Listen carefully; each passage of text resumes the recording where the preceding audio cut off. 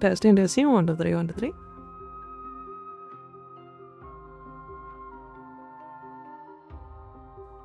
Testing, testing.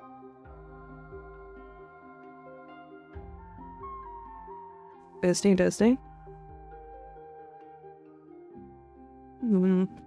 Alright, we are live.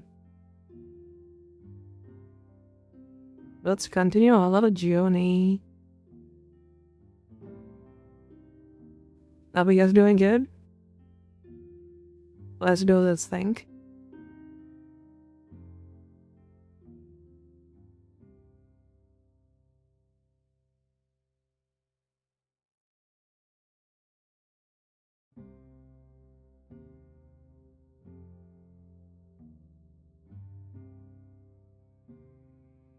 Farewell, my dear friend. You must lead us back home. You and I, we're both the same. We feast on strife and fear. If you're truly capable of leading our people beyond this blood-stained fate, then prove it to me once more, Mighty Mos.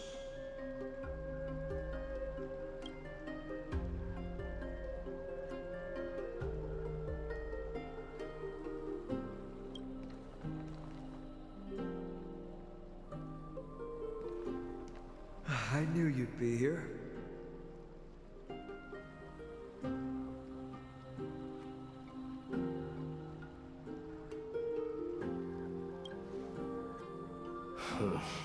I heard you're about to set off on an expedition. That's right. It's going to be a tough battle, and our destination turns out to be Castrum Kremnos. Is that why you're here? To pray to the dead Nikador? No, just the opposite. I'm here to tell you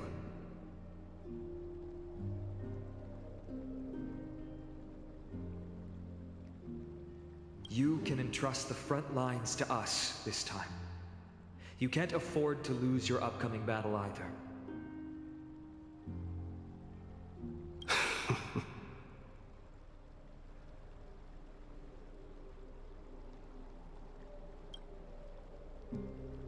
Have you heard the story of Geocles the Mountain Breaker?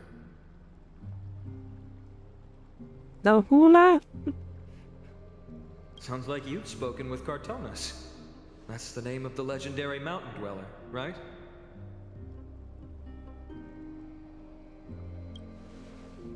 Let's have a chat before we go our separate ways.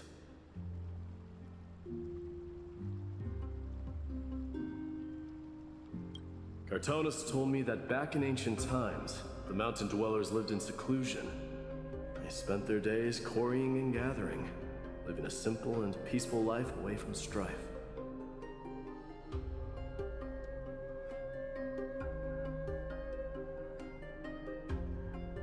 But Geocles was different. He resisted their traditional way of life, yearning for the world beyond the mountain.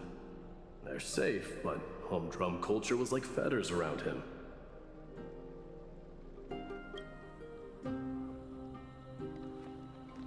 He sounds a lot like you. Yes, that is why he too faced the same dilemma as I do. One day, during one of Geocles' many ventures beyond the mountain, he spied a battalion of Ladonians stationed at the foot of the mountain. The Ladonians were at war with their arch-enemies, the Companions, and they used the mountain as a base to carry out guerrilla warfare operations. When Geocles, who had taught himself the common tongue, approached a soldier, he learned a shocking piece of news. Ladonians were planning to plant mines and explosives all over the mountain, and then lure their enemies within. With danger lurking with every step, the mountain dwellers' homes were no longer safe. Geocles quickly returned to his village to bring the news to his people. But Let me guess. and they refused change and chose to put up with the situation instead. That's right. The mountain dwellers were fearful of even the smallest change to their lifestyle, let alone leaving their home. Despite the imminent war, the elders would rather negotiate for peace instead of leaving the mountains. This made Diocles both angry and sad. But he didn't give up. If you were in his shoes, what would you have done? Lead my people on a resistance, perhaps. I'm not sure. I can't think of a solution that would make everyone happy. A solution that would make everyone happy, huh? That's how naive we are. Well, let me tell you what Diocles did. He took the mountain dwellers' store of gemstones and traded them with the Ladonians for a massive amount of gunpowder. But he didn't do this to fight the Campanians. Under the cover of night, he set ablaze the forest surrounding the settlement, forcing his people to flee the mountain. But, my god, what the what? That great fire marks the beginning of mountain dweller history. Since then, their people became part of civilization, and giants became a common sight in the holy city. Meanwhile, that mountain they once lived in has turned into little more than foam inside the black tide. But leaving their homeland also brought many mountain dwellers misfortune. They were hunted by Kremnoans or enslaved. Indeed, that is undeniably also part of their history. But that is Diocles for you. The merits of his actions, or lack thereof, have been scrutinized by many, but historians nevertheless hail him as the Mountain Breaker. Why do you think that is? Because he also remained to take a stand for the change? Is that why? It's simply because he took action and enacted change with his own hands. He didn't try to make everyone understand him, nor did he even waste time trying to make everyone happy. He started a great fire and burned the shackles of tradition to ashes. And then forced everyone to march toward the coming of a new era.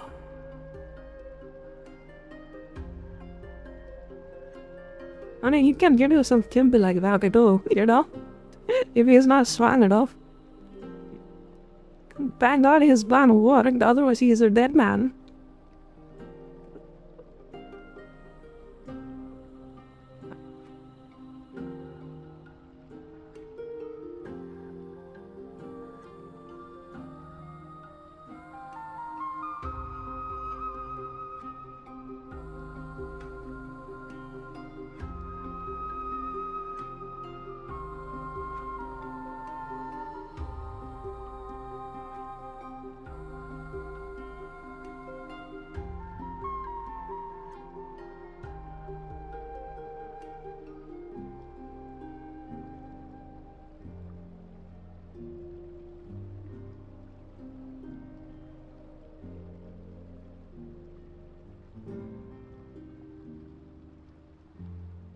Yeah, hello, how are you doing? Welcome, welcome. Wait, fuck, I gotta get that thing. Give me a second. One second, I'll be back.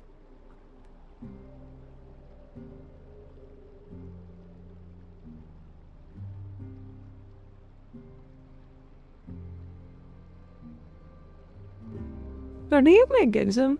See, not Genshin, like this game. Like, do you play with Ring of Us? Or, I mean, you do play with Ring of Us. Do you play Starline? Starline, how do you Starline enjoy it? You've made up your mind, haven't you? I'll be leaving Akuma soon to fight the great darkness of this world. And to shoulder Nikador's destiny. So, listen well. If there comes a day when we meet again on the battlefield, that I stand opposed to the flame chase, remember to stab your sword into my back through my 10th thoracic vertebra.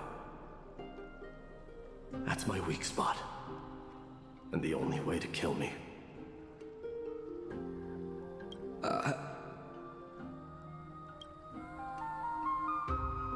You have my word.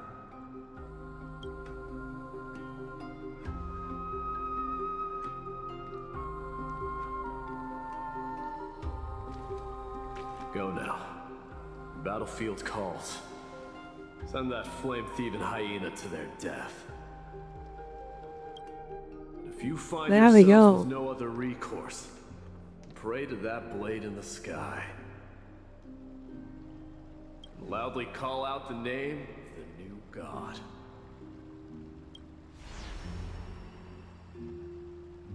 Let's freaking go. He is playing into the abyss. That's the sound of an all-out war.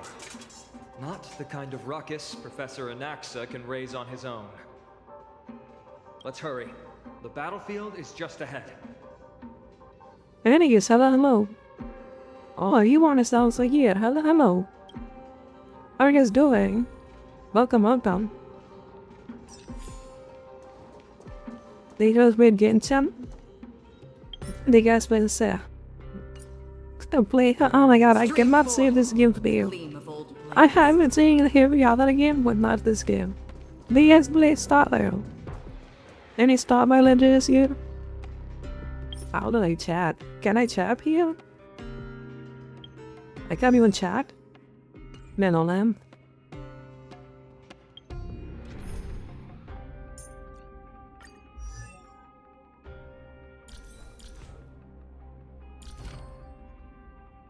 Doing great, how are you? I'm doing good as well, thank you for asking. How much delta by next start back about 20%? That doesn't sound that good. I think he played this good. We could get that. Attack. What about this guy? Afflicted with the weakness break. Turned out okay, yes.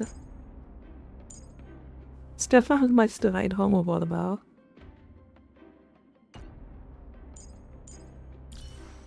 I could allow them up for that main stab so he doesn't get born up instantly. That would be a bad idea, but still.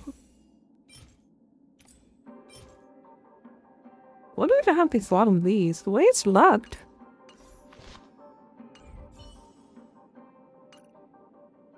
Alright. Let's continue. Hey, a Kremnoan? I didn't think she'd managed to send the Kremnoans to assist.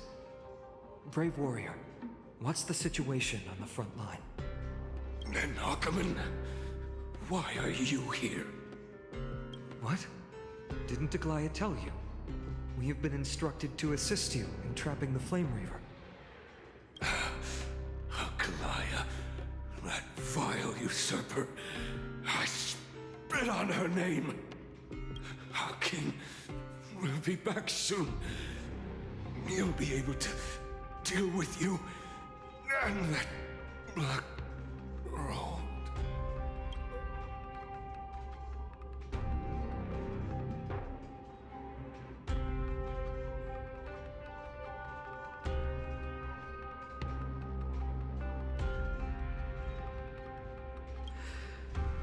The Kremnoans really are just like their king.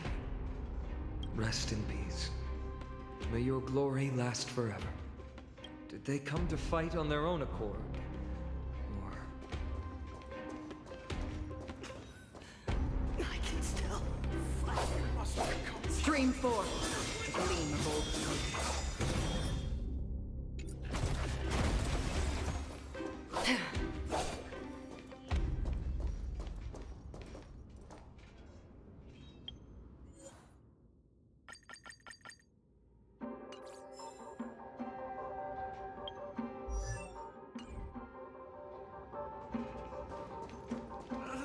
We're almost there.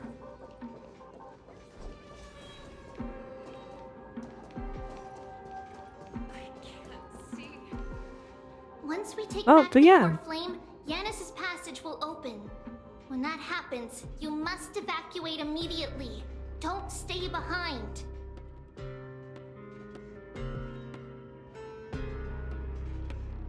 Alors, Pamela, puis Tribi. Will be up to how well we work together. But remember what Mighty said before? Cast aside all distractions once you're on the battlefield. Let's go, partner. Today, destiny shall stand with us.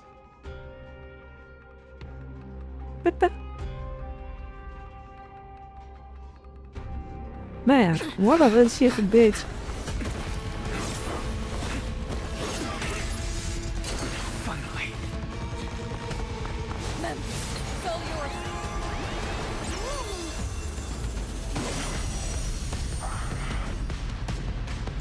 Pent in the memories of the dead. Executioner! You sure know how to keep a man waiting. Still have the upper hand? Any later, and I fear the Titan would have sacrificed me. Enemy data secure. Frail child of humanity, 'tis more effort keeping you hale and whole against that blade than it is in seeking the truth of the world. Net markers activated. Time for a good old counterattack.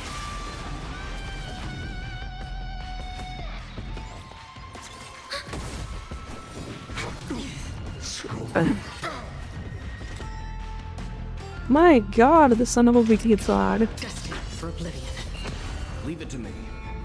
You know nothing of the weight. Survive or be destroyed. There is no other choice. Torment. I weep for the departed. It too shall fall.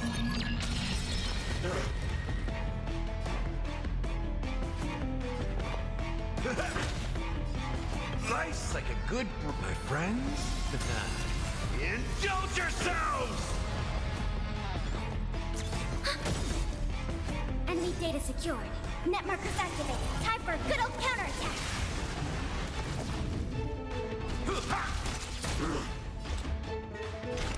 Still waters of affliction. Blessed.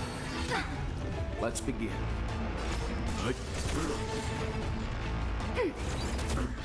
Torment. Destined for oblivion. All will one day till I return to the great tree.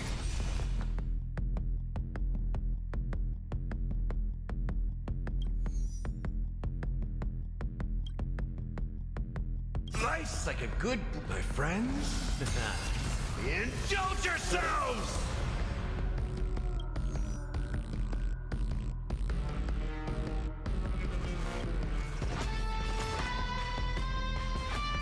Stand down. It ain't over. Enemy data secured. Net markers activated. Time for a good old counterattack. I weep for the departed. Hold out much longer. Well, we got him.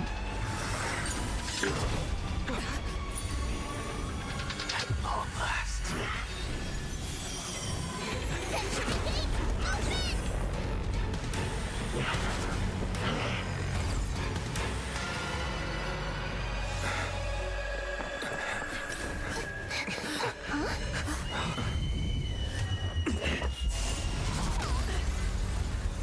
How embarrassing. You didn't come down from the sky?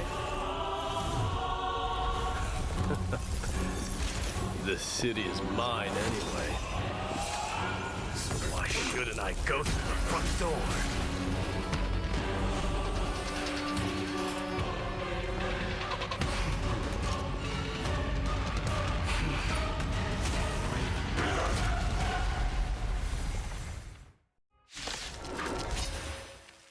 Phase 2. Let's go. I, King of the Kremnoan Legion, be your opponent today. Long time no see, Mikado.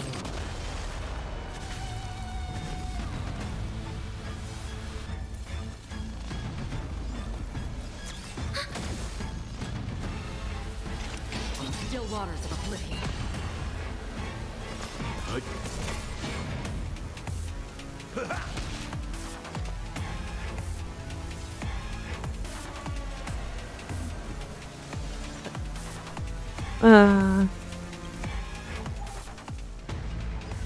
I think he is charging out for a Giga attack. Time to make a decision.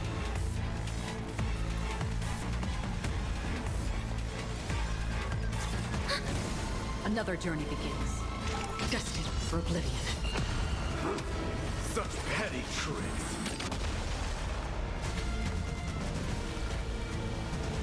Stand down. Step up, let's see You ya. know nothing of the weight. Be survive or be destroyed. There is no other choice. I weep Oh, for she the got it plight. on. Nice. It too shall fall. Enemy targets detected. Nice, like a good brute. And then Bob Wilmot dissolved, and then I just do it again. Yourselves!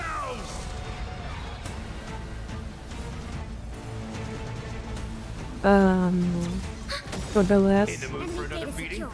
Net markers activated. Time for a good old counterattack. It ain't over. Free will, or was it fate? It's time to end this.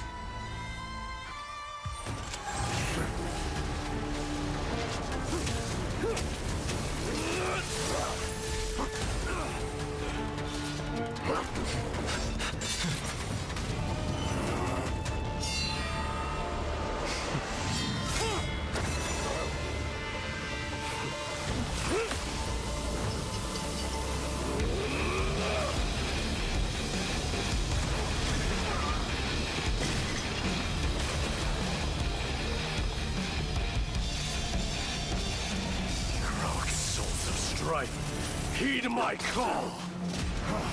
I am the Lance of Fury. The agony this world needs.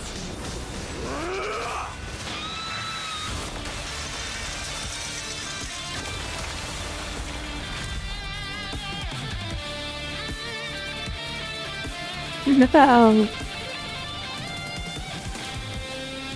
Witness this. A new god has come to Castro Kronos. Is it Ben? The black guy is Ben? Look! The warriors have returned! But are the rumors true? Has Ornix fallen? As the Council of Elders said, we face a dangerous threat. Yet the Chrysos heirs are only inciting more chaos. They don't care about the people's safety. They really gave the core flame of strife to a Kremnoan at the end. What a noisy crowd. This, doesn't feel right. It's probably because Ornix is gone. Ornix was a generous titan in the eyes of the people. They graced us with miracles, allowing humanity to reap many a convenience from the past. What they don't know is that the Titan didn't do all of that of its own volition. Regardless, the Titan has fallen, and we must surrender Orynyx's core flame. A meeting with that woman again so soon? I just can't catch a break. Professor Anaxa, why don't you find someplace to rest first? Matters that require Aglaya's attention are piling up. You two meeting again will, forgive my honesty, only distract her. Just try to stay on your best behavior, if you know what I mean. That's not up to me, I'm afraid. I've been trapped in her prison the moment I set foot in this holy city. The price of having a Titan living in my head, I suppose. Don't worry, I don't want trouble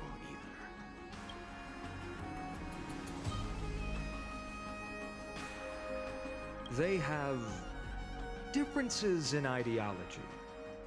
Alright, I suppose that's putting it lightly. Don't worry, you'll figure out the intricacies of these relationships sooner or later. I'm sure you don't need my help handling Ornyx's core flame. So I'll be off. I have some personal matters to attend to. It somehow feels like D has closed himself off even more after he completed his trial. Yeah, a lot has happened in the past few days. You've been lost in thought for a while now too, Treeby. Did Trinon bring news? Yes. She has found Trian. She was at the bottom of the valley outside the temple, but that's where the good news ends. I'm sorry. It's alright. They also found someone else besides Trian. He was no better than a corpse when Trinan and Hyacinth arrived. He had suffered more cuts than could be counted and leaped off a cliff from a great height, all to free Trian's body from the clutches of the black-robed swordmaster. What a brave soul. Do we know who he is? Yes, it's Krateros.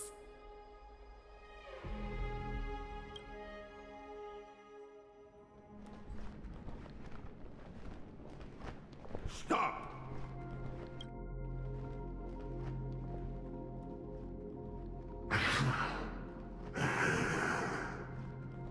If you want this girl dead, you'll have to kill me first. How ludicrous. Your body made of flesh and blood as it is will not survive more than a single strike from me. He actually holds a conversation with the random NPC? Valorous death before glorious return. As a Kremnoan, I know not the fear of death. She's lost her divinity. I have no interest in an empty shell. But answer me this, child of strife. Why do you raise your shield for her? As the leader of the God Shield Brigade's elite, I protected the king against the Black Tide with this very shield. And I've done this over and over, hundreds and thousands of times. A pathetic killer like you could never understand the weight it bears.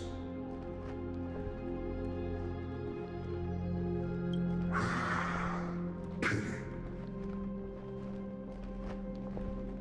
And crumble like rusted iron. Good!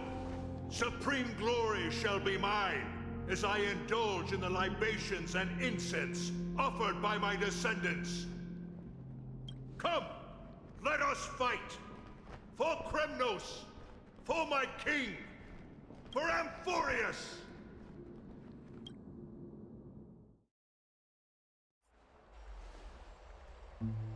Damn, did not expect that. It's fucking everybody dying left and right.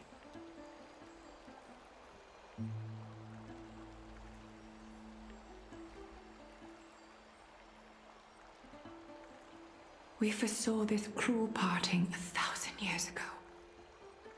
Today is but a reminder of that bitter taste.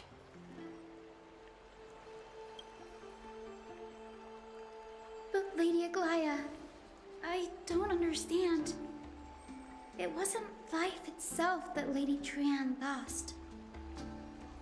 Why does she look like she really turned into a doll? I don't understand. Don't be sad, Hyacinth. Trian has used up her borrowed time from Yanis, that's all. Her spirit is now riding the west wind, flying ahead to a world free of sorrow. If a world like that truly exists, does that mean everyone from the Grove is there too? It exists, Hyacinth. Do you not remember? The prophecy that guides the Chrysos heirs is the voice of Kefili before it fell silent. It loves all of its creations dearly, and would never bear to lead us astray with lies.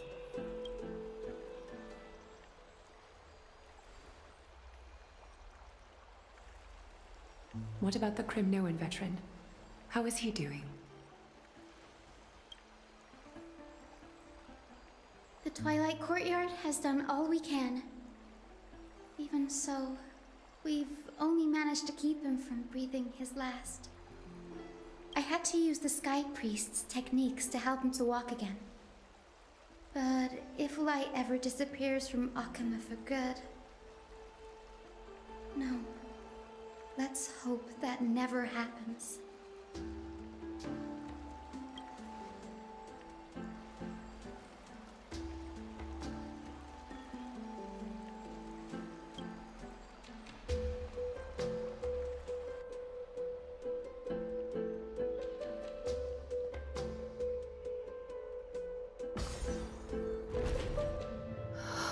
The parting hour is upon us. Yet the golden thread runs slack. The heroes have returned with their spoils.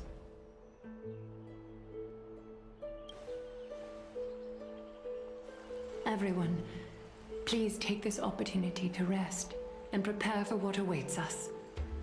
You've returned unscathed and brought tidings of triumph. Truly a moment worthy of celebration.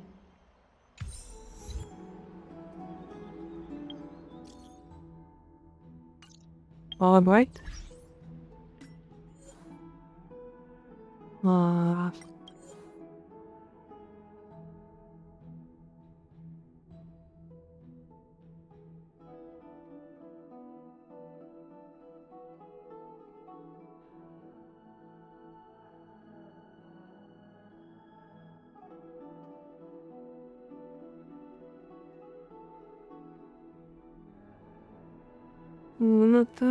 No.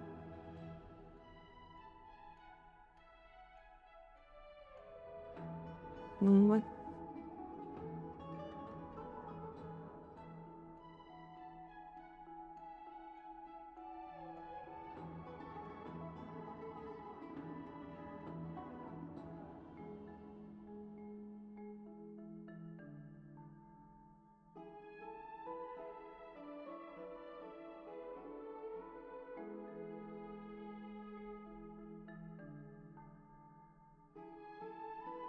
Text is still on? Soon.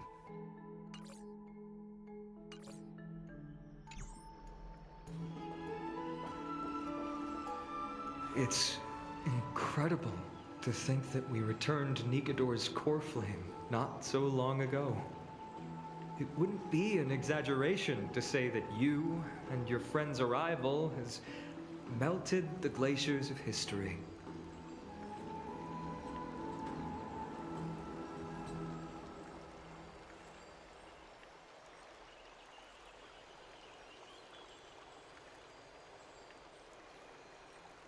Where the nameless goes, trouble this follows. is the true face of history. It slumbered for 1,000 years, only to awaken for this one moment. Alas, now is not the time for a study of history. I do not see a Naxa around. Was this under your instructions, Finan? Yes. It just seems much more efficient than letting you two go at it endlessly. A rash decision. After all, he still bears a core flame with him. I do concur with your assessment of efficiency, though. Now, let us table the issue concerning him for the moment. The more urgent matter is the core flame of Orynyx. The Chrysos heirs had initially crafted a plan regarding the order to return the core flames.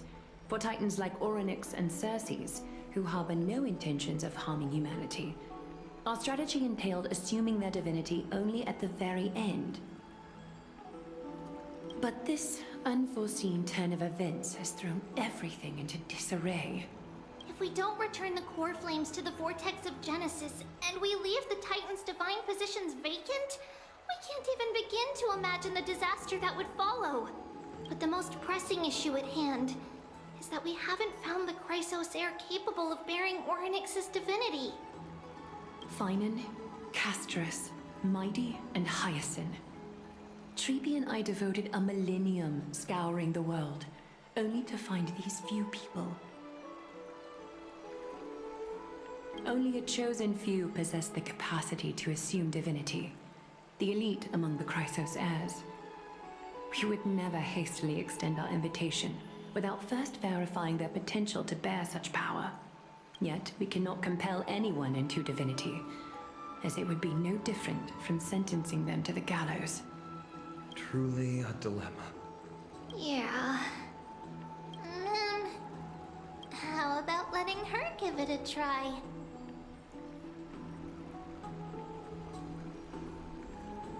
Fantasy. So you wanna walk him and start busy with the gallows? Yeah. The warden is a marvel for a little bit swords.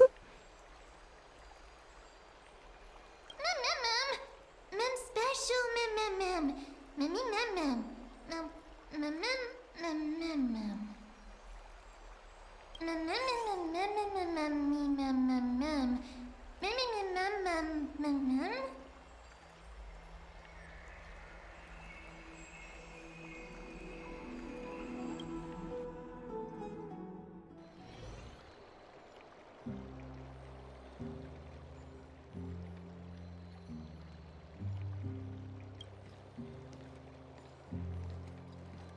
I see the Reaper has forsaken you too, teacher.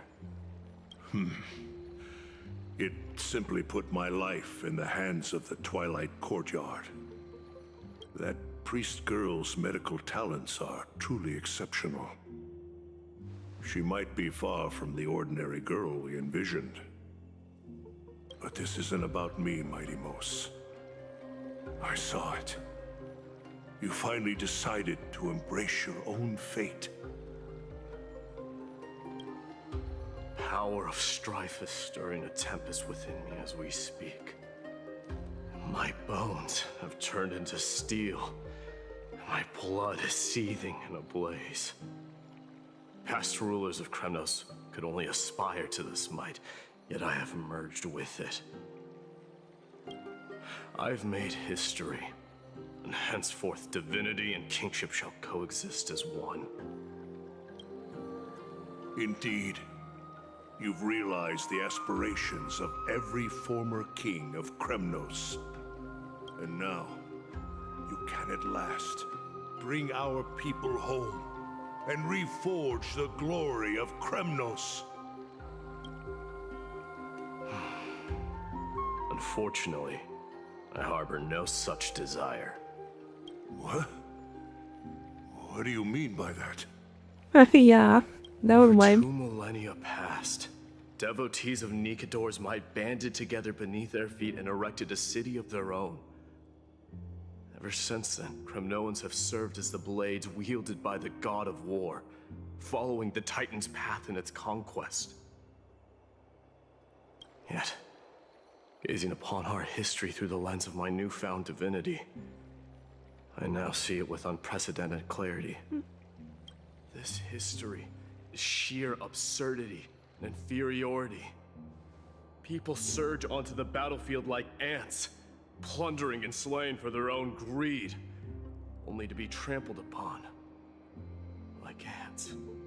The city and the beliefs that Kremnoans hold so dearly, alongside the supposed tradition, mere anthills that can be crushed with a single touch in the eyes of the Titan. You! Are you trying to strip Kremnoans of the pride we've amassed over thousands of years with mere words? That pride holds little significance, Krateros. Now that I've assumed the divinity of strife, my next step will be to renounce the title of king. No. No! Convey my message to every Kremnoan. This is an order. Do not do this, Mighty Mos. I beg you. Our history commenced in the year 2506 of the Light Calendar, concluded in the year 4931. I, Mighty Mos, last king of Castrum Kremnos, son of Gorgo, do hereby proclaim the Kremnoan dynasty comes to an official close today. You have killed us. You have killed us all. No. I am granting you a new beginning. What is this? My mother's signet ring. It served as a symbol of kingship. And I now imbue it with a fresh significance. Take it, and rally those who have lost their identities. Convey the words of Mightimos. Now ascend it to divinity. You no longer need to chase fleeting honors or face death on the battlefield as if it were your sole destination. However, you must adapt to fit into the city you once observed with indifferent eyes. A cruel fate awaits Amphorius. No matter how illustrious a dynasty may seem, it crumbles to rubble and gravel before formidable foes. Yet, you shall tread the only path out, one that leads to a brand new world at its end. Why task me with being your messenger? Why not explain all this to them yourself? Because only humans can guide the path to be trodden by humans. It's not the lot of humans who crave the power of gods and spiral into madness for it. But humans who stand ready to raise their shields high to protect the lives behind them. I failed to save that child. That is irrelevant. As demigods, they have long been prepared for it. What truly matters is that you showed up there and shielded her. The one who persuaded Aglaya to set me free that night. Was that you, Mightimos? Yes. She's not one to easily make a concession. What did you offer her? I staked my mother's name to guarantee the integrity of your soul to her. And I promised her that I would dedicate all I have to the Flame Chase journey. And what is next, Mightimos?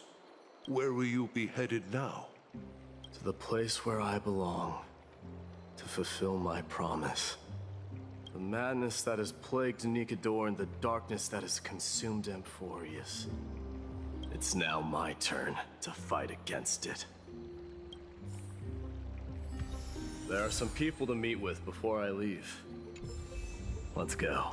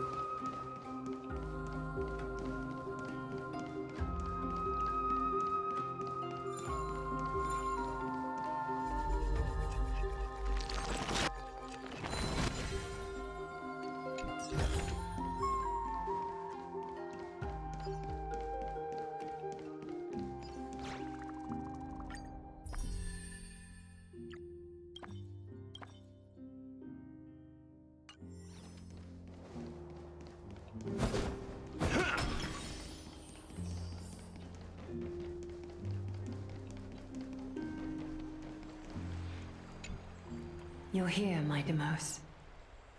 It seems that you are prepared. Yes. You aided Akama through yet another trying ordeal, and my gratitude knows no bounds. Isn't that exactly what you wanted? Not everything unfolds according to my plan. In the current state of the world, I can only proceed one step at a time. Furthermore, you are ready to dedicate all that you have, regardless of the promise you made to me, aren't you? Throughout my time in the Holy City, I've gleaned valuable lessons from you. Strategy, leadership, and adaptability to change. Yet, it's only recently that I've come to realize the truly remarkable quality you possess. And what is it? It's the magnetic allure in your presence. It draws people to gather around you willingly, to seek your guidance. They strive not to disappoint you, not due to fear of repercussions, but out of sincere alignment with your ideals. That is precisely what every ruler of Castrum Kremnos has been missing. I am truly honored to hear that. And now, Idamos, you have risen as the most powerful demigod in the world. How do you intend to wield this newfound power? I shall see Nikador's aborted mission through to completion, and become the strongest bulwark for Amphorius to defend against the Black Tide. I will secure enough time for the Flame Chase journey, until you manage to lead everyone to reach the miracle of Genesis. Midamos, a new chapter awaits Amphorius. Yet, the one who guides the people to the destination need not be you and I. Huh. What did you see after assuming Nestia's divinity? Despite the passage of 1,000 years, every word of that prophecy remains as vivid as ever. Yes, not all my statement. What? But we have balls or shoot each eyes. You shall have your final bath in warm and radiant gold. Despite the passage of 1,000 years. Just as cryptic as all the other prophecies. What's the reason for the laughter? I was just thinking, if an ordinary person encountered these words, they would probably stay away from the baths for the rest of their life.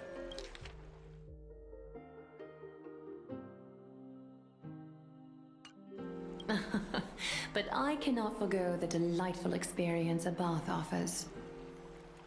So, I assume you also glimpsed yours, Midamos? One day, you shall die with a wound in your back. Well, that is a rather straightforward scenario. If I were to be terrified by drivel with no basis, I would not have attracted your gaze and joined the Flame Chase journey in the first place.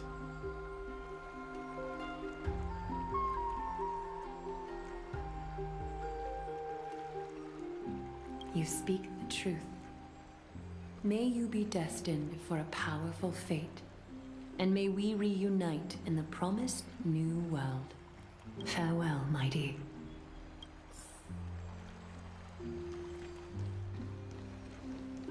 Wait, does this mean this guy is gonna get teleported and get killed by the blue guy? Oh, flat, he is scooped.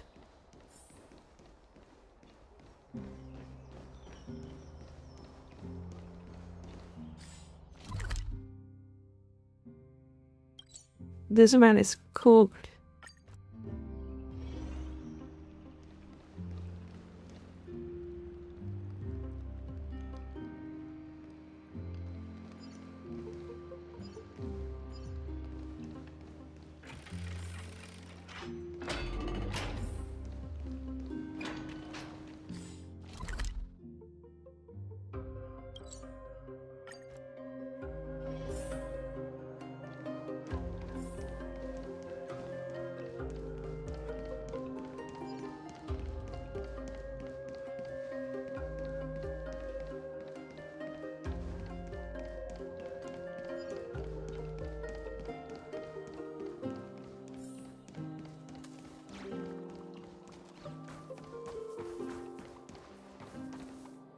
Is Lady Trebios not here?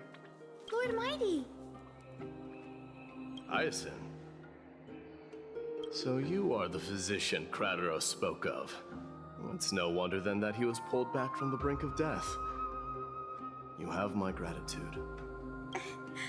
I can take that as a compliment, right? I've heard about what happened at the Grove. I'm deeply sorry for your loss. I've heard far too much about death and grief recently. To quote Lady Treby, we should all focus on tomorrow, shouldn't we? That's a valid point. You've always been the most optimistic one among us. Well, I must say, it feels quite incredible to see a new demigod standing right before me. You should prepare yourself as well. Humanity has already taken hold of strife, and one day it will also reach the sky. Do you really believe I can do it? Even my ancestor, that hero of legends, couldn't conquer the core flame of Aquila. Given your good rapport with the demigods, you should know that the path to assuming divinity is never limited to swords and spears. You've always been so perceptive, Lord Mighty. Rest assured, if fate has truly selected me, I'll be ready. Right. You are here looking for Lady Treby and Lady Trina, no? They're not around at the moment. Is there a message you'd like me to pass on to them? No need. I've already bid farewell to Aglaya. Meeting with the Oracle is simply a matter of courtesy. You've bid farewell? I'm heading back to Castrum Kremnos to fight against the Black Tide. In all likelihood, I will never again return to Akuma. Oh. On second thought, there is something that I'd like you to help me convey to them. I'm all ears, Lord Mighty. I'll make sure to convey every single word. Tell them that there is no longer a need to send scouts behind enemy lines. With a single message, the Lance of Fury will target anyone who dares oppose Akuma.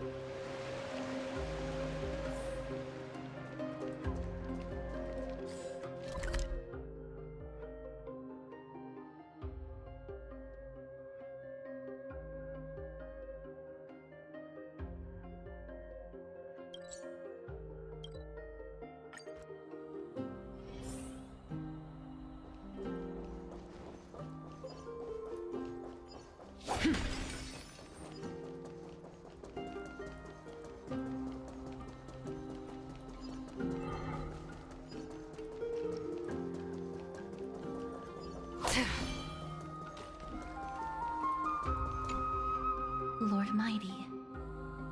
I'll be embracing my destiny before you do, Casterus. Can you feel Thanatos right now? I don't feel them at all, regrettably. You have been painstakingly seeking that Titan for so long. But have you ever considered reaching out to me for help? You mean... Death refused to ferry me. If you were to send me to the Netherrealm, I may uncover clues along the way back. I would never do that, Lord Mighty. Death is not a game. You're right. That may very well be the reason why my people have struggled for millennia. They underestimated the significance of death. So, are you returning home alone, Lord Mighty? Returning home, you say? Maybe. At this moment, Castrum Kremnos is not just my birthplace, but also my fated destination. Work harder, Castorus. Go and do what you have to do, so that the trials we have endured may have meaning. I will, Lord Mighty. May we reunite on the other side, where the warm west wind blows.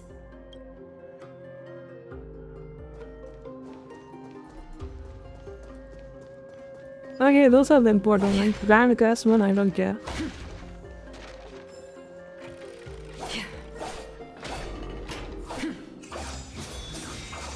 Ting ting ting.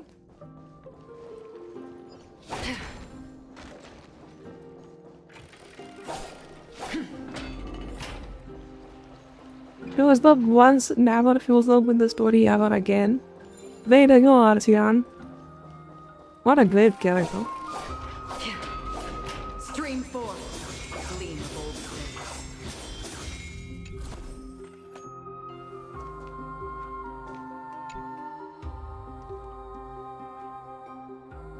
Outlanders? No. Trailblazers. I will soon make my way to Castrum Kremnos. If all goes according to plan, this may be our final meeting. I just want to let you know that I appreciate everything you have done for Amphorius.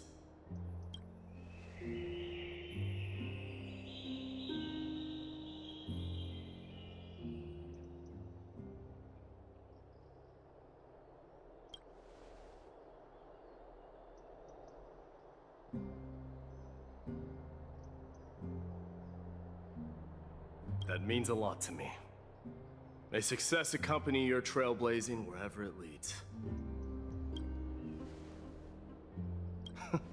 How about you let me guess what's on your mind?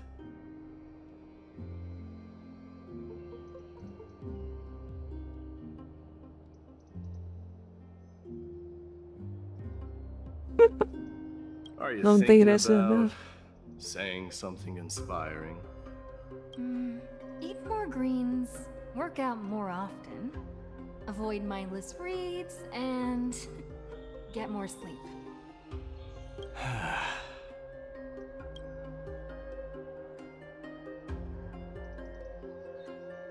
Just what happened? Now that I bear the divine within me, I can get the vague feeling that you have a great significance for the future of Amphorius. With this departure, fear that I will never again return. Can I entrust you both to watch my back? And to continue supporting the Flame Chase journey in my absence? You have my gratitude. Then, farewell. Hold on. Yes? Let's at least snap a photo together to capture this moment. Shall we? She will not again. Sure, let's do it.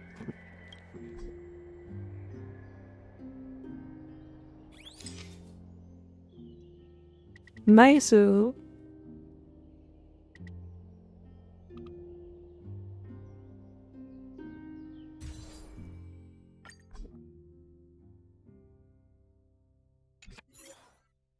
Can you edit this? You can put a filter on this? What the hell is a gun pilot?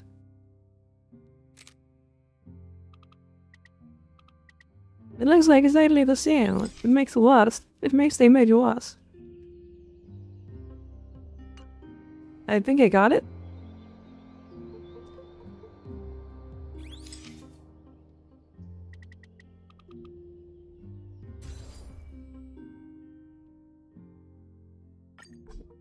Oh, that one looks weird, though. They could capture the scene and go. Well, feels peculiar, I suppose. I'm not talking about your photographic skills. It's just that I rarely take photos. Wow, same. It's pretty good. I never fail to impress.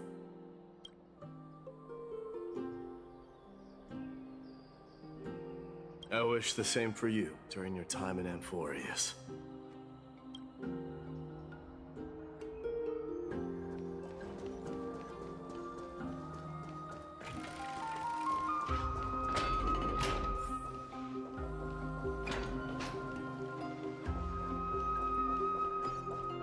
Stream forth, gleam of old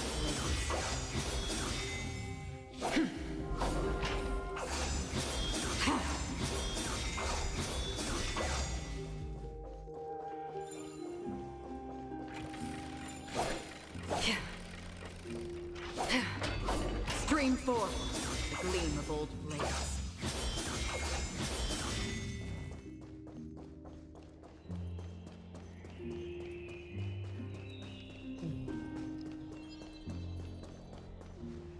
What the hell is this peon guy?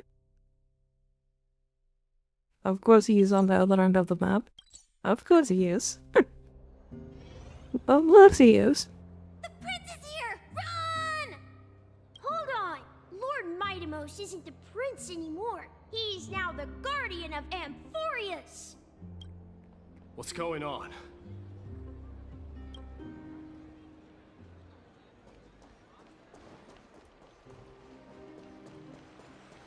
We salute the guardian of Amphorius!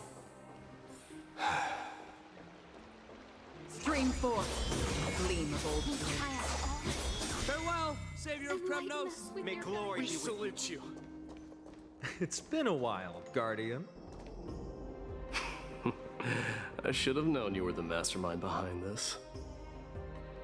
Hey, don't go pointing fingers without cause. I swear I'm innocent this time. See those kids over there?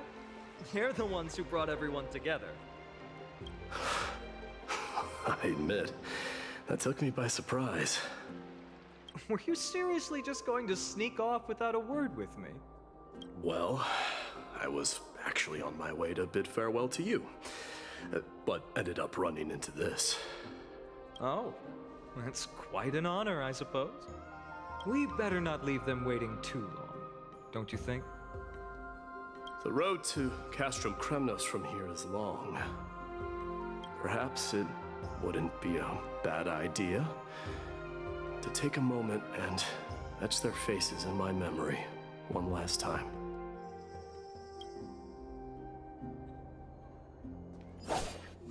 Stream forth. I think I see more than just the Kremnoans here. May triumph always be yours, King of You're now the guardian. I'm thinking maybe it's about time the god of strife gets a new name. How about the god of solidarity or preservation? Dong Han mentioned that one to me. I recommend that you steer clear from any situation that calls for naming. All right. It's about time for us to part ways. Any final goodbyes you want to share? This might be your last chance. Why so quiet? I thought divinity would wash away some of your sentiments. Do you truly feel as carefree as you seem? Or is this just a facade you wear? You know what? You sound just like a Gly at this moment. But you're not off the mark. I just thought that putting on a nonchalant front for this occasion might help us preserve some dignity. I can see through your deception, even without the power of mind reading. Yo, cool. Hello. How are you doing? Am I really that terrible at controlling my facial expressions? Well, with that said, thank you for aiding me in defeating my archenemy, Mightimos. No need to thank me. This triumph brings no delight, nor does it signify closure. Thank you, I'm good. I hope you're too. I'm doing good as well. Thank you, thank you.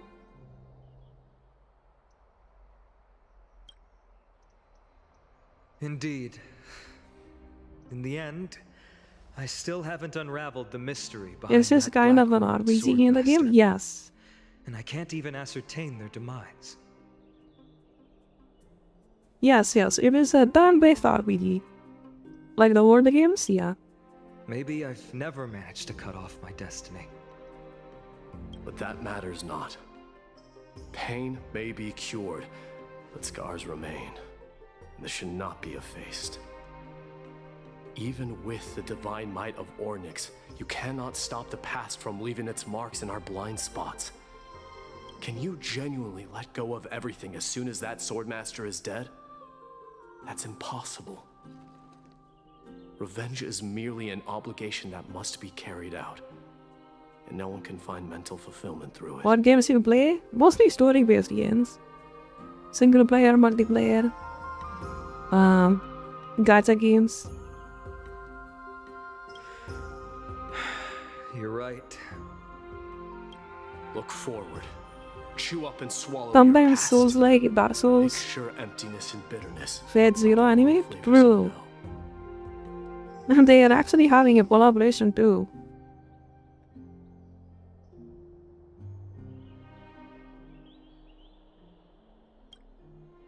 Remember that there is a whole world behind you waiting You like to be GTA? saved. I played them, yes. It is a good game.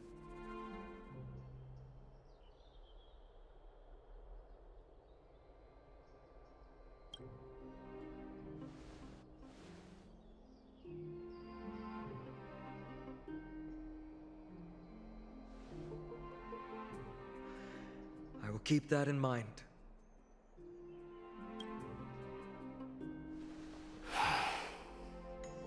I have a final favor to ask. Please look after the Kremnoan warriors in my absence. City of War is so gaudy if you enjoy well-written stories. I never able to finish that game. I will play it sometime. It is my sole regret that I cannot stand by them during this time. Do not worry. Leave it to me. And, while I'm at it, I'm going to find out if the Kremnoan language is really missing that many words. The Kremnoan philosophy can never be encapsulated in a mere dictionary. But if there's a chance in the next life, you should come visit my library.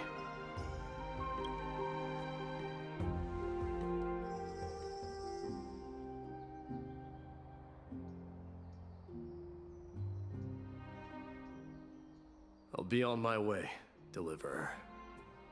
Remember to stay alive till the final act. Yes. Same goes for you. Don't die too easily. May triumph always be yours, Mightimos.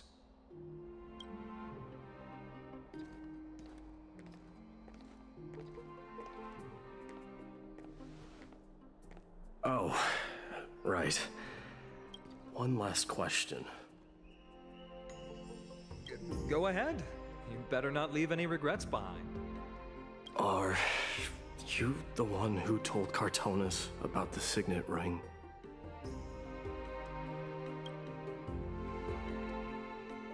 Well...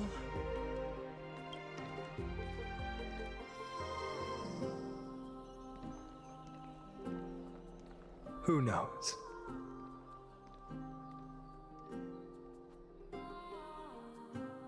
Damn, that's pretty good.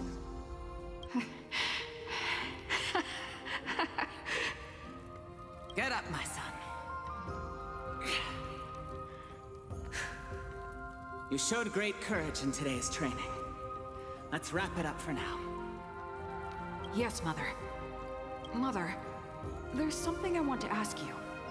What is it, Midamos? Why must we learn to fight? It is for glory and honor, my son.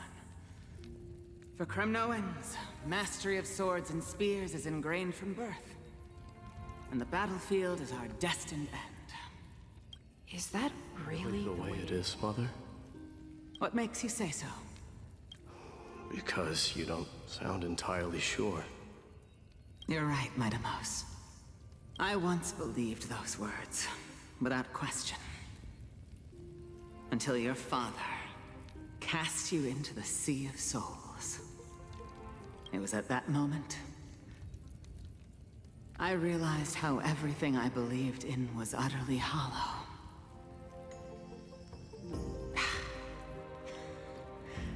Perhaps the spirit of Kremnos had once existed. But as greed bloomed in the hearts of humanity over the years, such spirit had long faded alongside our glory. I no longer put my faith in any oath or doctrine. Now I have just one role. That of your mother, Midamos. Your guardian. That dream always ends there. The journey back to Castrum Kremnos is proving to be longer than expected. Krateros said that shortly after my fall into the sea, my mother challenged my father to a duel. She died through father's treachery, and I never saw her face. Yet each night she would show up, waiting by the flickering firelight. I always anticipated the sequel to that dream, believing she had more words of wisdom or guidance to offer. But now, I think I finally come to understand. That is all she wished to tell me. And now, I too am left with but one role.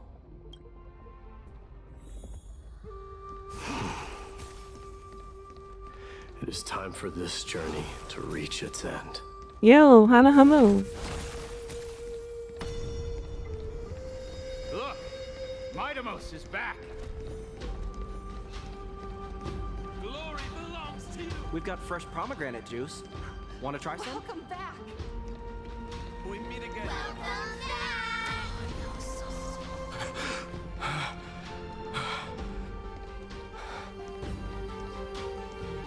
How you doing? I'm doing good. Thank you for asking. What about you? Say, come check out what I just wrote. Midamos! Did you just come back from training? It's been a while. At the festival. Welcome home, Midamos. Have you found some...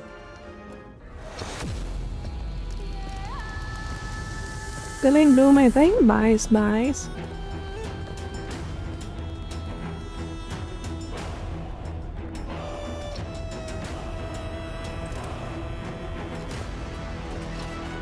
The son of Gorgo will be crowned in blood! The son of Gorgo will be crowned in blood!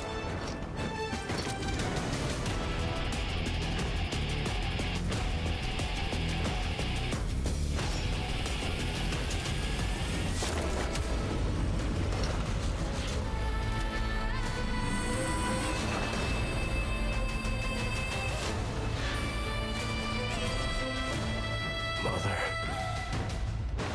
I am home.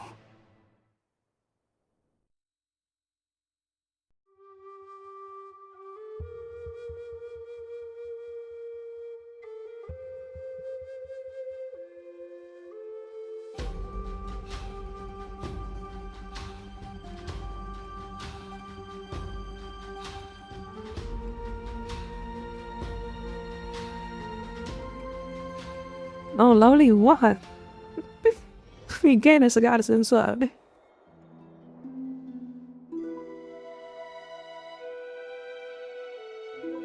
We smell sunlight. That'll make the and the wind nonsense of on it. Akuma. This was your favorite spot. Wasn't it, Trian?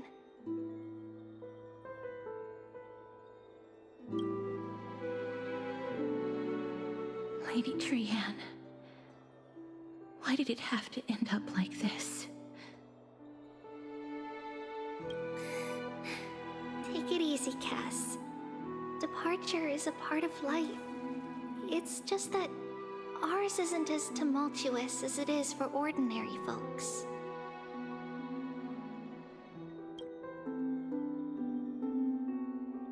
When we started our journey, Yanis had already provided their prophecy. Just like how that Titan divided themselves to create the countless passages in the world. It's only natural for us to follow the same path since we inherited their destiny. If you don't mind, Treeby, are you still willing to unveil that past for us? The past regarding the prophecy?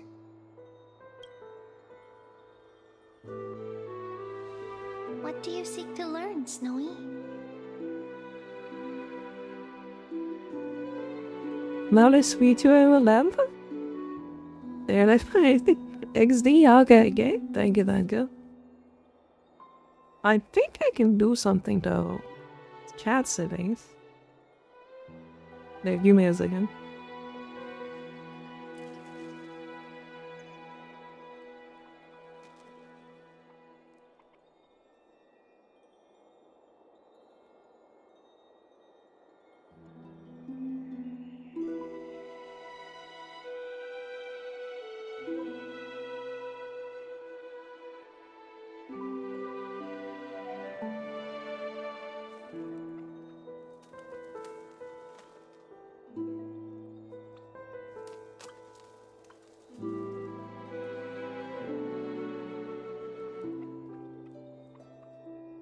No, I can't do it, I don't think.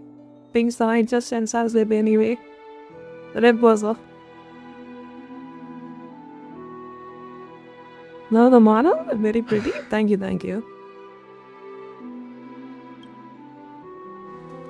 Mightimos has left the city to face his own fate. That is, the fate of every demigod. We will all eventually let go of our past to follow the same path as his. So, what I want to know is, as Amphorius' first demigod, what compelled you to take the first step on this journey? And what has sustained you to make it this far without looking back? Despite the fracturing of your Can body you do me a and favor? What's the up? numerous departures you have endured.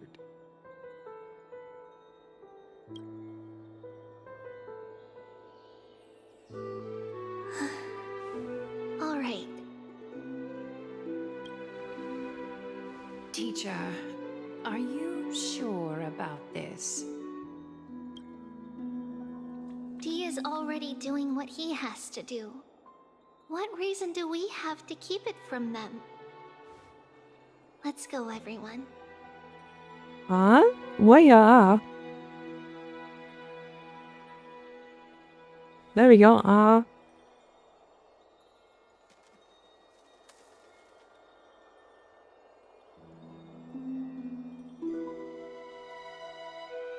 Let's go to the Abyss of Fate and see how it used to be.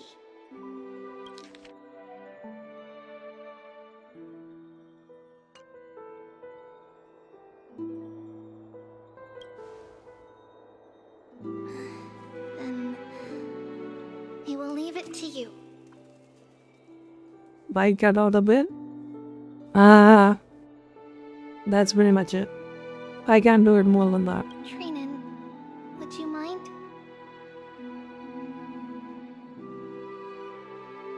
Treeby, are you not coming with us? I want to stay here with Trian for a bit longer.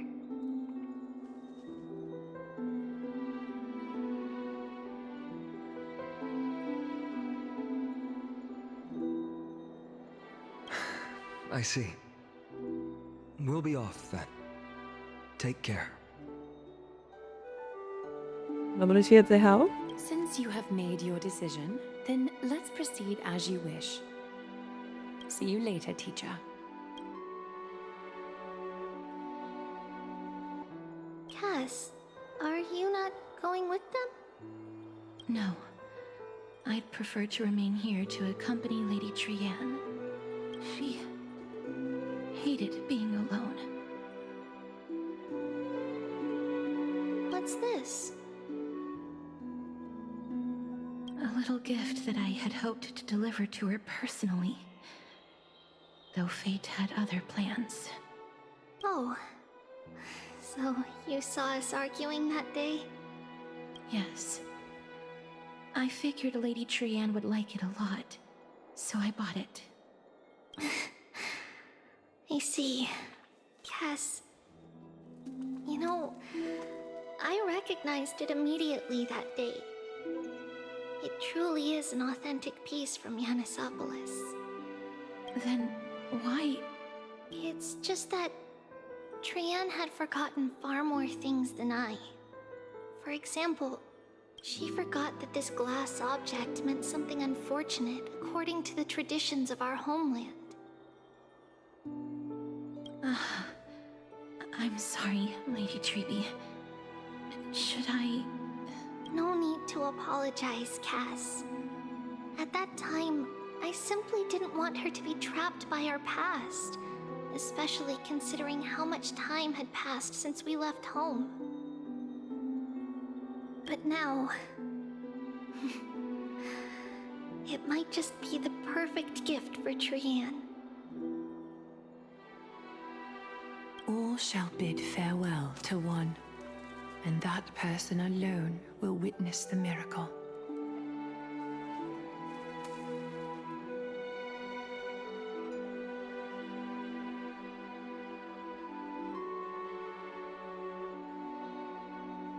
While you and I have long accepted this absurd fate, they remain fresh and inexperienced. Teacher, don't let the weight of that cruel prophecy crush their spines. But it would be even more cruel if we allow them to ignorantly fall before the gates of the new world. They will eventually need to know the truth. We just need the right opportunity. This, to me, feels like the right opportunity.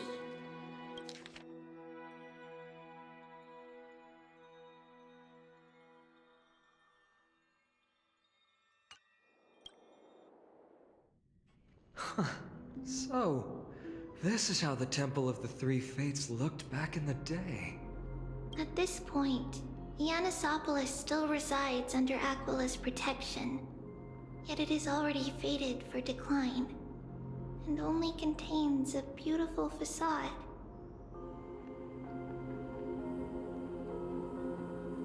Is it because Amphorius has entered Era Bellica?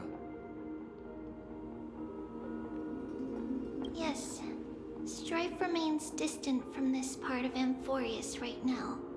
But in 5 years' time, at the same entry hour, this temple will become the source of another war.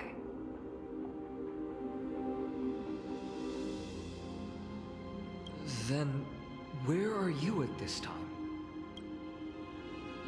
Right over there. Why does she look somewhat different? It's because we don't quite recall how we used to look. Oh, my apologies. Please don't. We should be the ones apologizing. Come, everyone. It's time to witness our last conversation with Orynyx.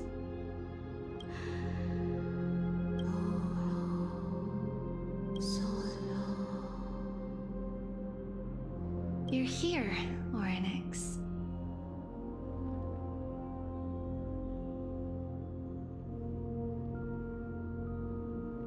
This is our memory, so your senses are also aligned with the Trebios of that moment.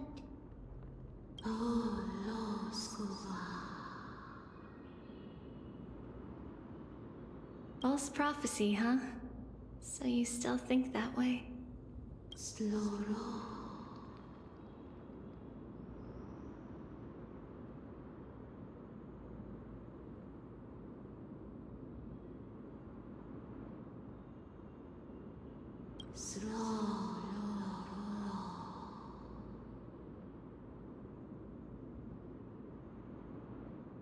But the Black Tide has already arrived, and Yanis remains in slumber. If even the God of Passages, known for guiding mortals, cannot resist this catastrophe, then what can we do against the incoming destruction?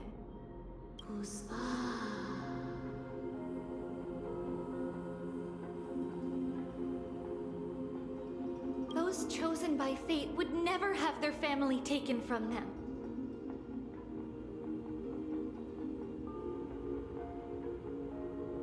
And how can I alone remain safe and secure while watching the entire world crumble before my eyes?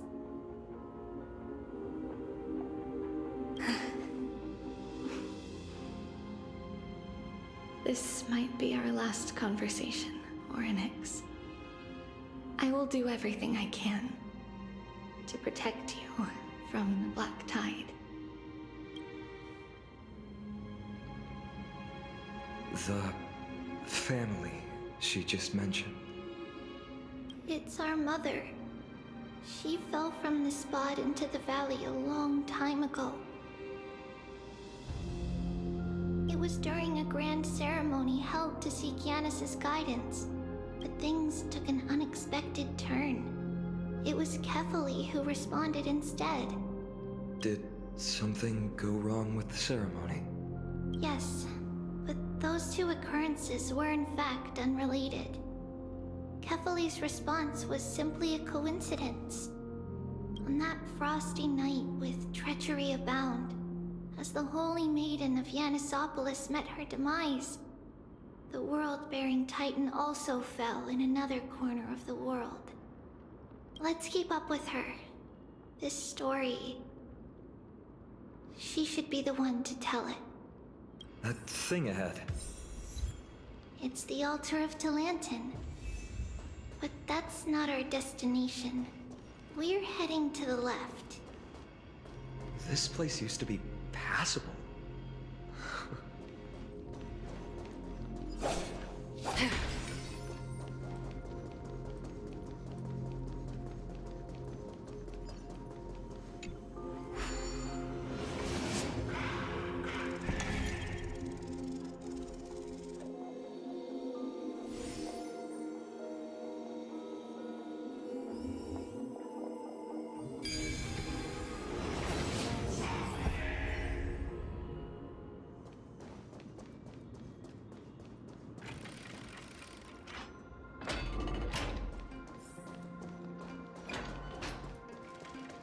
I never thought there would be such a hidden space in the abyss.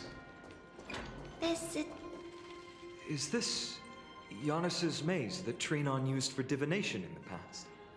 Not only that, it also serves as a lock. Our childhood abode lies sealed within.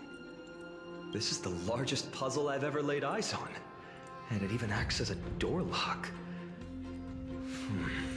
Should have expected something like this in the homeland of puzzles, I suppose. Just follow the designated path and let the stone ball fall into the pool twice. Seems pretty straightforward. Even Mighty might be able to complete it in a single try.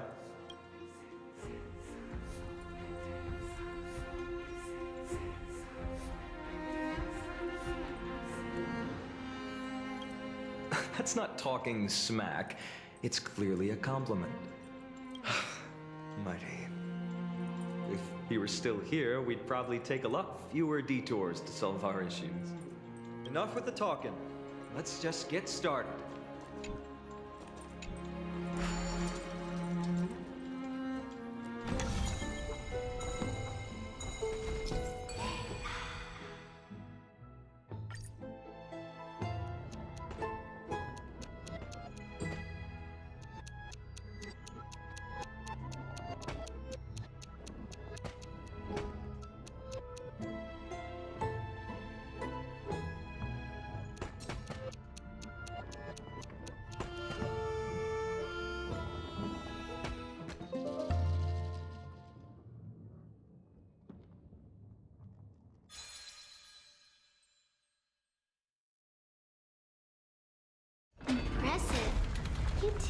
makings of a high priest now.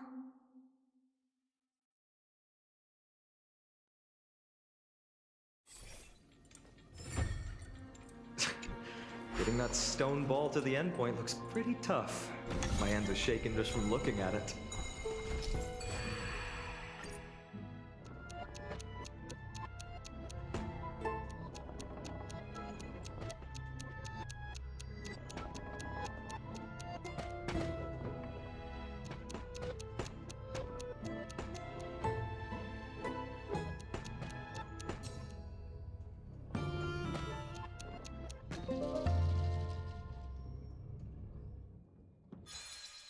What a hard puzzle. The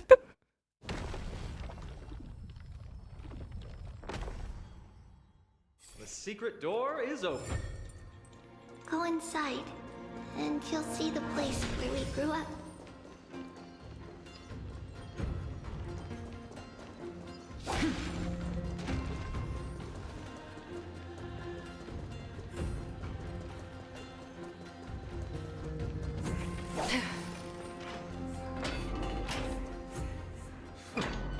You grew up in a place like this? By the time we were born, the role of the Holy Maiden had already diminished to a mere title. Those in tune with the Titan's guidance are bound to become messengers for others. To maintain appearances, those in authority added some embellishments. And with Mother around, our childhood wasn't entirely without joy. Even so, I still find it hard to imagine. 20 years can go by in no time. Trinon, for most people, 20 years is a long period of time. Right. Becoming a demigod sure changes how one lives through time. It's hard to believe it's been so long. Your power is exceptional, little Gray. This place looks exactly as before. Let's explore the room a bit.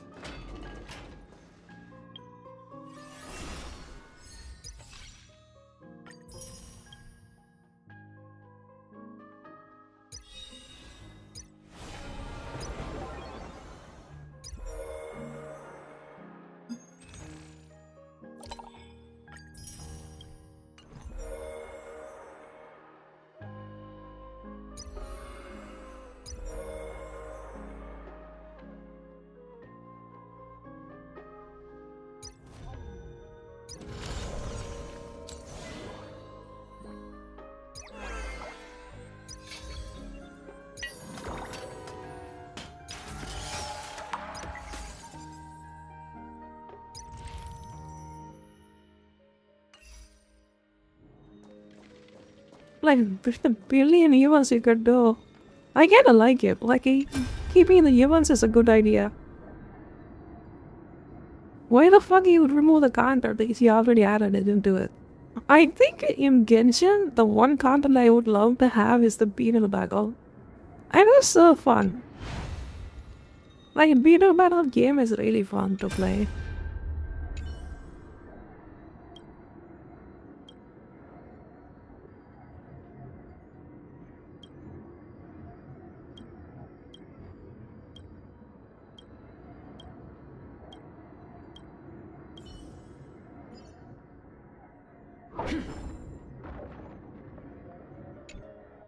There's so many boxes here. These should be our belongings. What's this? A red glass fragment? We were still very young the first time we saw it. Mother came back with a beautiful glass piece, but her face was streaked with tears. She simply placed it on the table. It looked so sparkly that we couldn't resist playing with it, but we ended up breaking it by accident. Mother didn't get angry. She simply held us quietly for a long time. It wasn't until we were older that we learned in Yanisopolis, if someone gloriously died for destiny, the Holy Maiden must pick a piece of glass from the volcano's quarry and polish it. and give it to the deceased's family. On the day Mother returned with the glass, her friend lost his life on the battlefield. Since he had no family left, Mother had to keep it herself. Later, on the eve of the ritual, Mother also gave us a beautiful piece of glass. Let's move on to the bedroom.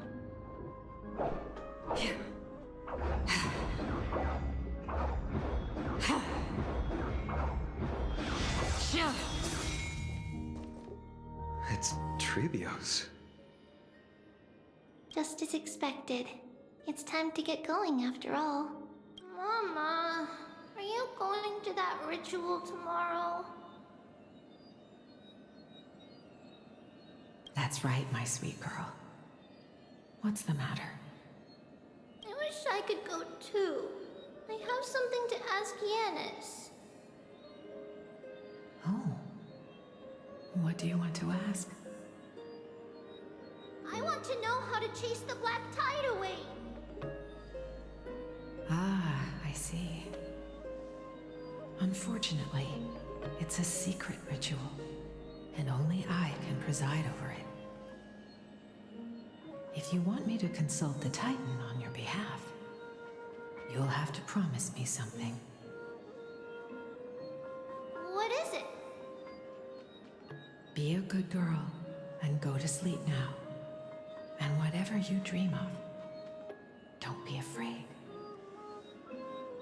Just sleep through the night until morning comes. Until the next time Aquila opens their eyes. Can you do that for me, sweetie? That's it? Of course I can! Trebios is the most amazing holy maiden of Yanis! Well, little holy maiden. But why, Mama? Because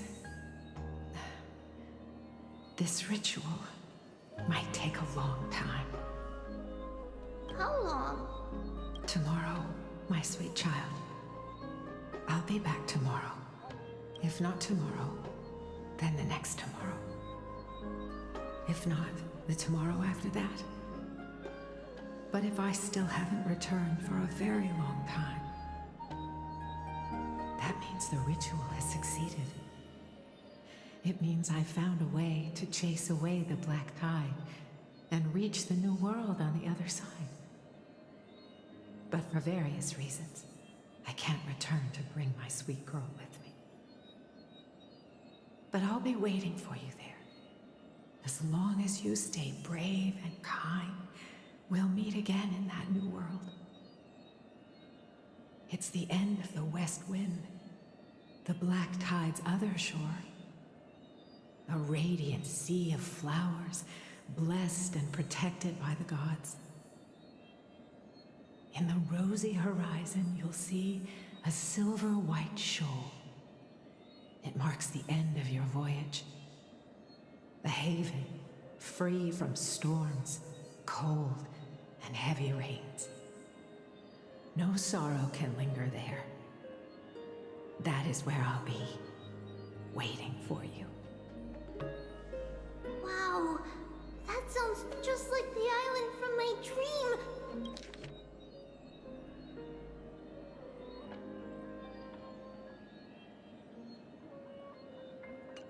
Oh, I know. I'll turn the moon into a ship and the stars into sails to go find Mama. Pinky promise? Pinky promise. As long as you sail toward tomorrow. As long as the sun will rise for the next day. Our wishes will come true together. If the final murmurs of the Titan are true, if such a place really exists on the shore beyond the black tide at the end of Genesis,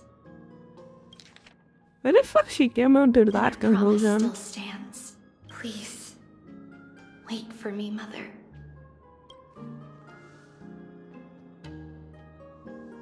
After those 10 years of darkness, when Aquila opened their eyes for the last time, we finally set off.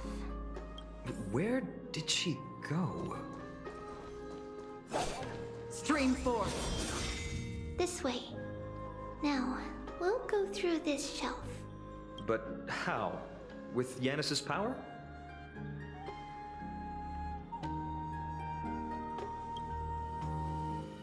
No, we hadn't acquired their power back then.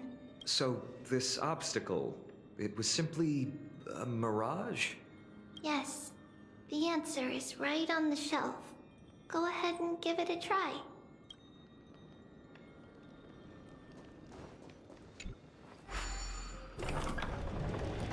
It's a secret passage. It was a secret passage prepared by the Holy Maiden's supporters for Mother and me as a precaution. And now, it is turned into our passage to escape, just as anticipated.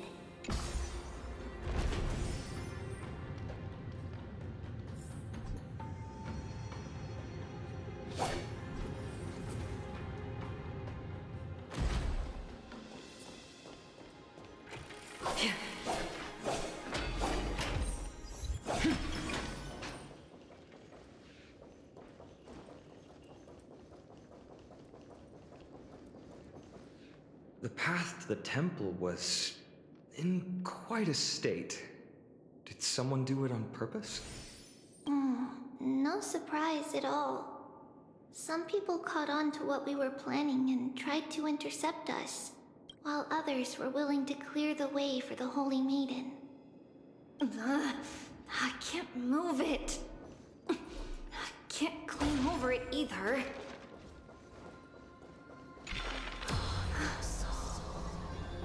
Time Titan?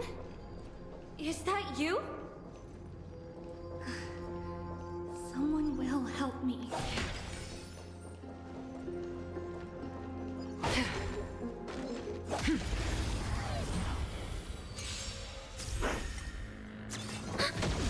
On the still waters of oblivion.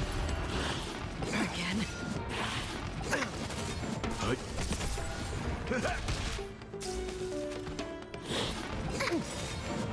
My friends?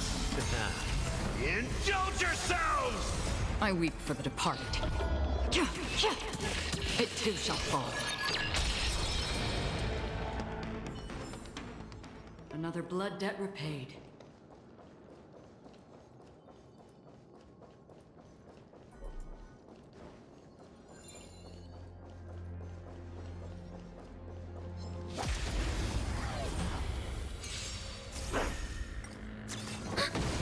Destined for oblivion. I'm fine. Net markers activated. Time for a good old counterattack. I weep for the departed. It too shall fall.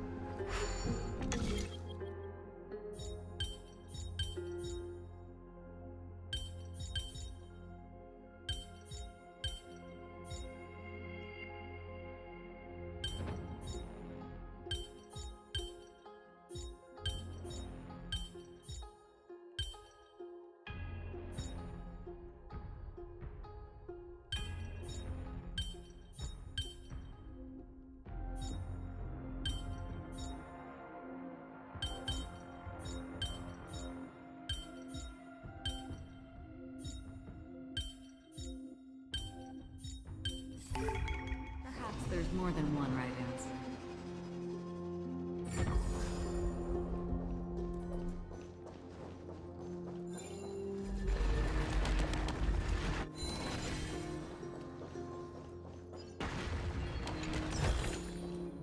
Seek, and you will find.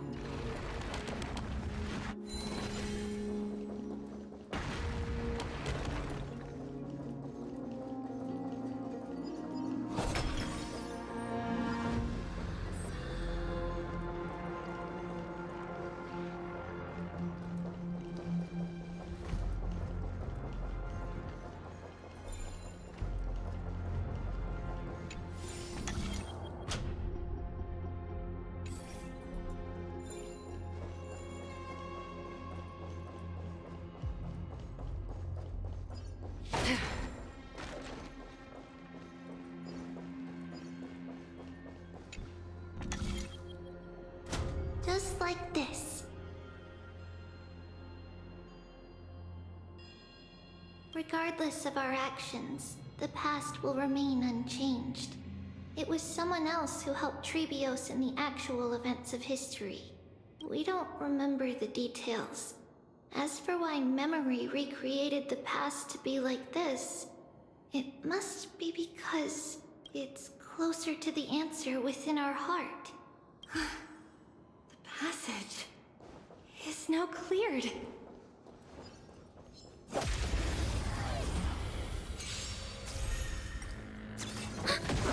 Destined for oblivion.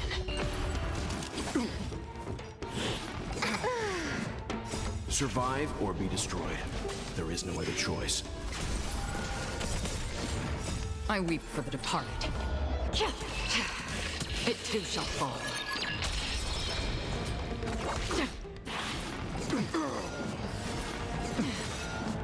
My friends?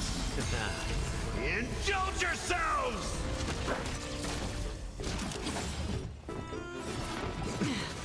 On the still waters of oblivion. Again. Confidence. How's this taste? My friends? Indulge yourselves! Destined for oblivion.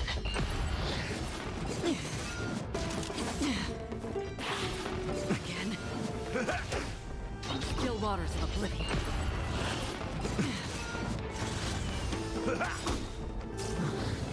Destined for oblivion. I weep for the departed. It too shall fall. Another blood Wow, debt two of my repaid. characters just fucking died. What?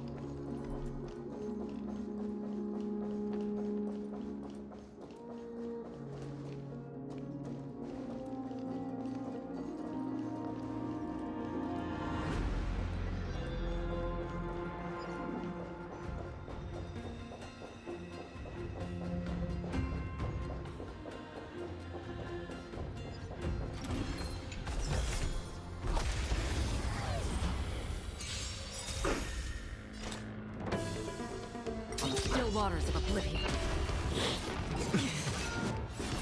Again.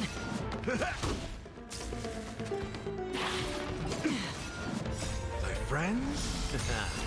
Indulge yourselves! I weep for the departed. It too shall fall. Another blood debt repaid.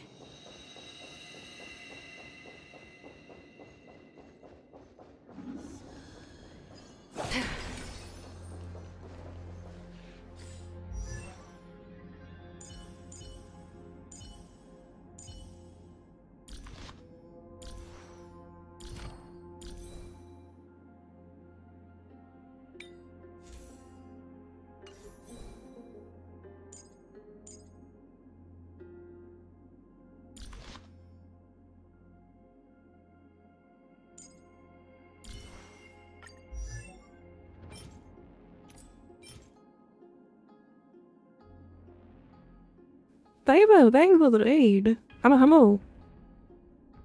How are you doing? Thank you so much for dropping by. Make sure to be hyper and have some food, and thank you for sharing your awesome privilege with me. Hello.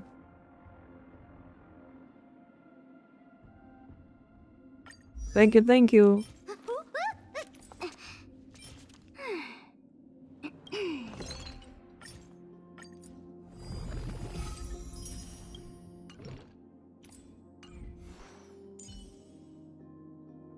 How are you doing? What game you played? Any specific game you played?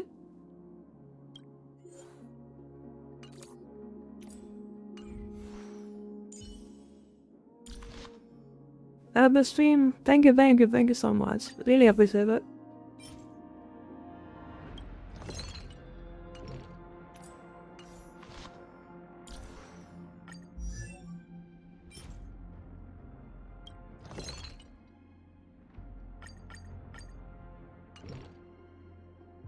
But some push, yeah? Nice. Good game.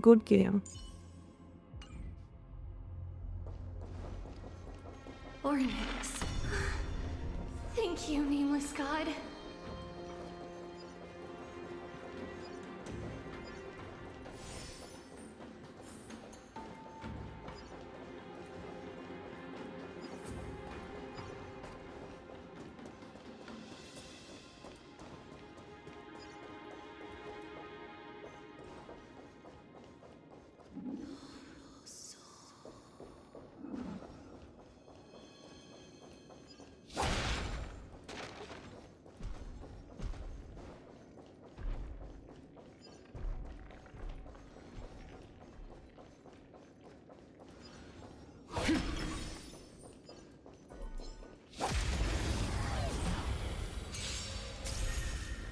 Still waters of oblivion.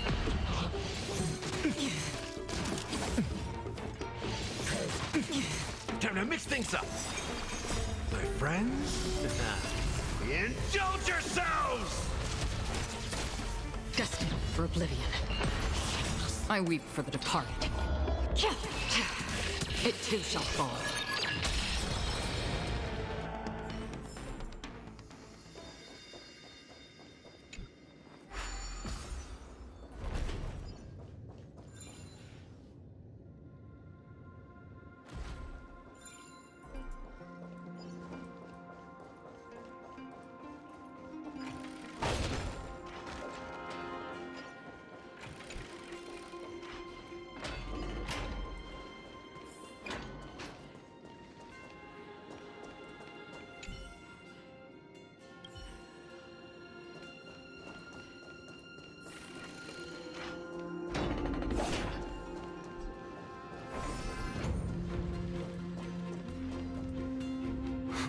Whoa! It looked truly magnificent back then. Relax. Take it easy. All these people, they're just civilians, not enemies, correct? Mostly, but it might not be the case later on.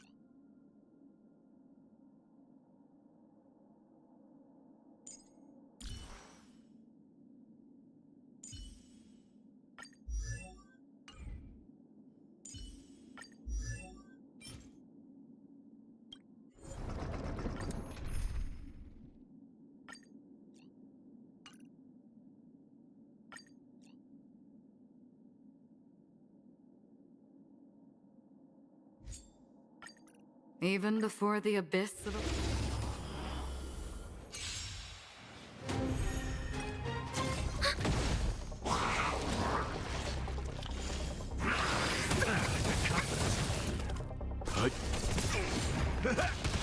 Destined for oblivion. I weep for the departed. It too shall fall.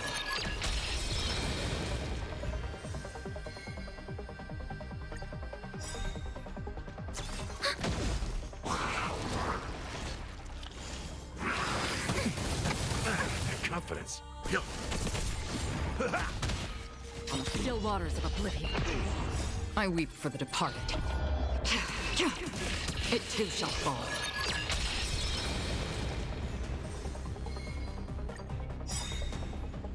Net markers activated. Time for a good old counterattack.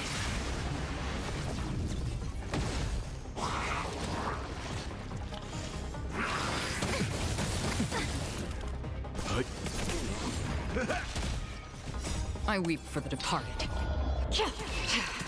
It too shall fall.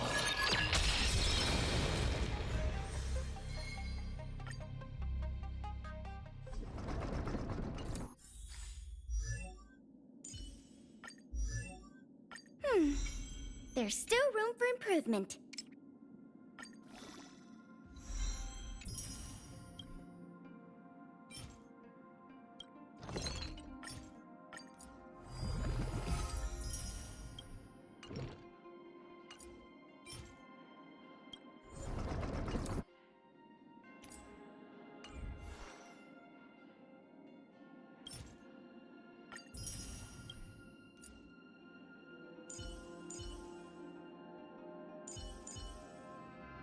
Wait, my autocannon is backed up?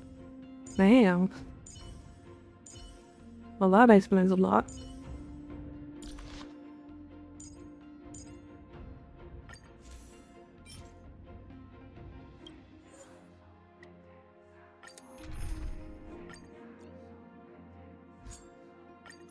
Even before the abyss of...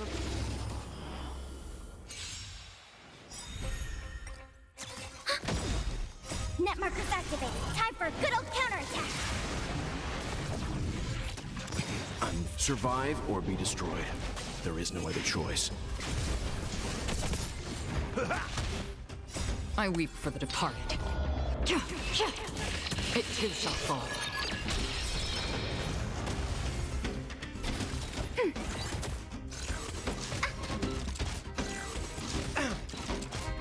My friends?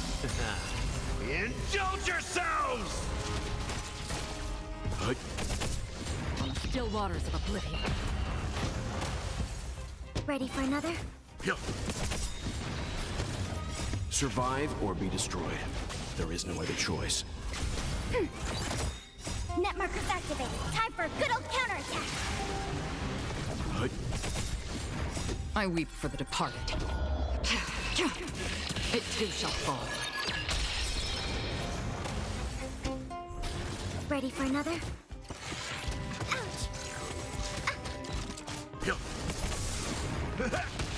Destined for oblivion. I like that confidence. On the still waters of oblivion.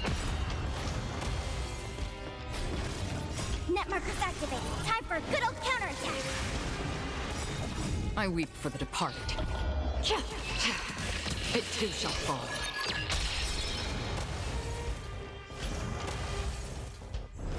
Ready for another? Survive or be destroyed. There is no other choice. Destined for oblivion.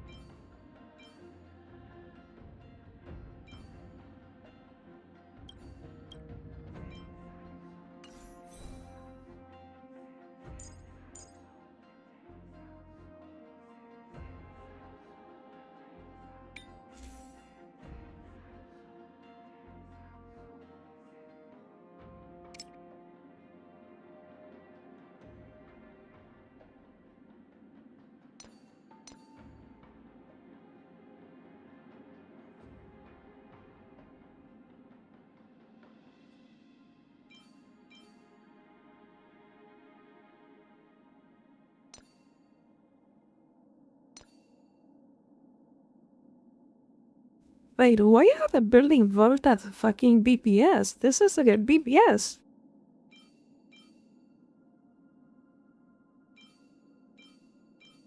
Weird. Yeah, equivalent could damage straight up with BPS character. What is this?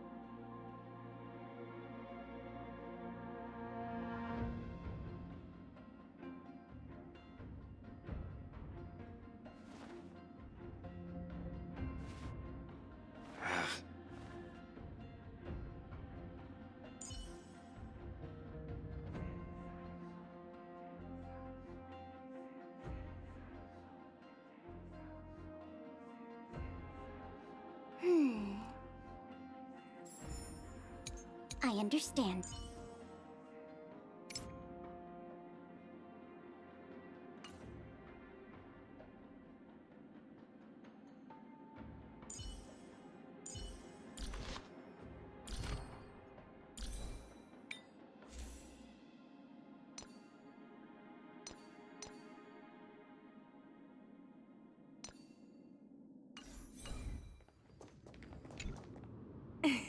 Hey, little ones. How did you sneak in here? Please keep it down. We had to be really sneaky to get in here. Okay. But what did you sneak in here for? I heard there's a lovely holy maiden living in the temple, and I want to meet her. I couldn't stop her, so I had to think of a way to sneak her in. Oh, really? I was here to meet the Holy Maiden as well, but the guard said she had to go somewhere far away today. Huh? What a bummer. Mommy even asked me to bring her gift to the Holy Maiden. It's getting late. Be good and go home now, okay? Okay then. We'll come back next time. Thank you. By the way they are dressed, the siblings look like civilians living outside the temple.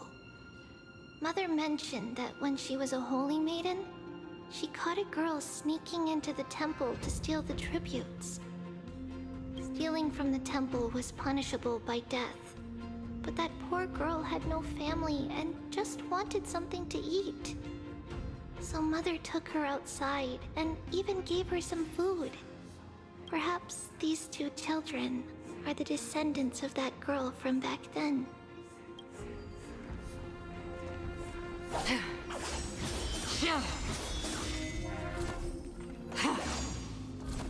Ah, Lady Maiden.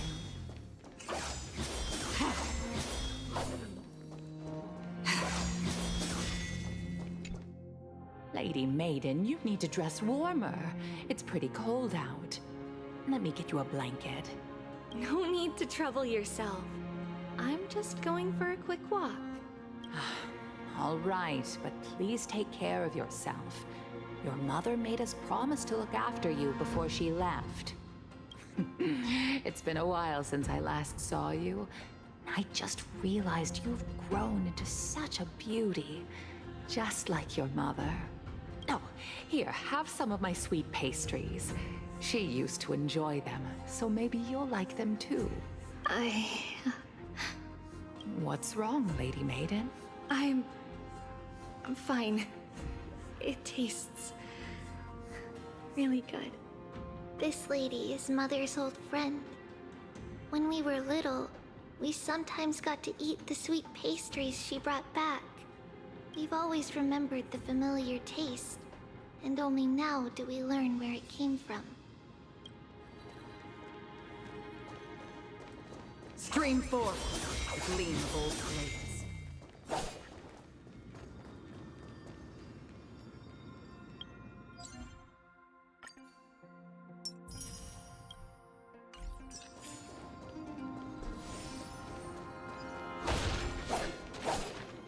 Apologies, Lady Maiden, but the Yanis Vault is under maintenance today. Perfect. That way, no one will disturb me while I'm talking to Mother. All right then. May Yanis guide your path. The Yanis Vault? It's where Yanis's heart lies and the core flame is kept. Just enter on the left. It's also the place where Trebios was born. Stream forth, the gleam of old blades.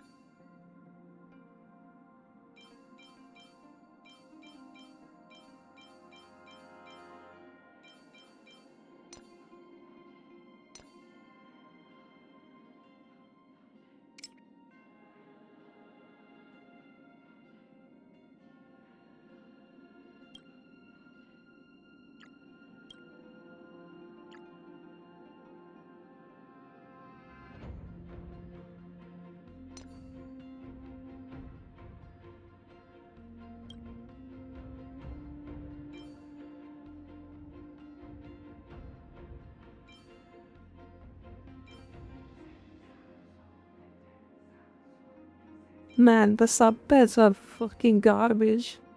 Good damage affected. At least that is kinda redeemable. Jesus.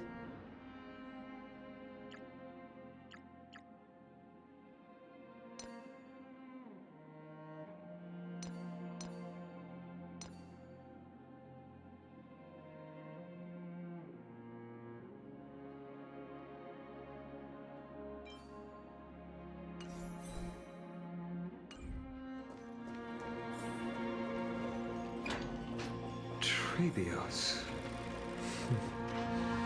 What does that name actually mean? The one with 3 lives. Mother believed our birth was blessed by the 3 titans of fate. She named us thus to express her gratitude. Looking at how things have unfolded, fate might have had a role in it.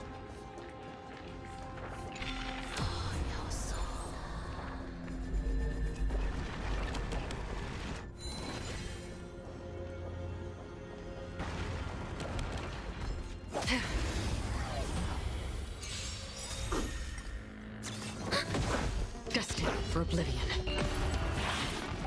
I'm fine.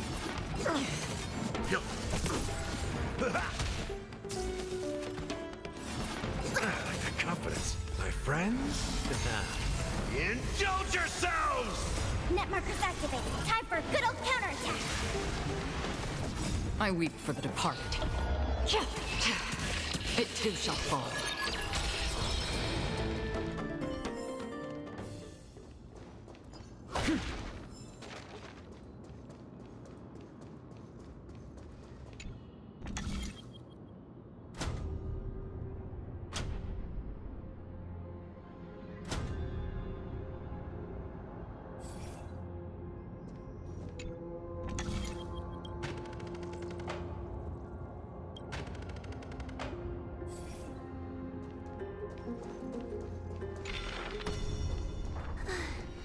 Finally, the Yanis vault is right ahead.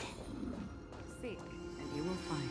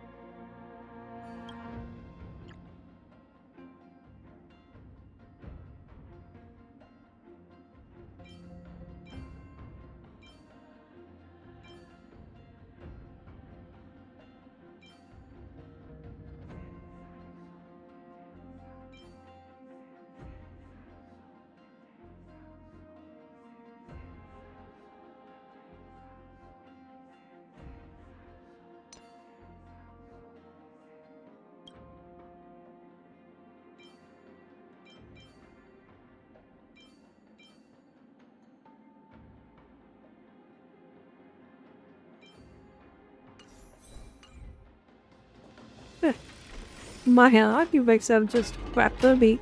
Jesus. This better be is fun.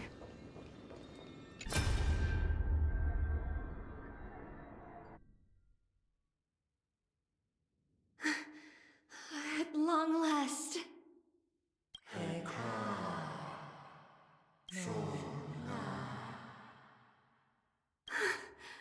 I knew there was some sanity left in you, Yanis. Just as I thought, you too have been confined.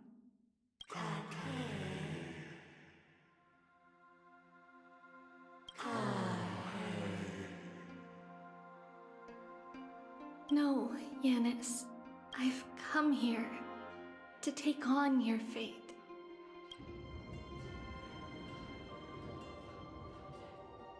By the blood of the Lamb and the strength of my blade-wielding right hand, I am Trebios, the listener, the announcer, and the witness of the prophecy.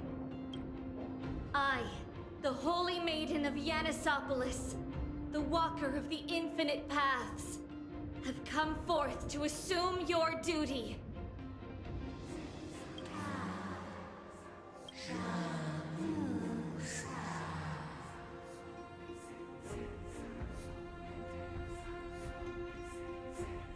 Just as I wished. This journey promises to be a long one, with 1,000 selves to accompany me. I'll never be lonely.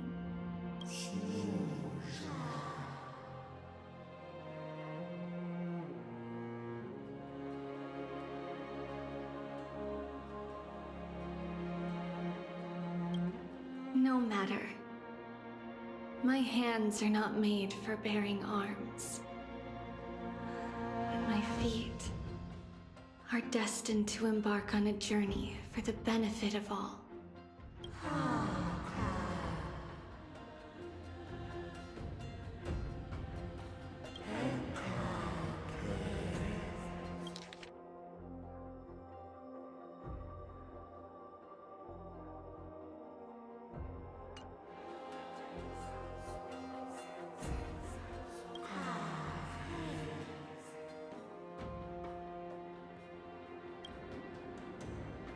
Without a doubt, Titan. Let the prophecy shatter me, so that I may open a myriad of paths for this imperiled world.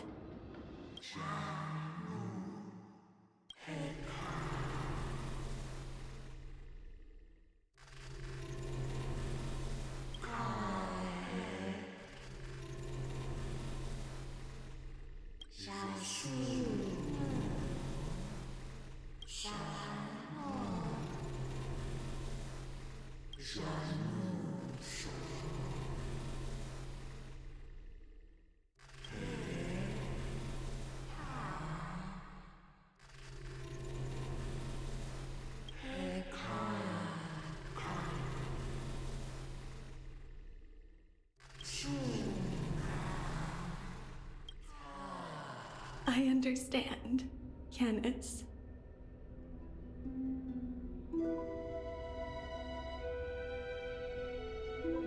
Thank you. Now, may you rest well.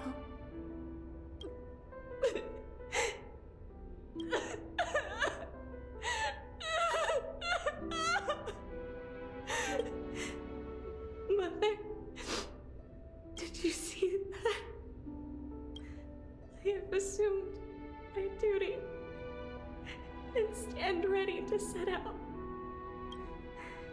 We will step over the gods' corpses and wander among humanity, and thus we shall sweep apart Amphorius' pitch-dark fog.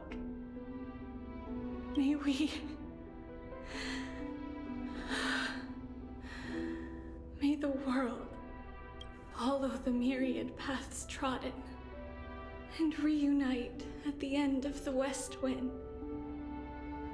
where flowers bloom in spring. Mother, I shall see you tomorrow. Who dares lay hands on the core flame? Drop your weapon and surrender at once! I knew this would come. It's opening up! Move aside and get ready! The Holy Maiden?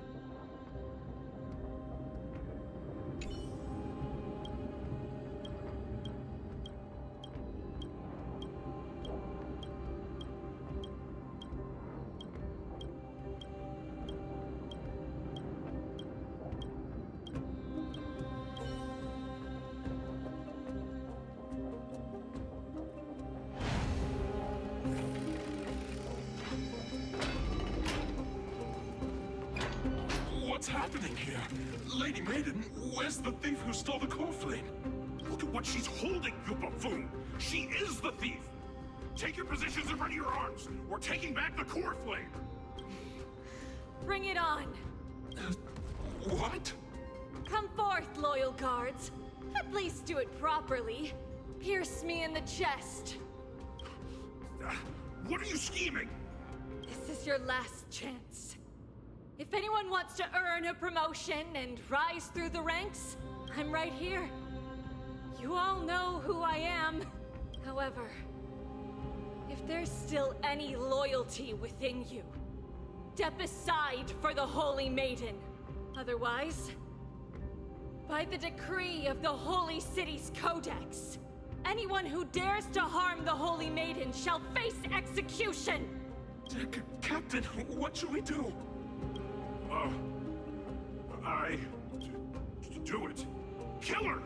If any of you want to get rich, then come with me. Take this traitor's head and wealth will be ours! We can't just stand by and do nothing. Let's move, partner.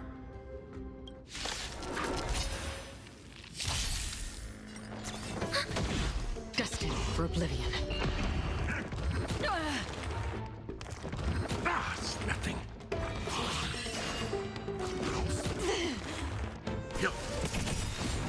Survive or be destroyed.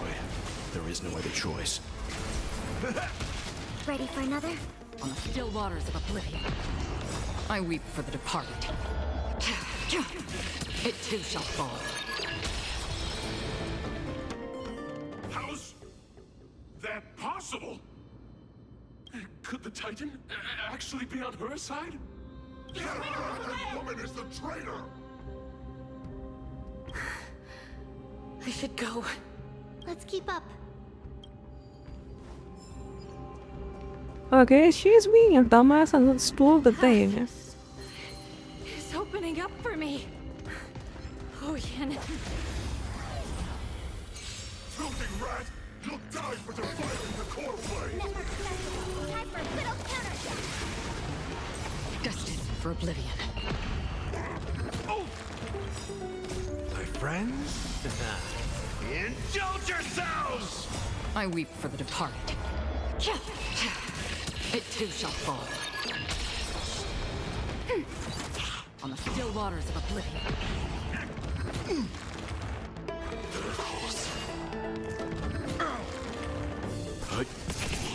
How's this taste? Ready for another? Destined for oblivion.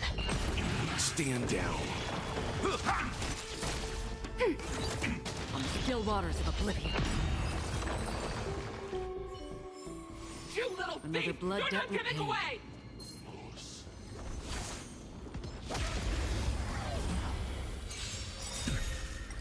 Net markers activated. Time for a good old counterattack! Destined for oblivion. Survive or be destroyed. There is no other choice. I weep for the departed. It too shall fall. Get her!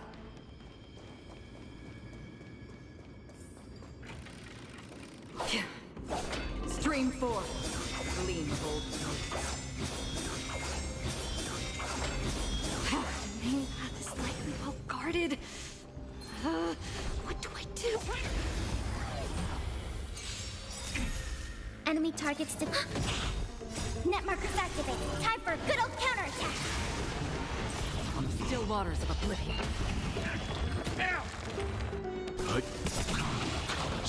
I weep for the departed.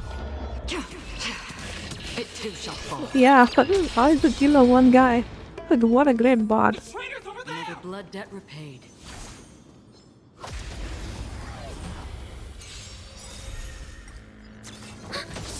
Destined for oblivion. I like that confidence. I'm fine. Survive or be destroyed. There is no other choice. I weep for the departed. It too shall fall. Just as I thought. Inside. Commencing support. On the still waters of oblivion. Net markers activated. Time for a good old counterattack.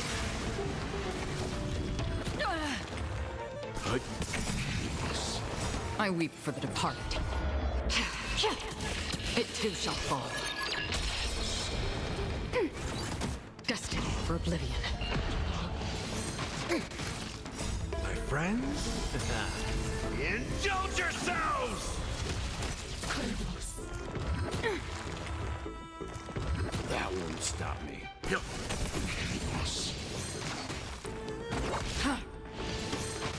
Peter! Survive or Peter be is destroyed. dying. There is no other choice.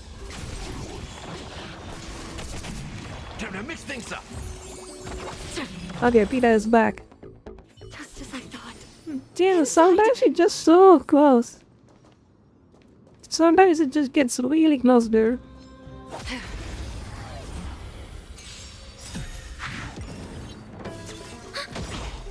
Net markers activated. Time for a good old counterattack.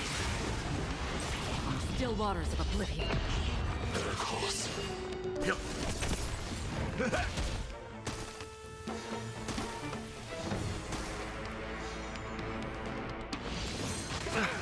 Ready for another? Survive or be destroyed. There is no other choice. I weep for the departed. It too shall fall.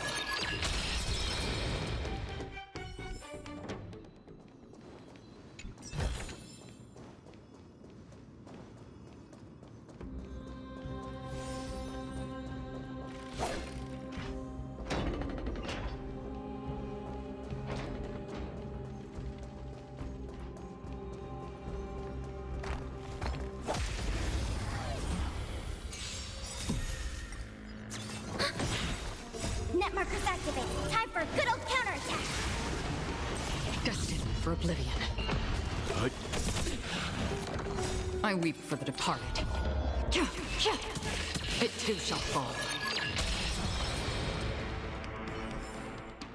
Another blood debt repaid. Stream forth the gleam of old blades.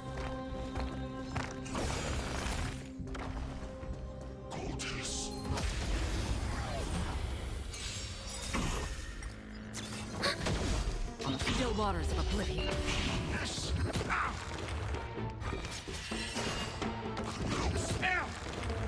Yep. Survive or be destroyed. There is no other choice. I weep for the departed. It too shall fall. Wait, didn't my guy have to like fight those next week? What happened to it? Why he only has 4,500 now? That's odd.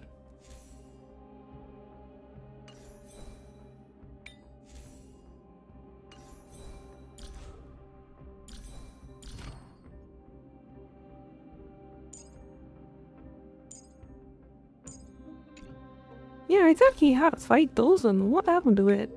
Odd. Let go to 10. It's new. I'll be hearing the boost. Ah, no problem.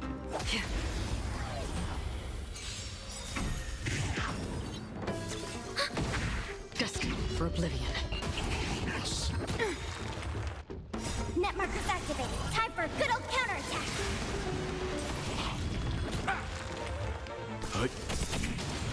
I weep for the departed. It too shall fall. Another blood debt repaid.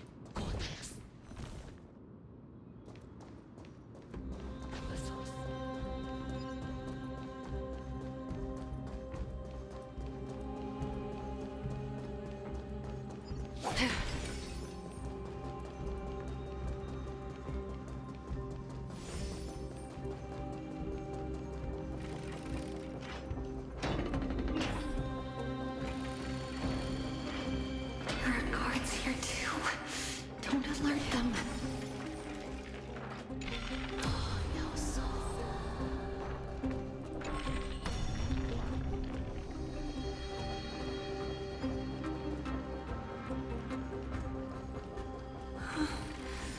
Long last.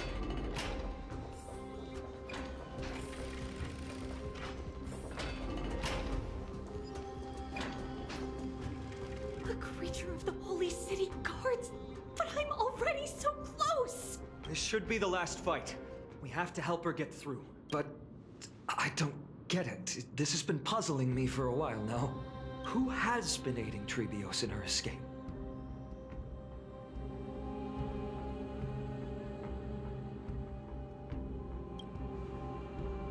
while history might be blurred by memories, seeing how the whole city is hunting her down, she clearly had no allies.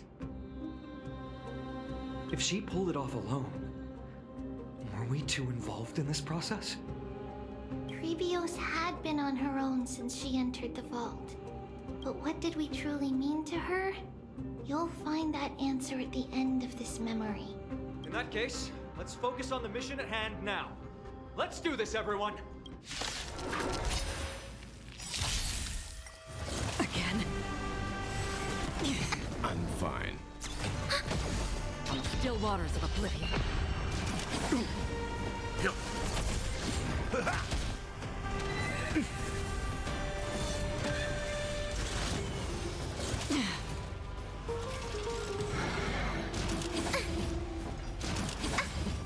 Ready for another?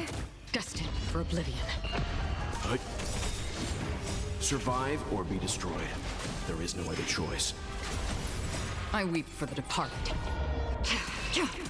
It too shall fall. Net markers activate. Time for a good old counterattack. Is that a 3 in a row? I think it is.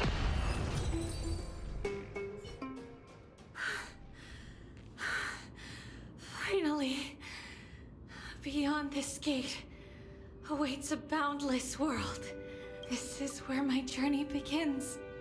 God of passages, can you see me? I will complete the path that you started. No response after all.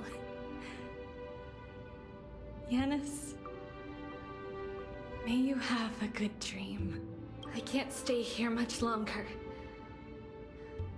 It's time to leave. Well, looks like this is the end of the memory. Not yet. The question that has been puzzling you. She's about to reveal the answer. Oh, that's a good thingy-majig. I want to screenshot this bitch. But nothing happened. What was making her or you hesitate at this moment? If she had known this flame-chased journey would proceed as the Titan foretold, bringing about great suffering and fatalities, including her own, would she still have chosen to walk through the gate and start her journey? I think the answer is already within you. And you've made your own decision. What? You can hear us? Not really. She can neither see nor hear us. Yet she knew that one day, someone would return to unveil this dust-covered memory. Yet we can never know for sure who helped us back then. But that kindness was forever engraved in our hearts, motivating us to move forward. Time has modified this memory into a special letter, so that we do not forget our original intent. It's a letter written by Trebios of the past and sent to her future self. In this memory, it is Trebios of the future who overcomes all difficulties for her and sends her on a long journey toward the tomorrow where we are. Yes, you'll remember it all. And then find your way back to the gate where everything began. Here, I will set sail toward the distant horizon. Here, you have traveled far on your way home. Such is the maxim that unveils Trebios' fate. You shall shatter into 1,000 fragments and wither on the soil of foreign lands. So, if you ever feel lost, return to this place. I'll keep this memory here for you. Or for me, to embrace it again. Worry not. Though loss is something we've grown used to. Our resolve and our pledge are what Trebios will never forget. Each one of us has never failed to remember. Losses are a constant on the Flame Chase journey, among which even life itself holds little value. The hot blood of the sacrificial lamb will not be spilled in vain, like my mother and I. The libations poured are guaranteed to bear fruit, just as my blade-wielding right hand is not a hollow formality. Surmount the myriad passages of Yanis, and we will once again ride the west wind, and let the wings carry us far away. So, this is your answer? That's right. In the name of the three fates, I stand by my answer with no regrets. Now, with or without the gods' blessing, I run towards the world's agony. If I can truly pierce through the utter darkness, we will meet again at the end of the west wind, where flowers bloom in spring.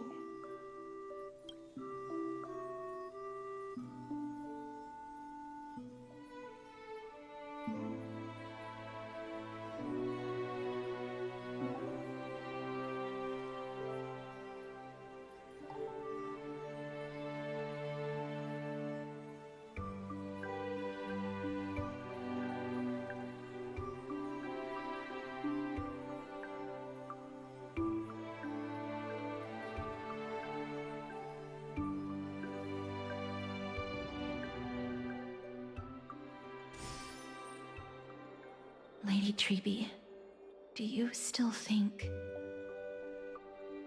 that everything will be fine tomorrow? Yeah, that's what Trianne would say as well. With all due respect, Lady Treeby, you know perfectly well that see you tomorrow is nothing but a white lie. I hope your toughness is not a mask hiding a lonely heart.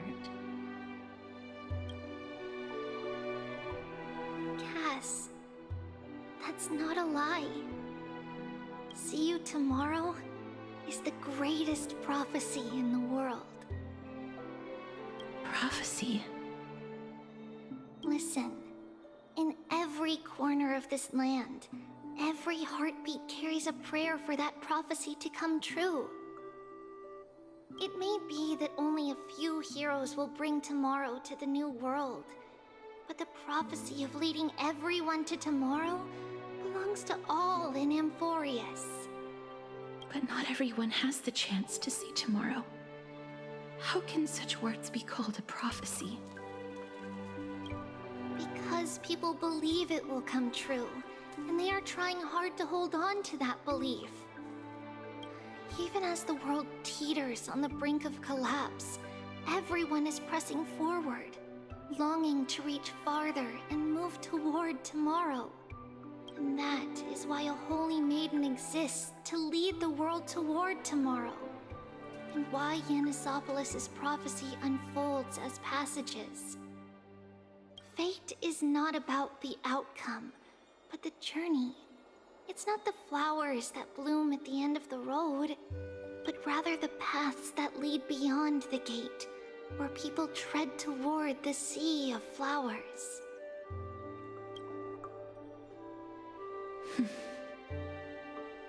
So, Cass, if anything is troubling you, just set it aside for tomorrow.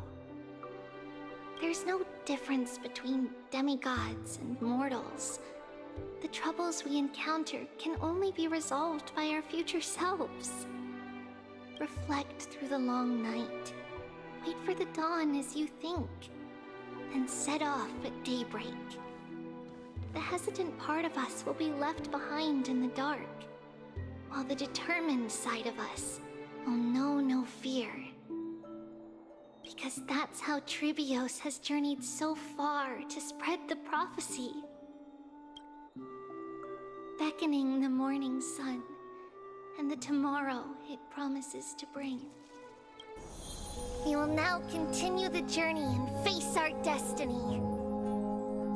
We will step over the gods' corpses and wander among humanity, and thus we shall sweep apart Amphorius's pitch-dark fog. And at the end, all will reach that silver-white shoal. That end of the journey, that new world and new tomorrow. It is a haven free from storms, cold, and heavy rains. No sorrow can linger there. We've made a promise to meet again at the end of the west wind, where flowers bloom in spring. See you tomorrow, Brienne. See you tomorrow!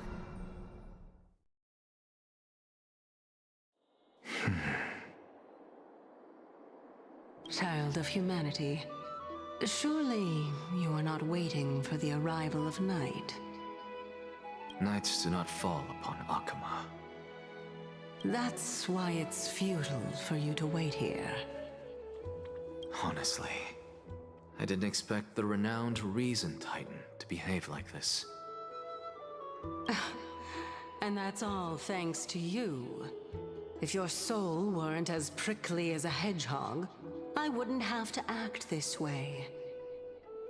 If you were more accommodating, you wouldn't be opposing me all the time, and I could teach you more freely instead. It was you who insisted on implanting the core flame in me. Forget it. Cut the sarcasm and just say what you need to say.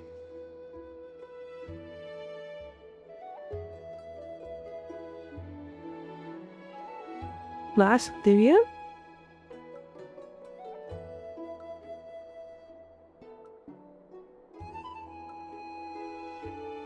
Did it work?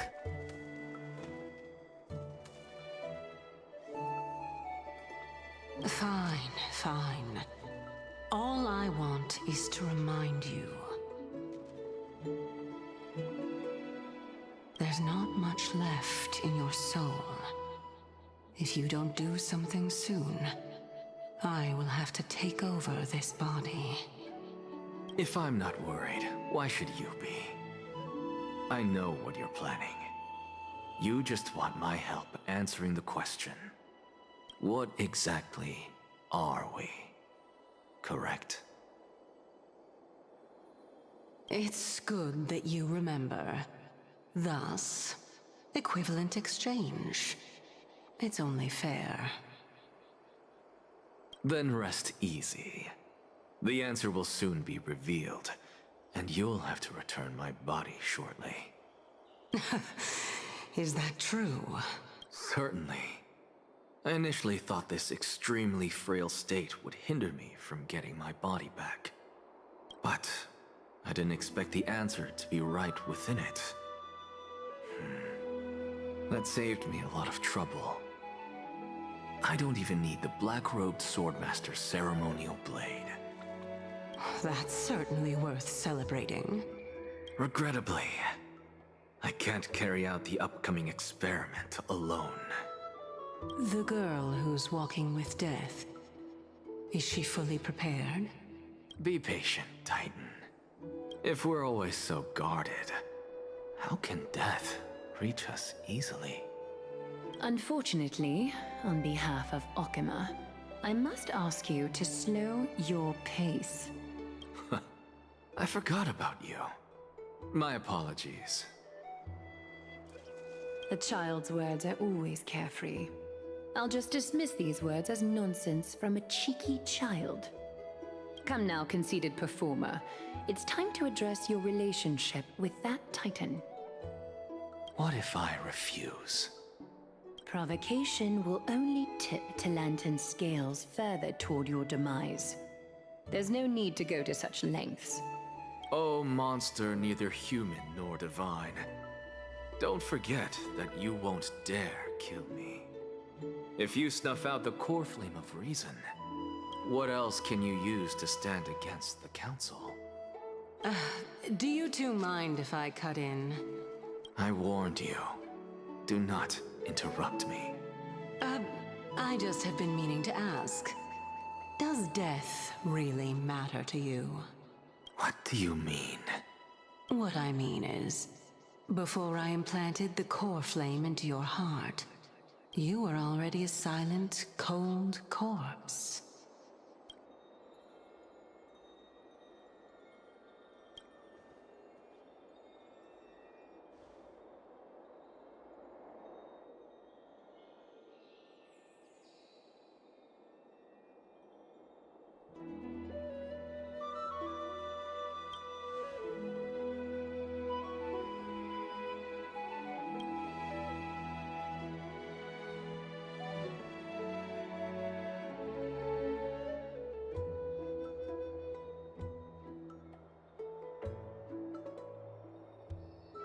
There's no more time for me to level up.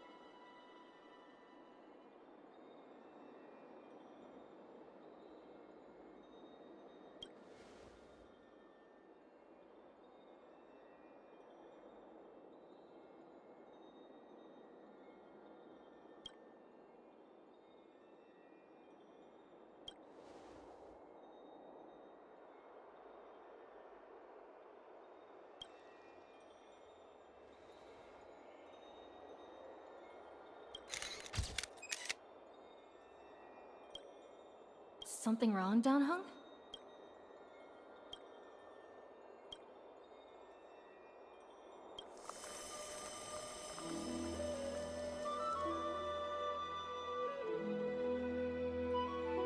And so, this long day passed for Akuma. Some people arrived, and some left forever. Just like every other day of this journey, where we, stumbling, move forward. We have long been prepared. If we are to chase the flames, then we must grow used to farewells. And yet, no one back then could foresee death. Its arrival would always be so sudden and so momentous. Even little Gray, coming from beyond the sky,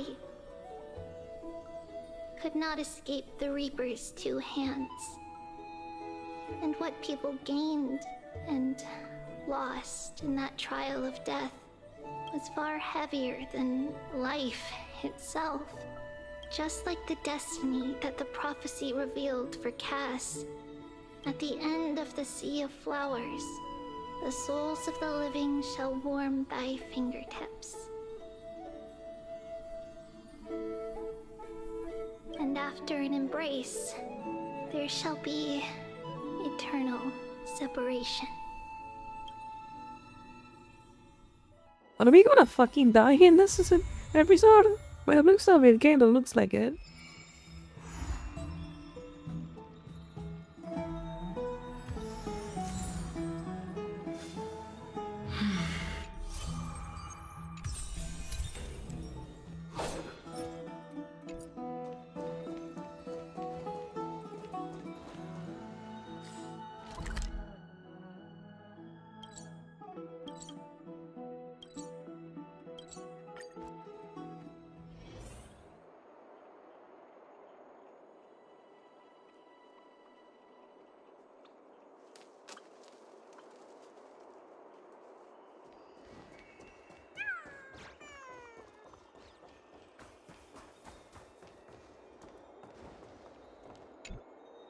Trebios's memory has unveiled the very first prophecy.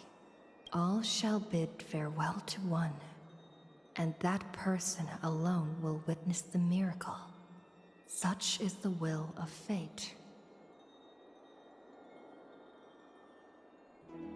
If I take on Orynyx's trial, will the prophecy come to pass for me as well? Regardless, I must give Aglaya an answer.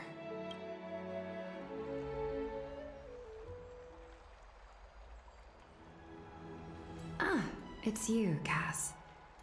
I finished the anthology of poems you lent me. Here it is. I thought you'd be too preoccupied to find time for reading. Precisely because of these obligations, I felt compelled to read it swiftly. Wouldn't all these preoccupations slow your pace? On the contrary, knowing that time is limited can push one to overcome their limitations. The weight of these responsibilities seems to have enhanced my reading efficiency. I understand completely. During my time at the Grove, the closer exams drew, the more efficient I became at tackling everyday mundane tasks. Anything but my actual studies. Precisely. As I remember, you and Finon were both disciples of the new Sporists. I assume that Anaxa's exams were as unreasonable as the man himself, correct? The courses Professor Anaxa taught were Introduction to Alchemy and History of Mythology. And to be perfectly honest, those two courses were the students' greatest nightmares. The history of mythology taught by the blasphemous great performer himself. I can imagine their fear. Now that I think about it, students would often rush to the podium during class to challenge him on those blasphemous ideas. May I ask, Lady Aglaya, has your relationship with Professor Anaxa always been like this? He openly dismisses people's faith and questions the very justification of the Flame Chase journey. Our positions have been destined to be at odds. While you were studying there, I assume you must have heard of his nickname. A Dromus draped in finery? As I see it, this nickname is more of an insult to the Dromas. Despite his insufferable arrogance, I do hold a certain respect for his nature as a scholar. To remain true to his principles, he is unafraid to stand opposed to the world, and that requires considerable resolve. Anaxagoras' life is almost like a satire. As a Chrysos heir, he refuses to heed the prophecy, while he disrespects the gods. The gods have chosen him. He was indeed chosen by Circes. Is something weighing on you, Cass? The golden thread is quivering. I sense there's more to this exchange than idle chatter. With all due respect, I'd like to know what you plan to do with him.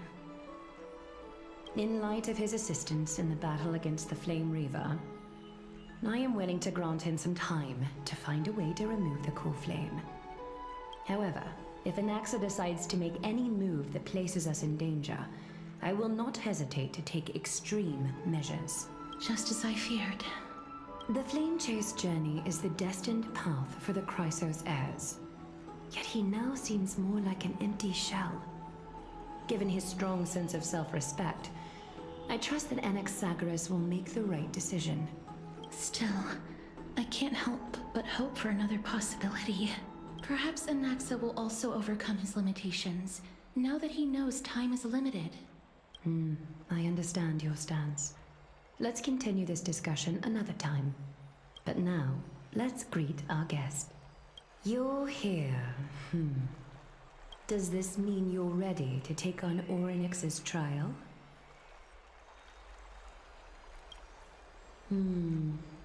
It seems that this sacred beast is just as indispensable, given their intricate ties to the Titan. Memmy mem, memmy mem mem mem mem, memmy mem memmy mem. Surrendering the core flame is a Chrysos heir's duty. Your selfless assistance is deeply appreciated. However, I urge you to carefully consider the risks of accepting the trial. Becoming a demigod means forsaking your humanity. You will inherit Orynyx's divinity and bear the time of Amphorius, all on your own. From that point onward, your fate will be forever intertwined with ours, never to be separated again, until the end of Genesis. Is that a plan B? To find a capable Chrysos heir. If this path proves unattainable, I am willing to lower my expectations. There are still many priests of Yanissopolis and their descendants in the city. If I'm left with no other option, I'll try to find someone worthy among them.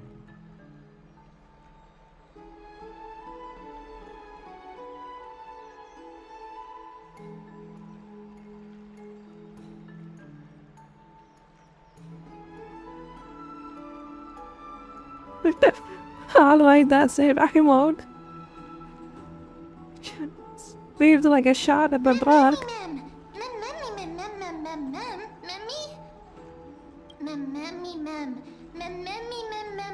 Hero.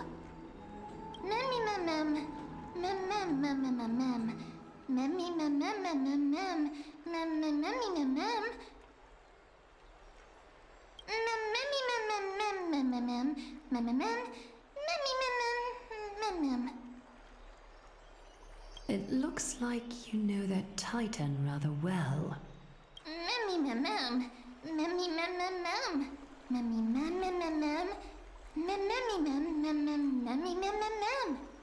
Memories that exist outside of your own experiences. I can't explain why, but I can vouch for Mem's words. When I was in the Abyss, I heard the Titan's groans, full of pain and grievances, yet without any ill will. Since you've made your decision, go back to the bath chamber and get some rest. Trinem will call for you when the ceremony is ready. It is difficult for me, as the guide, to absolve myself from blame for things to have progressed to this point. Time and again, you have risen to the occasion for Akima. Nearly rewarding you with some honeydew is no longer able to express the extent of our gratitude. When the dust settles, I hope that we'll have the chance to have a long chat regarding your return journey and the curse of the sky. It's about time that we lift the taboo and discuss things openly. Before leaving, I should go and say hi to Castris. Miss, may everything go well for you and Mem. There is all. Hello, konnichiwa. How are you doing? It's nothing. I only came to discuss some matters with Lady Aglaya. Bird, stop playing Starlight. I lent her an anthology of poems. Stop playing a fucking god idea. We won't be staying here for our love. Tracing back, this anthology was something left for Lady Trianne by a bard before their passing. Although personal properties should be cleared out once their owner has passed on, Lady Trianne gave this book to me since she knew how much I like to read. My college life, I guess, dude, I never told you why. I only went to 6 months of college in my whole life. College life for me is only 6 months.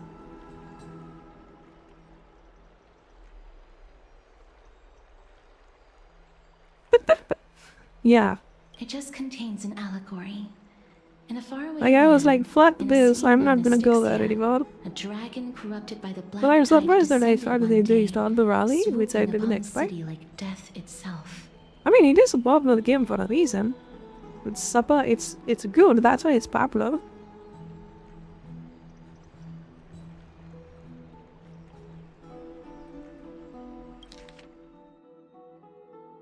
It swallowed the princess of the city whole before it was suppressed. After taking down the evil dragon, the warriors discovered that the princess's life had already met its end. Overwhelmed by grief, the queen hired an alchemist to resurrect the princess using the dragon's flesh and blood. However, having lost memories of her previous life, the resurrected princess turned into an evil dragon herself and wreaked havoc on the city. As a result, the prosperous Styxia met its demise.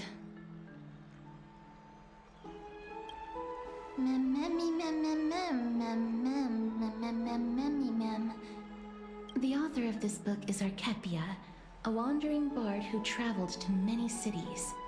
Among the things she left behind are poems, dictionaries, and many tragicomedy scripts. She even clearly underlined and took notes in books that covered myths with her elegant handwriting. While flipping through these books, I felt like I was afforded a glimpse into the life of Archepia.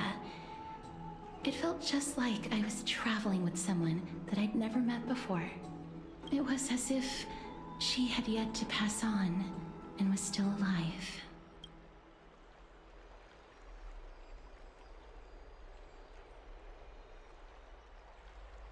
That's right. Writing, drawing, and taking photographs.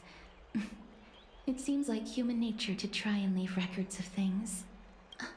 Speaking of taking photographs, when I was helping you to take the photo previously, I did not look through the photos in your photo stone out of courtesy. But I'm also very curious about the story of the Rosy Celestial Maiden.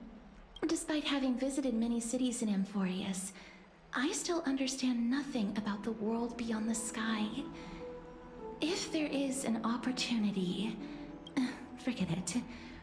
Let's talk about this in the future. For now, I only hope that you'll be able to complete the trial safely and obtain Orynyx's blessing. I don't think there's anything else to do here. Time to go back and talk to Don Hung.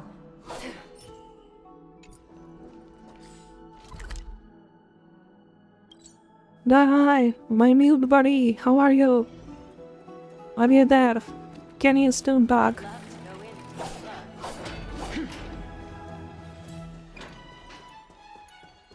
Well, let's back you with Paimon.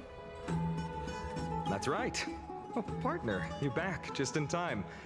This is something that the both of you should probably know.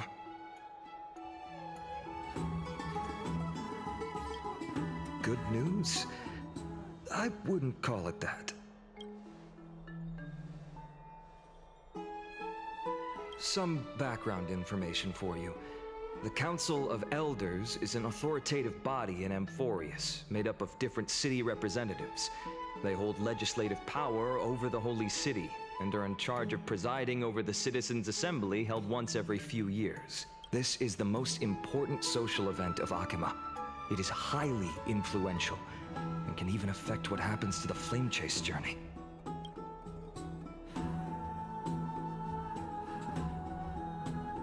Despite her vision and wisdom that spans across thousands of years, even she cannot win over the hearts of everyone.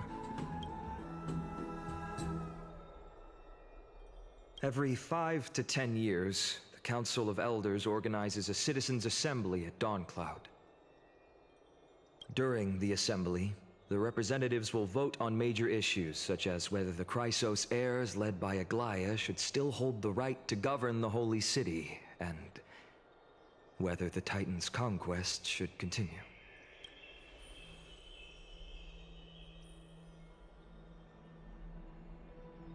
That is correct. However, the problem lies in the fact that there are ill-intentioned extremists in the Council of Elders. They view the Citizens' Assembly as a way to restrain the Chrysos heirs, and hope to take complete control over the Flame Chase journey. We can refer to them as the Opposition. During the assemblies held in the past 100 years, the voices supporting the Opposition have been growing stronger in the shadows. It's only thanks to Aglaya that the Flame Chase journey has been able to continue to this day. I'm not into farming games more than the FPS. The Citizens' Assembly is But just around the corner. But this time, they found there duty. seems to be a new variable to the situation.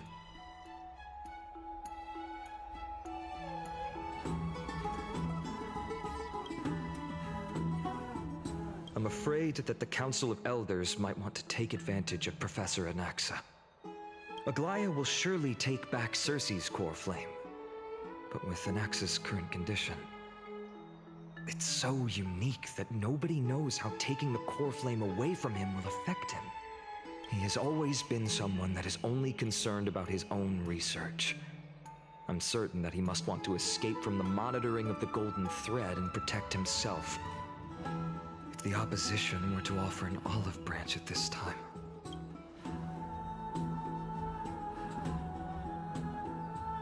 Anaxa has never believed in the prophecy, so technically it cannot be considered a betrayal. However, he has taught many Chrysos heirs, and has long been considered an important ally of Akuma. I truly do not wish to see comrades turning on one another. As I believe in his character, I plan to plead with Aglaya and try to buy more time for him. Then, the greatest way in which you can help is for you to know what I am fighting for.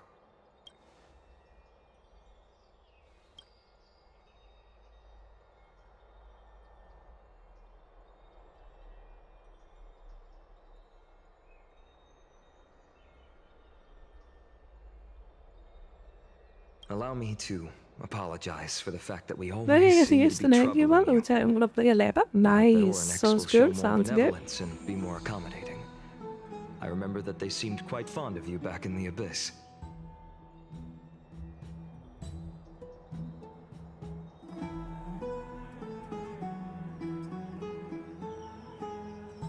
Go and rest and regain your strength. We'll meet at the Vortex in a few days. Oh, right. You can read this scroll if you want to find out more about the Council of Elders and the Citizens' Assembly.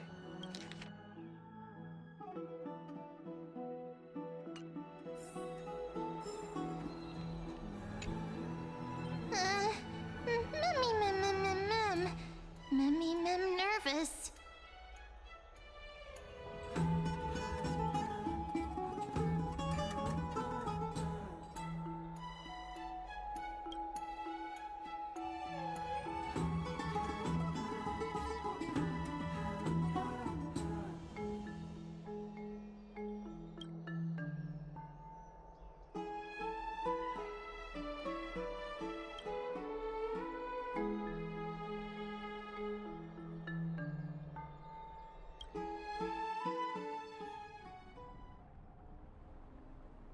Vortex of Genesis. Let's go, bitch. Esteemed one, Oryx's vacant totem awaits. Den er harder than that's gonna do. Are you playing Stardew Valley or I'm talking about the FPS game?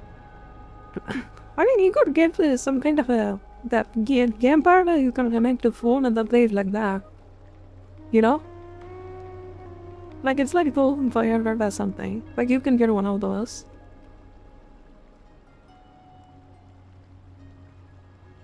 You know about those stuff, right? Gaming tool? Wait, let me show you to you. Gotcha, yeah. You can get something that's pretty good for cheap. Wow.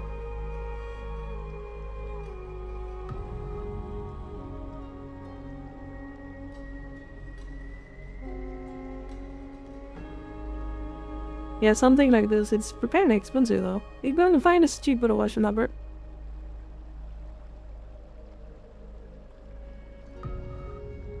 And like the song 2000. And 2000 is kind of a big price. For some yesterday too? Ah, nice.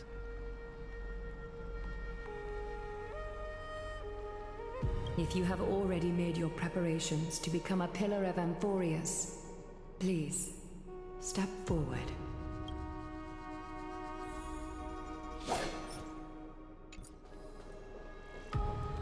Little Gray and Mem, thank you.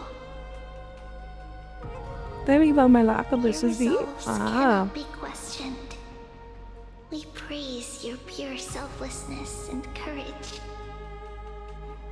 May Kefali light your path forward. Get ready to assume Orynyx's divinity, Trailblazer.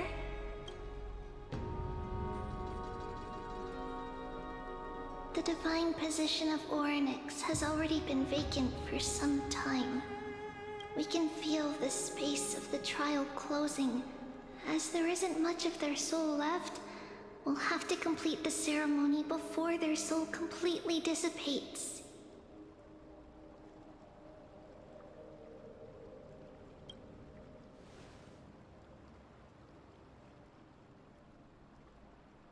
The eighth core flame coveted by the miracle that once belonged to the great veil of Evernight, Orynyx. It shall now be returned by the two elected heroes of the Chrysos heirs. A traveler who is upright and courageous, and a sacred beast that invokes miracles. Who?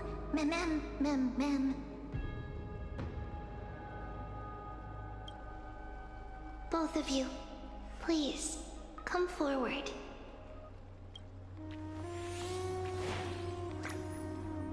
Recite along with us.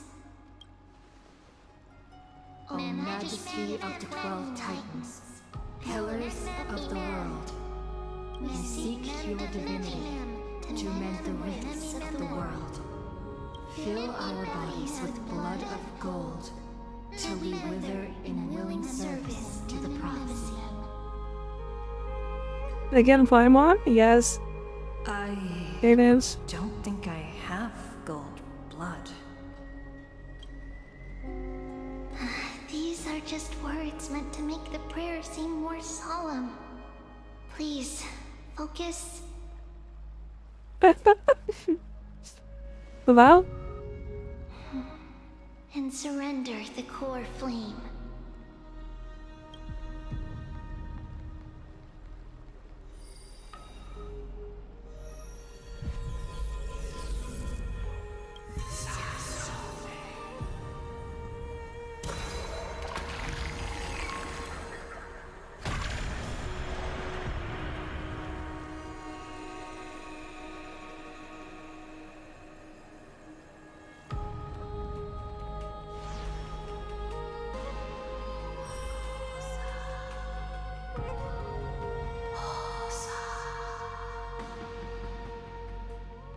Orynyx.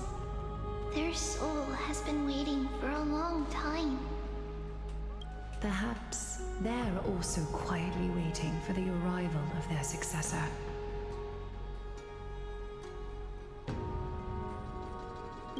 Hello, Freakum.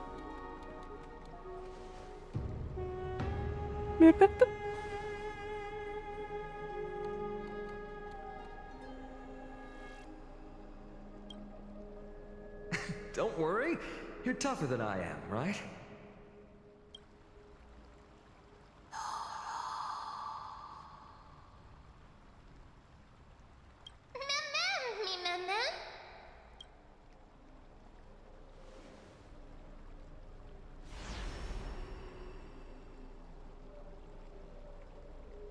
Traveler from beyond the sky, let us pray that the Titan acknowledges your worthiness. Oh, we had sword bib. Although she loves cracking jokes at inopportune times, her determination is as strong as the Chrysos heirs. She will definitely succeed. Yeah, that's who I want to While be. she's away, I would like to have a chat with you, Aglaya.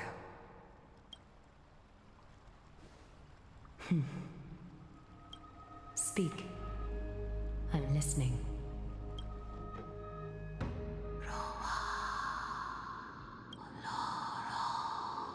Slap, slap. Wake up. My daddy video? How is it? How do you feel? You able to talk? I think that it's amazing too. Testing, testing, 1, 2, 3. Testing, testing, 1, 2, 3. I have such a cute voice. It must be because of all the memories that I collected. They allowed me to grow beyond expectations. Also, listen. The words of the Titan are becoming clearer. Mother. It hurts. Have I finally reached the end? Are the years of isolation coming to an end? Oryx. Oh, how heartbreaking. Ever since the figure draped in the black cloak robbed them of their core flame, they have been relegated to waiting in isolation in such a confined space. We are going to help alleviate their pain, right? Then I think my rip was off. Broken.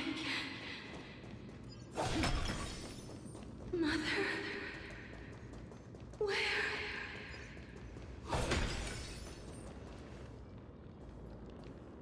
I mean, he is a good character though. I kinda like him too. You. Not about the language, no problem. It's you. I mean, I don't mind if it's you said it's involving me. I don't mind that. We can talk freely. Like, just don't involve me in the conversation. You know?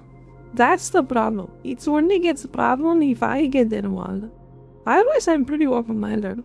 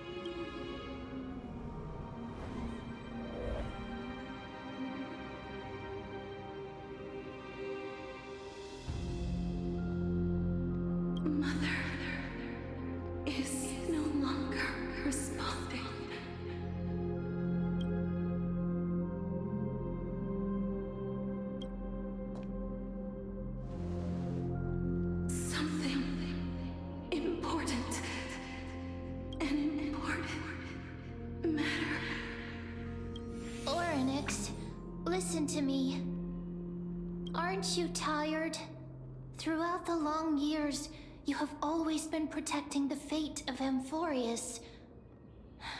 Each time people draw strength from within their memories, every single ripple falls onto your shoulders.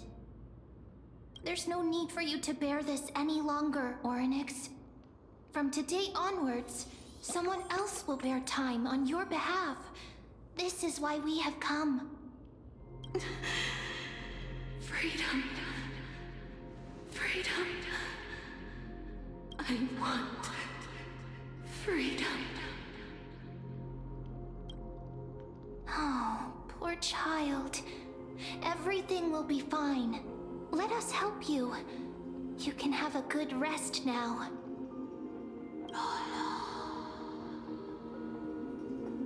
Good news if I complete this game in a few days.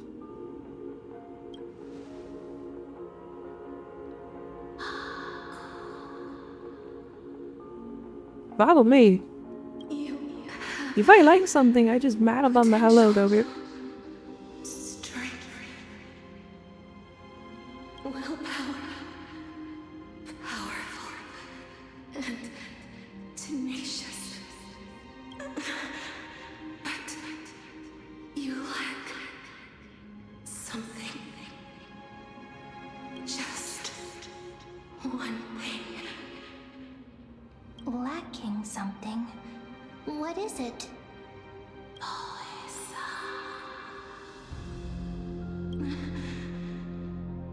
What you lack is a future.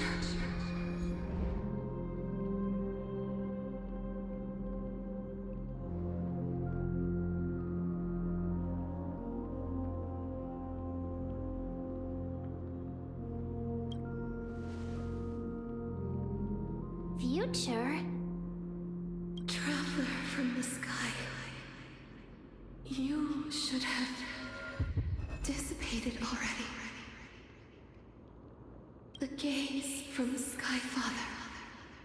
Stabilize your form. Because from the moment you crossed the sky, your life was cast away.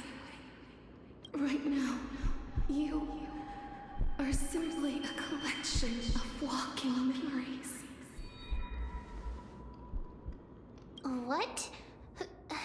How is that possible?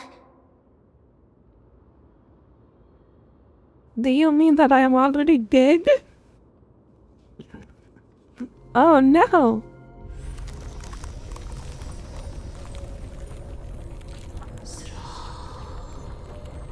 They're already a walking corpse! The space is collapsing.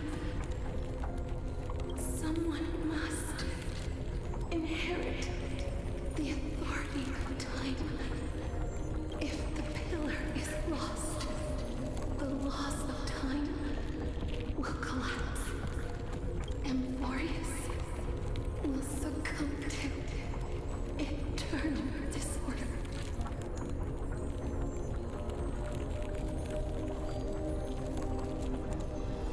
Remind me, Cookie Leaf! Never compromises. Never bears grudges. I got the fire sword and the heart ability for my mate's MC that I saw. Ah. Never makes a choice. Child of humanity. Titans. Mother. Sky Father. Time. Restrains everything that exists in this world. Oryx's divinity is dissipating? Is the trial coming to an end? Pathstrider of remembrance. My strength. I shall entrust it to you. The fate of the world. If you wish to. Safeguard and find your future that has been stolen. Even if that means you'll have to cheat death. You'll have to challenge that. Hand of shadow, clasped with unyielding fingers.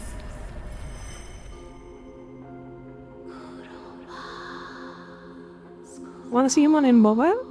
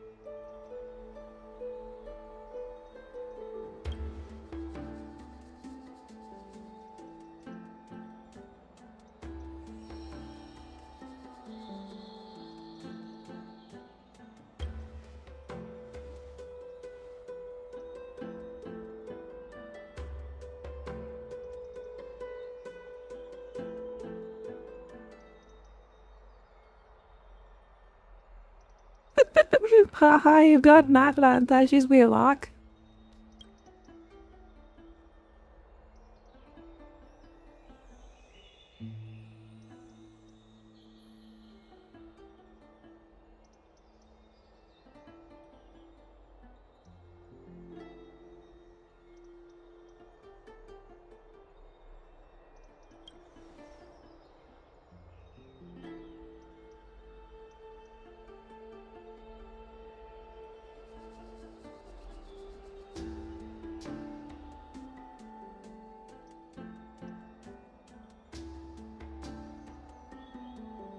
Dalaran, do something!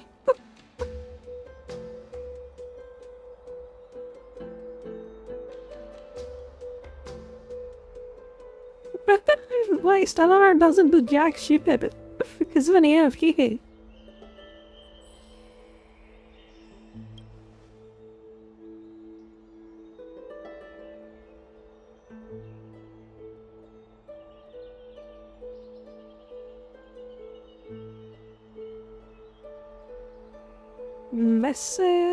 Miss, I have no idea what that is.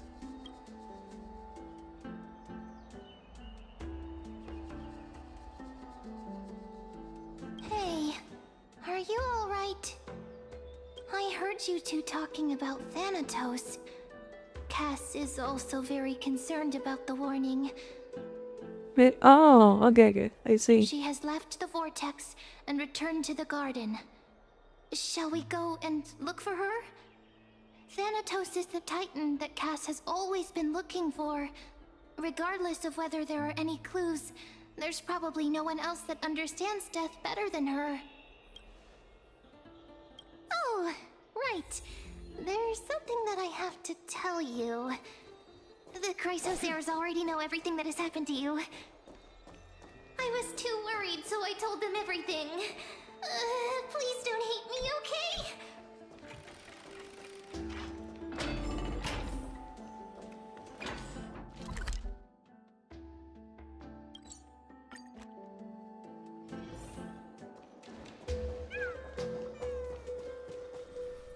Miss, I'm right here.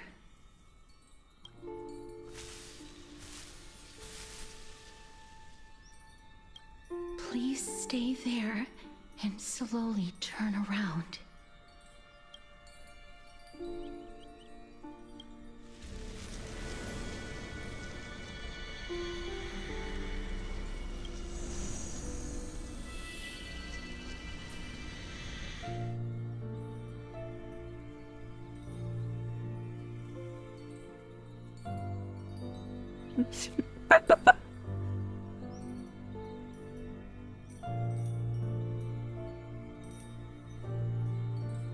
Diamonds wasn't my brother. I make closely ace.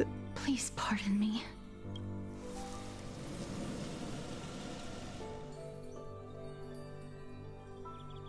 Make you forget you need to breathe, okay?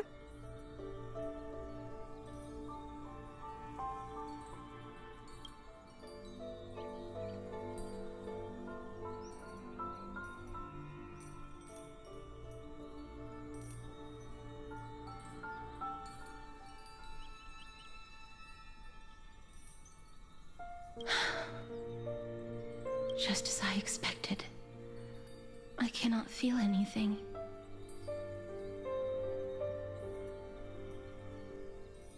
Back at the Grove, I was puzzled as to why you were not affected by my curse. I thought that it might have been the special ability of a traveler from beyond the sky. Never did I expect that this would be the true reason. There's the one who that's 50 and things or die ass. She's busy there, goddess of death, but anything she touches just dies. Kicks up does because we are already dead. I'm sorry. I should have noticed that something was amiss earlier. Miss, if my abrupt behavior just now offended you, I hope that you can forgive me. I'm just thinking, if your soul has really left your body, as a mortician, I might be able to trace where it has gone to. Cass, did you find anything? My apologies. Not as of yet. Perhaps I have overestimated my capabilities. Darn Heroes with one anime? I mean, this game is basically an anime, to be honest. Miss, would you be willing to let me try again? This time, I'll increase the area of contact slightly. Perhaps the result might be different this time. I have never touched the living in this way before.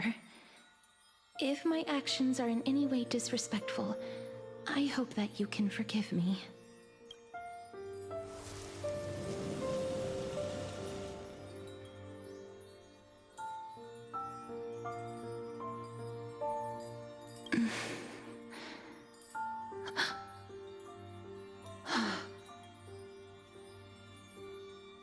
I seem to have caught a glimpse of something. Your soul is currently roaming someplace and cannot find a way to escape. Movies and anime recommendations, I see. But perhaps it might not be a bad thing. If your soul is still wandering around, it means that we still have time. We have a chance to find it before the fingers of Thanatos sweep everything away. Clues. Just a few more. I need more guidance. The connection has been severed. With my strength, I'm not able to trace it. It was me. I was a little too hasty. Don't worry, miss. Although we currently have no leads, I will do my best to search for the whereabouts of Thanatos, bring back their core flame, and personally return to you the life that you have lost too soon. I know that I'm lacking in confidence, but I hope that you can keep this promise of mine in mind. Before I manage to deliver on this promise, please do your best to hang on. Amphorius needs you.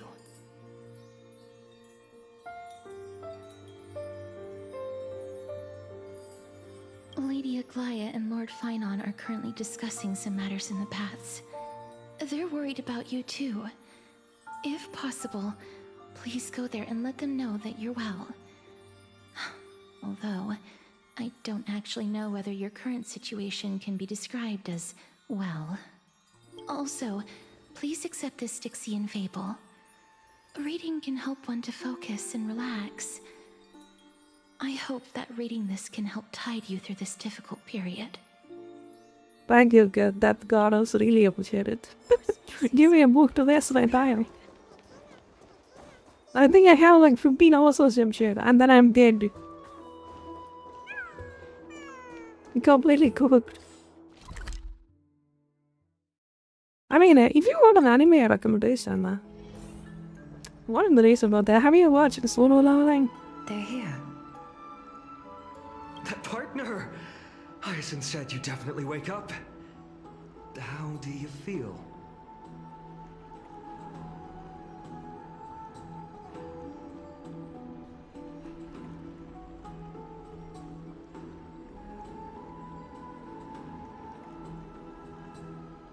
Well, at least you look no different from the living. I think that most living people don't even look as good as you do. You've completed the trial of time, and I have to admit that the process went better than I expected. Even in the end, that Titan's heart still showed a soft spot for humankind. One was in me? However, I never expected that. Two people who have cheated death would appear in Akima at the same time. That's what we have been talking about. Mighty has been in Akima for such a long time, but has no one thought to study his indestructible body? If there were even any minor breakthroughs, we wouldn't be as clueless as we are right now. Many have had this idea, but so far, there have been no results. If it were successful, Thanatos wouldn't have disappeared without a trace.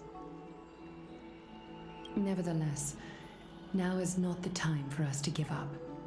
At the very least, we can still see a glimmer of hope. Cypher. If anyone in this world knows the whereabouts of death, it would be her. I'll try and get her to return to Akima, but do be prepared for a less than ideal outcome. Please understand that throughout the history of Amphorius, no one has ever managed to escape the clutches of death. At the end of time, Thanatos silently awaits all. Is this supposed to become one thing? After all, you've already created countless miracles along the way, right? But before that, just... What's wrong, Aglaya? Omens always come in pairs. A tiny air current will eventually brew into a storm that tears the sky apart. It's Anaxagoras. He has initiated contact with the Council of Elders. In the end, it has still come down to this. I earnestly hope that your assessment of him is accurate, Finan. Otherwise, the efforts of my teacher and I of the past millennium might be reduced to dust because of that great performer.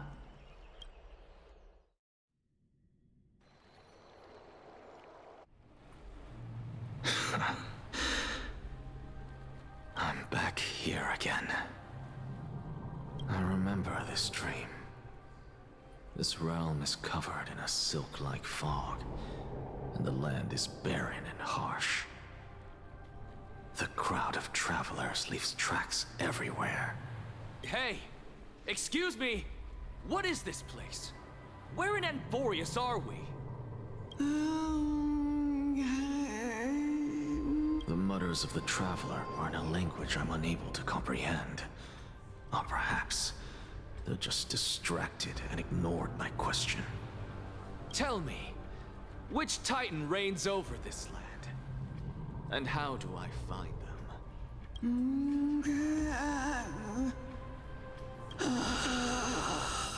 Hand of Shadow. Hand of Shadow Thanatos. Could this possibly be the Netherrealm? Not Netherrealm. Then where is this? River of Souls?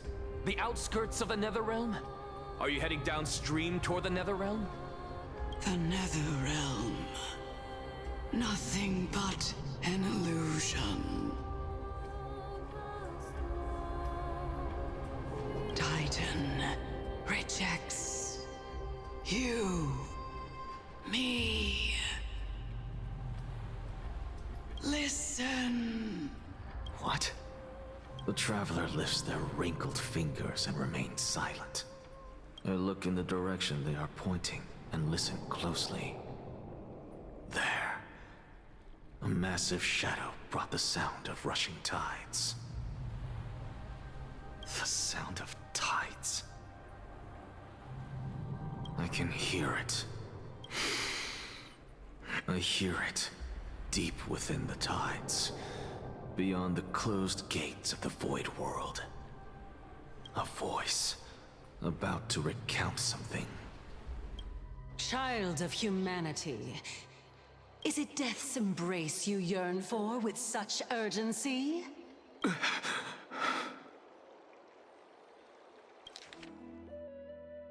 Oh, you have awoken. Welcome back to the mortal realm. Your consciousness is dissipating much faster than I expected. Ultimately, it seems like the Titan's core flame is incompatible with a mortal body. How much longer can my consciousness remain in the mortal realm? In my estimation, at best, you'll see 15 more entry hours. Oh, that's same as us. So this guy is gonna give us company when we are dead. 15 days and nights. What is it? Are 15 you days? I thought it finally was starting to 15 become hours. attached to the mortal world now? On the contrary, 15 days feels a little too long for solving a singular problem. stop giggling. It's time for us to go. The messenger from the Council of Elders is almost here. Let me ask you one more question. Are you really planning to betray Aglaya's will? Yep. What betrayal is there to speak of when I was never loyal to her to begin with? What about that white-haired student of yours? Acting so recklessly, do you not care about what might happen to him? There will be a price to pay for blind faith. This is also a lesson for Finan. You truly are a strict teacher. Of course. Need it. This is how I've always been.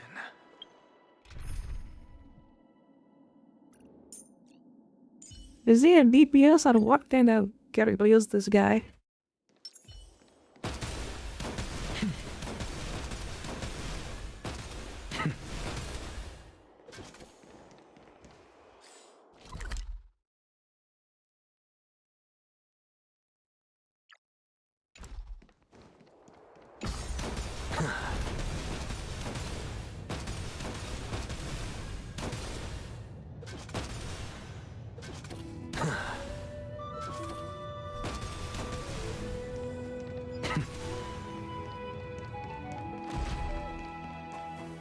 Sorry to keep you waiting, Lord Inexactus.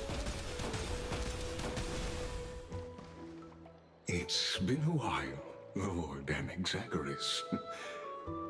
I greet you on behalf of all the citizens of Akima and express my deepest regret about what happened at the Grove of Epiphany.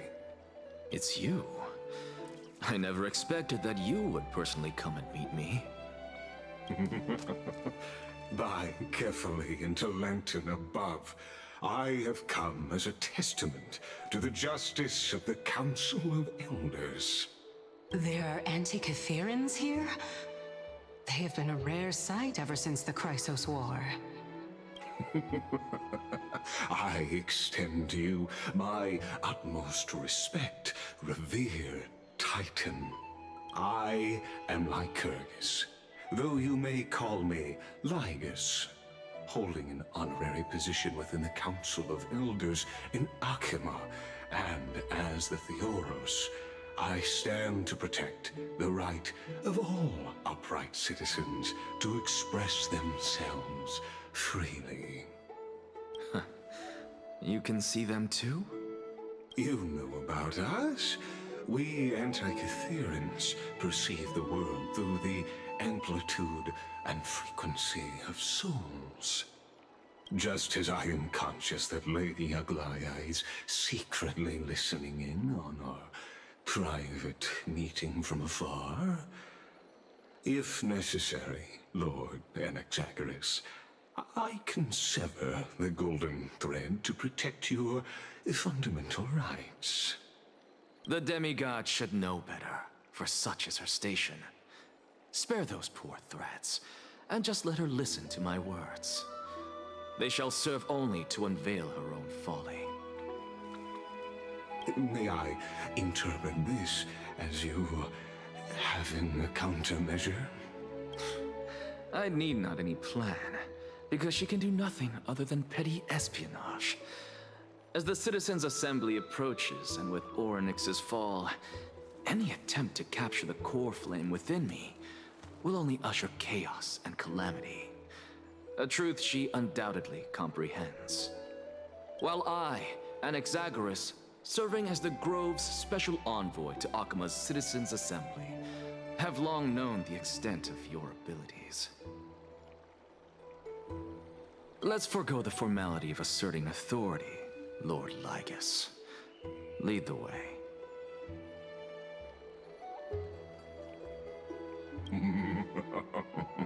Very well.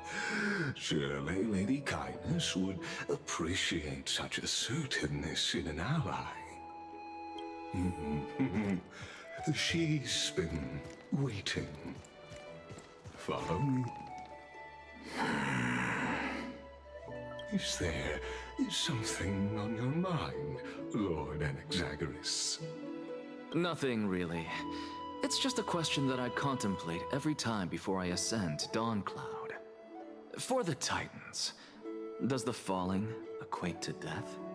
Ah, a pondering truly deep. Time is on our side. Do you mind sharing your reflections with me? While all living beings must ultimately face their demise, Kefali has yet to meet theirs. Their journey continues unhurriedly along this long path. Are you suggesting that Kefali may not have truly passed? Yes.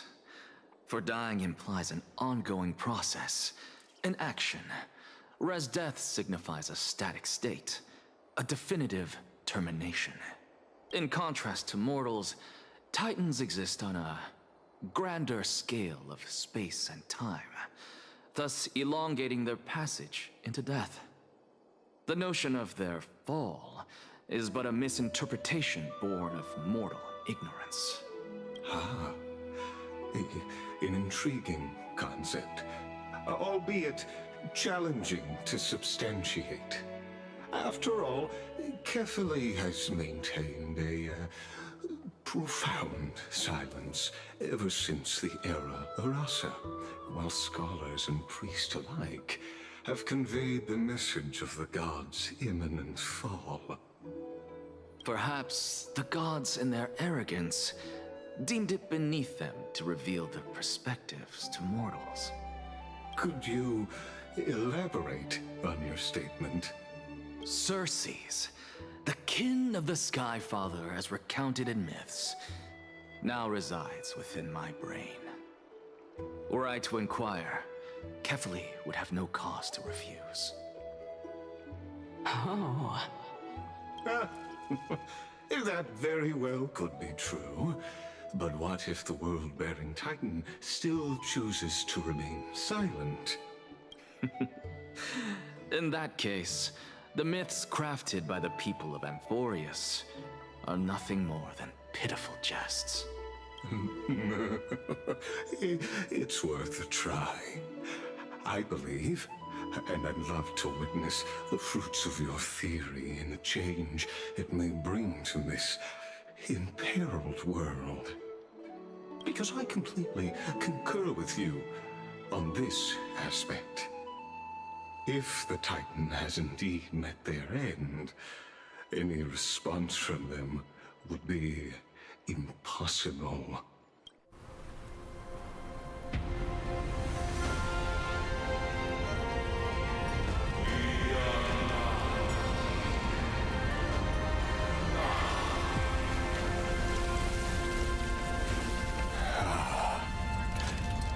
Please, Professor.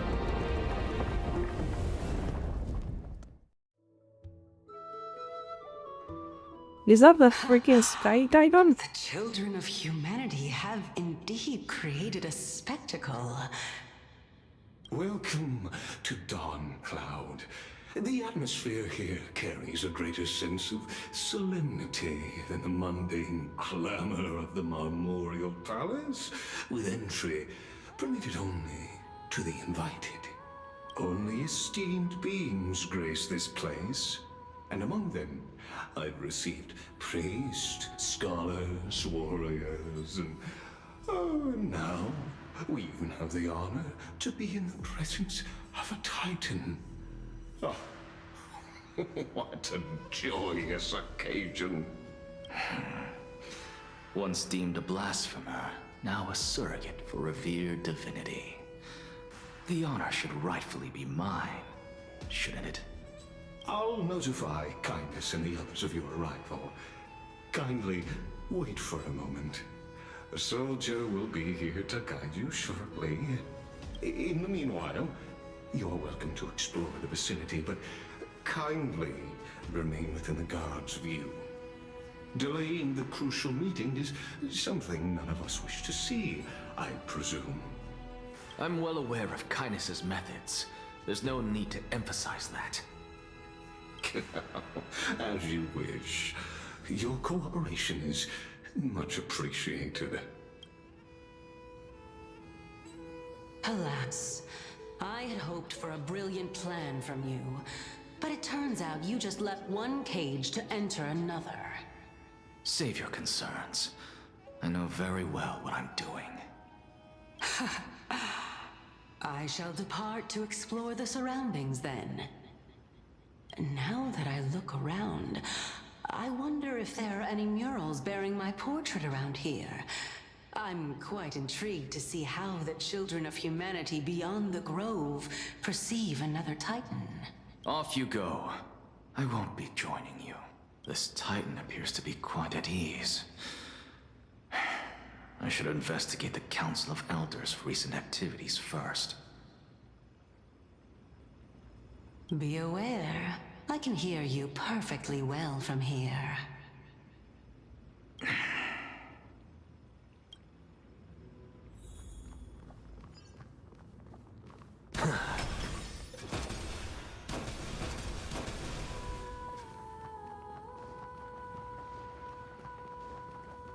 Does this mean army in the sky now, or what? What are we now?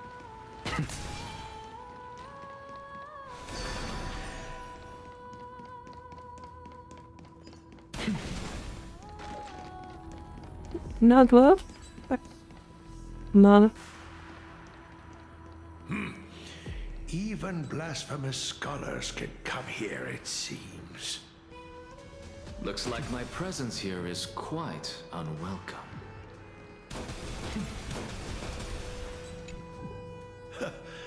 Anaxagoras, I thought that you had died to the Black Tide, just like the other scholars. As Kephales's priest, are you not aware of the decorum of respecting the dead?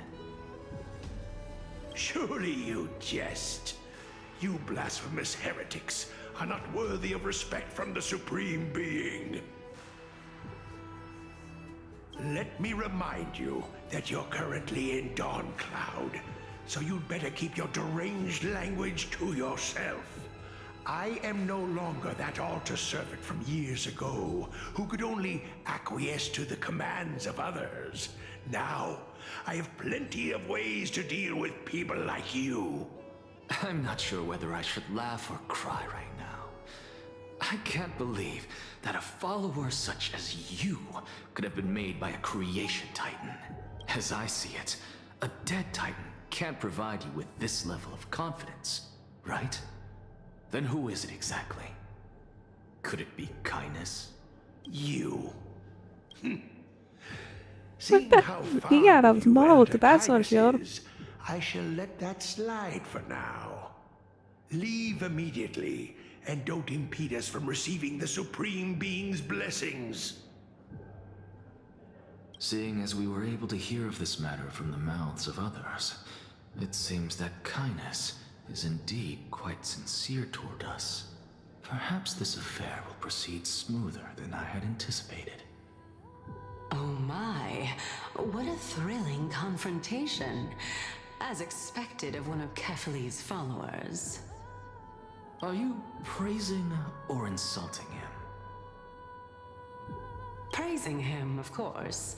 As a believer of the God of Deliverance, it is only natural that he detests evil. Didn't you hear me? I asked you to leave. Go as far away from here as possible. Don't mutter to yourself like some sort of madman and disturb my meditation.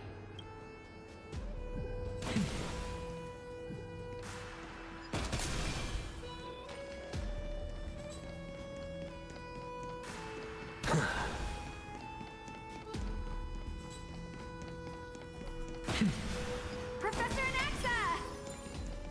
Over here! Professor Anaxa?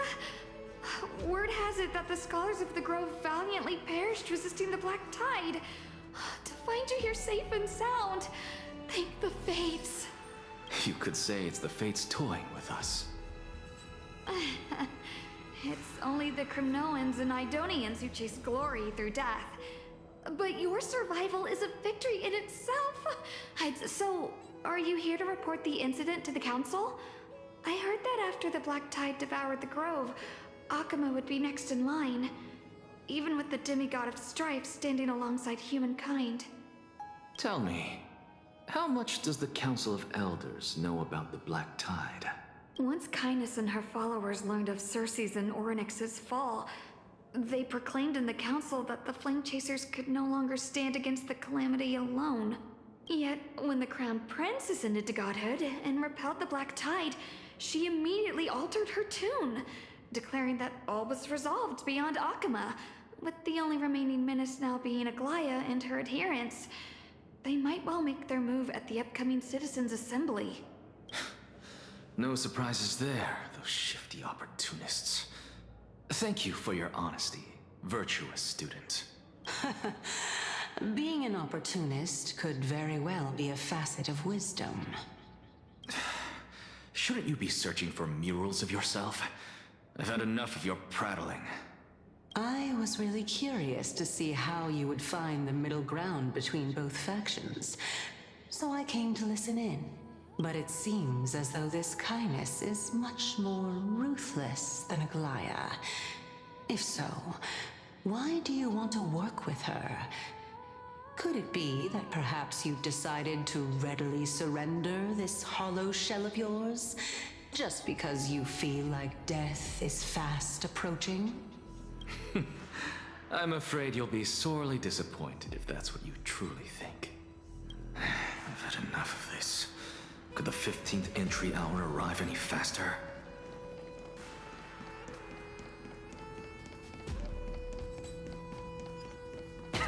Oh! Every plant, every tendril, no, even every leaf could be the embodiment of Cersei's. As a result, mere mortals who did not know what the Titan actually looked like chose to paint them as a giant tree instead. Their wisdom was portrayed as fruit, to symbolize how they shared their knowledge equally among the masses. Such exquisiteness indeed. This mural is quite abstract. I really can't tell whether you are praising or demeaning yourself. Now I'm quite curious whether the Reason Titan has studied figures of speech before. Of course I find such stylistic devices interesting. For all we know, this could be the answer to the question, what exactly are we? I, for one, am not willing to admit that I could look this ugly. Was this the reason why you failed in your attempt to refine my soul when you were ambushed at the Grove? Since you are aware of this, why did you save me back then? From my perspective, this point alone was enough to separate you from the average person. How do two lunatics coexist in the same brain? Therefore, it seems that your journey to Dawnfloud this time is not just to seek protection. What, then, is the intention behind your actions? The entire plan is stored in my memory, so why don't you look there? Then don't mind if I do. 1 year old? 2 years old? Oh my! Even a member of the preeminent 7 sages must hug his Dromastal to sleep? How interesting. That's enough. How unusual. Your soul is actually trembling. This must mean that behind this toy hides a secret that nobody knows, right? Since our days are both numbered, I don't mind telling you more about it. This is a present that my sister gave to me. It's a doll that was made to look like our family pet. So there are other members in your family, eh? Are they also living in Akuma? Don't you just love to pick through my brain? Go on, continue flipping through my memories. It won't take long. You'll discover the answer when you reach the memories of when I was 5. Oh, the Black Tide is everywhere. I can't bear to look. When I was young, I couldn't accept this outcome either. Georios, Aquila, Kefali, and you, of course. Although I prayed to every Titan that I could think of for help, my efforts were ultimately futile. This...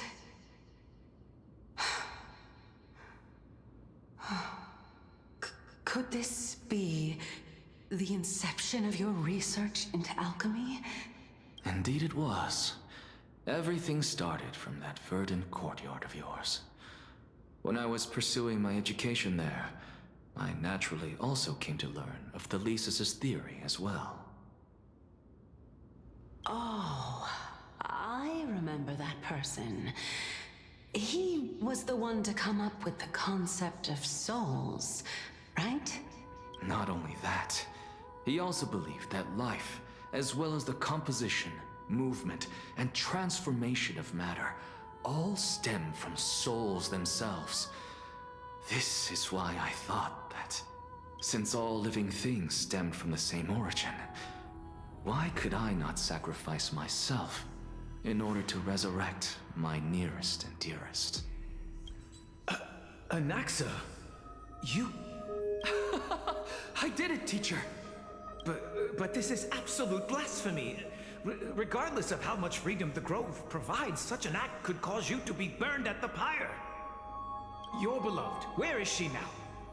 Send her away from the Grove at once, to a place where nobody will ever be able to find her. Otherwise, the both of us will be judged by the Council of the Seven Sages. Calm down, teacher. My sister, she's still not in the mortal realm, even to this day. What do you mean? It was naive of me to think that I could snatch the deceased from Thanatos' grip by merely sacrificing one eye. Equivalent exchange. All I received for that price was but an opportunity to see her for one final time. Nothing more. Oh, let it go, Anaxa.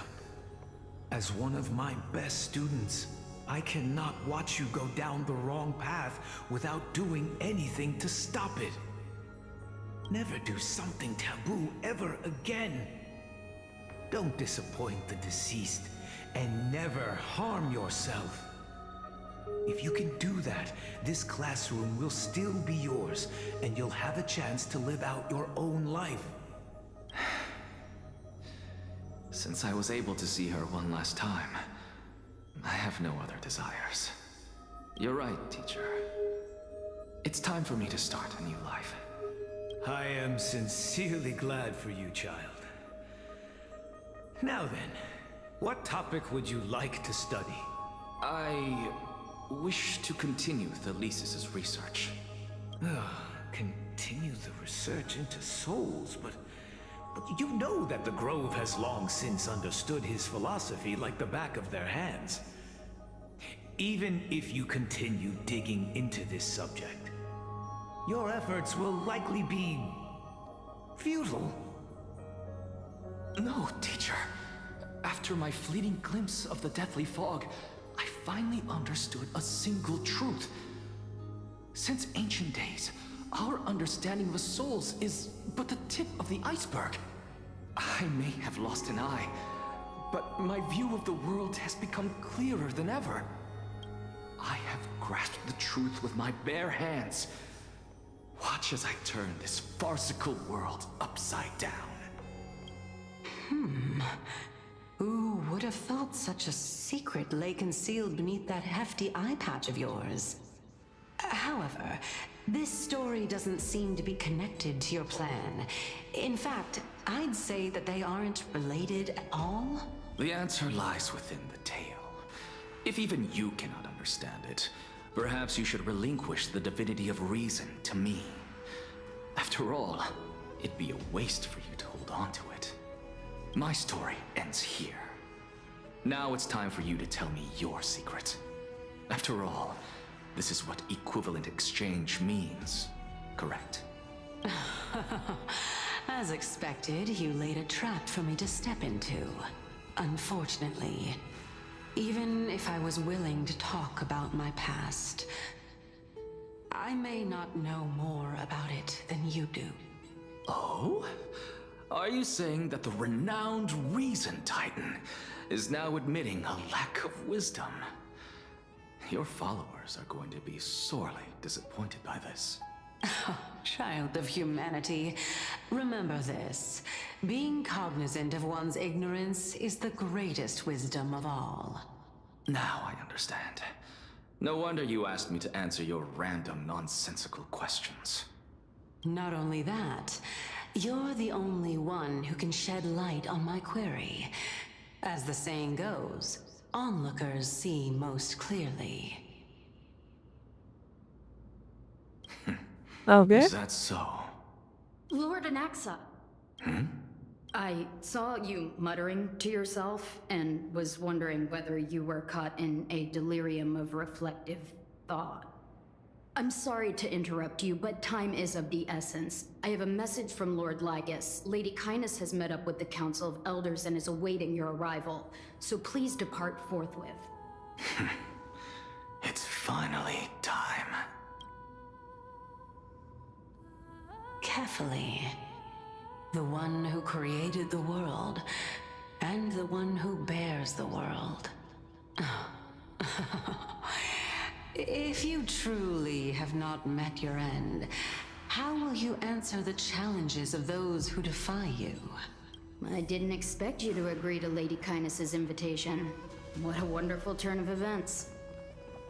To tell you the truth, there are many people who hold grudges against— Isn't that the dromas draped in finery? Avoid his gaze.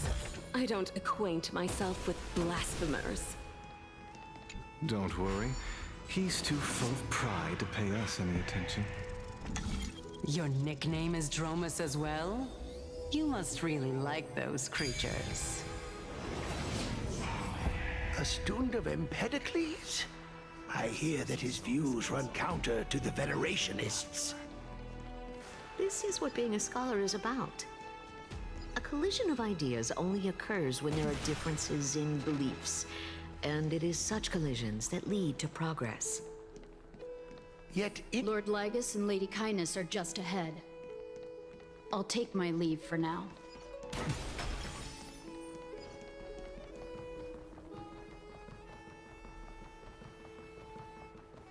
Welcome to the Lord Anaxagoras. Oh, I've heard so much about you. Head of the Nusporists of the Grove of Epiphany, notorious blasphemer, a Chrysos heir who bears Circe's core flame, a survivor of the Grove calamity. Did I miss anything? Well, if so, please be so kind as to enlighten me. Since Lady Kindness is already well acquainted with me, I won't waste any effort introducing myself again. But then again, perhaps the customs are different here. Back in my hometown, there is a form of etiquette known as honoring guests. The host will welcome their guest with warm hospitality by treating them to fine wine and a cozy bed. And yet, ever since I arrived, I have not been welcomed with warm courtesy or ceremonial gifts. Instead, I met with intense scrutiny. Even more absurd, the host has sharpened their blade and instructed their servants to lie in wait in the shadows. Perhaps you intend to cut open my heart, retrieve the core flame, and then hold a grand feast for all of the guests. Everyone, stand down. Thank you for understanding. I am but a feeble scholar who is not used to the stench of avarice and blood. No need to be humble, my lord. From my perspective, your courage and gumption are worthy of the reputation of the Seven Sages. Your bravery is more than adequate to accomplish our perilous endeavor. So, you wish to start a war? Well, since the Chrysos heirs are calling for war, we will respond in kind. Conflict is inevitable. Since Aglaya endeavors to suppress You don't want to the be that against the virtuous freaking commoners beard. with What's the blood of name? gold, BS? we will not hesitate to display You're the undead, rights but and mettle of the citizens. this sounds of like our this doesn't sound like a good idea.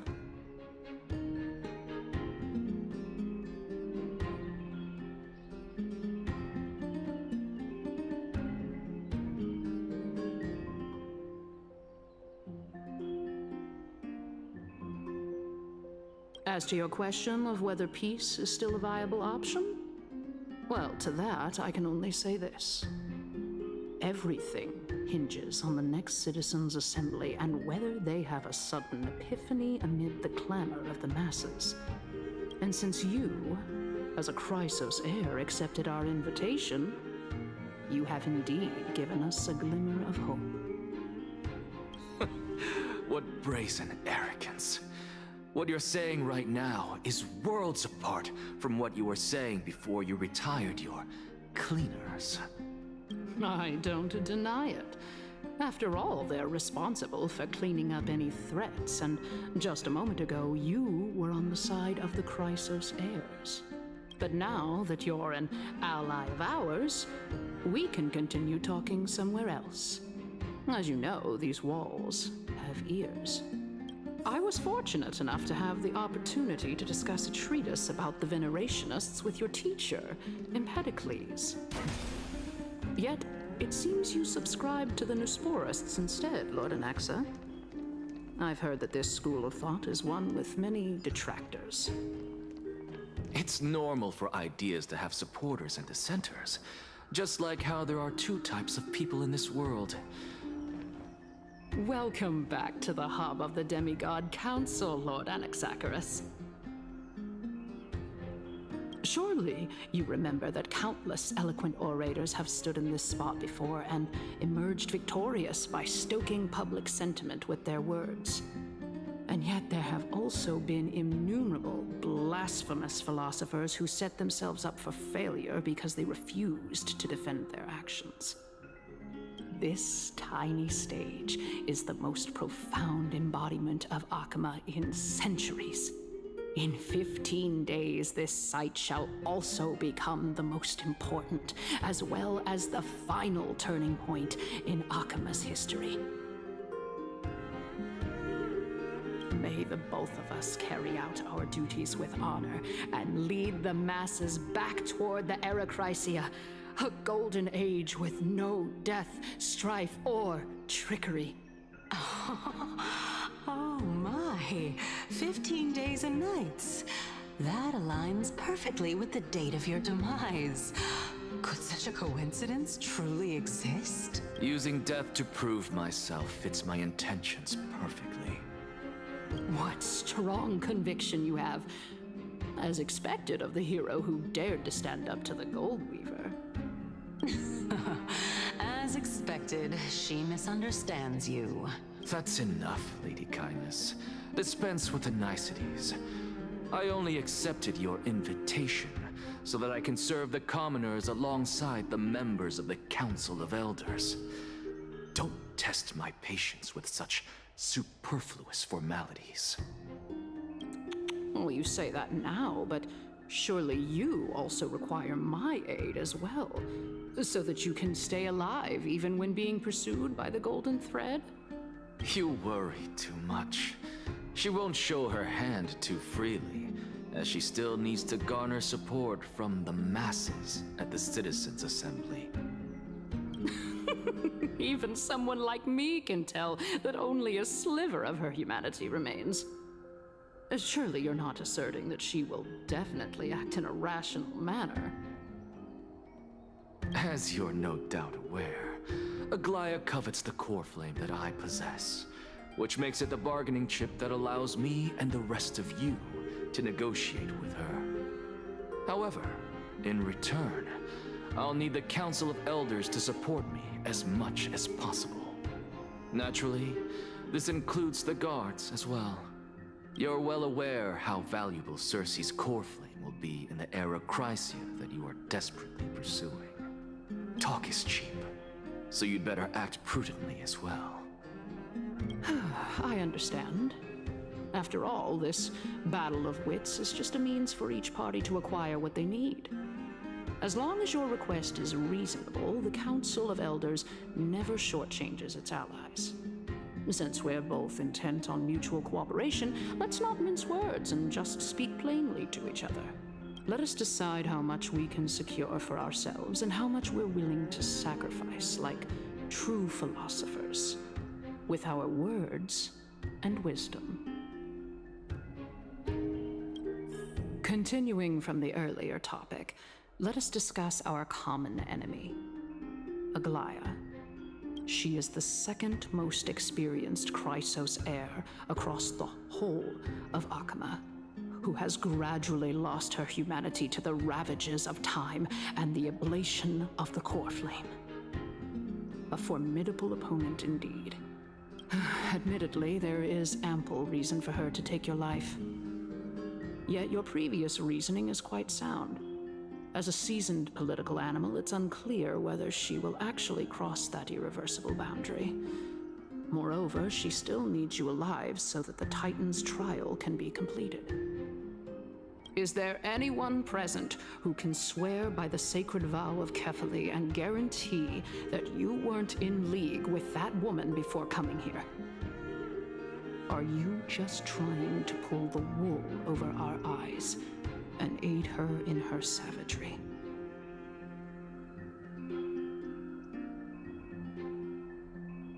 If Aglaia required a suitably intelligent Chrysos heir, then I'm the best fit for her needs. However, it's quite evident that she has no need for a Chrysos heir who could break free of her control at any time. Since I believe in neither Titans nor the prophecy, there's no way that I would willingly walk on the path that she extols. Given how rigorously she enforces her principles, how would she ever accept a heretic such as me? I understand what you mean. At the very least, the both of us agree that this tyrant who wallows in extravagance and greed is the greatest threat to achieving peace in Akama. The Council of Elders is willing to defend your right to live, just as we defend every oppressed citizen. However, I regret to say that sentiments in favor of the Chrysos heirs and Aglaia are only growing in magnitude. The peace that we are aspiring toward, as well as everything that we hold dear, will be destroyed completely. The city will be burned to ashes, and the citizens' blood will be shed. Tell me, what are you willing to do for our esteemed citizens so that they can vanquish the enemies of our fine city?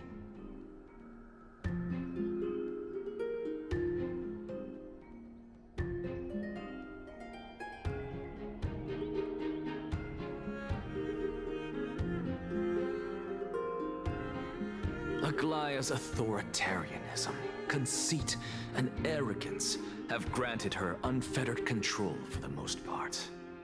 Yet these traits are also her greatest weakness. If I can render her helpless by forcing her to experience the agonizing pain of betrayal, I am certain she will never recover from such a setback.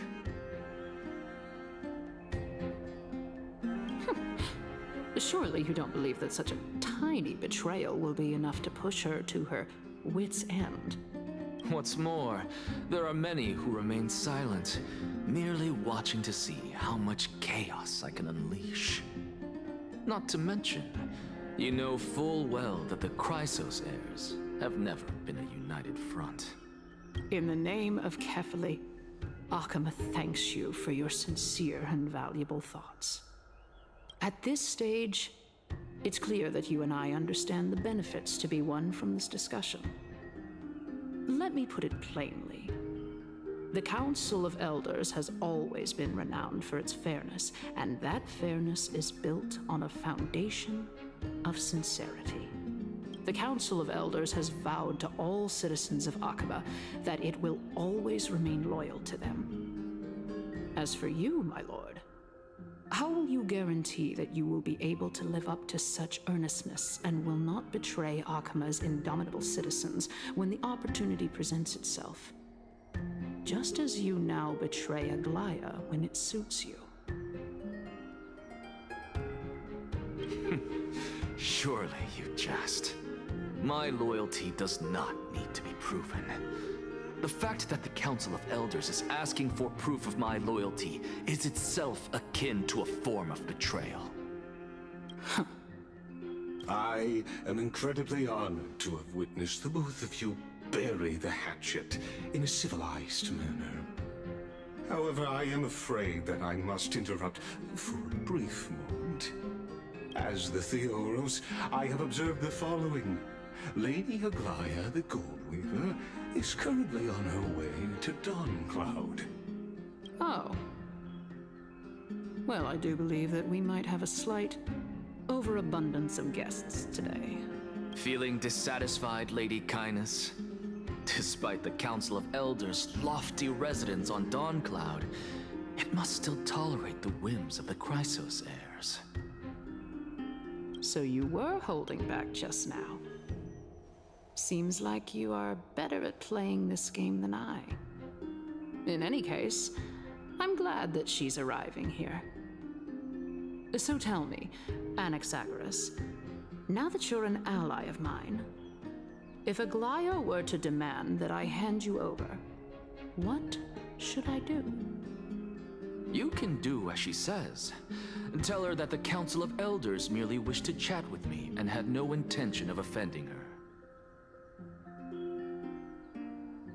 However, by doing so, the authority of the Council of Elders will be as thin as papyrus that has been soaked in blood.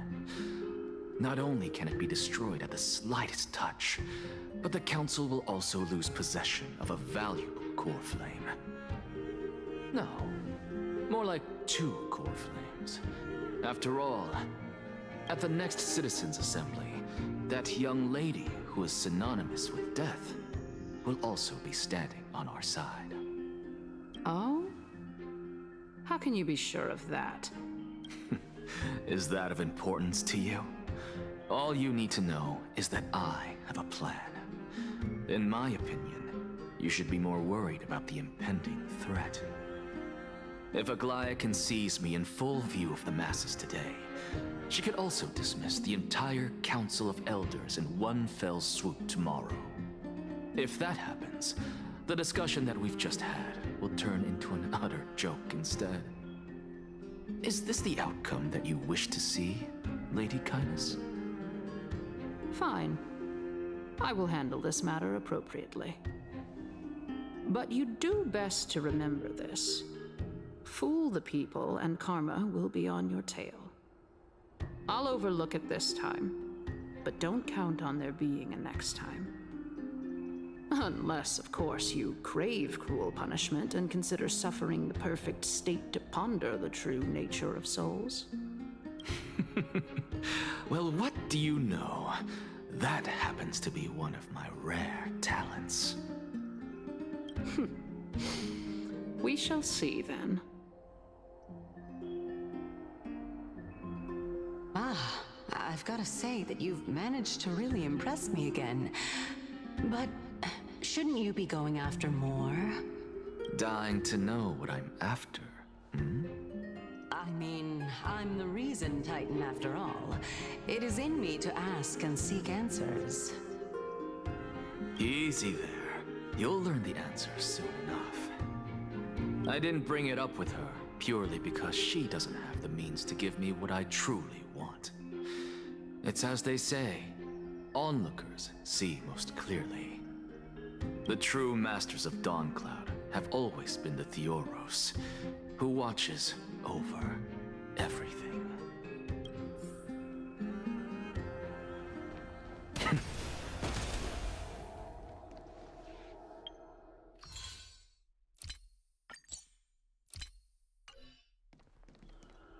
An expected visitor. Welcome once again. You know, you could actually skip all the pointless debate and come straight to me to seek an audience with Kefali. I have no reason to refuse you, do I? You may not, but Kindness has. Whoever gets hold of Kefali's core flame will get to rule over Akama. She's wary of me, so naturally I had to gain her trust. I would say that debate was not at all pointless. Very true. In my view, this individual has gone to great lengths to get close to Kefali. He might very well be plotting something nefarious against the Titan. Are you still willing to let him pass, knowing this? Yes, very much so. All living creations are always free to visit Kefali's transcendent vessel. This comes with being the World-Bearer. How convenient it is to be able to hear what they say. It is truly my honor to speak to a venerated Titan in person. Please, go ahead. Let me join you both on this journey. Oh, a bygone myth tells of an occasion where Kefali once answered their followers' questions on the peak of the Holy Mountain. Their followers have since believed that scaling this Titan cliff is one way of being with the god. Hear that? It's not every day that you get to climb a mountain with Circes. You should sing me a hymn of praise. Titan hymns are beyond me.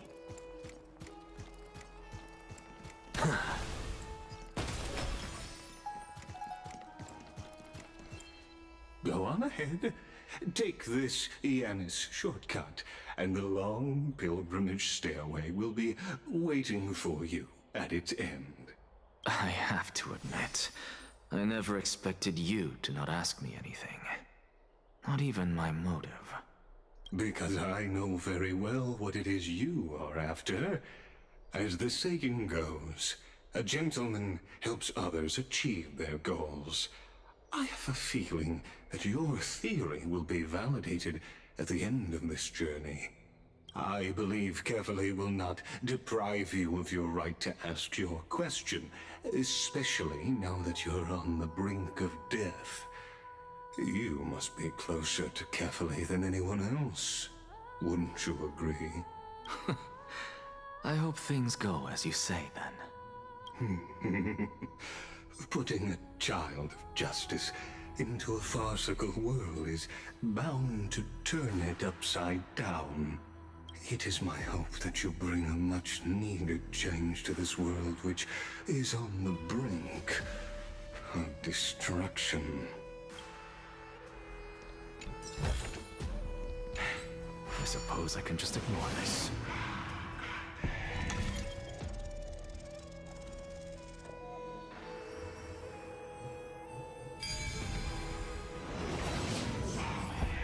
Honestly, this is my first time going up to Dawn Cloud's peak.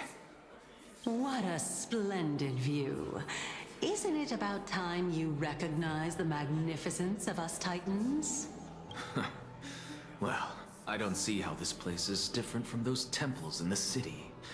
All they have are magnificent facades.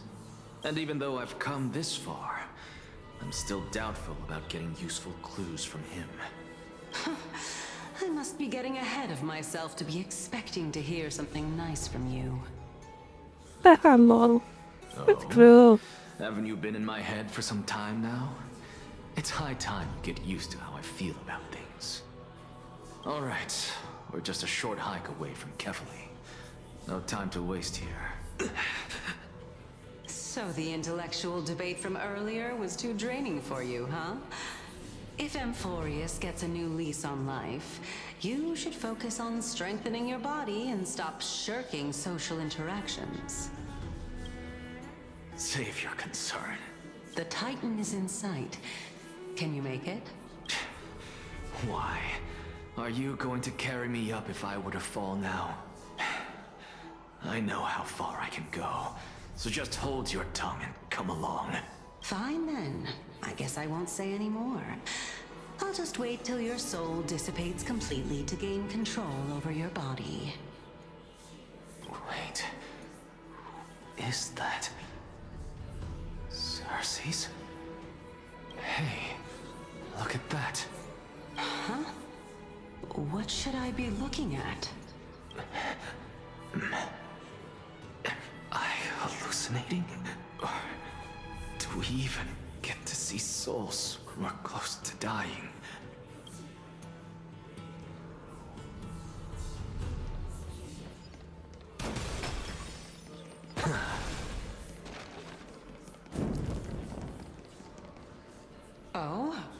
Why didn't you bring your favorite spear with you on this trip, Nias? Nias. I know I've heard this name somewhere. Huh. It's unfortunate. The Black Tide destroyed every last inch of my calyx. How could that be? Even a creation of Georios, from their prized ores and molten fire, couldn't escape the fate of destruction? Hey, Sarces. Do you know a certain Nias? Nias? No, not that I remember. How did you even think up such a strange name? Yeah, well, thank you for the beauties and thank you for the photo. I don't know. Nias, a warrior-like figure who was just chatting I hope you're having a great night. Thank you. It's picnic morning, afternoon for me. I'm in the different side of the world. Thank you so much for the cheer.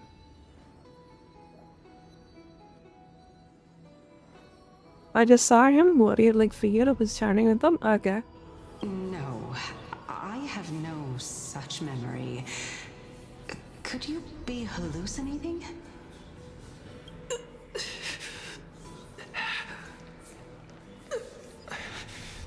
This is a departed spirit.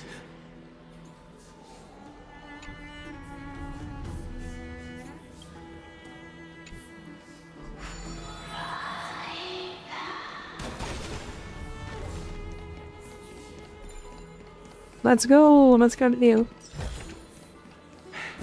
I suppose I can just ignore Think I am this. in the right path? Hopefully.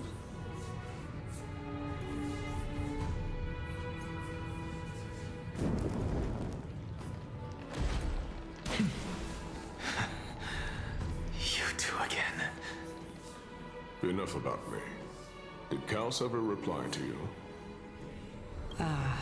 Well, regrettably. Seems like the price of becoming a demigod is a lot heftier than we thought. Kaos. Demigod. He's a demigod? I thought he was the incarnation of the Scythe back then. That was you. Never heard of this person. Which Titan's authority did he inherit? Scythe. He's a warrior, like, come on, it's super obvious. Dude looks like a gladiator, Look come on on. the bright side, Nias. Since we've come all this way, I doubt he'd snub his old friends, would he? Let's just hope we mean as much as the world to him. Hey! Are you seeing that same hallucination again? Yes.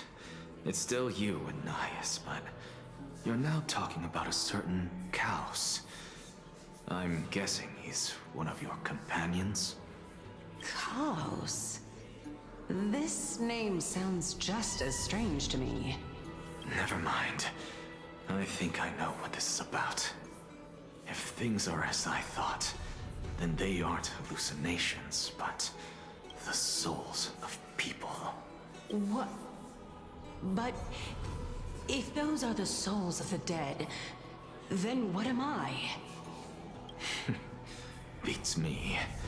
For all I know, you're just an illusion I conjured up in my dying moments. Let's just keep going. As long as I take in more sights and hear more stories. Know your limits. Wander too far among the dead, and even I might not be able to save you. Fine. If this is indeed as I thought, then this will be very amusing.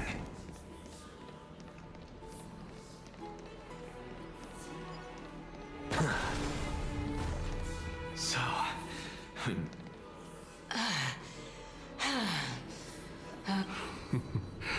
Can you keep going? Of course. I'm just... If I knew we had to climb a mountain, I wouldn't have come along with you. I guess this also counts as one aspect of the world-bearing burden. If Amphorius does have a next life, you may want to get your body in shape. Keep your sarcasm to yourself. I'm not getting anything of value from them.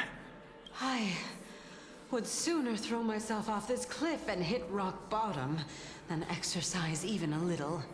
I am Calypso of the eminent Seven Sages, after all. Training would make me no different from those Helcalithist barbarians. Calypso? She's one of the Seven Sages. A member of the Grove? No, she can't be. I would know her name if she really were one of the Seven Sages. Hey, Circes. Does the name Calypso ring a bell? Circes? Daggone. Doesn't matter. I can do this myself. Oh, I gotta go 100 meters more. The land of the dead. Oh, beautiful I think we are old dead. world. Where are you now? Oh, legendary era Chrysia, return to the mortal realm. Splendid gods once walked the paths we walk. Alas, all that's left of that warmth is a hazy mirage.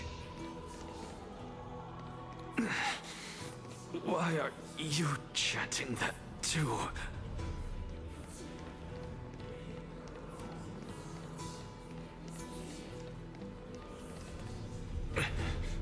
We're here, finally.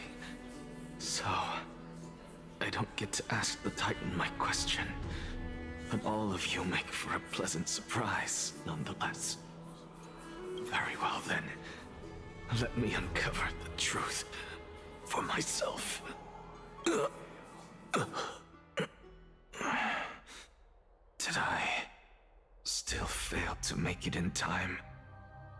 Oh no, is he dead? So, I'm back here again. I can hear it. No, he's got him banished to the Salvo I hear realm. it from the depths of the tides, behind the closed doors of the void world. A voice ready to tell me something. This time, the voice is a lot clearer than before.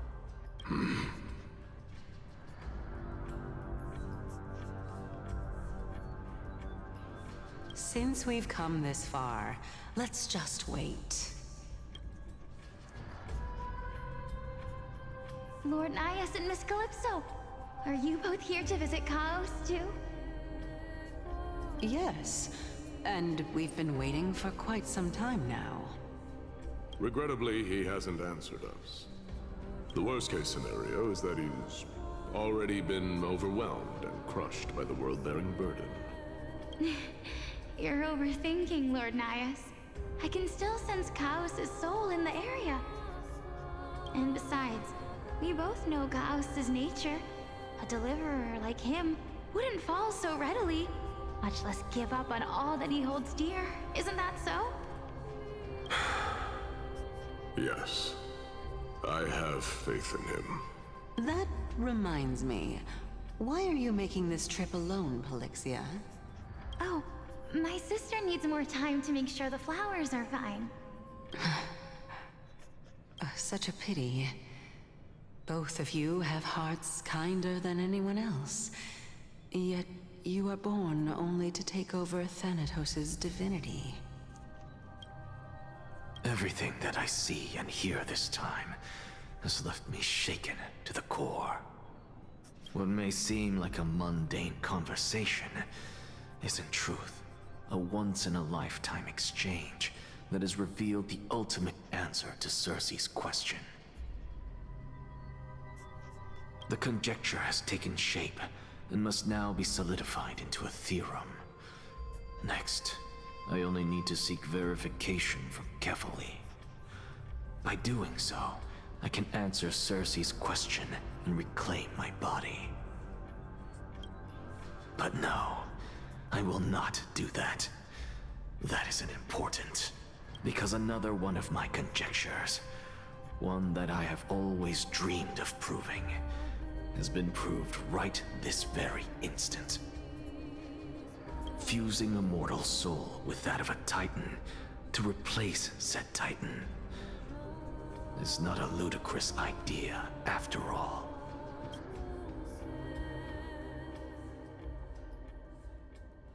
What are you thinking about?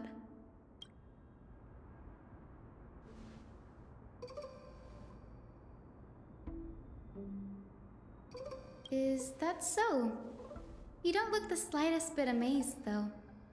Plus, you seem to be strangely familiar with the city around the Great Tree.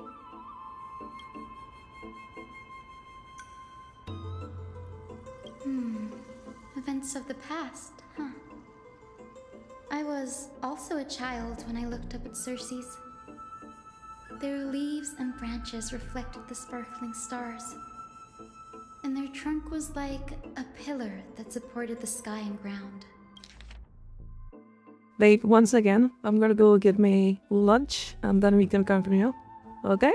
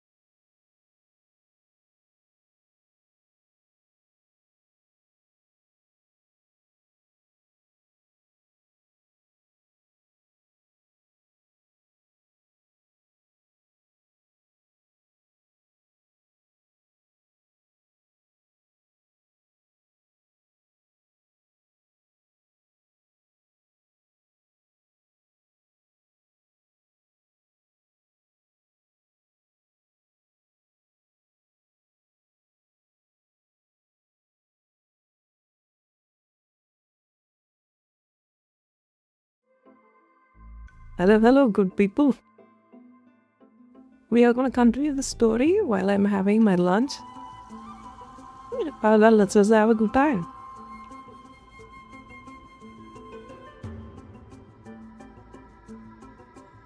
I stood at this very spot back then, imagining the day when I could climb to the top of this tree.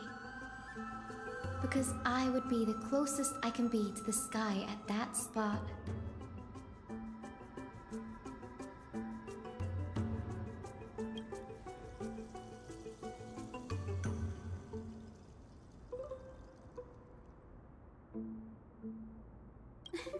Don't read too much into it. I mean, can mortals even hope to reach Aquila's realm? They're a strict and draconian god. Nothing like Circe's. Reason is willing to share what is theirs with others, but Sky only expects people to revere them. You get what I'm saying, right, Denny? After all, the titan that imprisoned you and Grey here in Amphorius is none other than Aquila themselves.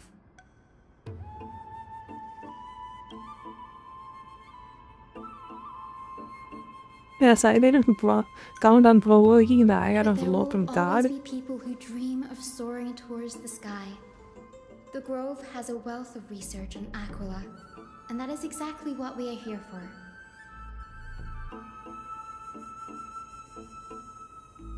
It's just...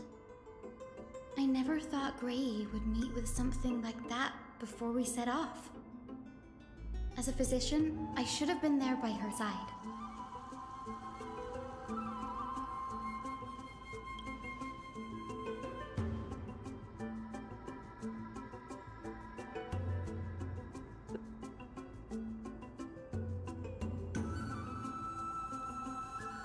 Yeah, there's no rest for the weary, huh? In any case, what we're looking for could be anywhere in this enormous grove. Let's split up to cover more ground. Danny, with your skills, I'm sure those monsters born of the Black Tide will pose no threat to you anyway.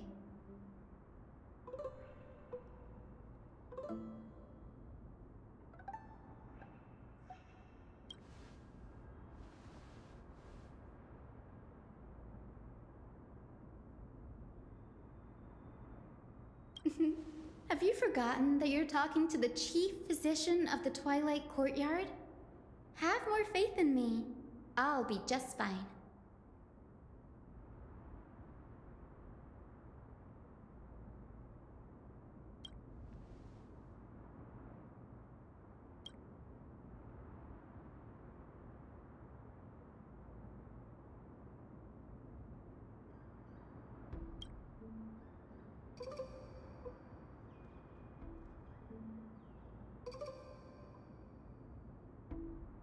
Ah, like sounds polite.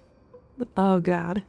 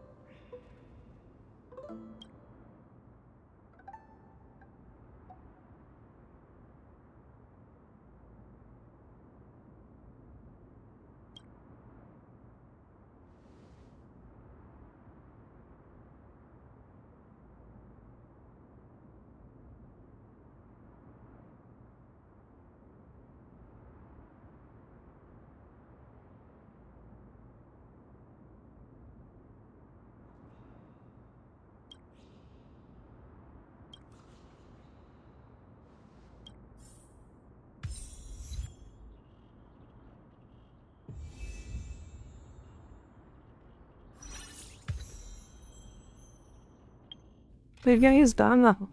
And done on your team? Sure, why the fuck not? Mr. Yang, do you have any advice on this matter?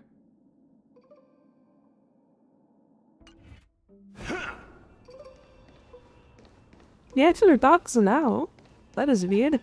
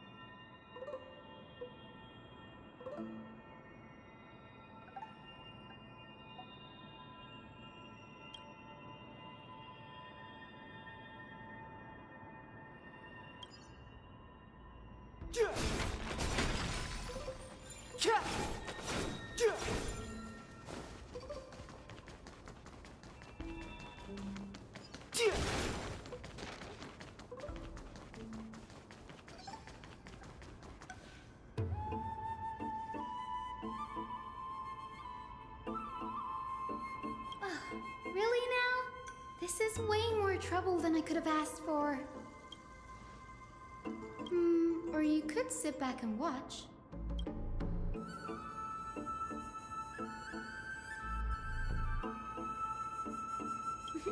I'm kidding, Danny. Lend me a hand, pretty please. All right, now let's get him. Let's get him. Ready for another? I'm fine. Is this guy still a single target? Damn.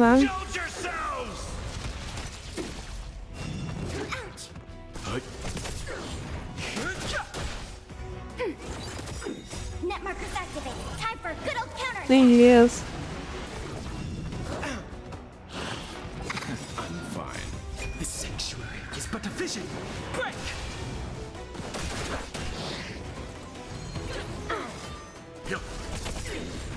Survive or be destroyed. There is no other choice. How's this take? They're kind of funny how they had him, but before it, Ready for another? characters that have single target abilities and stuff. And then they were like, ah, fuck it, everyone AoEs now. You know? The sanctuary is but a vision. Break! Everyone just AoEs. Easy. This is practically in what happened. The Black Tide is remarkably quick to detect the light of Amphorius.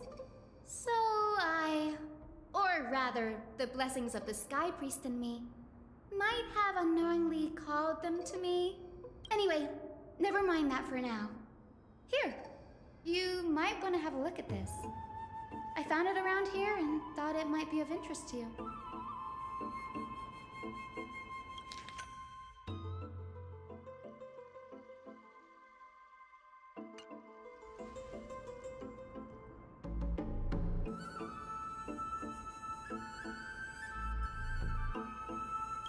This is new. I didn't know Professor Anaxa was researching the sky. He's never mentioned anything about it.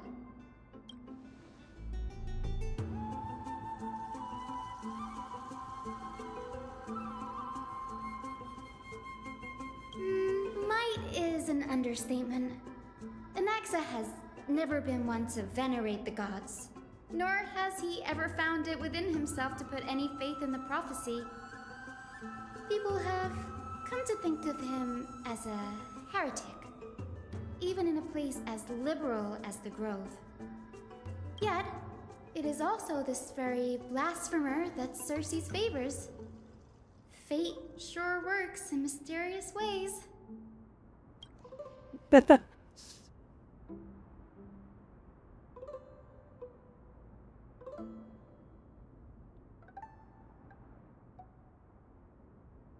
Oh, let me have a look.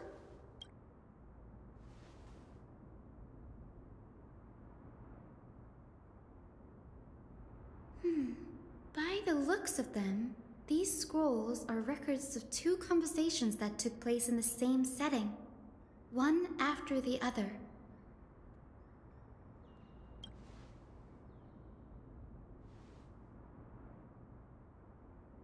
Sure, go ahead. Nearly everyone in Amphorius has heard the story of the skyships by now. Aquila's stature is loftier than the heavens, and their divine retribution is merciless. That's why it's no use building giant skyfaring ships. Oh, but I do wonder if a supercharged mini Trevi cannon could slip past their watch.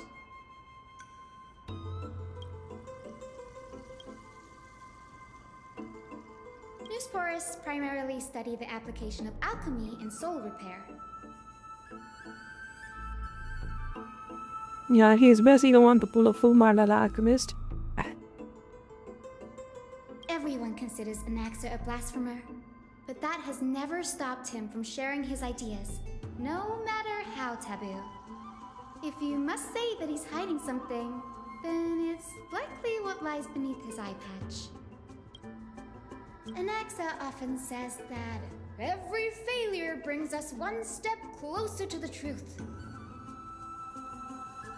Perhaps, to him, the crash of the skyship carries a different interpretation. The firmament is not impenetrable.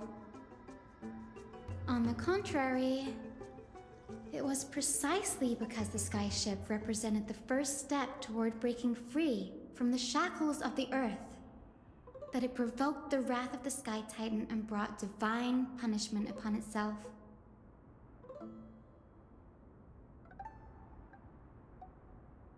I think in building videos, Lupa is one of the favorite characters of mine. Lupa, I could say, is friendly. That good. Lupa was such a good character. It's a shame that the majority of the Grove's research on Aquila was headed by the Venerationists, with sacrificial rituals making up a predominant part of their findings.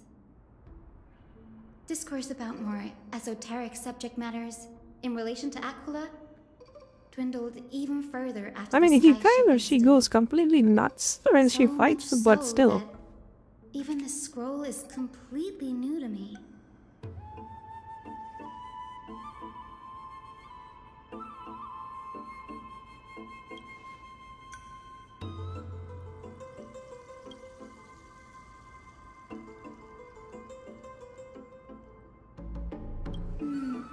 That's what I'd like to know. What are these experiments he's involved in? Even I, the assistant lecturer, know next to nothing about them.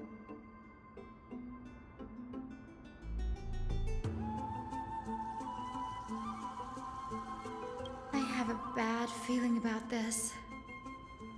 Could there be more to what happened at the Grove?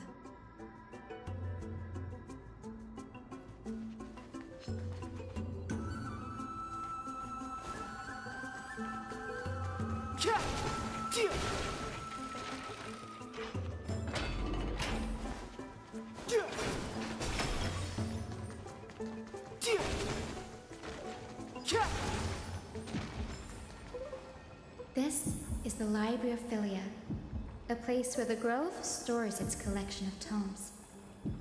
Other than books written by the 7 schools, you can also find philosophical texts, ballads, and religious writings from the Outlands here. Cities that desire to learn from the Grove were apparently expected to contribute knowledge of equal value to what they sought. We've had more than our fair share of hilarious episodes over the years. For instance, it's said that the Erythrocheramists once borrowed a manuscript from a certain author, but ended up returning a copy instead of the original. What's more, the original manuscript was supposedly then hidden here.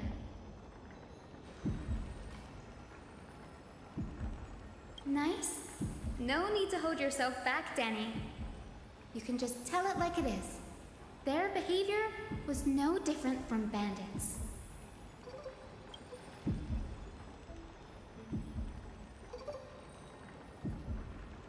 Whew. You've got me there. Some said you couldn't even find a dictionary in Castrum Kremnos, so I guess they were spared. There are too many books in the Library of Philia. Flipping through them all will take too long. Why don't we use the Biblioslate to search for the texts we need? We can bring them back to Akama for reading after that.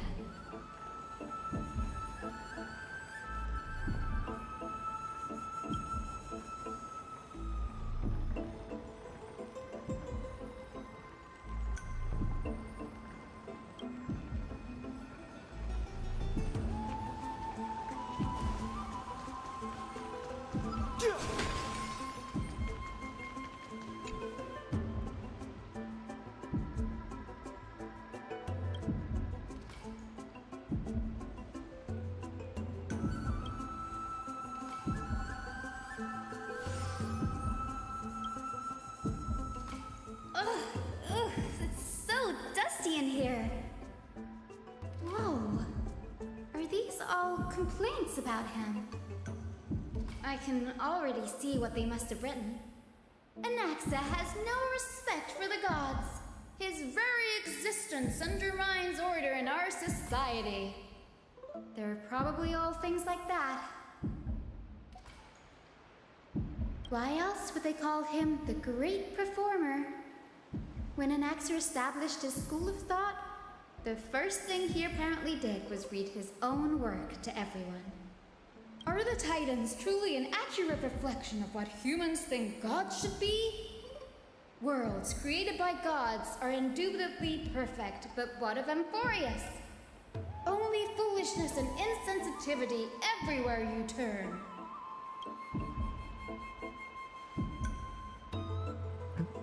They marched him straight to the seat of judgment before he could finish.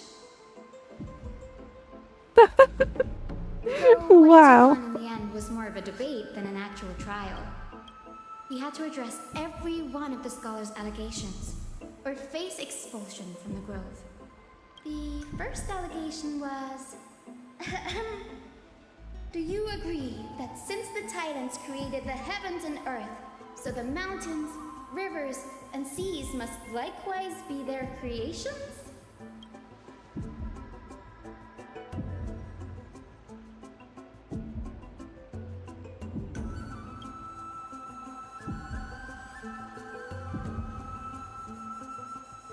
Anaxa said the same thing then. Needless to say, his critics didn't take kindly to his answer, so they followed up with a second allegation. You claim to be studying souls, yet you are, in fact, defiling them and committing acts condemned by the gods. Do you admit it? No.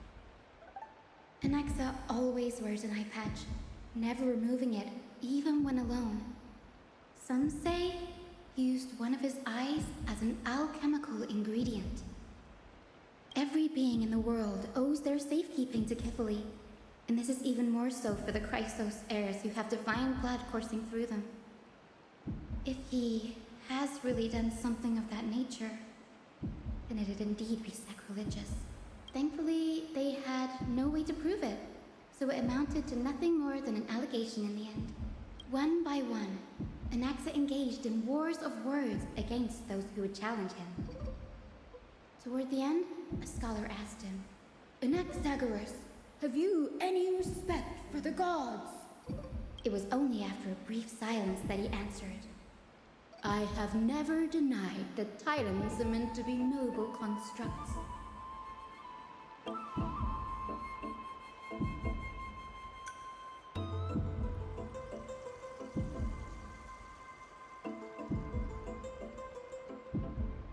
Yes, I'm not sure how that controversy was eventually resolved, but what's for certain at least is that Anaxa was allowed to stay in the grove where he continued his research, despite being regarded as a heretic.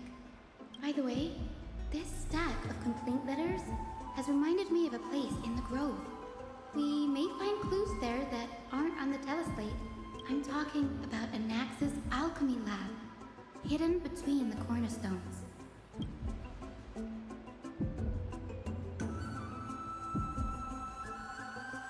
It's a well-kept secret. Among the 7 sages, excluding the nominal chief sage, each has a private sanctuary where they can conduct research undisturbed in their free time. Even the administrators of the Library of Philia are restricted from accessing those places and documenting the sage's research. But with the grove in this state, I'm sure Anaxa won't be mad even if we sneak into the lab for a short while. Right? No, we are gonna break in. Let's go, hell yeah. It's one more time we do something shitty.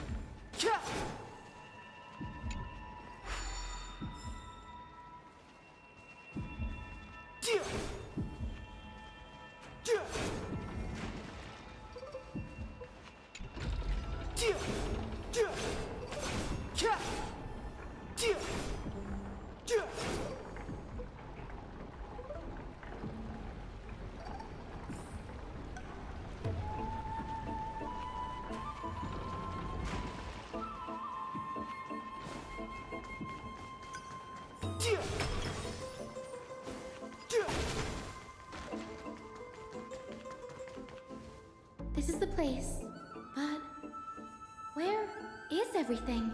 Materials for alchemical experiments, matrix diagrams, and even the seal to the lab. They're all gone. Did the black tide destroy it all?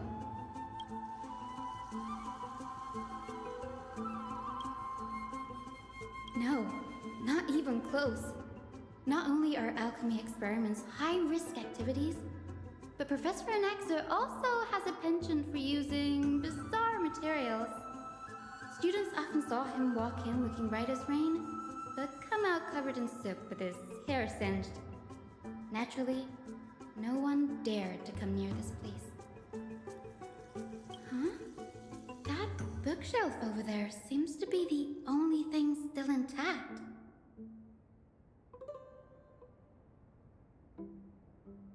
Mawai?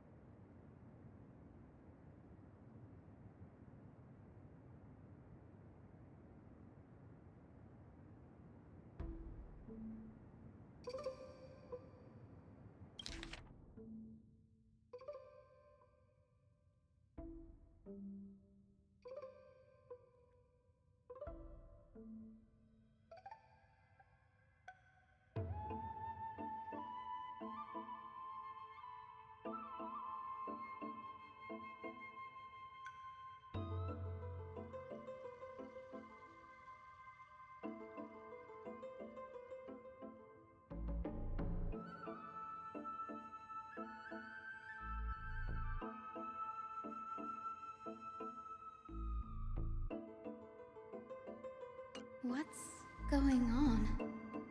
Naxa is conducting research on our friends in Alchema and me?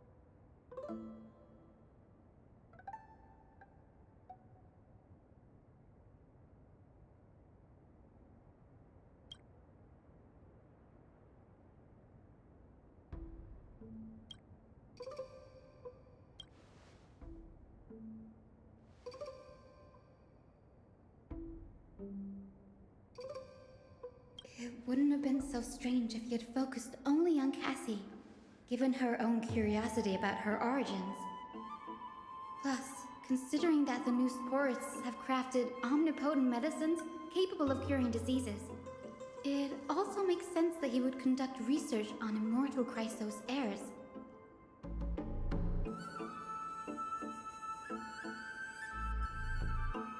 But now, it seems Anax's objective was never to create medicine, but to identify the origin of the golden blood and figure out its inner workings.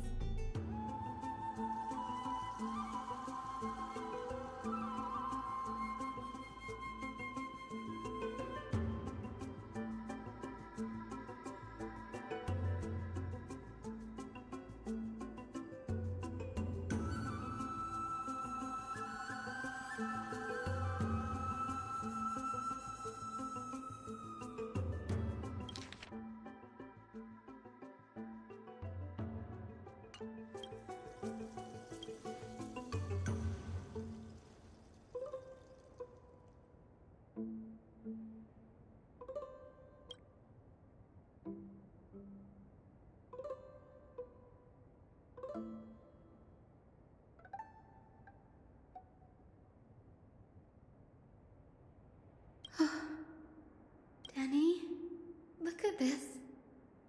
I have a bad feeling about this.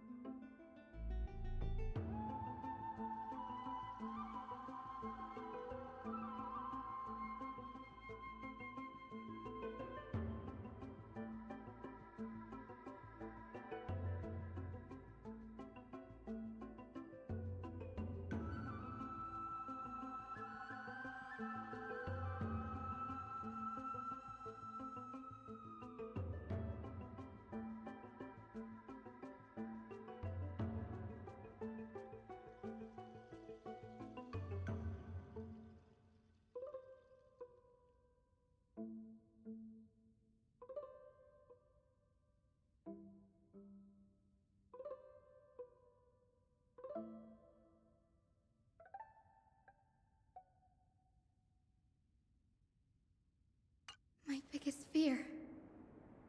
It's come true. After going through his notes, I think I can piece it all together now. Anaxa was carrying out experiments on soul transmutation.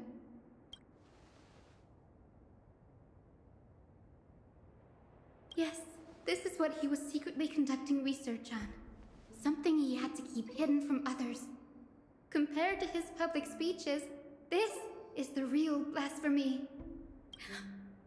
Oh, I just thought of something. Do you remember when the Black Tide was approaching? The Grove had planned to send Cersei's core flame to a safe place. But an accident happened along the way, and Anaxa lost his life in the process.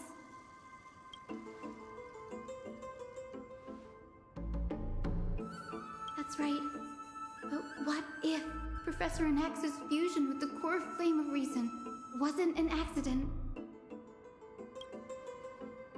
Put yourself in his shoes.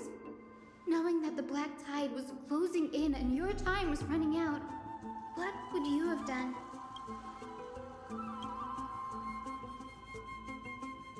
Exactly. When the Black Tide came, the true reason Anaxa headed to the Luminary Throne was to transmute and fuse himself with the Titan's core flame. No. Judging from how he reacted after the event, the results came as a surprise. Maybe he failed to consider the possibility that Cersei's would make a similar decision. The manuscripts detailing all the alchemical formulae have been taken away. His research is still ongoing. Like what? There's only one Titan left in the world now. No. No way.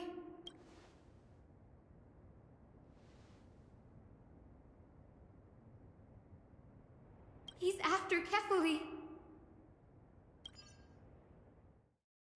Sir, Oh, this Rimbozo. sky above us, it's not real, is it? Of course not. This is just an image from a projection device used for educational purposes.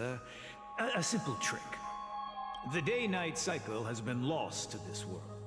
So that students like you may still learn about the night sky, astronomers have harnessed the Titan's miraculous power to manipulate the light, projecting the nights of the past here for you. Much like how the sky above the Holy City is also illuminated by Kefali's dawn device. So, the skies of Akama are fake too. You mustn't conclude that, Anaxa. You should know that only a child would expose a trick and be proud of it. Often people know more than they let on. They simply choose to feign ignorance because they have no other choice. Then they're just deluding themselves. People believe in Kefali's tale of Genesis, accepting wholesale whatever the priests preach. But we're different. We've already walked out of the firelit cave of ignorance. We have already realized that we live in a world where Titans make the rules. Even when we look at the sky, we're only seeing what they allow us to see. Rather than gazing at this mockery of a night sky fabricated by them for the rest of my life, why shouldn't I be the one to take control of the projection device instead? So much time has passed since you sowed the seeds of doubt in my heart, child. Many a night, I find myself penning down all my theories and wild ideas, only to burn them to ashes when I open my eyes in the day. Why? Because we'll face death by burning if word gets out? As a sage of the Venerationists, my soul has already become inextricably linked to the great tree. Every word I say and every move I make is certain to influence every leaf, every branch, even the tree itself. But above all else, my days are numbered. Instinctively, I have my doubts about the golden blood and the human soul, yet I have no means of verifying them. The golden blood in my veins is woefully thin, and I am loath to waste what little time I have left obsessing over a hypothesis that cannot even be proven in the first place. But I can, sir. I can do it for us. The time is right. Give me all that I need, and I shall accomplish this grand feat on your behalf. You're right. I shall do just that. In the next meeting of the sages, I will spare no efforts fighting for the rights you deserve. Go. Establish your own school of thought. Find out what we are. Become the one who conquers the ultimate truths of the world. Child of humanity. You didn't go to such lengths for an audience with Kefali. Just ask him a few questions, did you? So, you figured it out. If I were as foolish as a Dromus, perhaps I'd throw myself down and prostrate before their greatness, begging for the gods' prophetic wisdom. Well, sorry to disappoint, but I'm no Dromus. Alas, I am a human, standing tall on 2 feet, possessing both intellect and pride. Before such power, does it make any difference whether you're a human or a Dromus? I'm sure you're familiar with the story of the Styxians. When the raging waves threatened to swallow them, they didn't just give up and become sitting ducks. No. They constructed a dam that kept the roaring tide at bay, chaining down the mad Fagusa. They call me a blasphemer, Circes. But that doesn't mean I deny the existence of gods. As I see it, Titans are simply a force that mankind has yet to find a way to tame. Oh? If power that rivals the Titans is what you crave, why not conform to the prophecy and brave the trial? Why stop at harnessing the power of the Titans when I can do so much more? The source of life is what I wish to grasp, to understand what makes up the soul, and to learn what we really are.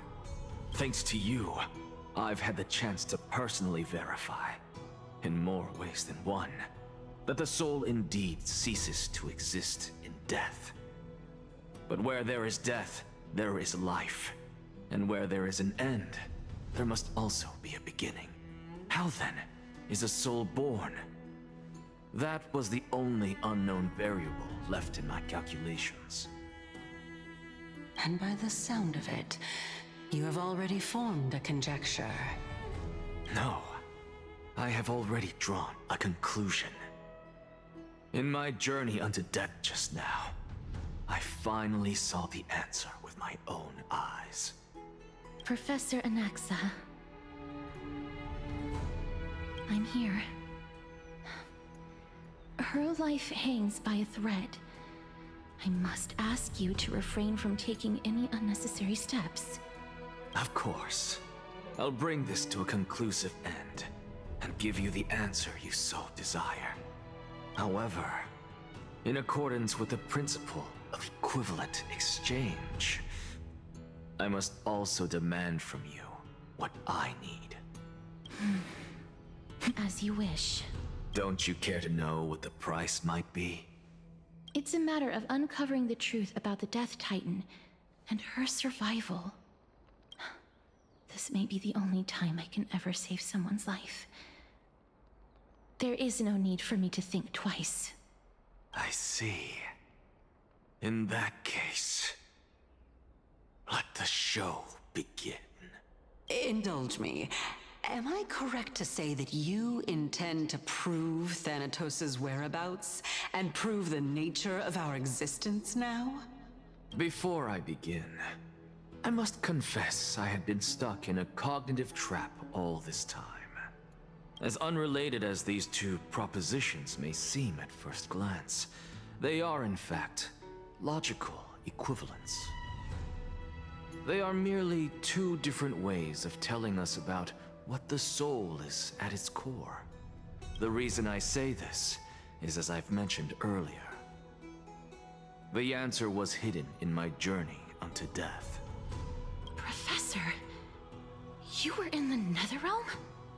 Yes, I am but a living dead man now, but that's not important. What truly matters is, I overheard a conversation between heroes. That's not all. Remember how I said you were a part of that conversation too, Circes? And I've told you that I have no recollection of such an event. That was likely just an illusion conjured up by the mind of a dying man. Of course you wouldn't remember. Because that wasn't you. That was Calypso, one of the 7 sages of the Grove. Calypso? Huh? Oh, that's the name I made up on a whim when speaking to this girl. How do you know of it? And surely you jest. Don't you think I, of all people, would know if that were the name of one of the 7 sages under the shade of my tree? Don't you claim to know the Grove's past like the back of your hand? It seems you've lost even the memories seared into your soul. Use your head, Circes. Since all of this took place in the realm of the dead, it stands to reason their likenesses are of souls from the past. The living cannot step foot into that world, so who could they be? Think about Calypso. Why does she share your likeness, yet you have no idea who she is? The answer is evident, is it not? Those fallen heroes are the mortal incarnations of the Titans before their ascensions to godhood. The gods aren't master creators born out of thin air, and they are no different from humans, because they all evolved from one. Does this answer disappoint you? Yes, because you've answered nothing. If I truly was once human, as you claim, then where do the children of humanity come from? Even on the off chance that you speak the truth, this brings us no closer to grasping Thanatos' whereabouts. How are we to find them? I knew you would say that.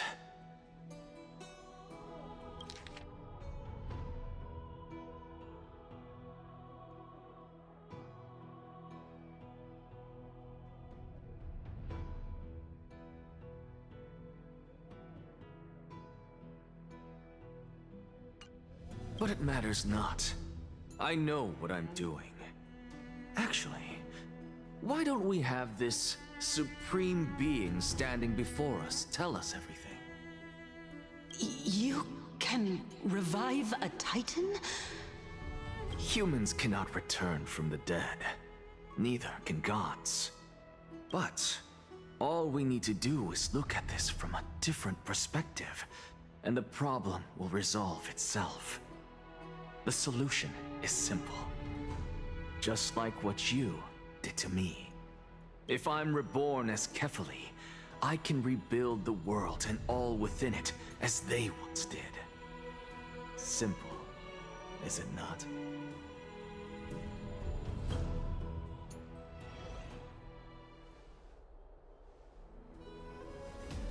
I have news from Hyacinth and Danheng. Anaxa might be trying to do something with Kefali's divine body. Kefali? But what could Anaxa want? Is the Council of Elders going to sit around and let such a sacrilegious act unfold? That is not possible. He is indeed the great performer, capable of fooling anyone and everyone with his tricks.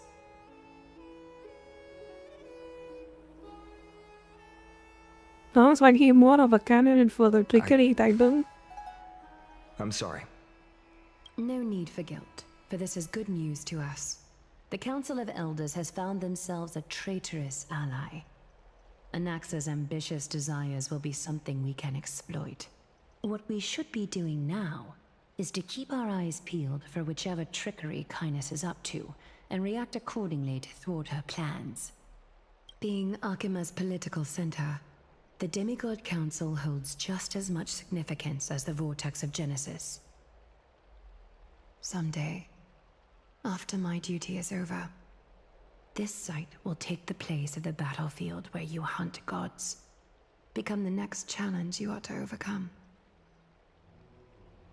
Till then, it's best to get used to this place as soon as possible.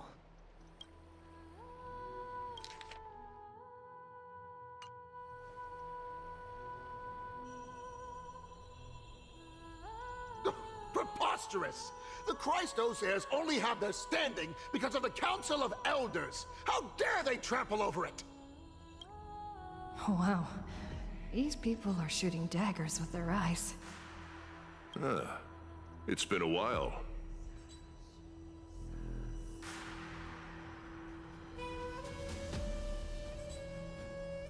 What is that supposed to mean? Is this really the sort of person that the young lord praised as a ferocious warrior?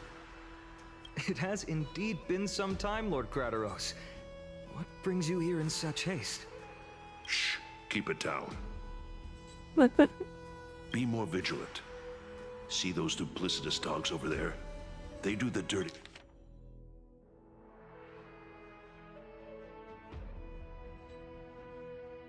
work for Kindness. I've already ordered my people to hold them back, but we should still lay low. Unless you're itching for a bloody fight to get a workout in. My bad. So, did something happen? Did you hear thunderclaps last night?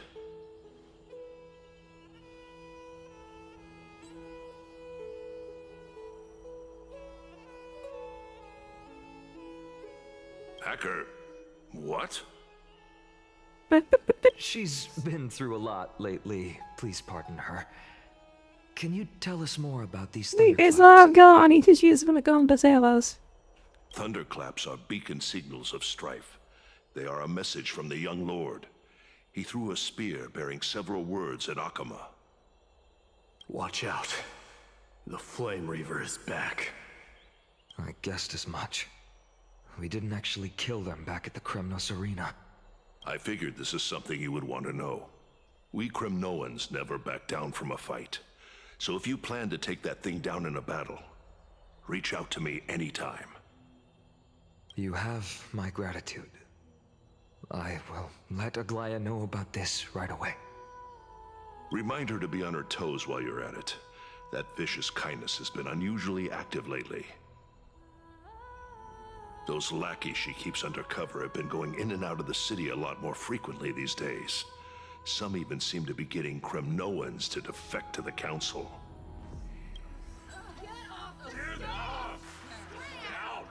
That's her. Looks like you can see it for yourself. We should get back. Thank you for the intel, Lord Krateros.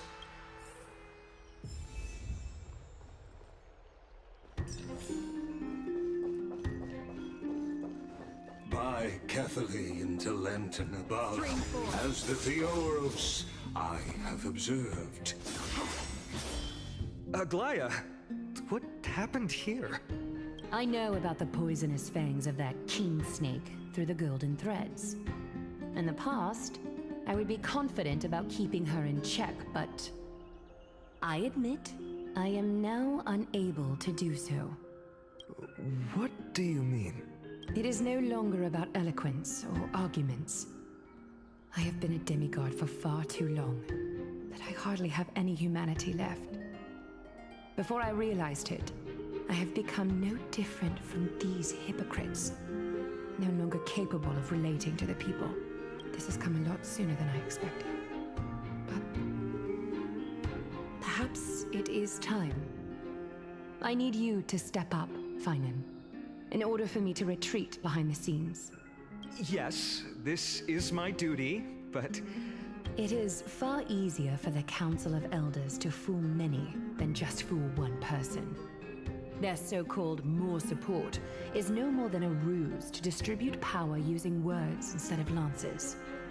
There is no glory in winning this debate, but that makes having respect for humans so much more priceless.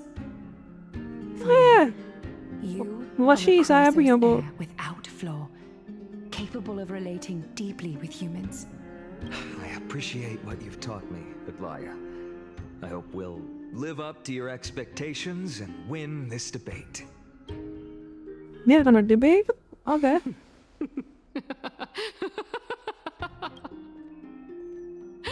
Oh, you've done well, Lord Calictus. Let me take over and personally close this debate for today. Dearest counselors, let it be known that I sorely miss the blissful times portrayed in lyrical poems. Back then, Amphorius was home to nearly 1,000 cities, each with their own local faith, while gods walked the earth and shared close bonds with humans. Yet, in the present, people from all over are forced to leave their homeland to seek refuge in the holy city, where they hope to rest under Kefali's protection. All of us have long been in the same boat, with no way out of this plight. We didn't have a choice in the past, but now the Council of Elders brings to the table a new possibility. All I have left is one question for you. Would you rather strive toward the unheard of Era Nova, or return to the prosperous Era Chrysia of our past? Make your choice. Now, which of the two would lead mortals to an ideal future?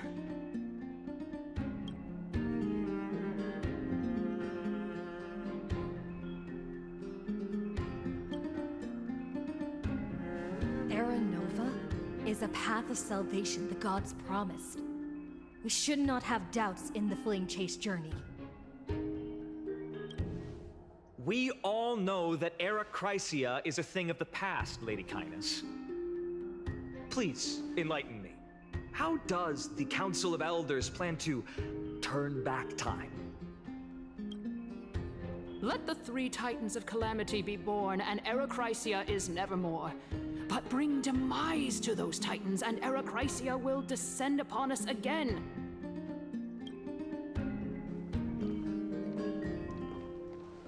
Know that the Council of Elders is never one to make empty promises. Look at who we have on our side. Anaxagoras, one of the Grove's 7 sages, and Castorus, Idonia's goddess of death. With the help of these 2 heroes, I can promise all of you that Era Chrysia will exist once more. Aren't they Chrysos heirs? They're supporting the Council of Elders instead? It's clear from the start that these heroes do not get along well in their group. All the more proof that Aglaya isn't fit to speak on behalf of every Chrysos heir. I am in favor of Era Chrysia. Era Chrysia! Era Chrysia!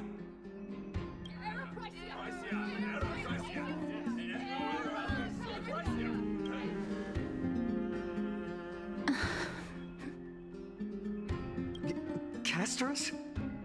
Why are you standing over there? You finally arrived, Anaxa. So have you, Kaz. Don't worry, Aglaya. Well, I know that you have many queries. Could you continue to converse like how the citizens normally do? Tell me, dear citizens, if we successfully retrieve and return Thanatos' core flame without anyone passing the Death Titan's trial, what would happen next? The answer is simple. We will have a chance to rid the world of death and bring Amphorius back to an era when all beings live forever. We'll usher in a new future that will be entirely different from the Flame Chase journey. He's one of the 7 sages. That's impossible. Your proposal is much too idealistic. As long as the Black Tide still exists, how can we go back to the old days? Remember what I previously said? Kefali's core flame is guarded by the secret power of the Council of Elders. Plus, Fagusa's water curtain will be able to block out any external perceptions. Tell me, dear citizens, have any of you ever seen even a glimpse of the threat that this person is talking about anywhere within the walls of this majestic holy city?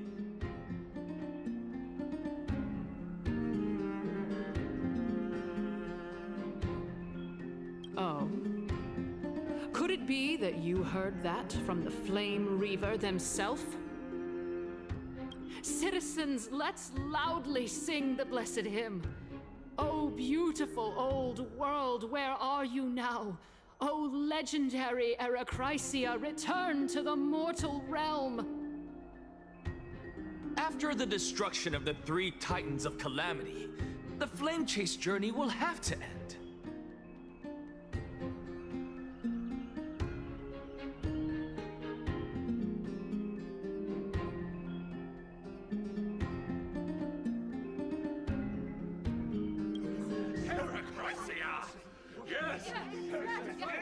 Yes, this is it.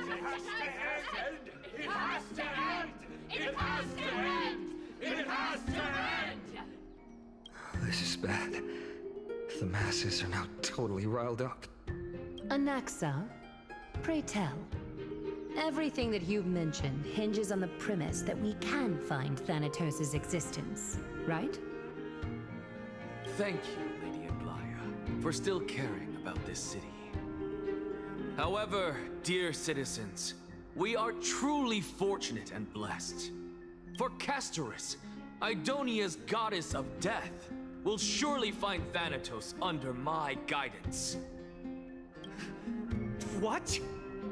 With that, I solemnly promise that the core flame Lady Castorus brings back will be personally managed by the Council of Elders. Thereafter, if we are able to garner the support of all of you at the Citizens' Assembly, we shall spare no effort in ensuring that the Erechrysia will return to our world once again.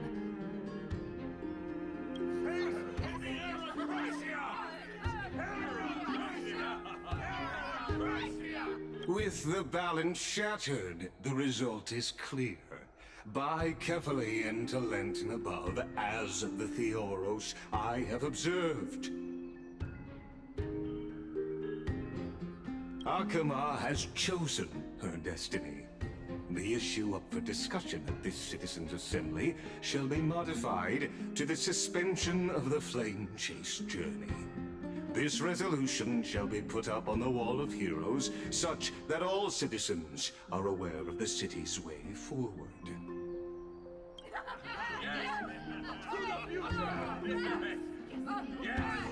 Aglaya, dear Aglaya, what has caused your heart to soften? You also don't seem to be as quick-witted as before. Wag your tongue as much as you like. Since the Flame Chase journey has been preordained by the prophecy, our failure has never been on the cards. Well then, I guess we'll find out if that's true at the Citizens' Assembly.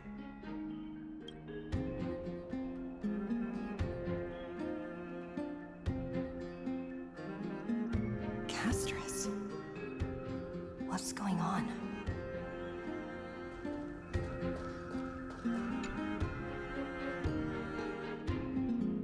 Well, it seems that when I sent you to look for Anaxa, I unintentionally facilitated your partnership with him instead. My apologies, everyone. I know that you have many questions to ask me. I will answer answer them to the best of my knowledge. In that case, please tell us as much as you can. In actuality, he showed me a past that was both long and heavy. The reason I say this is as I've mentioned earlier. The answer was hidden in my journey unto death. Professor, you were in the Netherrealm? You're seeing Alamo. Yes, I am but a living dead man now, but that's not important. What truly matters is, I overheard a conversation between heroes.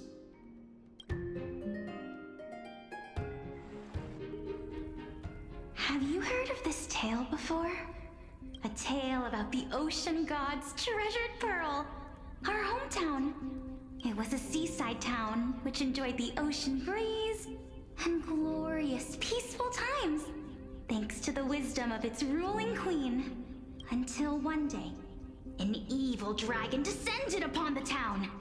Its wings were large enough to blot out the sun, while its claws were sharp enough to rip the waves apart. It barged into the tall tower and devoured the queen's beloved daughter.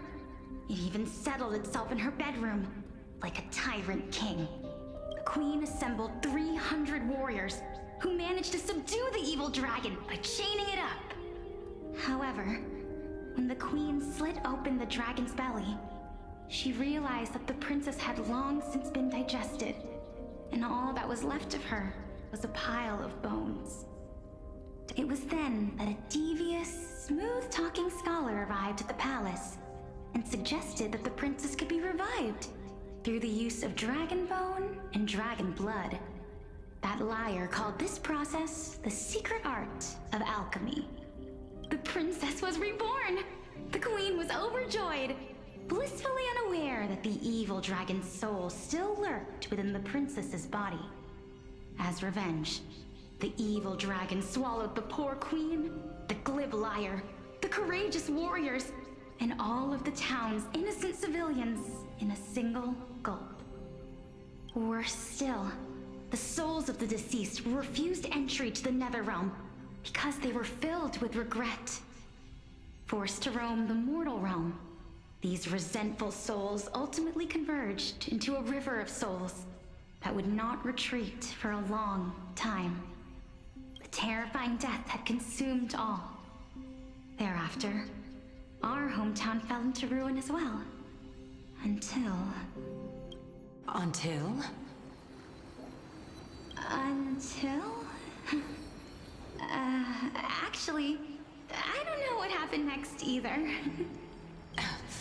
Oh my... It seems that you still like to whet people's appetites even after all this time, Pelixia. So, according to your story, this is how I used to look? It's practically a mirror image. And yet, what exactly is this? A miracle that I created with alchemy. As for what it is and how I was able to accomplish it, I'll keep the answers to myself for now. Oh, my goodness, is this cliffhanger really necessary? Quiet, Titan. Continue to enjoy this splendid play, and the truth will naturally reveal itself. Dragon, huh? I've heard this legend before. In that case, what do you think of it? I think that this so-called alchemy was a tenuous analogy added to the story by future generations. After all, you've never heard of a tradition of alchemy in your hometown before, have you? Indeed. Before I left home to pursue my education, I never even knew that anybody was looking into this area of study. Therefore, we can just treat this tale as a fable told to young children. A fable, you say? If so, what moral is it trying to impart to the kids? I guess it might be the concept of equivalent exchange? Oh? I thought the moral might be closer to something like honor the dead. Huh. What? At a loss for words? No, I merely realized that we're both thinking of the same principle. If life is priceless, then there is hardly anything else in this world that is of equal weight to it, right? Indeed. As expected of the wisest scholar in the land. You flatter me.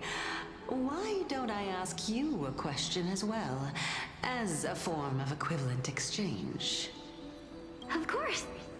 What is your question? If I imparted my knowledge of the art of alchemy to you, would you use it to resurrect someone you loved? What? What kind of strange question is this? I got it. You're just trying to get me to tell you whether I like anyone, right? Let's just leave it at that. That was rude of me. Yes, I would. Oh? Death is inevitable.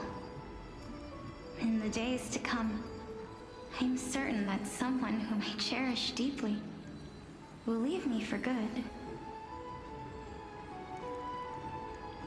If such a mighty power really existed, I think I would use it without hesitation.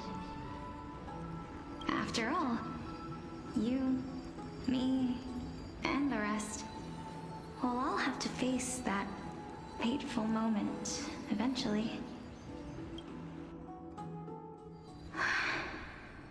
My time is finally here. However, perhaps because of my firm belief in the immeasurable value of life, I am unable to complete the trial. You shall wither, and through that, the dead will sprout again from the remains, and be reborn with the dead flame. It is a pity that fate is such a cruel mistress. Is there no other way of interpreting those words? I'm afraid that the meaning is clear. Between my sister and me, one must pay the price. Our trial can only be completed when the one chosen sacrifices her life. I'm afraid that the prophecy might even have selected a pair of twins for this exact purpose. Fortune makes fools of us all. My sister is prepared to sacrifice herself. And yet, I can't do the same. How absurd. My time is almost up, but I'm still afraid to welcome death.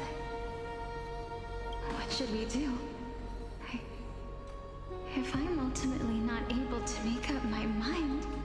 Since Chaos is willing to guide all of us and leave this trial to the end, there is still plenty of time for you to ponder. That's right. Don't allow the fog of an uncertain future to cloud your mind. Trial, prophecy, the topics that they're discussing seem familiar. But these three people must not have left their names in the epics. Otherwise, I would have some recollection of this. Amphorius's history before the Titans were born was complete chaos. Is that not strange by itself? I have long held three hypotheses about this. However, let's continue watching for now. Calypso, Polixia, and this warrior. I seem to have met him somewhere before. Regarding this matter, Nias, are you confident that you'll complete your trial? Of course. Though, I am worried about what will happen once I've emerged victorious.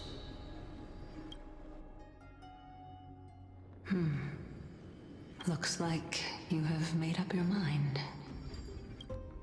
Yes, this is the safest course of action.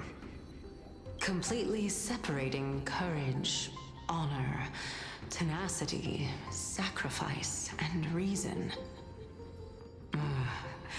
You really know how to make things difficult. Please, young lady, witness my fall and demise. Lady Calypso, you shall host the soul-rending ceremony. I do not understand. Why would you dare to sacrifice yourself for a future that you won't get to witness? Because this is our destiny. The power that resides within me is so intense that I will one day be engulfed by it. Furthermore, a valorous death before glorious return has always been the path I chose to walk. A journey I began long ago. If your sister or Callus were in my position, I believe they would make the same choice as well.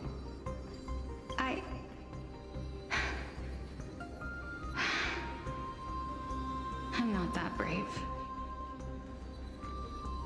I don't know how I'm supposed to face such a serious affair.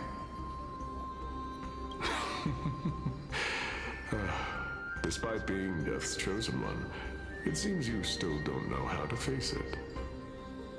Let's chat, young lady. Perhaps I shouldn't end my journey so hastily. Since there's still time, I'm not worried about letting fate wait a little longer. Of course. This warrior is Lord Nias. As the embodiment of Nikador's divinity, he entrusted his life to us and allowed humankind to end his madness.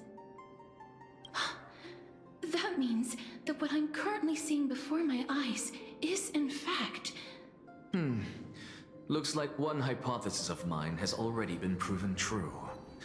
These heroes are the true forms of the Titans, before they attain their divinity. If so, the chosen one of death that he speaks of is actually... Polixia? Is the previous form of Thanatos? But her appearance... If this is true, as long as we can find out where she went, we'll naturally be able to figure out the location of the Death Titan.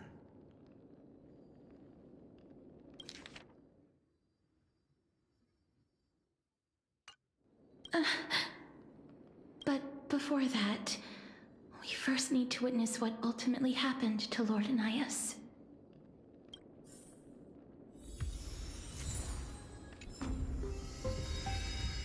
Nikador's courage is a testament that they have never once retreated from a battle. I've heard that these words are still engraved in Castrum Kremnos even today. It didn't occur to me that they were actually part of an alchemical formula.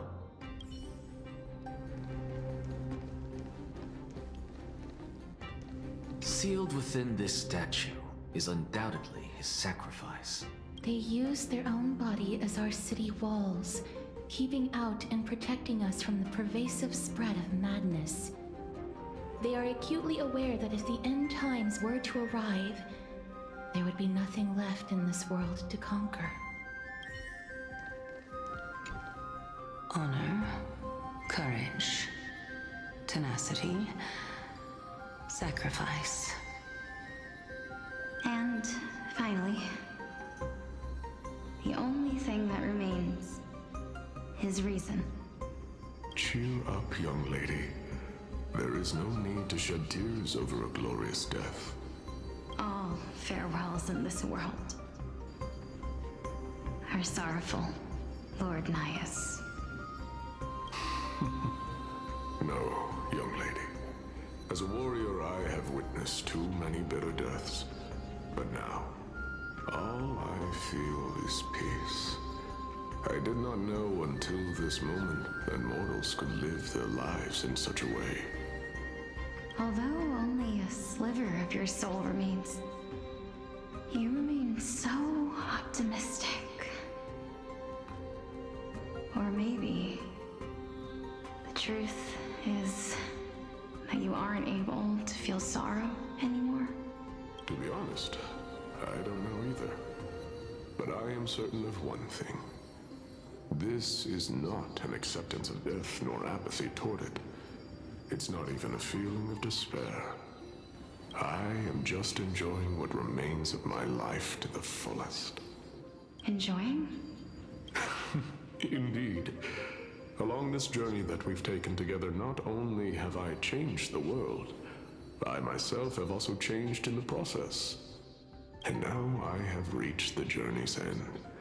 When I look back and see the grand epic that I've personally written, how could I not revel in that fact? But when you depart the mortal realm, won't all of your accomplishments be reduced to nothing? Separation and death are two sides of the same coin.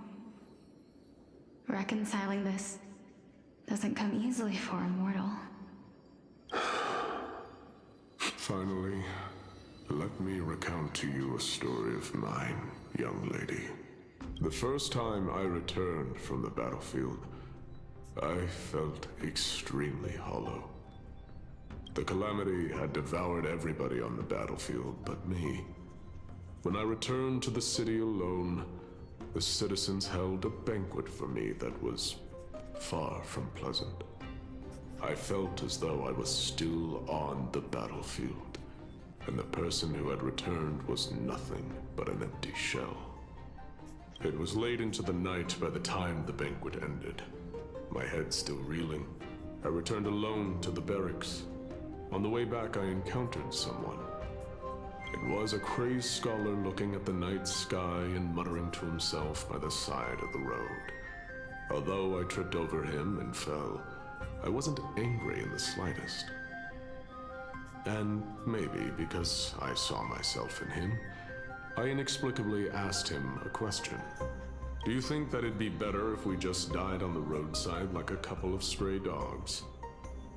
To my surprise, he shrugged his shoulders and sighed. To someone who is currently experiencing death, dying and living afford the same amount of bliss. Now please go away and don't block my starlight. Are you trying to say that there is no difference between living and dying? For they are both journeys that lead toward death? That's exactly what life is, and death is, but a scale to measure how valuable the journey was.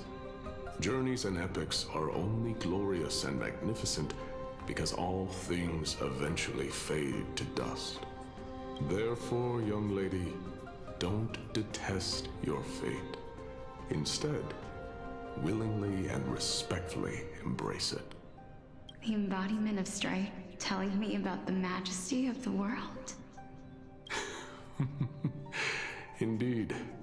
I believe that when the fated moment eventually arrives, you will be able to understand my words. It is time for me to knock on death's door. I will set up a long table at the end of the road and humbly await your arrival. When that moment finally comes, let us drink and be merry then.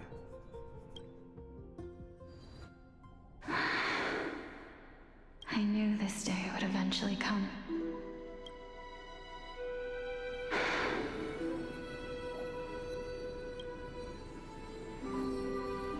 Are the both of you ready? Mm-hmm.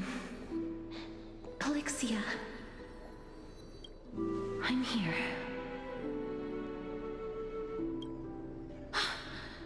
What?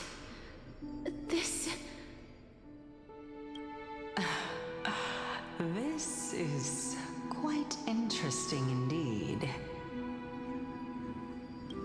Is this Polyxia's sister?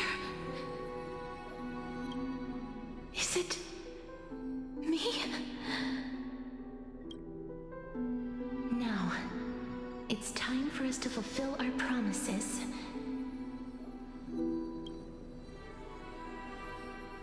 Are you afraid?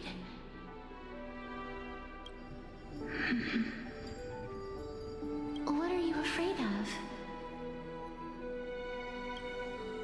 That I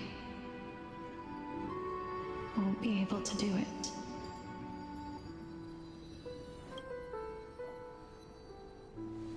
You shall wither, and through that, the dead will sprout again from the remains, and be reborn with the dead flame.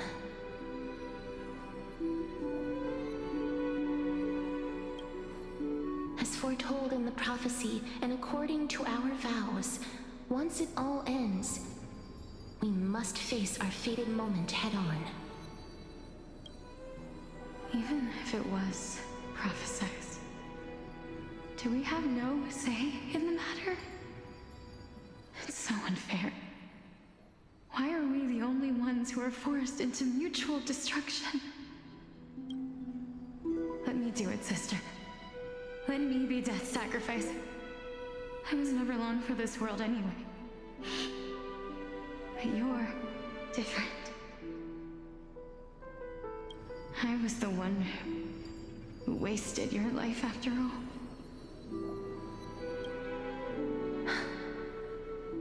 You're wrong, Polyxia. I don't think that my life was wasted. Just the opposite. When I finally arrived at this destination and looked back at the journey I took, I discovered that flowers had long since bloomed along the path I walked. It was you who sowed the seeds for this sea of flowers, one that is more beautiful than the promised land at the end of the world. Besides, I have lived a fulfilling life. Even though I was fated for sacrifice, none of the things that I've experienced will dissipate. Instead, they'll forever live on as memories inside your head. Will they not? How could my memories of you ever compare to the actual you? Well then, tell me, what exactly are we?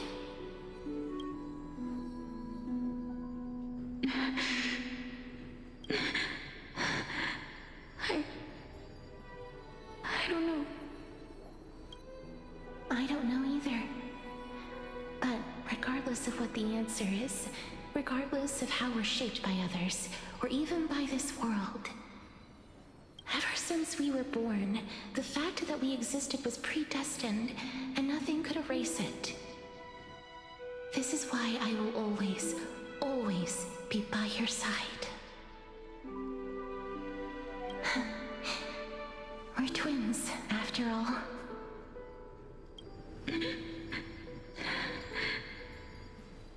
All right, my dear Polyxia.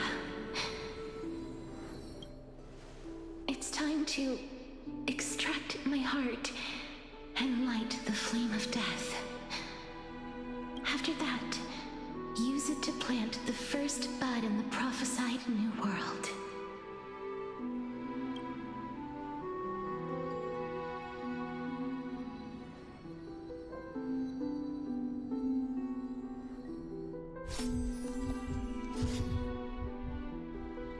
If I imparted my knowledge of the art of alchemy to you, would you use it to resurrect someone you loved? Death is inevitable. In the days to come, I am certain that someone whom I cherish deeply will leave me for good. If such a mighty power really existed, I think I would use it without hesitation. Even now, my answer remains the same. This is why, sister, I promise you, in the prophesized new world, I shall plant the first bud on your behalf. Go now. Return to the ocean god's treasured pearl, our hometown. I shall open wide the entrance to the Netherrealm and grant you a second life. The living beings on this earth shall respond to my call and lead you to the sacred daylight. Remember, do not look back on the land of the dead, and do not stop moving. In the new world promised by the prophecy, march toward your new life. As for the price of our equivalent exchange, let me be the one to pay it. Everybody, we've come to the end. Unfortunately, I am not compatible with the Supreme Being, so I was unable to completely fuse their soul into my own body. However, being able to glean all this from them is exciting enough. I'm certain of this now. Before the Titans that we are well acquainted with were born, a group of heroes roamed the land. These heroes followed a prophecy and took possession of divine authorities one by one, until they eventually became the pantheon of the new world. Just like the flame chase journey of today, Amphorius's history is cyclical in nature. Huh. What a startling revelation. This means that the demigods, who bear the core flames, will also become the new Titans at the world's end, thereby shaping a new world? I believe that this is the truth behind the Era Nova, as mentioned in the prophecy. This is utterly unbelievable. Besides, those twins in the past, even if they really are Thanatos, their whereabouts are still unknown even today. Are their whereabouts truly unknown? Didn't Polixia mention that seaside town, the birthplace of alchemy in the tale of the dragon? In our world, there exists a city which perfectly matches that description. Styxia. But the people there worship Vagusa and bear no relation to Thanatos.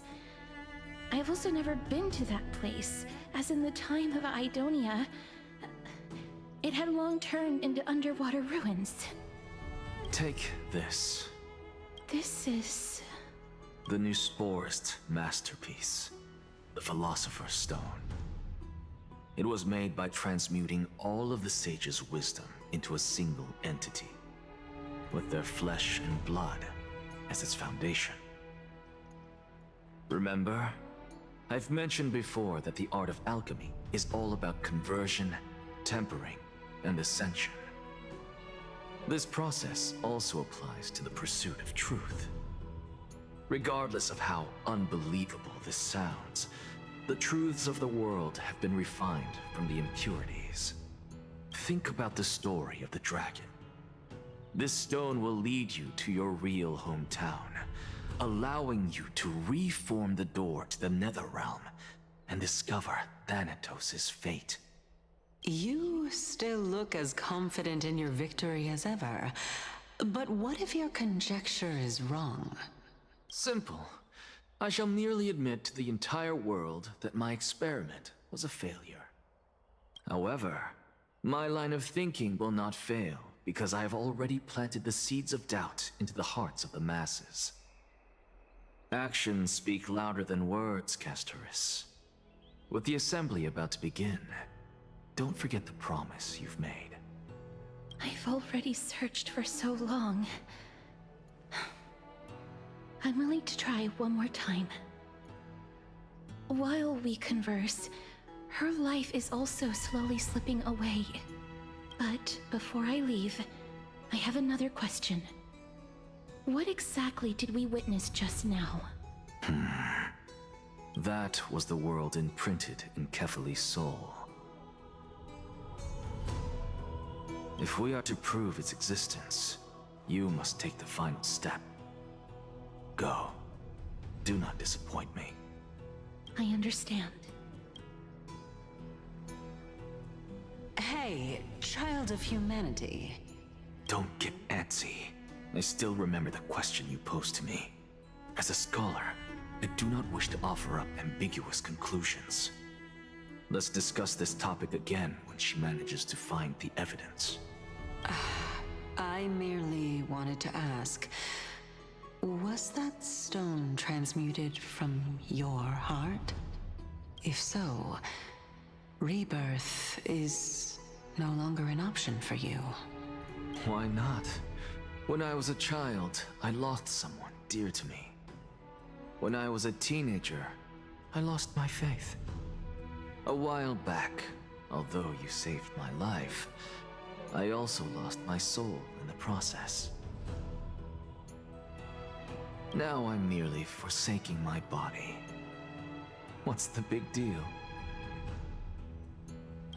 Why are you always finding ways to die?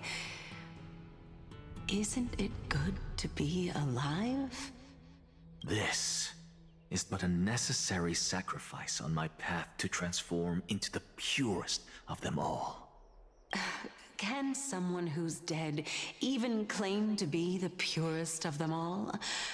Furthermore, if your hypothesis is proven correct, does it not just confirm that the myths are true, and thereby invalidate all your theories?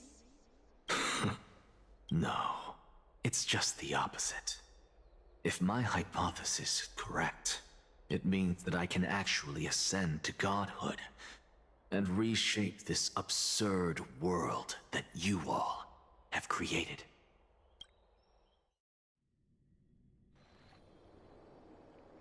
That's a lot to take in at once.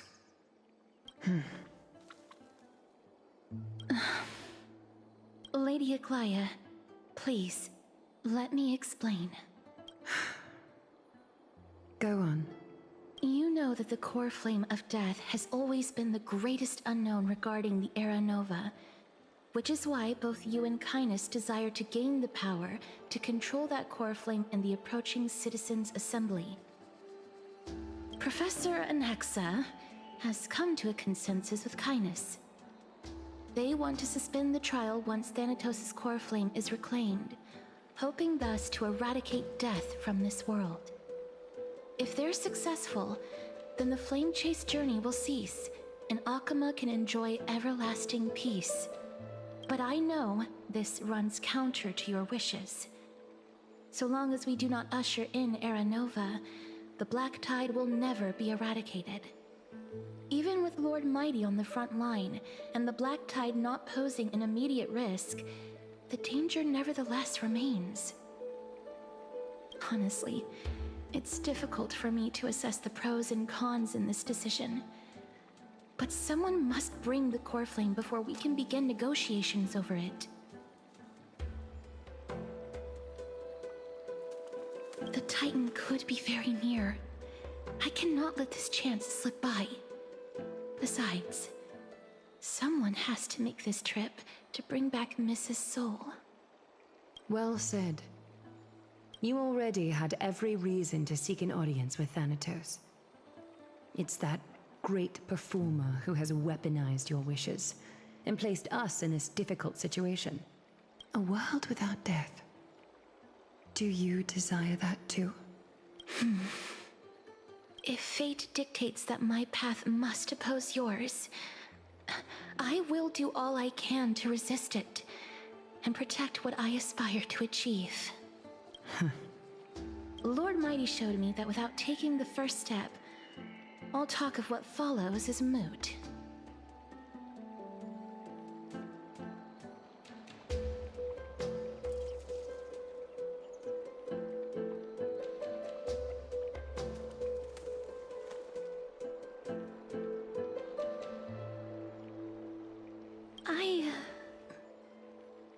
I have always hoped to hear you speak your mind, Cass. And I am glad to have heard your true thoughts. Styxia. I visited that place in the past. Though it is now an island surrounded by the river of Souls torrents, it's not hard to see its former splendor. Go. I will not stand in your way. As for you, you are someone who has cheated death. I believe you have more than enough reason to make the trip with Casterus and meet the god of death himself. Casterus, I too look forward to your journey. I wonder what kinds of new interpretations your completed story will bring to the Flame Chase journey. Thank you, Lady Aglaia. I hate to put a damper on this heartwarming moment, but if Styxia is now an island surrounded by the river of Souls torrents, then how do we find a way in? Lady Trebe is probably... The answer is quite simple. In the myths, Zagreus once made the domain of the dead their treasure vault. That is to say, they could enter and leave the Netherrealm as they pleased. And if they could do that, then it follows that the demigod who inherited their divinity must be capable of the same. I'll see you at Marmorial Palace at Action Hour tomorrow. Cypher shall be your guide to finding that ancient city.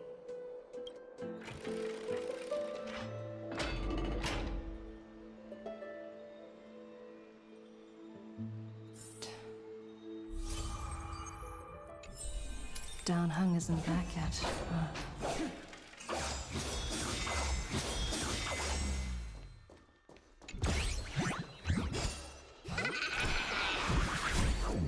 Oh, fuck off. Seriously. I have...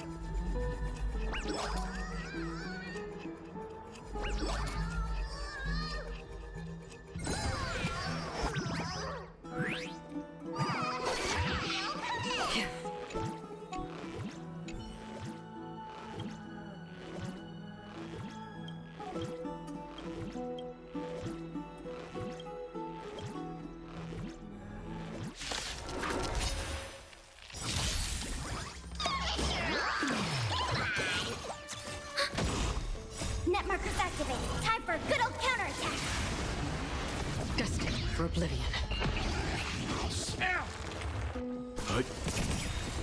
Survive or be destroyed. There is no other choice. I weep for the departed. It too shall fall. Step up, let's see ya.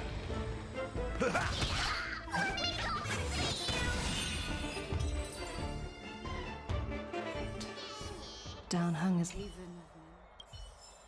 Every touch, every moment is like... Don't forget to let your friends in on the action. Hey, friend! Is the debate finally over? Did you win?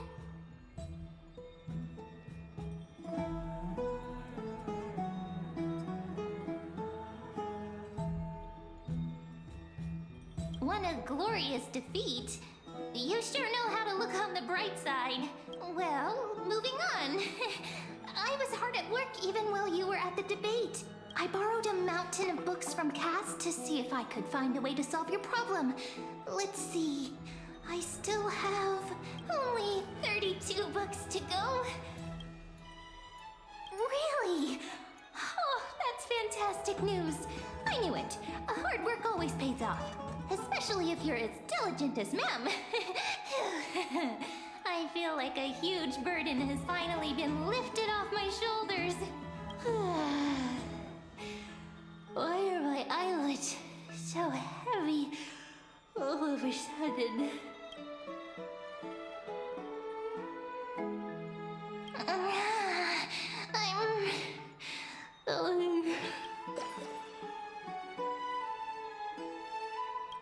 sleep does not exist in the Nameless's dictionary. No one can stop me from trailblazing.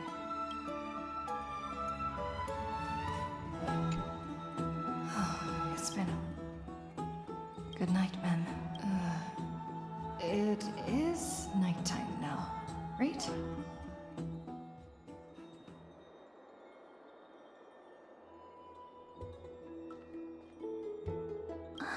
Cass? What a surprise. Lady Treby. Is something troubling you?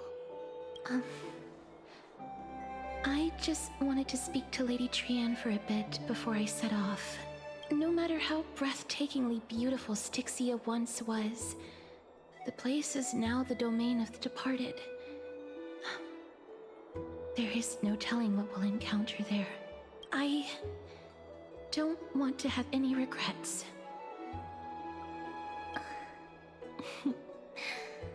Has anyone told you that your eyes are sparkling today? Is that a figure of speech? In the past, when you did smile once in a while, all of us could see that your heart remained troubled even as you smiled. Lady Treby, you know perfectly well that see you tomorrow is nothing but a white lie. I hope your toughness is not a mask hiding a lonely heart. Cass, you hardly ever talked of your past. None of us knows what you went through, apart from Maggie. But we know it must have been filled with pain and hardships, as it is the fate every Chrysosaur is destined to live out. We are just happy for you that the core flame you're meant to inherit has finally surfaced. Isn't it a little too soon to say that? But you already know where tomorrow is, don't you? There's no need to rely on anyone else. Just give it your all and leave no regrets. We have always believed that your embrace is just as warm as everyone else's, because we embrace others to comfort them. And Cass, you're the kindest Chrysosaur we know. Thank you, Lady Treby. This feeling... it's hard to put into words. I suddenly found myself with so many wishes. So much I want to accomplish before setting off. Then go do it, Cass. Trian was actually working on a surprise gift for you. It's a pity she didn't get to finish it. But now Trinan and I are working on it, and we'll make sure to give it to you. So, let's meet back here when you return from Styxia. Safe travels. See you tomorrow!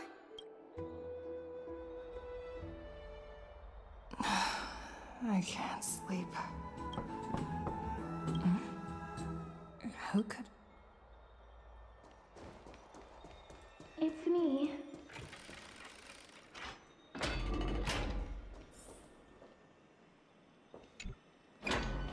I hope I didn't wake you.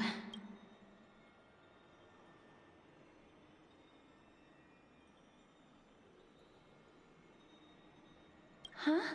No. No. I'm here because of private matters, actually. If it isn't too much to ask, I'd really like it if you could come along with me to retrieve something. As I expected, man will live. Aren't you going to ask me what it is? It isn't a long way from here. Shall we? I'd love to. Have you heard? Seems like all the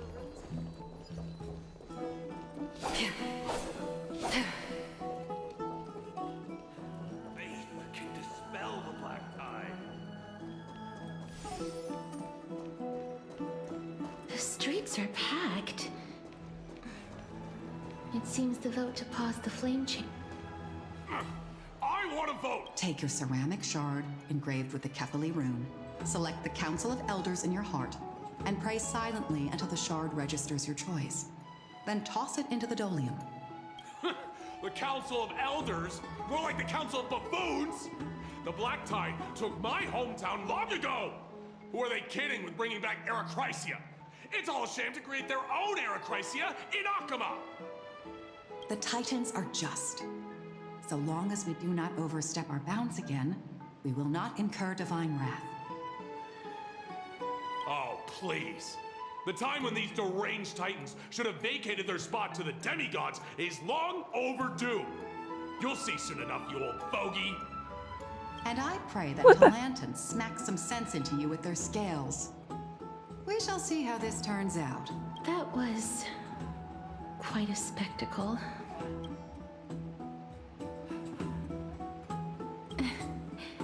I suppose peaceful is technically correct if no actual violence happened. To this day, I still find it almost unreal that Akama is the only place illuminated by light amidst the crumbling ruins of Emporius. And its people are even holding votes to reconcile differing opinions. This peaceful sight is making me forget that this is the end times.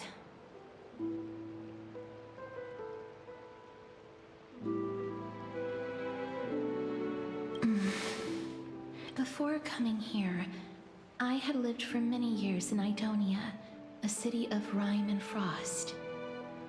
The people there were devotees of Thanatos, and were well known for their unique burial rites and traditions. Traditions that I played a major role in.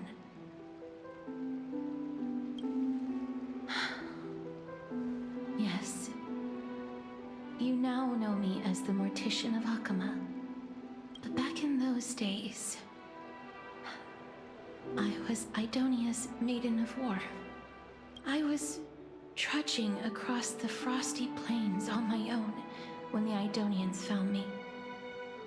They saw the curse in me as a blessing from Thanatos, and believed that my hands could correct the Erechrysia's mistake and lead them to meet the great god of death.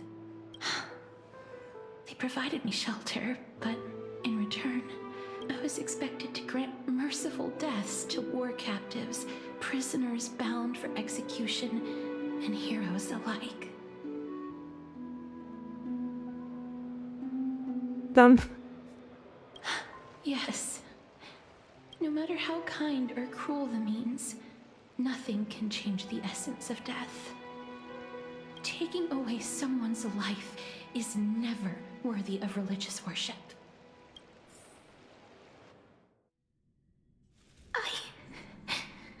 I can't do it. Their voices, they pierce my ears. The pleading. The thanks. Ah, I know that feeling, child. I was once as lost as you are now. But you must respect those walking towards death. Just like how you should respect yourself as the Holy Maiden granting humans glory and liberation. What you're asking me to do is no better than the task of an executioner. And yet you want me to respect myself. No matter the titles, I am still taking away human lives. This won't be the first time that Idonia's fanatical nether warriors have faced death. On the contrary, recruits new to the battlefield often run away from their first fight. Death is the mightiest and gravest power in this world. The fact that you can wield it means you are deserving of respect. That's such a twisted reason. Then let me tell you a story. In Idonia, the great swords commonly used by executioners are called Draconian, in memory of Dracon, an elderly executioner. The sword has 3 air holes along its body.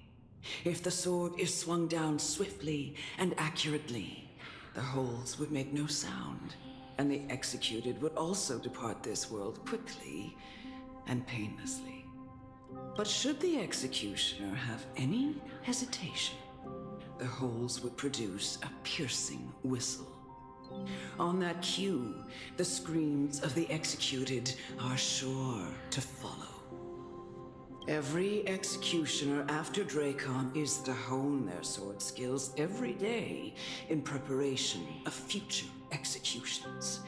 Every swing of their blade must be more resolute than the last, for failing to do so will bring pain. Pain for the dying, as well as pain for themselves. No.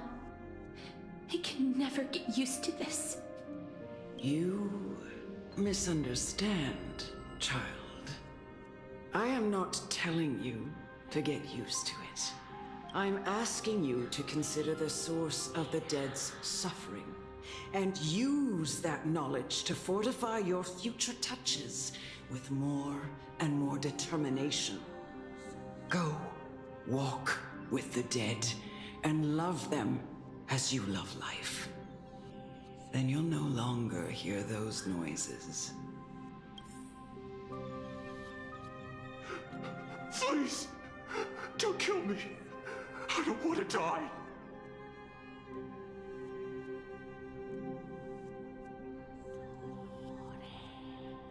Not that. No!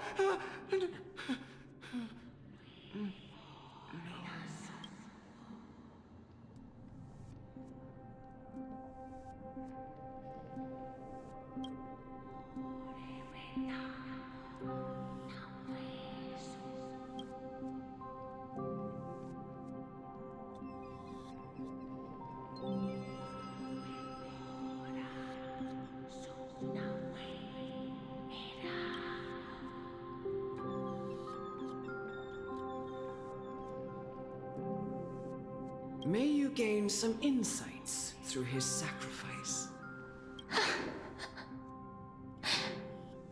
Is this all? No. Come with me. This is just the beginning of your life as the Maiden of War. You executioner!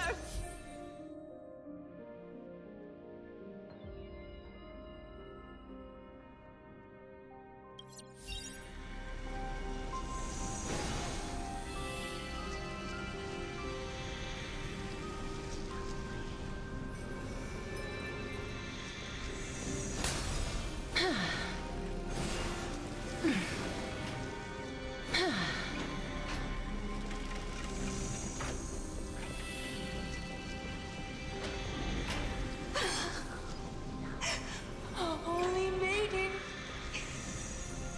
Go.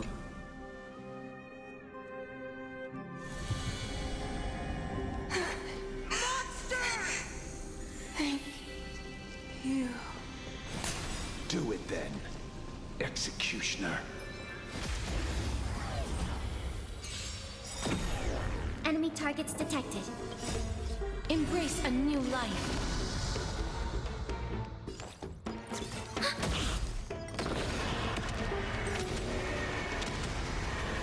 May death protect us!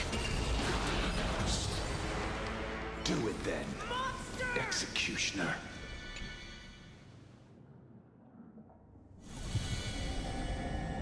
I curse you to live in eternal pain. Please, grant me release.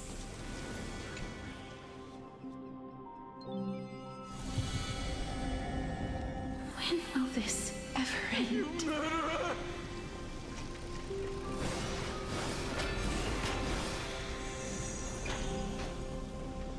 Come. Fulfill your duty. What are you trying to do with me? I have aged.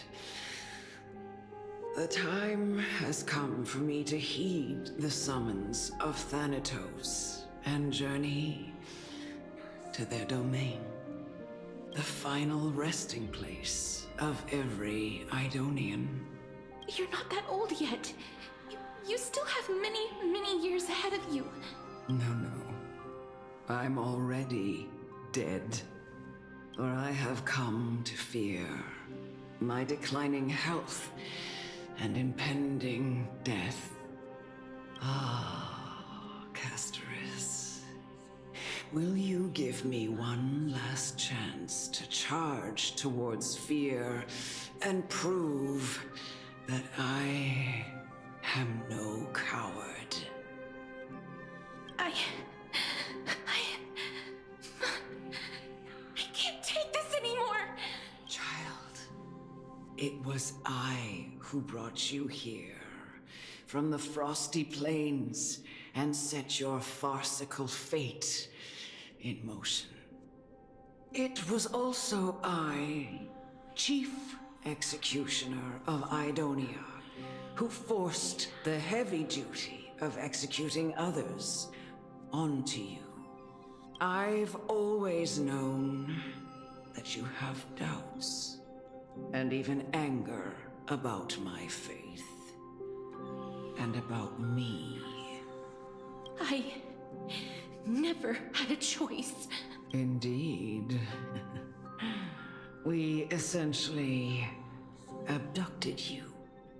Yet you can end any sinful life with just a touch of your fingers.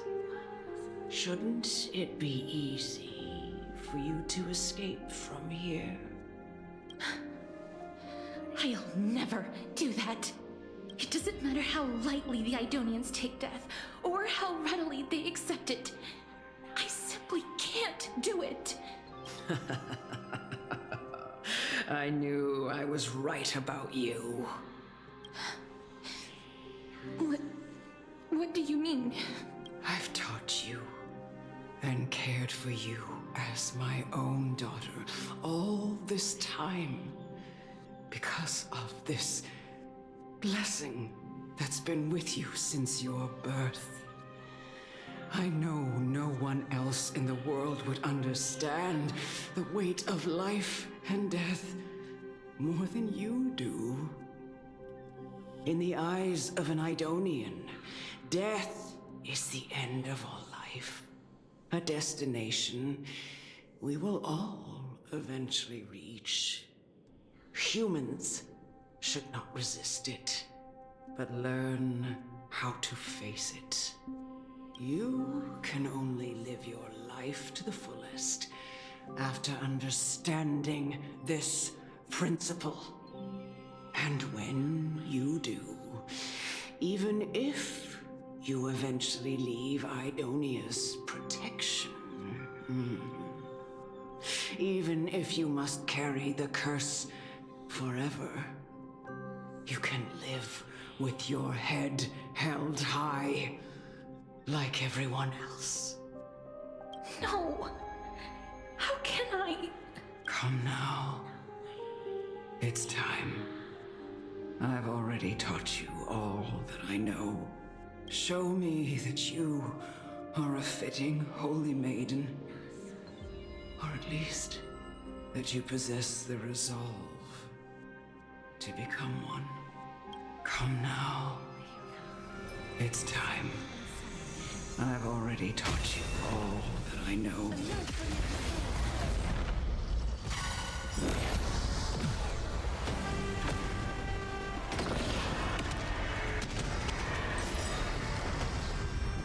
Net markers activated. Time for a good old counterattack.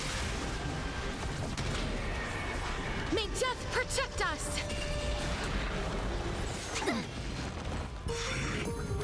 Wiltier. My friends? Indulge yourselves!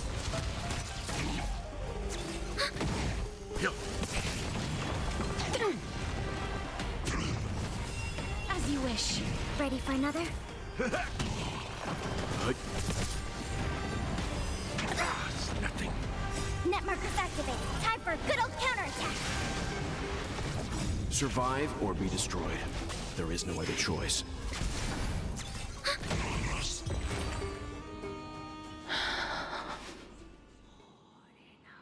This was the last time I followed her command.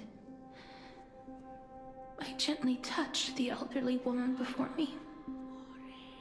The executioner, who had seen too much death, died the same way as everyone else.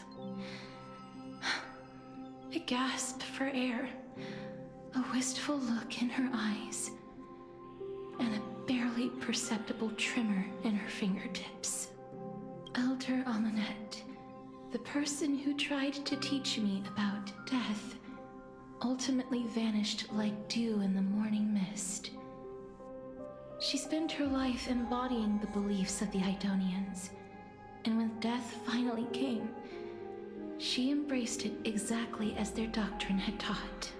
I have nothing but respect for her. I erected a cenotaph in her honor in the marshes outside Idonia's city walls with the others I had laid to rest. Then, I set out once more in search of Thanatos. It was a long, long journey. I heard so many discussions about death along the way. Life finds meaning in death. The world improves because there is an end. It seems the most terrible darkness in this world. Everyone talks about its heavy weight. Some resist it, some worship it, and some even revere it. How did a disappeared titan become the deepest fear of humankind? And why do they haunt my dreams? I continued my travels to seek an answer. Initially, I was running away. Then, I started searching for it.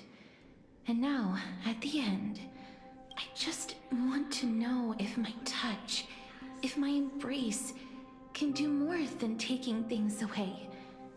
Can I make anything? Can I leave anything behind?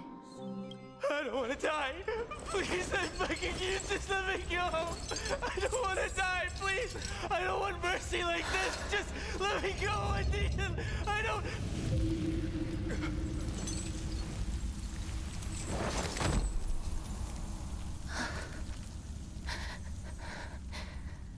I hate these icy hands.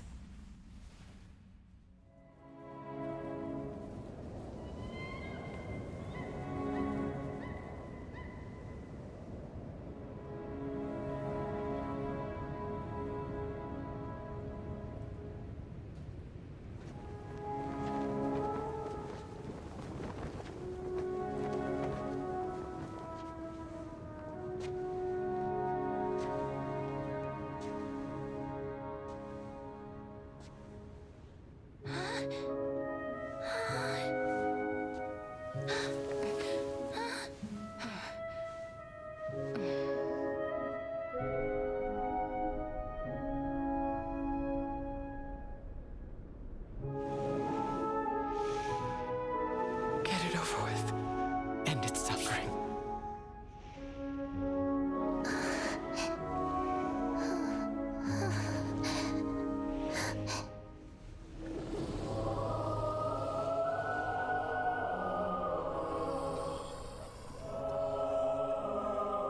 The Reaper has blessed your hands. Only you can grant them peace.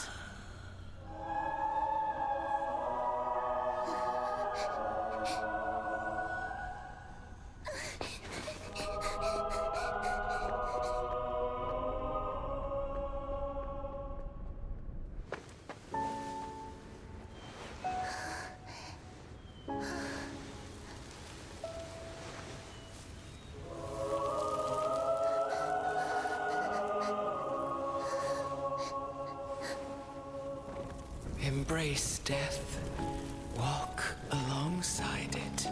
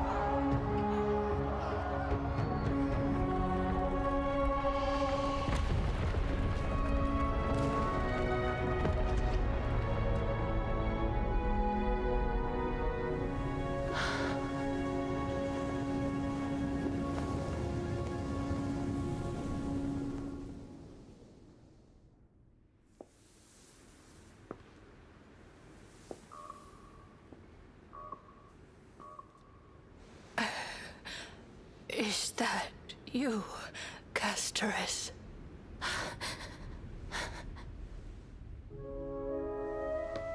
All of them have gone, heeding death's summon, crossing into their domain.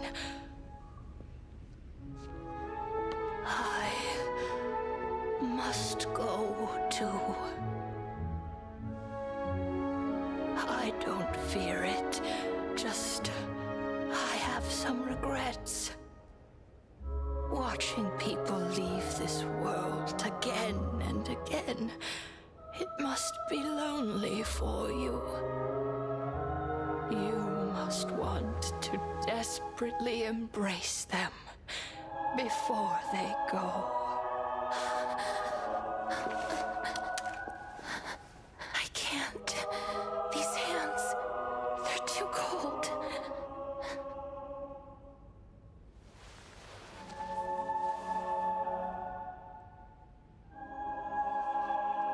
But Big Sister Casteress, your hands are so warm. Just like anyone else's. So go on. Don't hold back. Give me a warm hug.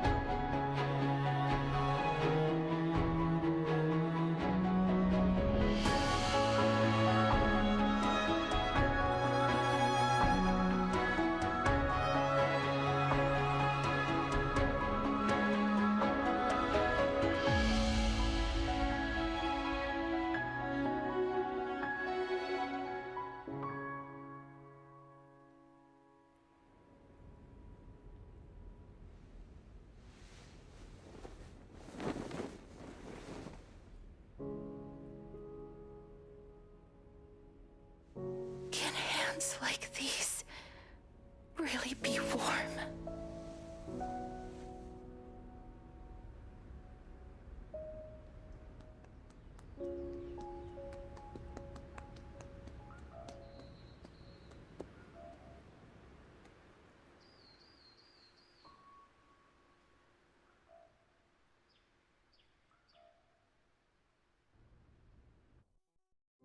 On the day that Ornyx's trial ended, you must have had many questions. I felt just as confused. Why, as someone from beyond the sky, were you so cruelly dragged into Amphorius's fate? I wished I could take action, but no matter how hard I try, I cannot simply interact with the living as ordinary people do. Even when we brushed against each other unintentionally in the grove. And it was obvious that nothing had happened. When an almost unattainable hope finally welled up in my heart. When I thought that perhaps my touch would no longer bring sorrow, fate declared to me, it wasn't that the curse of death had finally been lifted, but that your soul no longer belonged to this world. And there was nothing left for my hands to take. Not then did I really think this time would be any different. It's not that I don't understand this reality, just that I'm unwilling to accept it. Having walked such a long road, I am still unable to find the answer to life and death. I am resigned to eternal despair. Anything I wish to hold on to, death will inevitably wrest from my grasp. From that moment on, I lacked the courage to confirm it again. Until Ornyx laid bare the cruel truth before us.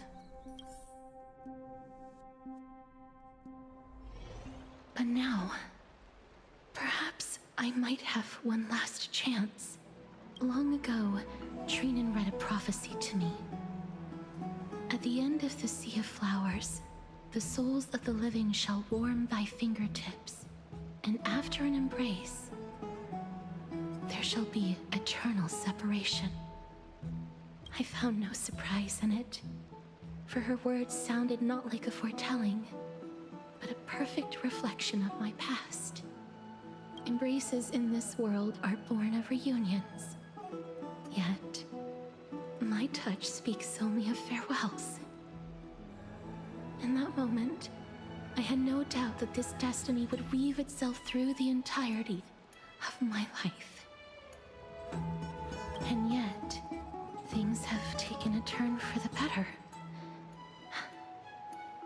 Now that I can finally have an audience with Thanatos, perhaps I can rewrite the meaning of that fated prophecy.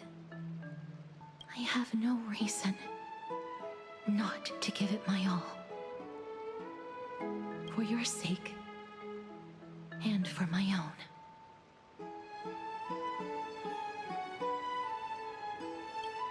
With that, I won't have any regrets.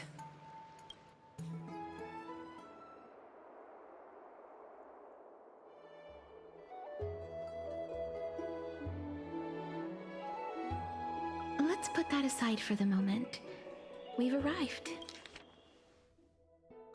I want to retrieve a small gift I specially prepared for you. I made it myself, like the trinket I gave Lady Trianne. I want to leave something for everyone, if possible. The journey to seek an audience with the Death Titan cannot be an easy one. I want to make full use of every moment I have before we depart, so that I don't have any regrets.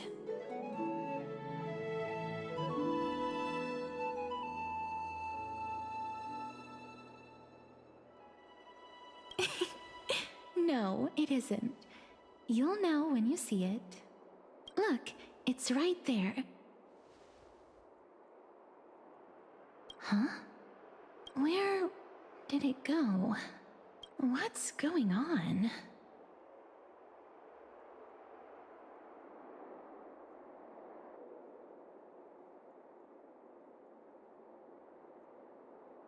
This is the coin of Zagreus and a slate.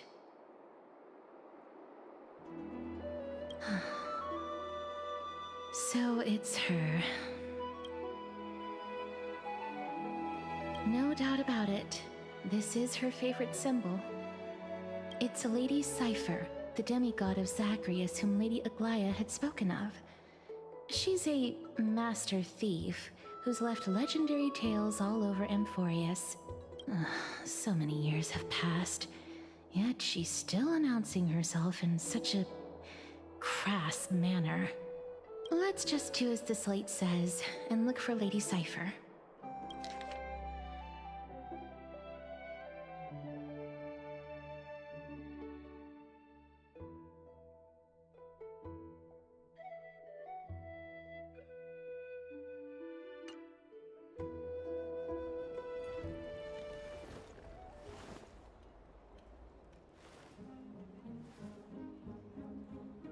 Look, it's right there.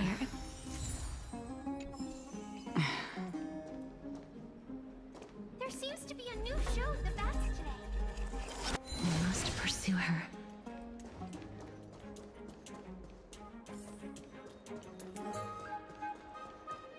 Stream 4. Huh? This is a trick she left for us.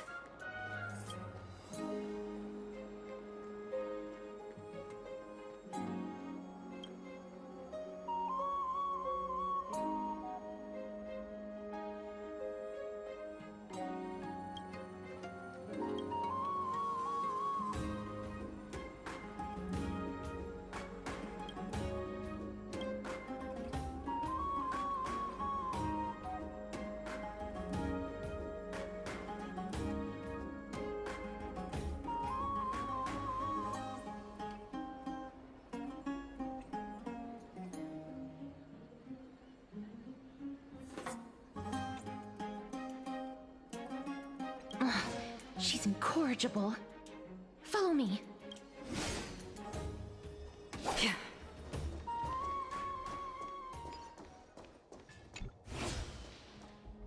This is the right one.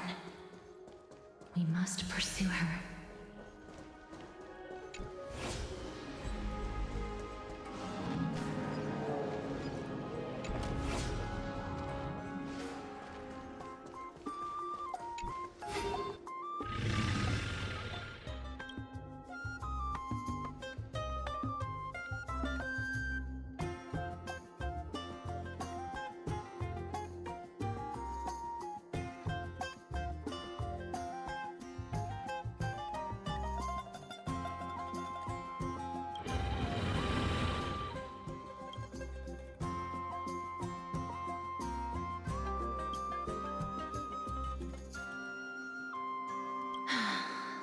Lady Cypher, please come on out. You're still careless as ever. Shouldn't you keep such a precious gift near your bosom? Since you know it's a gift for someone else, please give it back to me. Stop hiding among the people and letting the wind carry your voice. Now, since I know it's a gift, that just means I need to milk its worth.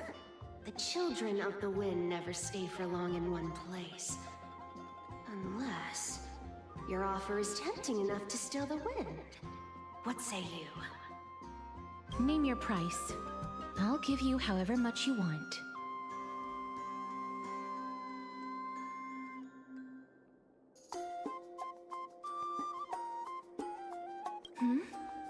What's wrong?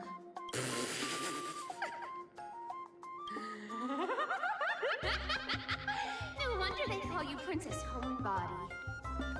Why don't you two come over to my place? It'll make a better venue for proper business discussions. You can find where I live through the winds I've sown. Right. Piece of cake. I can do that even if I can only sense your soul. Alright, I'll see you there.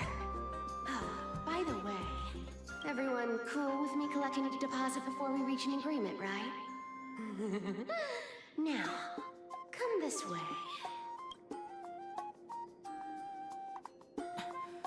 Where did my dew of divine blood go? She's incorrigible. Follow me.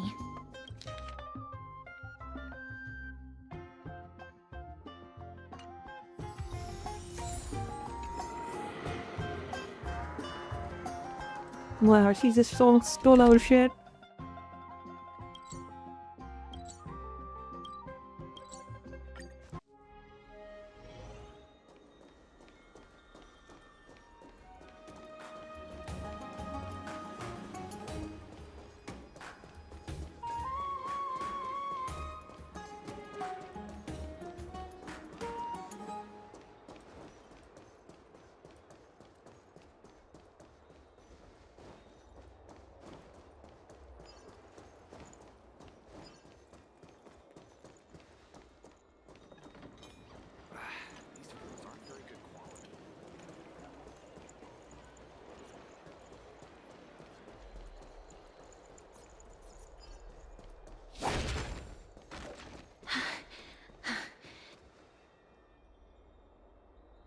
Over here! Over here! No, not that way! This way! Come on. If I really wanted to hide, you'd never find me. So relax, you two. No need to get your hackles up. I'm not that scary, am I? Meow.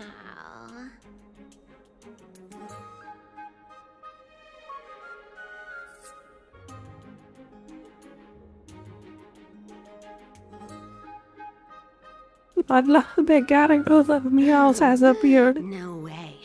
Some people might have been into that a millennium ago, but it's long since gone out of style. Loosen up, buddy. Shall we get down to business? Give me the jewelry piece first, or everything's off the table.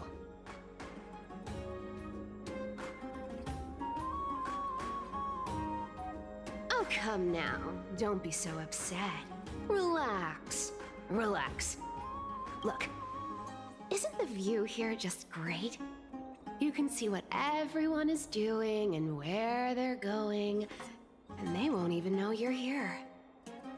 Now that we've broken the ice, let's get to the point. Everything I've said so far has been a joke. I'm inviting you two here for 3 things. 1, the seamstress found me and wants me to take you to Styxia to look for the Death Titan. 2, the Council of Elders also found me and wants me to make sure the core flame of Thanatos ends up in their hands.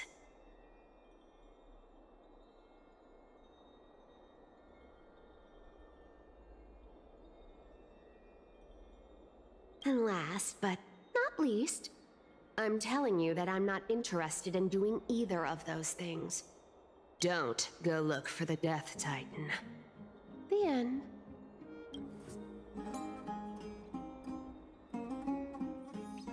Whoa, this is some high-quality stuff. And this room is full of it. How much are these worth, Did you get all this through that Aranova gimmick? Some of it is family fortune, while the rest came from my business as a dressmaster. Don't liken the flame chase work to your shady dealings. Wow, I should have busted down your door instead of going around like a thief.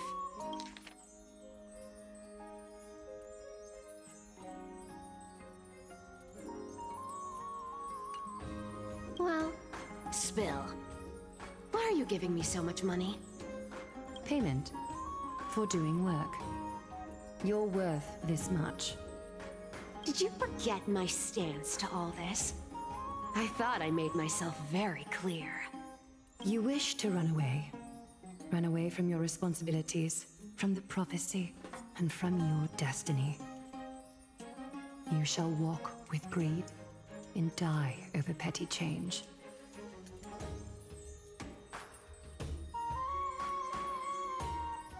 I understand this prophecy weighs on you immensely. That is why I have never approached the demigod of trickery for running away.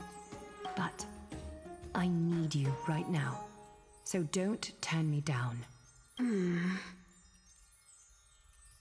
You know, maybe the gods got your tongue with their golden threads, Aglaya. I'm not hearing any sincerity in your words. Give me a reason why you're bowing your noble head to me. We lost Trian. Oh. The divine power of passages is running out. I need another demigod to escort Castoris and help her fulfill her lifelong wish. Oh, I get it now. You're sending Castoris to her death. And you want me to die with her. This is Castoris' own request. I have never seen her so determined. She brought this up herself? You're not pulling my leg. She's also made up her mind to leave her confused past behind. As will you, Cypher, when you finally make up your mind. Don't be so sure. Time is hard in the likes of you and I. But Castoris remains pure as driven snow. She can always turn back before the end, you know? Maybe she'll remember Trian's sacrifice. Maybe she'll remember the countless martyred Chrysos heirs. Maybe she'll remember you, with your one foot in the grave. I ain't as optimistic as you about what she'll want to do. Tell you what, why don't I take this room of treasures as a security deposit, and we make a bet? Go on. I bet she'll change her mind and turn back. Now, if I lose, I'll do what you want me to do. Return this deposit to you, plus giving you another room full of treasures. How does that sound? You sound like you have all the confidence in the world. In that case, let's make a pact with those conditions. I hope you're prepared to lose it all. In conclusion, I want to win. So I hope you two can give up on going to Styxia. I'll give all the treasures in that room to you. And you can split it between yourselves however you want. What do you think? Tempting, right?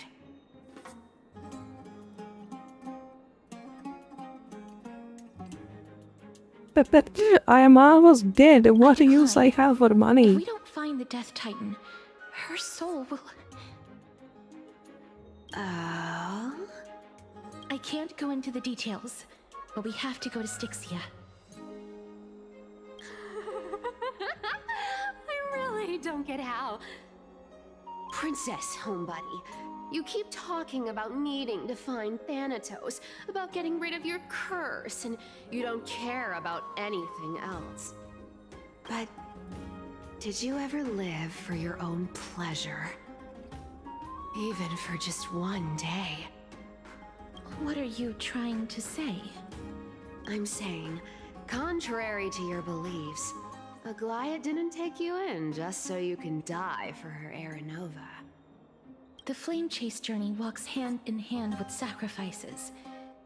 Isn't that why you're always running away from Lady Aglaia? Fine. Never mind. We all have our own problems. I ain't gonna say anything anymore. It's not like I was gonna honor that bet anyway. But listen to me.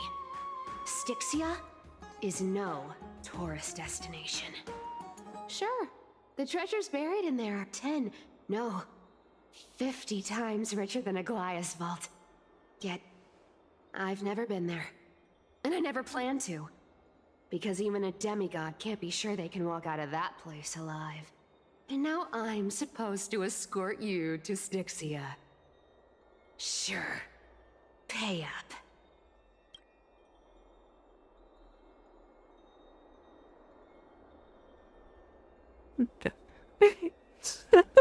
Is Olympian people off? Is that would be a serious demigod? Yep. At least it's part of my responsibilities.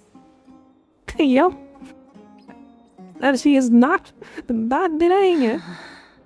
I don't like this. However, I have lived a longer life than most people. Though I'm not as good at doing business as Lady Aglaia, I still have some savings. I can give them all to you. Then how are you going to live the rest of your life? Then I'll give you 90, no, 80%. Well, don't mind if I do. 80% of Castrus's savings and a bottle of dew of divine blood. Not a bad trade.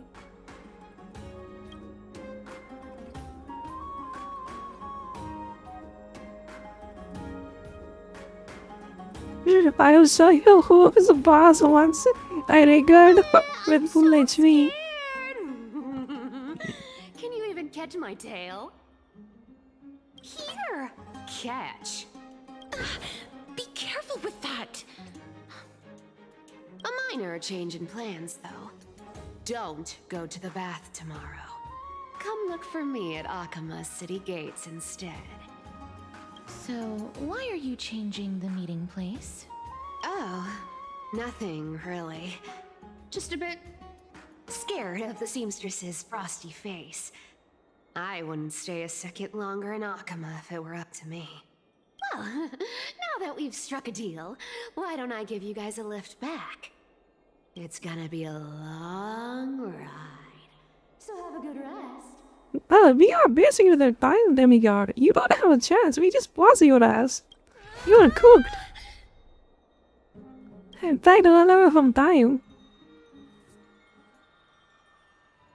Yeah, we are gonna be your ass once I recover from full HP. Where am I? Is this my room? How did I get back here? This is a coin. It was Cypher. And she even tucked me in? Never mind. It's getting late. I'd better get going.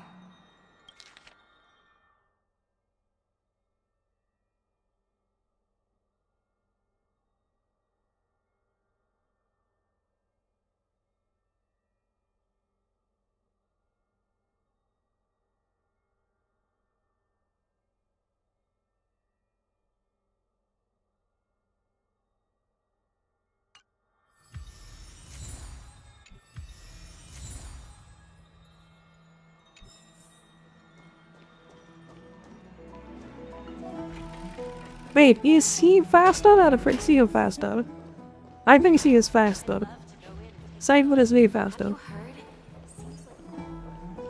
It's like a race between Superman and the freaking Flash.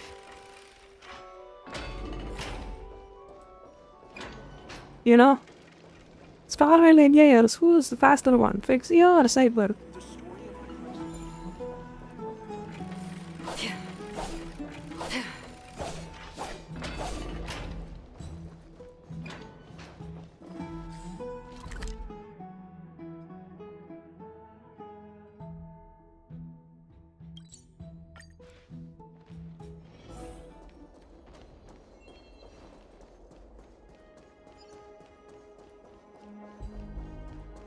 Stream 4. Gleam of old times.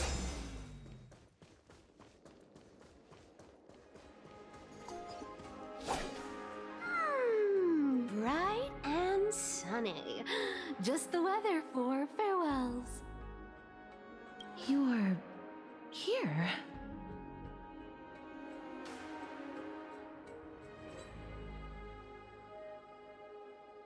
No need, I already told her. She's fine with it. You sure know how to put me in a spot, Casterus. I need to travel with you, but I can't touch you. What a bother. Sorry. Aw, I was just teasing. Don't take it to heart. Did you know that the legends say you have to put an obol into the mouth of the dead or over their eyes if you want them to successfully cross the River of Souls and enter the Netherrealm? That's the fairy fare for entering the Netherrealm. However, I honestly won't ask you to pay this time. I'll pay. And then we'll just have to go through the motions.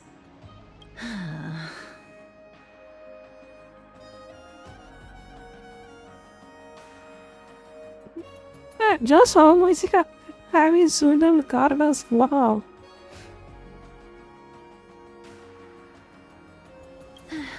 Don't worry. It's not a lot. All right, pass me the coin.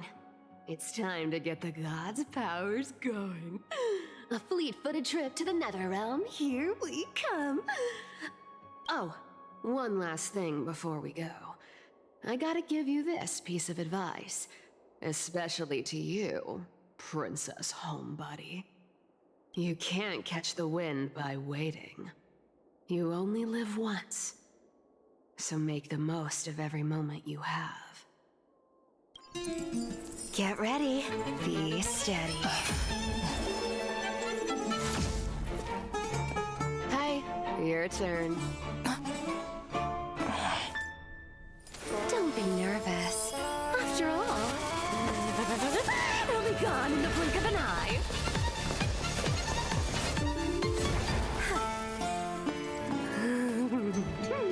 All done.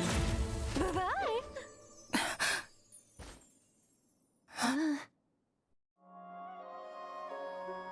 Yup. Are you feeling all right? Literally fucking flowers. I don't think Fixie or Donnie even stand a chance. Fixie got photographed to oblivion. She is cooked. Fixie got cooked. She's the demigod of trickery.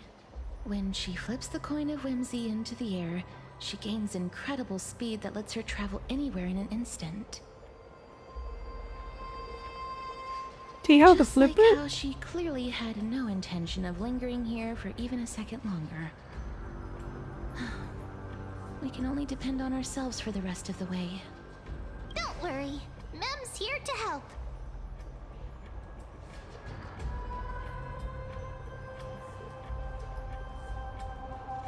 Being cute isn't my only forte.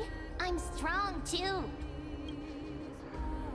This is Styxia, the city of dragons and waves. Anaxa hypothesizes that the missing Thanatos is somewhere in these ruins. This is the land of their birth. Or perhaps of their death.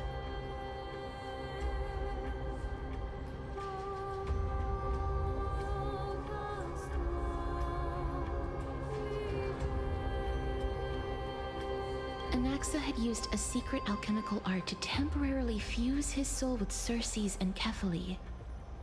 And when he was on the verge of death, he was pulled by Thanatos and caught a glimpse of the flowing river of souls.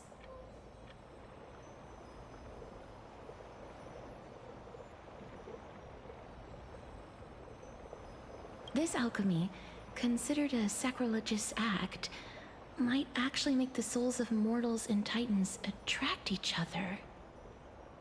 Even though Thanatos has been missing for 1,000 years, and even their followers haven't been able to find them,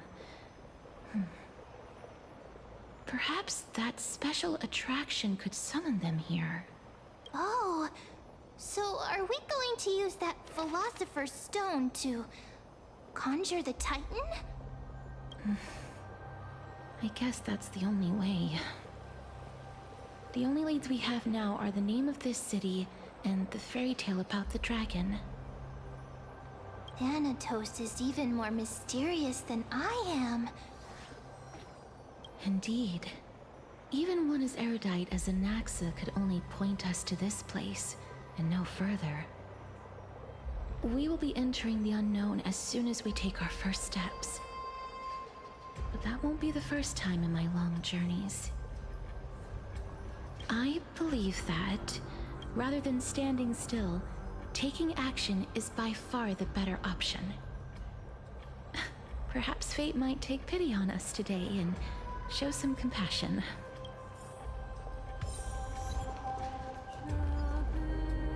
Go back whence you came. Go back. Ahead lies the realm of the dead.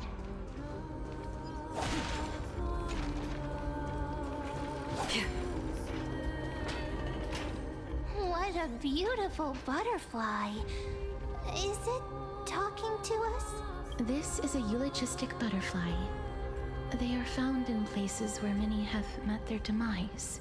In Idonia, some think of them as manifestations of Thanatos' benevolence. By turning the lingering obsessions of the deceased into these creatures, it is as if the Titan has made life into a specimen. Others think of them as Thanatos' messengers that guide the departed to the nether realm. The second theory sounds more believable. After all, the things they're saying are rather, direct. Perhaps. But the fact that we're able to hear their whispers proves that we're fast approaching the realm of the dead. Are they gonna see some zombies? These shadowy figures. Are they illusions reflected by the River of Souls? Don't care. Do you want to buy any fish? Huh? He can see us? Wait. More living people. I'm not selling my fish to living people. You lot are too shameless. Buying fish without paying. If I ever see her again, I will... Could it be that you're all dead souls that never achieved rest? The nether realm does not exist. Titan rejects you. Me.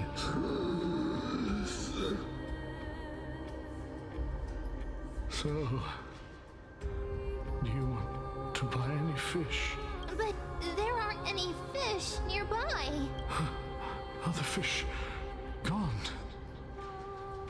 The people are gone too. I can only keep selling fish. Apologies. I don't have much in the way of savings, but perhaps there's another way for me to release you from your suffering. Please relax. May you fall asleep peacefully amid a gentle field of flowers. This. I knew it. These people aren't illusions. They're the souls of the deceased. They're supposed to reach the end of the West Wind by floating down the River of Souls. Yet, they have floundered upon the shoals of the stream, unable to move forward. Did Thanatos reject them? Or perhaps they didn't really die at all?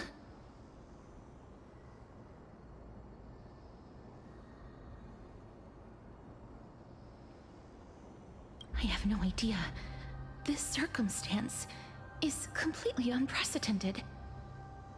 Hang on. Didn't he say more living people? So that means he's seen other members of the living apart from us?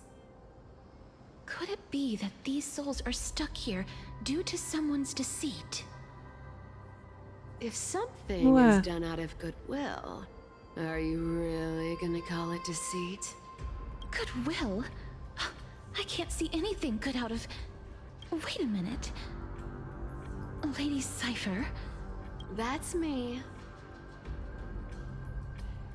Are you I dead still too? belong to the land of the living as of now. Thank you very much. Could it be that you are the living being that those souls met? I couldn't take their behavior anymore. So I stole some things here and made up some lies there. Just trying to give them something to look forward to, you know? It's because of vile living creatures like you that we're being misunderstood by all of them. What else am I supposed to do? You can see the mess this place is in. These poor souls are denied by the Netherrealm. So now they're stuck in a few brief moments of their life. Unable to move forward or back. Did you see those two blacksmiths on the way? They've been here for as long as the sun's been around, wailing over and over about casting a shield. Styxia is so freaky. Then why have you come back, Lady Cypher? Hey, I'm not here to aid your adventure. I hate water more than anything else in this world. Especially that stinky river of souls. But, I just discovered some stuff before I left. And I reckon you should know about it. It's about that boy who defied death. I found traces of him here. Lord Mighty? Oh, right! That's his name. Well, now you know. As for whether that info is actually useful, that's for you lot to figure out. So long, Princess Homebody. So long, Grey Mystery. Huh? She disappeared just like that? Lady Cypher has always been a free spirit. In any Yeah, case, it's like she's been possessed by two characters. information. One is a dummy mommy and the other one is a cat-free character. And then she just goes back and forth. What is going on with her? If Lord Mighty is also somewhere along the river shoals right now, then he will She's been certainly become our possessed. signpost. After all, he's different from those wandering souls. He will find his way, even in the realm of the dead.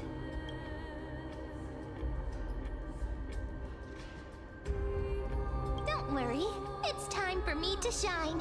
Ornyx's rune of recollection is nearby. Use prayers to return the river to before it got flooded.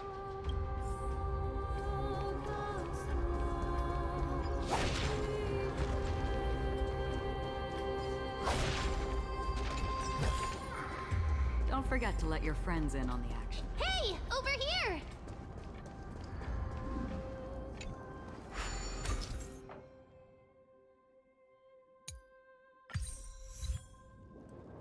Ornyx's miracle has appeared. Amazing! It's like we're inside a giant bubble. Even the river got parted. This is a clever way of doing things. If they just put a light on the on the top of it, and then once the light falls on the ground, it will remove. It's just a good design. Creative design, I would say. Somebody doesn't know how to play with their fucking game engine, you know?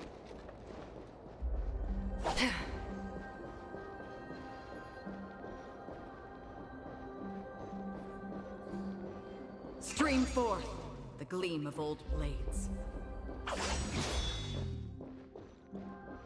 I can't get that. Fuck.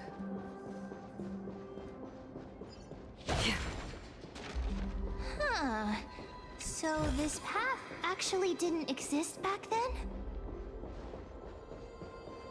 There are wandering souls of the deceased here as well. We must first return to the present before we can communicate with them.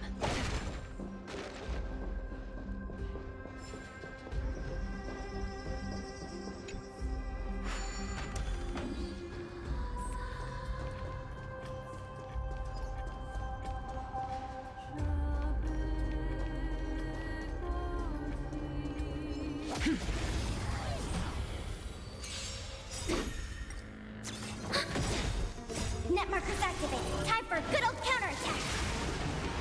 Destined for oblivion.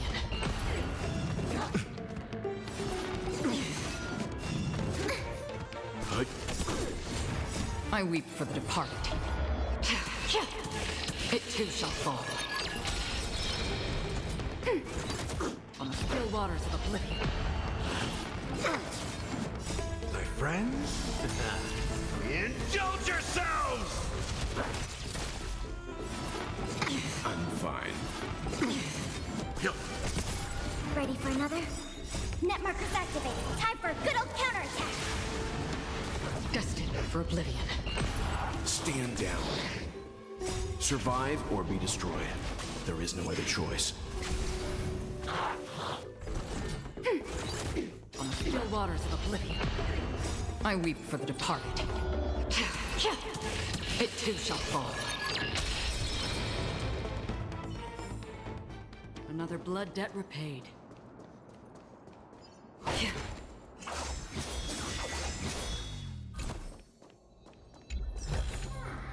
Seek, and you will find.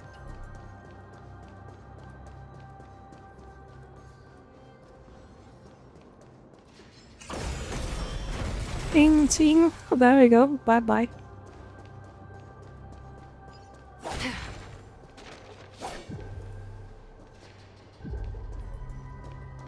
I could deal with it, I think.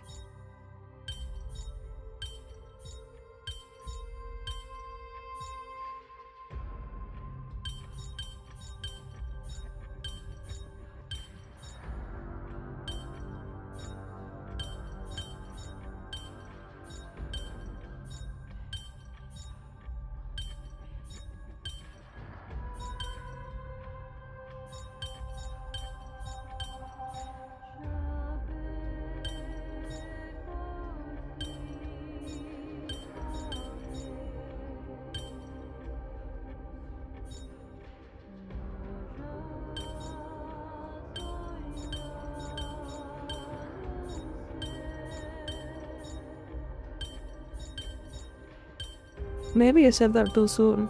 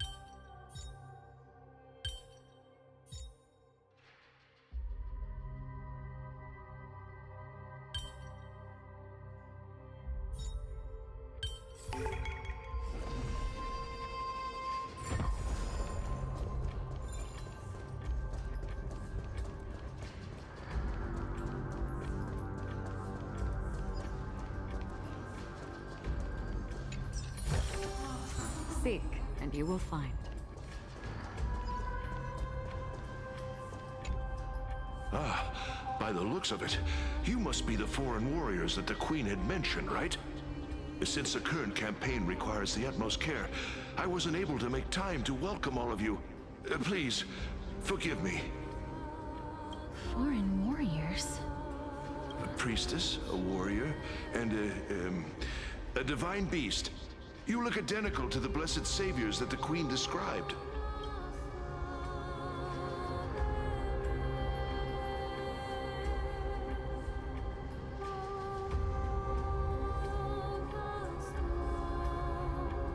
Oh no, more healing and infestation. Who are you campaigning against? Nobody knows, as of now. Of the scouts that went ahead, only one has managed to return. He says that the land ahead is a forbidden land that should not be approached, as it is the doorway between the netherworld and the mortal realm. As for the rest of the scouts, they've completely lost their souls and are decaying by the day. While there is still dissension within the city, the scholars agree that this calamity was so unprecedented that it needed to be given a new designation. An unprecedented calamity. Could it be death? It seems that you have indeed heard about this. Well, death is just one of the possibilities. It's too early to come to a definitive conclusion. A world that has never seen death.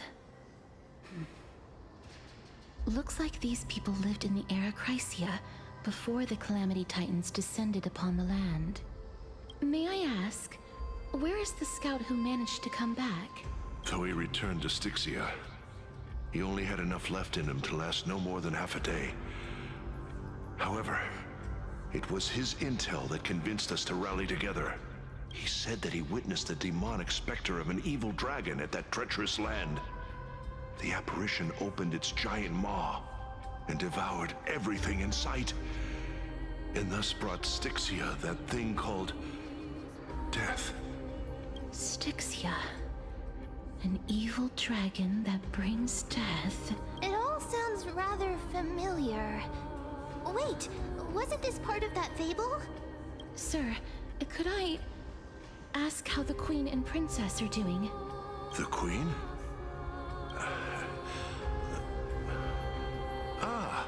By the looks of it, you must be the foreign warriors that the Queen had mentioned, right?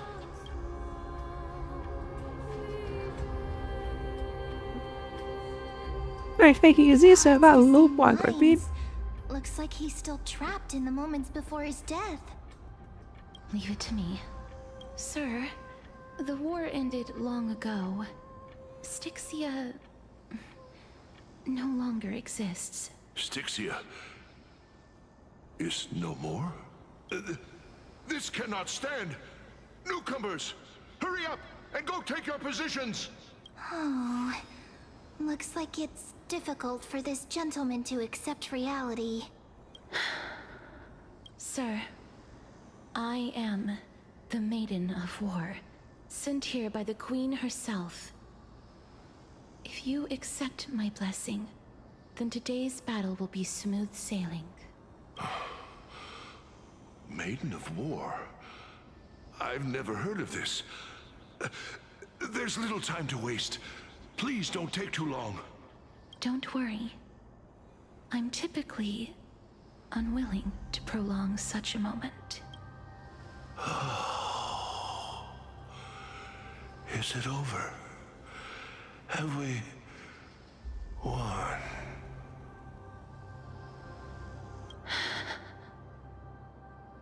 Cass! Oh, are you alright? I'm fine. I just didn't expect that I would still have to embalm others, even in the realm of the dead. Is this a remnant of his soul?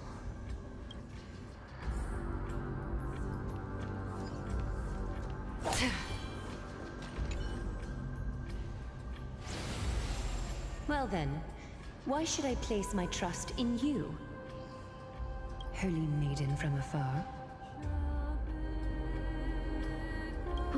Wait, this is... I don't quite understand what you're trying to say. Since the prophecy has already pronounced your name as Chrysos, heir of death, Akima ought to treat you as an esteemed guest.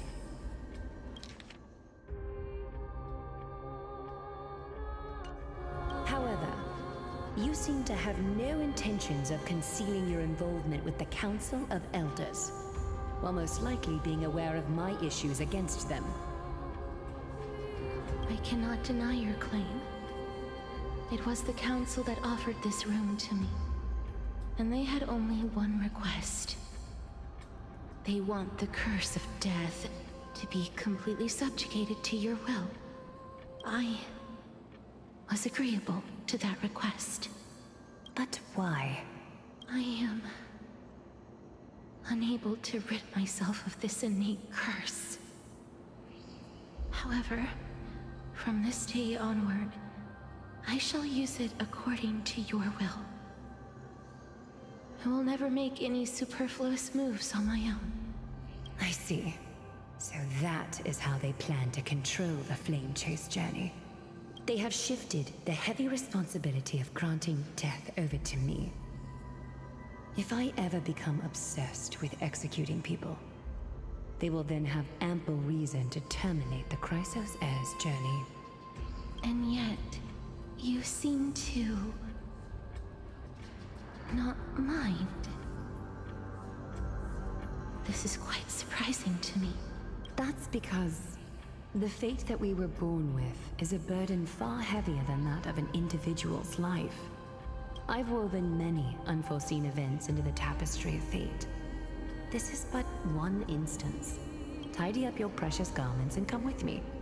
Akima welcomes you, Casterus.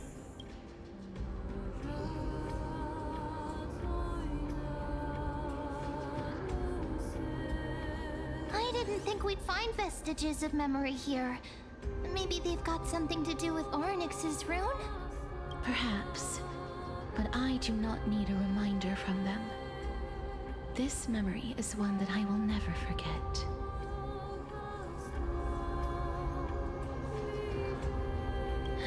Indeed.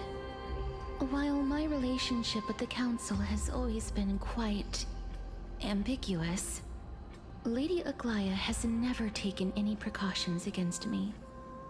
Instead, she's shown me nothing but complete trust. I really want to repay her for that trust. But why would this memory appear right now? Is this really Orynyx's power?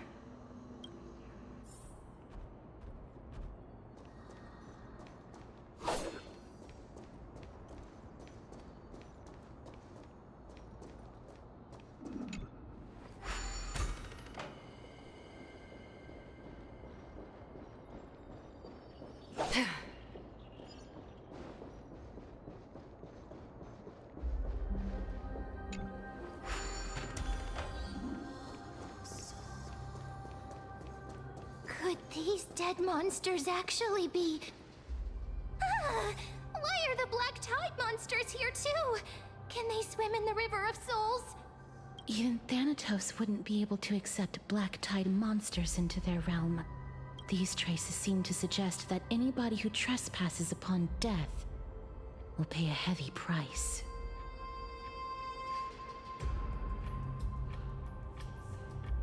Since the realm of the dead must remain peaceful, it's imperative that we rid the place of such discordant noise. Please stay back. Let me deal with these enemies.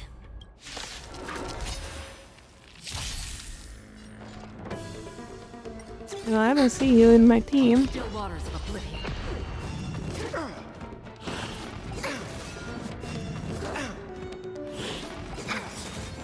Net markers activate. Time for a good old counterattack. Time to mix things up. Ready for another? Destined for oblivion. I weep for the departed.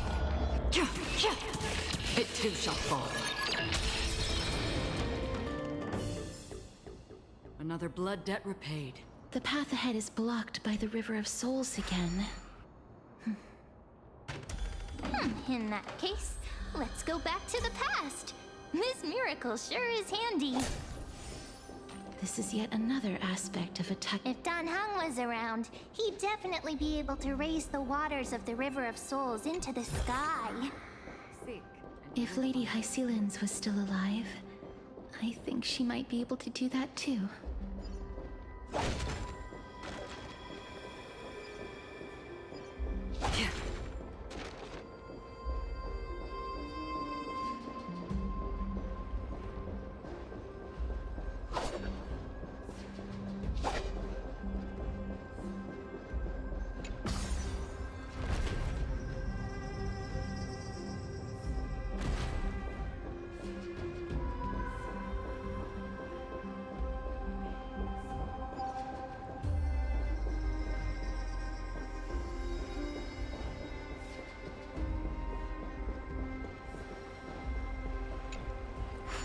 You seem to be able to discern both the past and the future.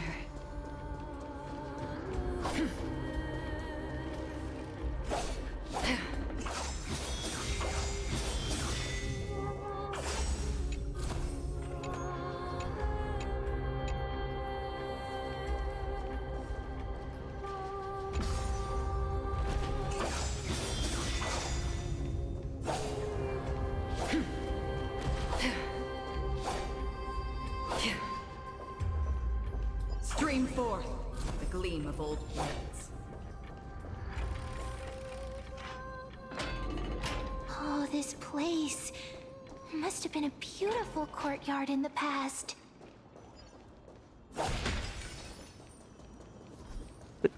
Now he just got cooked. Please excuse me. I am but a scholar from a distant land who had the misfortune of falling into the River of Souls and turned into a member of the dead. Huh? This one seems to know that she's already dead. Oh, I was merely speculating, but it seems I was right. And you... I recognize you. You're the Holy Maiden of Death from Idonia, right? I'm sorry. I cannot bring you back to life. However, should you desire it, I can end your prolonged limbo. I'm well aware of that. Even if you were able to revive me, I would never choose that option. That's because I didn't fall into the River of Souls by accident.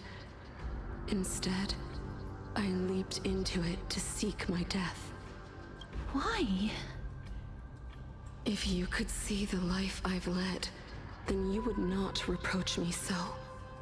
My life was far too miserable.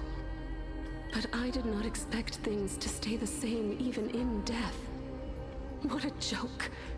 In escaping my mortal life, I've entered a millennium of pain instead. Circe's above. What cowards humans are. For we fear both life and death simultaneously. I'm sorry. I'm also powerless to answer that question. That's all right, Holy Maiden. At least you are able to respond to me. Please, grant me death. Circe's above. Does this count as thinking till the moment I die?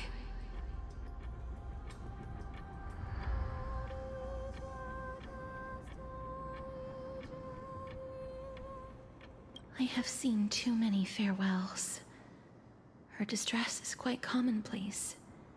There are those who will end their lives over what seems to be the smallest of worries. For some people, this power that I possess is a blessing rather than a curse. But I never managed to convince myself of that. Cass, are you still trying to create a world without death? Yes, because When placed under time's vast scales, there is no worry in this world that cannot be solved.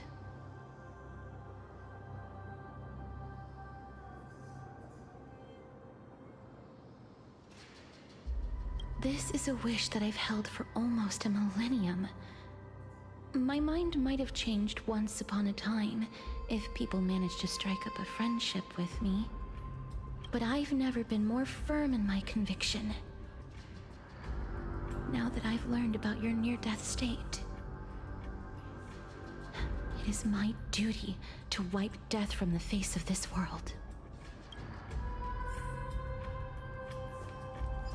Yeah, that's gonna hurt. That's gonna bite me in the ass for like 100 years. Badly.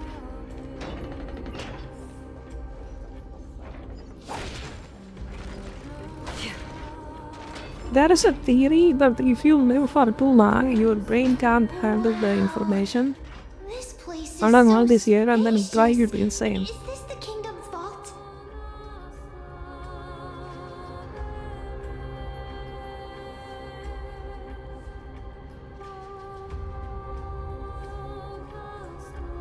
That's fine and all, but we need to lay down some rules. We're not gonna return to the past to steal things. Do we need to enter that doorway to climb even higher? There seems to be a person. Oh, more like a soul guarding it. But how should we get up there?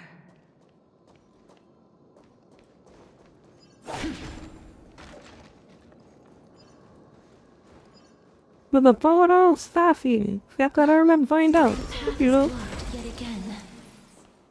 Oryx's 8 always appears in times like this. How convenient.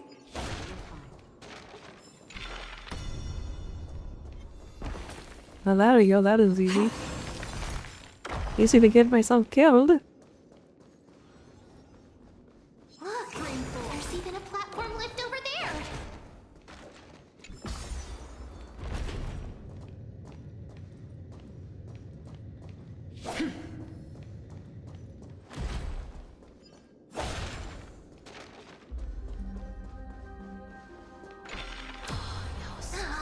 A chest of the past has been left behind, but none of its treasures remain inside.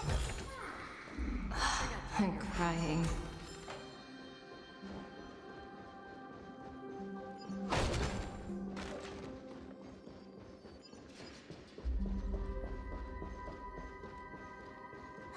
Wait, what if the miracle suddenly loses its effect? Yeah, babe. Do you really want me to answer that?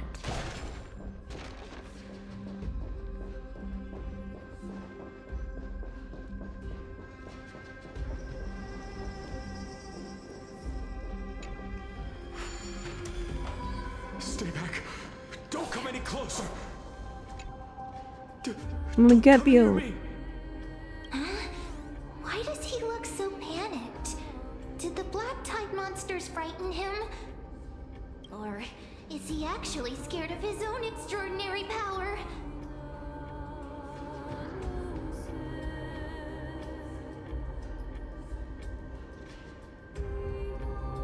There's no need to be alarmed. We're just passing by the area. See? None of us look threatening. There's that guard or some bit. You have a point. Although, while this might once have been the royal vault, it's since been plundered empty. So please go away right this instant. You've misunderstood us. We simply heard your shouts as we were passing by, then decided to come over to find out what happened. My goodness. Did I really yell out loud? How rude of me. I'm sorry to have bothered you. I merely saw a warrior. While that spirit didn't harm me, his blows really packed a hefty punch. A warrior? Could it be? Wait a minute. You seem to be quite different from him. Are you actually alive? How can you walk around here while alive? It's a long story. We're here to seek an audience with Thanatos. Thanatos? Who's that? Is it possible that he's also living in the era before death descended? Death? Could it be that you are here to defeat the evil dragon Pollux? Pollux?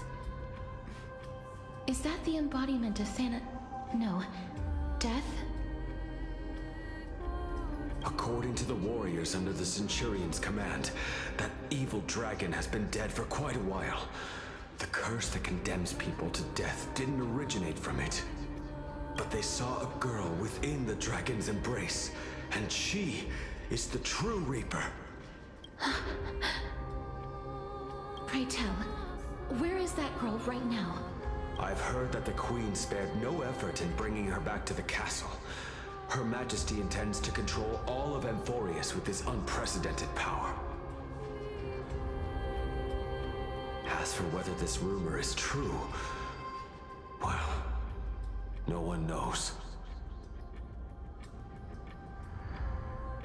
You have my thanks for the invaluable insight that you've given us. Please, treat this touch as a token of my gratitude. You...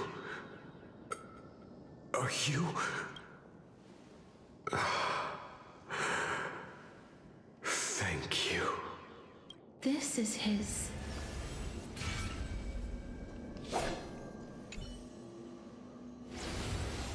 Then you granted him death? That isn't like you. You would have refused even if I commanded you to do so. I don't know. I did it out of sympathy, believing that I wouldn't be racked with agony, but... I am still in a state of turmoil. Sympathy? Sympathy for that youth who triumphed in every battle? That young man was favored by Talantin, who taught him a move that will defeat any mortal enemy with a single blow and emerge victorious every time. He could rely on that move to always achieve victory during Era Chrysia. However, now that death has descended upon the mortal realm, that divine swordplay also means he can send others to death at will. In other words... You feel that he's similar to you? Yes. Since he can never be inferior to others in martial combat, death would be the inevitable outcome every time he strikes. That's why he approached me and pleaded. Pleaded for me to put an end to all of this.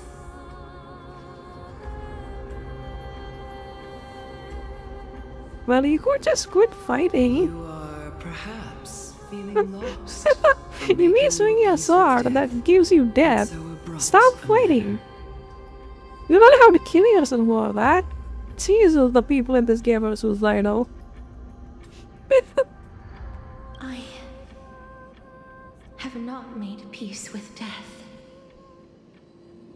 I've seen the people of Idonia stand tall and proud in the face of death. Even before the fated finale arrived, they were already content with the lives that they'd lived. They had such proud expressions. Expressions that made me believe death would be an insult to these mortals if the concept is truly a power that a god had carelessly cast down upon the world.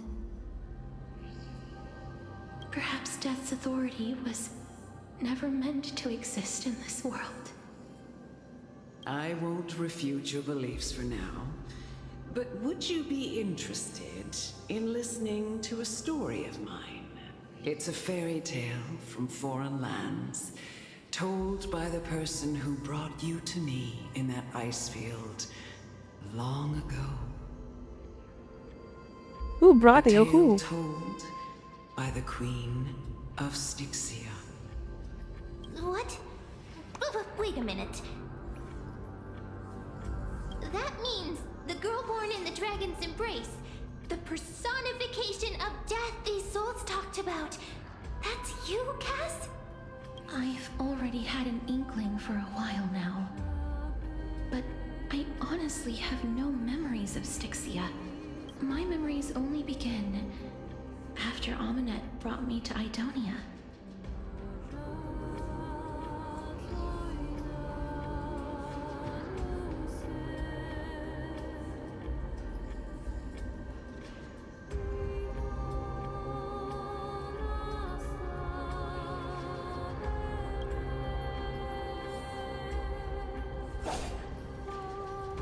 Wait, she is the Dragonborn? She's a Dragonborn. Keep moving forward. Always. It's yet another eulogistic butterfly. Oh, this is...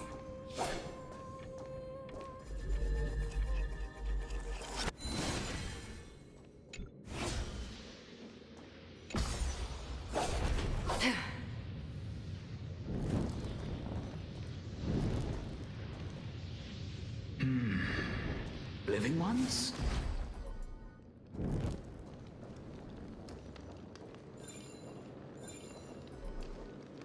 Oh, could you be the scions of Styxia? Did you hear about the great work that I'm doing here? And have thus arrived to give me the last material that I need for transmutation? Great work? Have you heard of the great name of Pollux, perchance?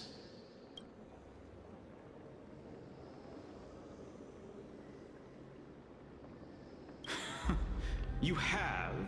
Then that's good. During the Age of Myth, a time likely before your birth, I was the unsurpassed zenith of alchemy that none could reach. On the shoals of the River of Souls, I shall make Pollux soar again and bring death back to the world. But didn't that dragon already bring death to the world? Oh, looks like you don't know the whole picture. Well, it's true that the missing girl can grant death to mortals. Pollux, the one who delivered her onto this world, makes it so that humankind cannot die.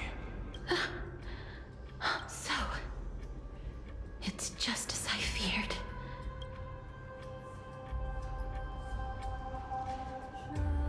This is my guess. The deceased are supposed to drift down the River of Souls until they reach the end of the West Winds. But this River of Souls was blocked by Pollux's fall.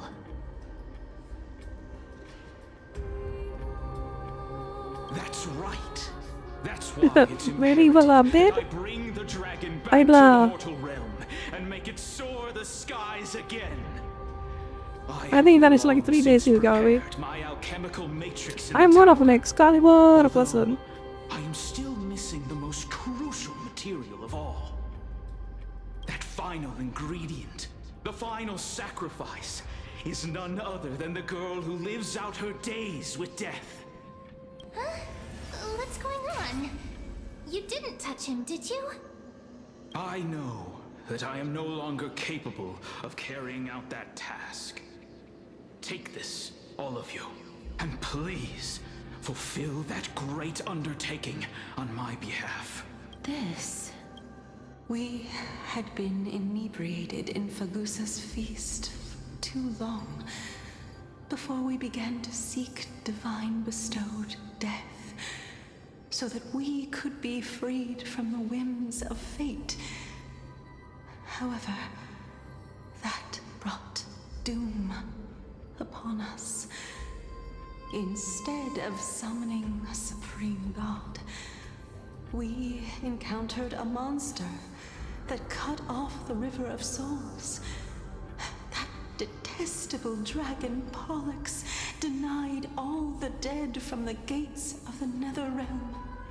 Unable to rest in peace, these departed spirits engulfed Styxia like a roaring tide. As a result, my city and its people no longer exist. That child is the only person whom I managed to save. Born within the evil dragon's abdomen, she has possessed the talent of death since her birth. She must have been granted to us by the... Please, you must nurture her to adulthood and prevent her from experiencing all of the suffering that we went through. I promise that I will care for her as a mother, that I will protect her from the evils of death. My Fagusa above, thank you for your kindness. As her mother, please bless this child with a name before I am swept away by the River of Souls. Please, let me know how I should address her in my next life. Oh, like how a transient raven butterfly, a fleeting papilio castor, perches on the twig of death. Castorus. That shall be her name. That's where my name comes from? The sound's back. What is making that ruckus? Time to kill that dragon. Living ones, don't waste your time bickering. The Netherrealm's wrath is falling upon you. Black Tide Creations. When did they... Miss, please fight them with caution. Be careful not to suffer the same fate as those Black Tide creatures! Everyone, hide behind me! No waters of oblivion. Yep. Survive or be destroyed. There is no other choice. Again?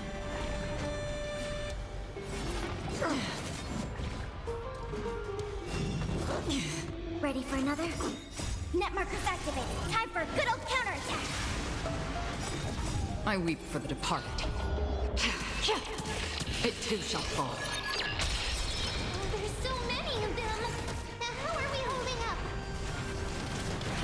We are destined for oblivion.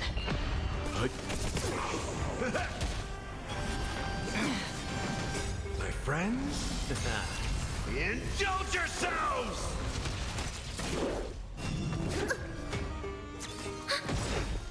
Net markers activated. Time for a good old counterattack.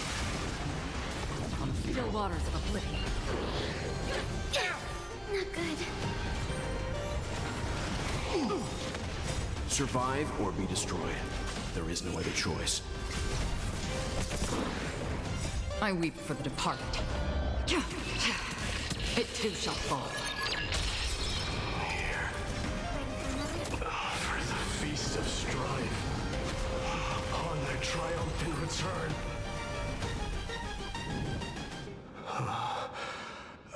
You? Lord Mighty?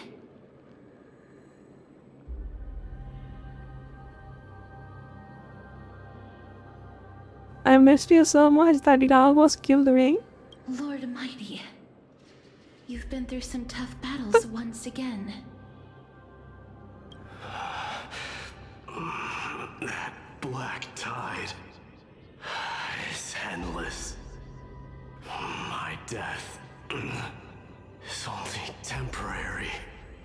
I will find my path of return and go back to the world of the living and continue my protection. Lord Mighty, I have always wanted to... Why does death reject you? I'm the one resisting it. I must resist the temptation to go with the flow. I'll go against the current and kill my way out of this cursed nether realm. That is my destiny.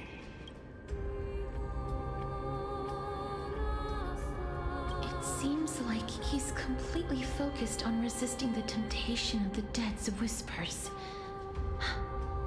He's working hard every minute to deny death. It seems his battlefield is not limited to the world of the living. Lord Mighty, are you willing to travel with us? We're headed for the Matrix inside that tower, to summon Thanatos from their prolonged concealment. Thanatos. Challenge. Death. That's right. If we can work together and defeat them, you won't have to be troubled by the curse of immortality any longer. Let's go together, Castoris. Let the person who has brushed against death countless times guide your way. Okay. Yes. Are you sure you want to do this? The alchemist said he wanted you to be a sacrifice. I'm not afraid. There's no reason for us to turn back anymore. Rather than standing still, taking action is by far the better option. Perhaps fate might take pity on us today and show some compassion. Oh, he became very horribly. Go go his way.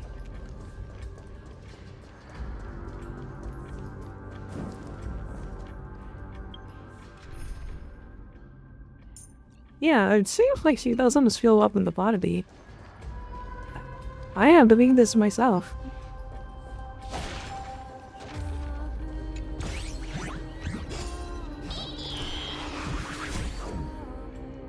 Every bang though, fuck this thing. They have to do a stupid minigame. Nah, I'm just gonna leave. Like, yeah, I know I'm a give a shit. I don't get.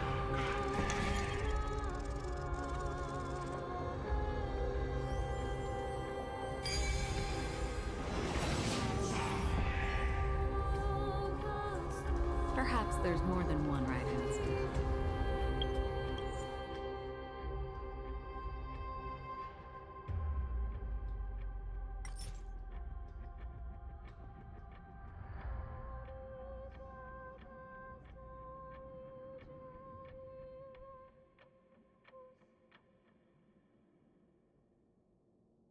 No, like you a thumbs up. In this game, there is no thumbs up. There we go.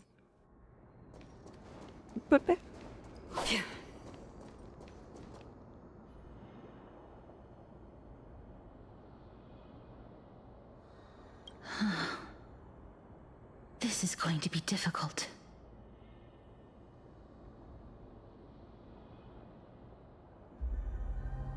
Please calm down. If you were to fall into the icy cold river of souls, I'm afraid that you really would die here. If I was more powerful, I would be able to carry one person with each limb and fly the four of us to the other side.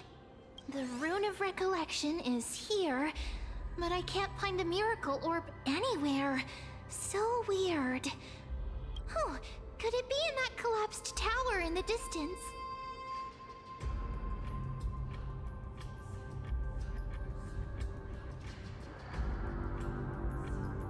That sounds so weird.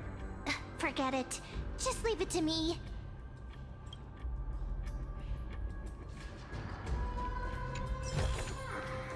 Seek, and you will find. Just shout for me when you need my help! Got it! Just leave it to me!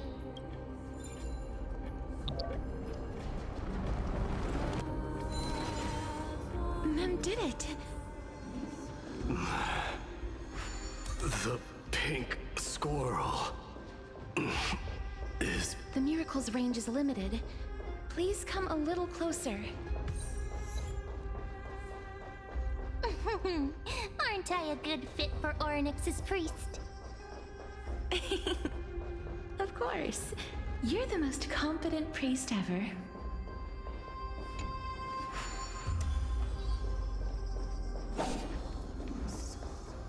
The alchemical matrix should be behind this door.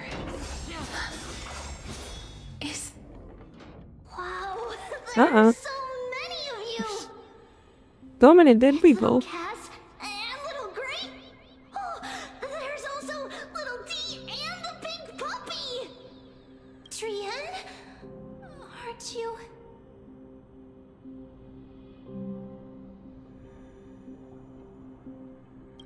Get what? I'm getting even more confused.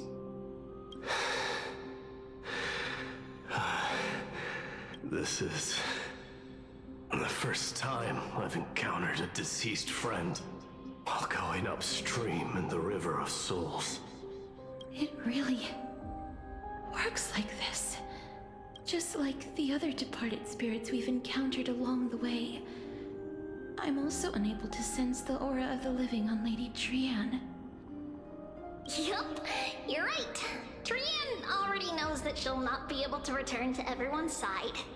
But Trian believed that little Cass would eventually return to the Netherrealm.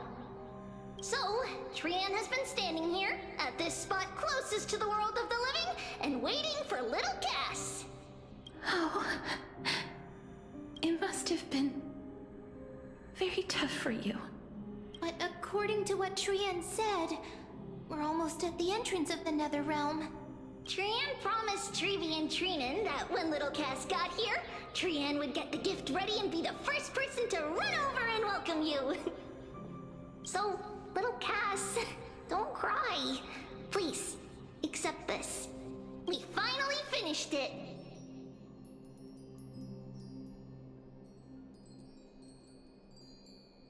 This is what Lady Trevi once mentioned. The gift for me that you didn't manage to finish. The Holy Maiden of Yanis. Even when separated by life and death, their thoughts are still connected. Trian spent a lot of time drawing this. Trian hopes that little Cass likes it. Seriously? It's seriously a wonderful drawing. Lady Trian.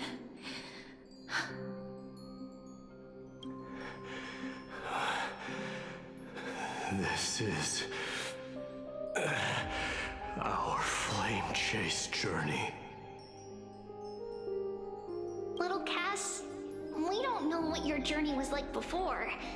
Trevi has always said that it must have been a very harsh and frightening journey. But little Cass no longer has anything to fear now, because everyone is here with you in this flame chase journey!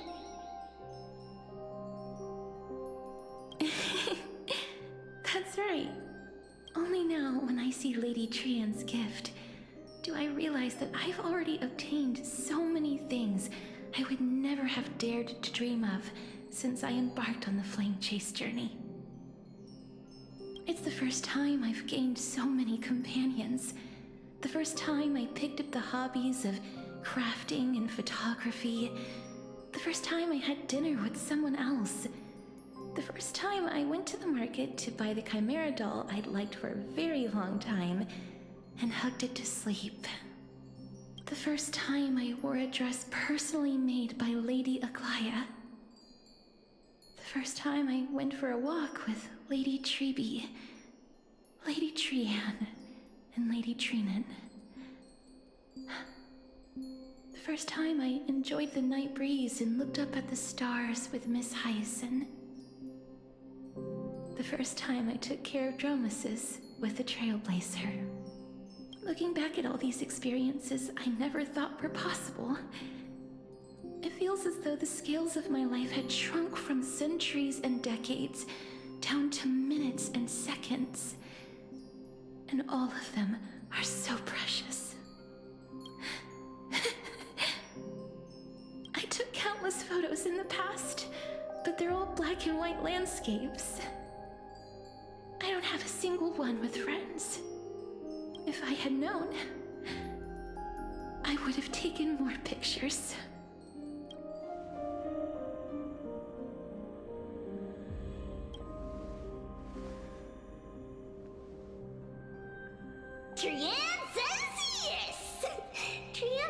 little Cass, and would love to take a picture with little Cass.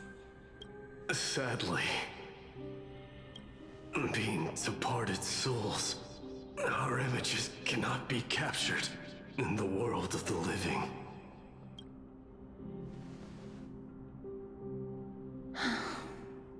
I thought so too. What? Are we seriously going to leave any room for regret?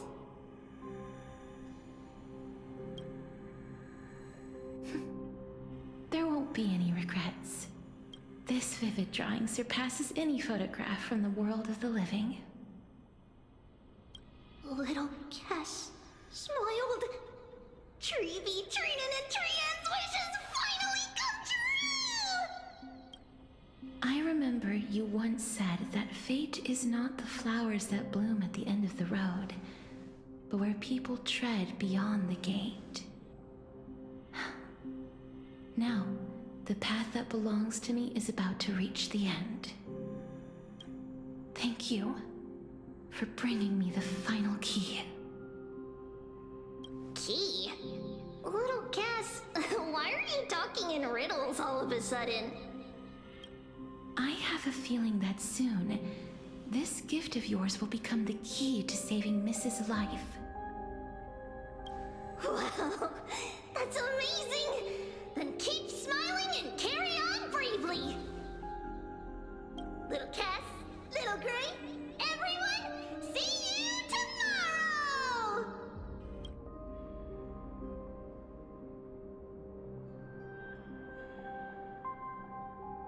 Lady Trian. The aura of this place. We have indeed reached the end of the stream of souls. If I go any further, I might lose myself. I must leave now, for the black tide still wreaks havoc in the realm of the living.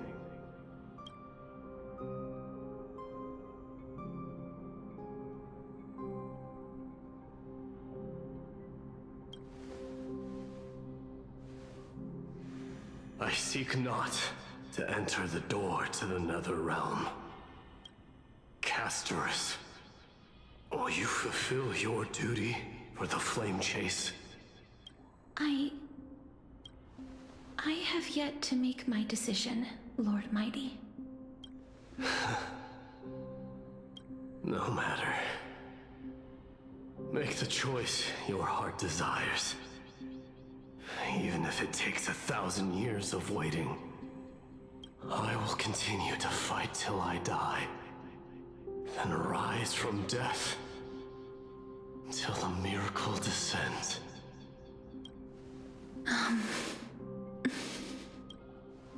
There is one more thing you should know, Lord Mighty. What is it? Professor Anaxa may have deduced the principles behind the Era Nova. You and I may be reincarnated as strife and death in the next cycle, becoming calamities wreaking havoc upon the world. I see.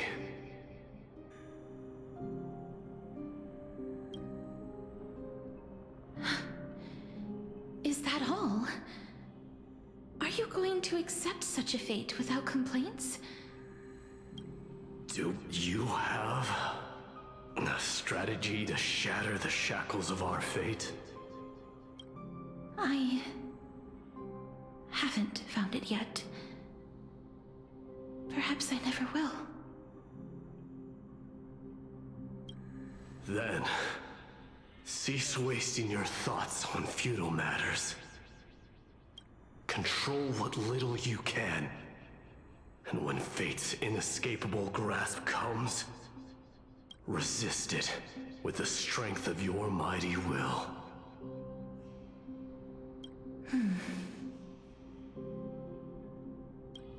Thank you, Lord Mighty.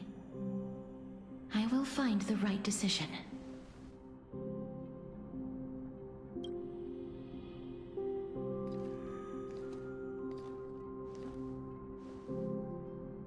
In the name of strife, may you meet a fitting end. This must be the alchemical matrix the spirit mentioned. Let's see. We need to insert Aquila's sky, Georios' earth, Kephali's fire, Fagusa's ocean, and Nestia's love.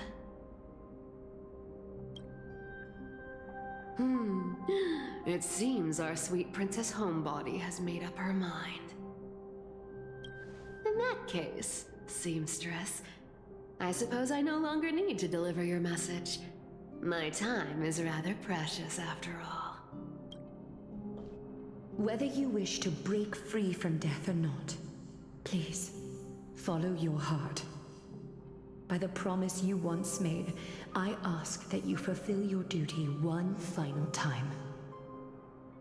Castorus, please, live as a human, and die as one.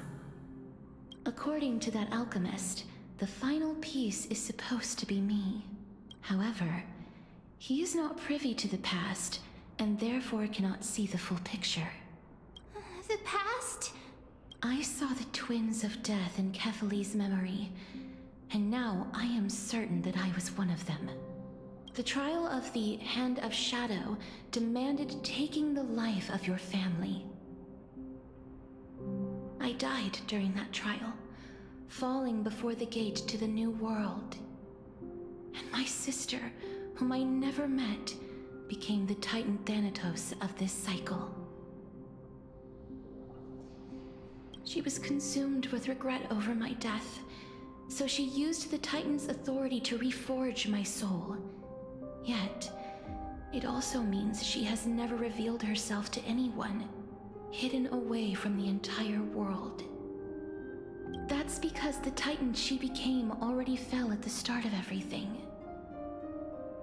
They died for me, and now lie in slumber in the River of Souls. You mean Pollux? That's right. The River of Souls is no material river. It cannot be blocked by ordinary means. Only a divine corpse can prevent the dead from reaching the next world. And that's why we have to awaken Pollux from death before we can retrieve the core flame of death. We have to reforge its body with the power of alchemy. But Cass, if that alchemist speaks the truth, does that mean you're also part of the dragon body? According to those departed spirits, I was indeed born as the dragon's twin. But before we talk about that, have you heard the sighs?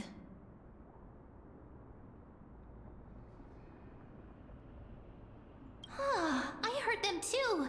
So what are those? I think it's probably the sign of Pollux's wish being fulfilled. They must have realized how heavy a price they'd need to pay when they used their divine authority to resurrect a dead woman. That's why they exerted every ounce of their strength to send me to Styxia, a city that called for death, a land where none is hostile to death.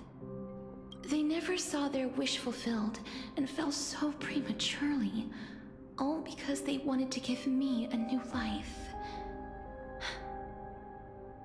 Pollux must really want to know how their sister has been after giving their all to save her. That wish is the reason Pollux's soul still lingers in the mortal realm even after their fall, quietly watching and documenting every detail of their sister's life. So instead of picking up objects on the way here, we were instead showing things to a strand of yearning that lingers here. Now, we must weave these yearnings together and restore them into Pollux's complete soul. Yeah, that didn't explain jack shit, but okay. just a hypothesis, right? Theater, What if we go through with the ritual and it turns out totally different? That's fine. As Professor Anaxa often reminds us, Such is the nature of alchemy. The true outcome can only be known once the process is complete. This is why alchemy is also known as the miracle of creation. Now, the puzzle of Pollux's yearnings is nearly complete, with only one final piece remaining. Okay, let's take a short peek bit. I'm gonna go get you. There we go, goddamn. See you in a bit.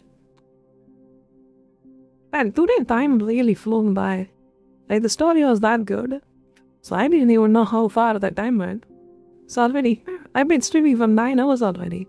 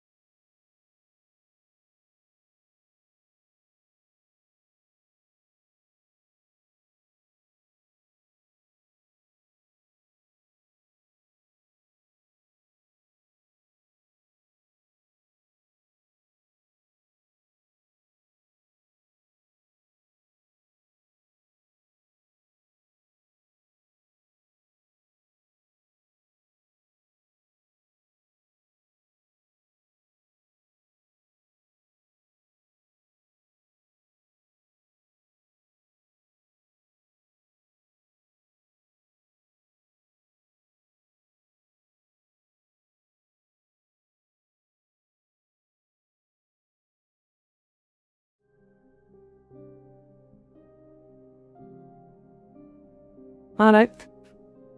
Interesting. I shall reveal what they have been yearning to know in the alchemical matrix. I will show them my whole life since I left Styxia. Lady Trianne has already drawn a picture of my entire life, and it is now in my hands.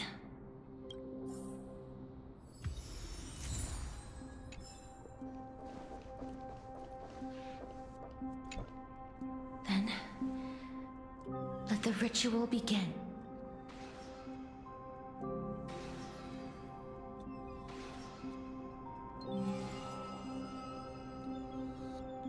Have you ever drank black coffee?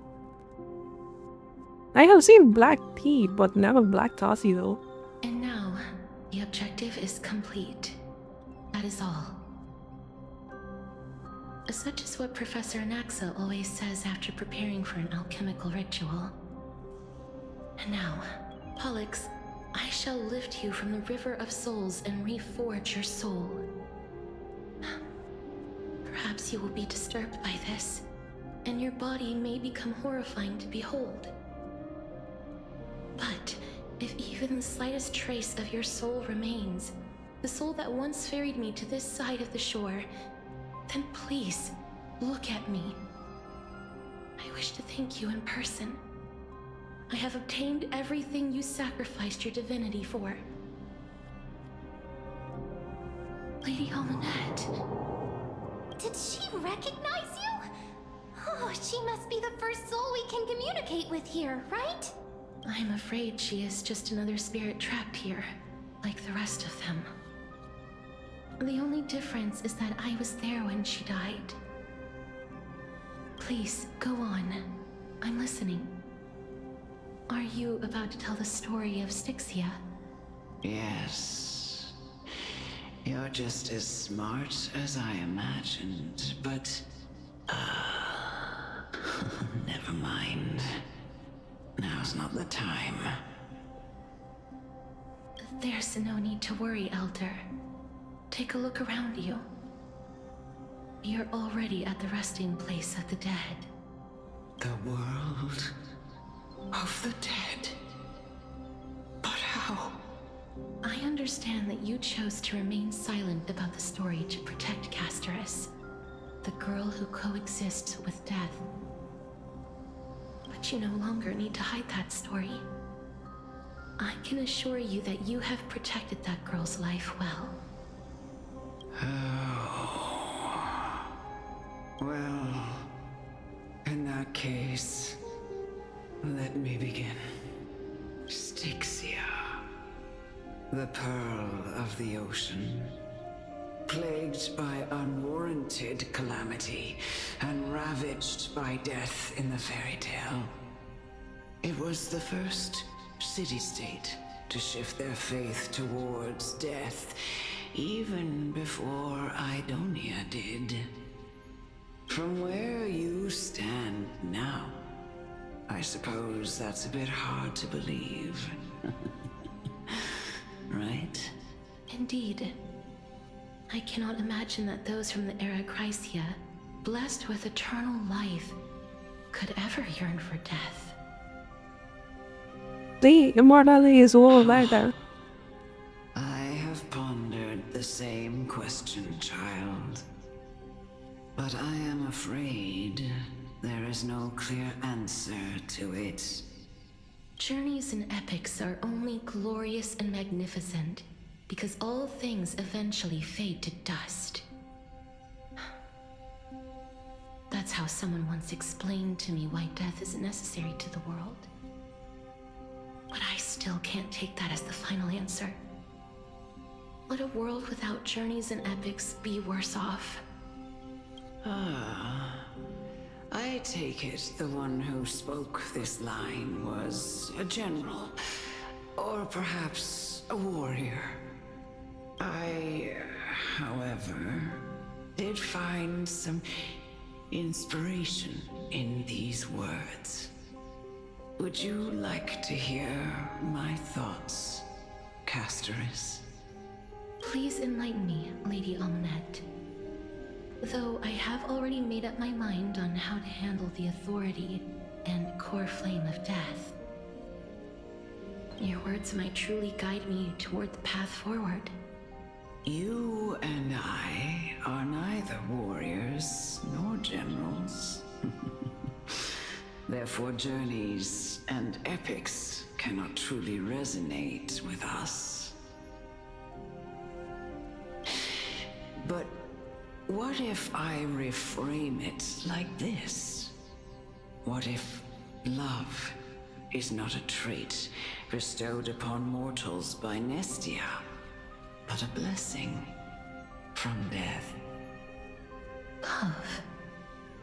No one ever invented the word cherish in the era when life was eternal. For all the good things in the world could be revisited endlessly, and every bond formed carried no risk of being severed. The so-called Era Chrysia was an age devoid of both virtue and sin. People did not truly live. They simply existed, going through the motions without passion or purpose, then waiting for something to happen. Perhaps the people of Styxia chose to embrace death not out of fascination with its cruel and fearsome side, but instead became fixated and obsessed with the impulses and desires tied to a finite existence. Therefore, death is not a thing of fear and desperation, but... That's right, Casterus. It is the reason we shed tears when parting ways, and also the original spark that ignited the passion of mortals. If you truly intend to deprive the world of death, then be prepared to witness it return to a state of stagnation. See? Most of the inventions and most of the achievements of made by humanity is because people die. That's why they do it. And otherwise there won't be any motivation. You lose motivation to do anything. I understand, Lady Amunet. That's why you die. There is a reason for it. The fact that you die makes you want to make your life more valuable and reasonable, you know? That's why the concept of death is existing. The reason why that night exists because you can enjoy the day, you know? Vice versa. Our limited lifespan shapes all that we know and love. Not even the Death Titan has the right to take that away from humankind again.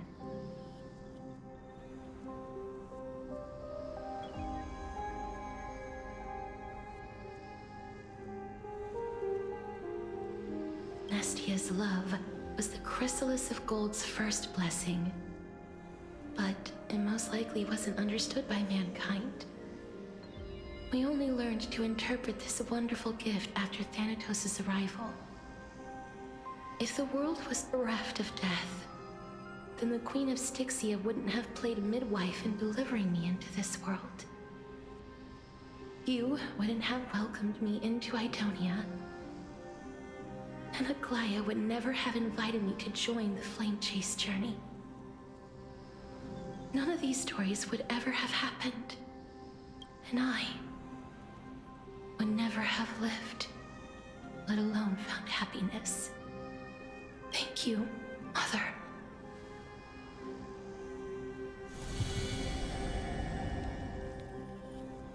I will use all the love I've experienced in this long life to complete the final miracle. My teacher, Anaxagoras, grant me the wisdom of all things. I call upon thee. The stripped dead dragon's corpse.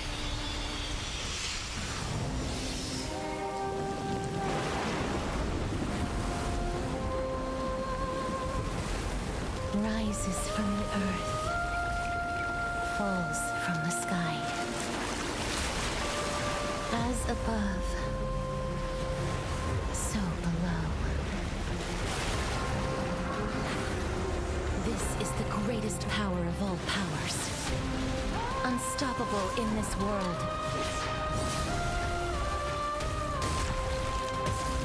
The great work that commands all death. I shall grant you embrace.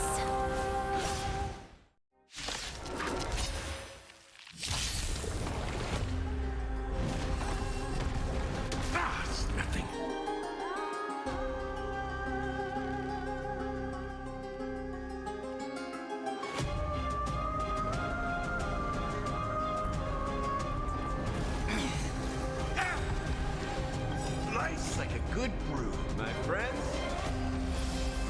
Indulge yourself. Is the girl who once saved my life truly gone? Or will you show yourself again once we eradicate this hatred and regret? Another journey begins, destined for oblivion. I'm not doing fuck all. Let us do this thing. I am so dead. I weep for the departed. It too shall fall. Not good.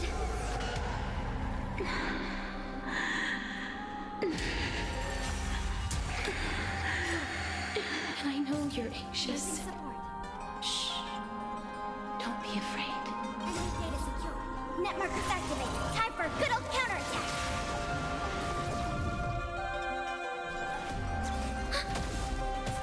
Step up, let's see ya.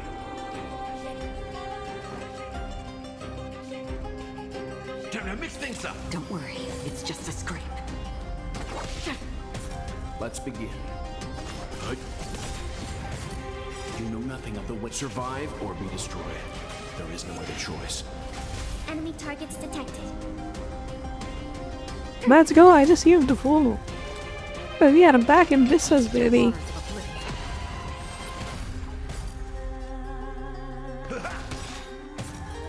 Nice like a good, my friends. Indulge yourselves. It ain't over. Commencing support. Ready for another? There's no more need to weep and grieve. I Data secure. Net markers will grant you peace. Another journey. Yes, it's me. I'm back. I weep for the departed. It too shall fall. Leave it to me. In the mood for another beating?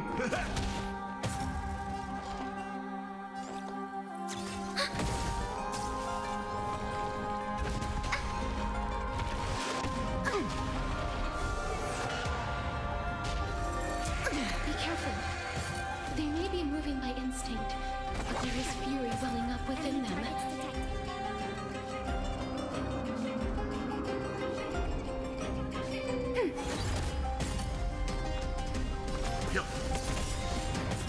Step up, let's see ya.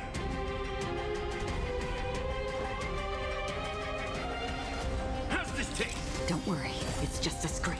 Nice like a good, my friends. Indulge yourselves! You know nothing of the weight behind this power.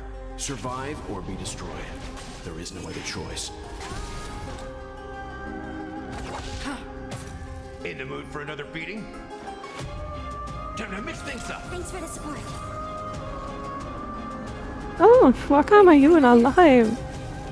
How familiar. Enemy data secure. This is so good. Time for a good old counterattack. begin. I somehow lived through that. He down my HP to 1 every time. Another journey begins. Commencing support.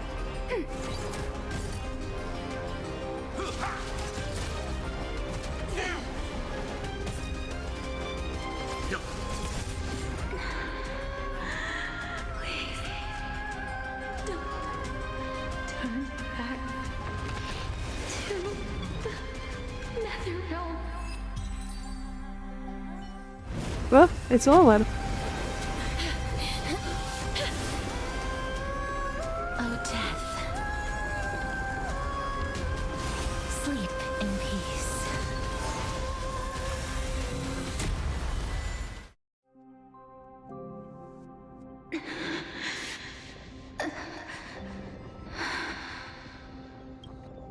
I'm sorry I have to wake you up from ancient death. And I know you're anxious. Shh. Don't be afraid.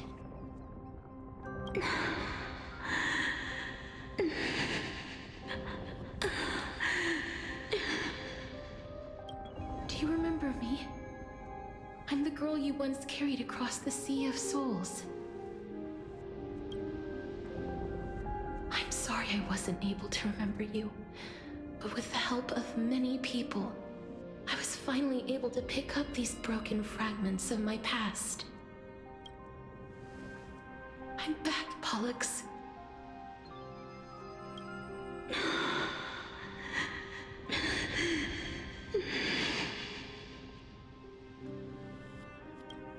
I know this might not be what you wanted.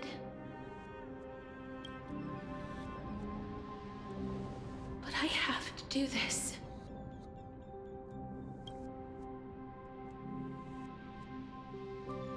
So please, carry me across the Sea of Souls again and return me to the Netherrealm, just like you did in the past.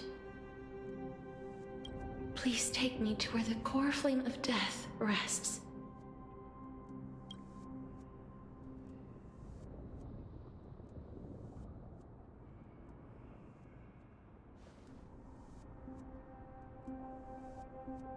I'll be going now.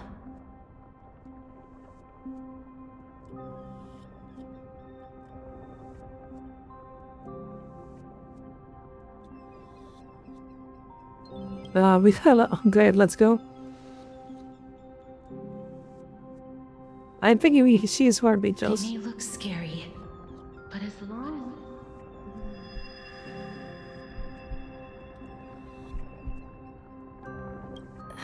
What's happening? Uh-oh, I think we are losing our internet connection. She's losing her internet connection. She's dead. What's wrong?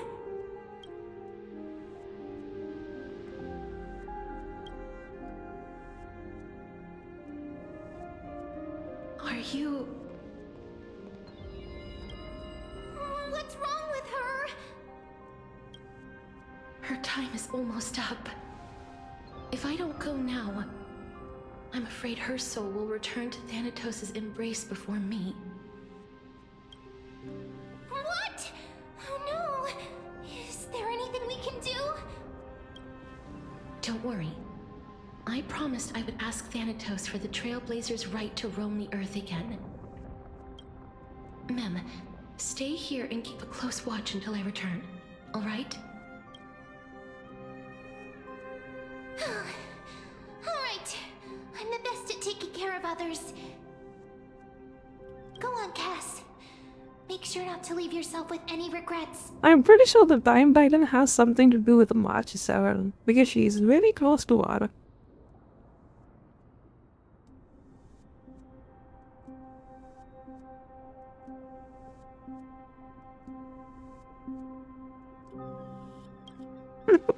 I'll go though. Let's see who goes to the Netherlands first.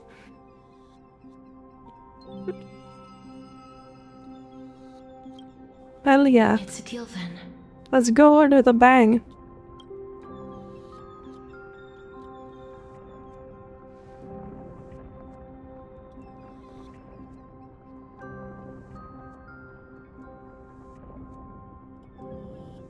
Please.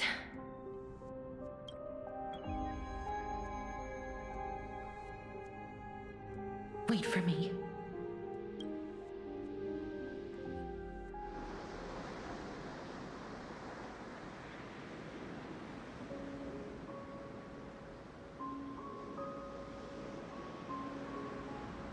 After all that, you still ended up back here.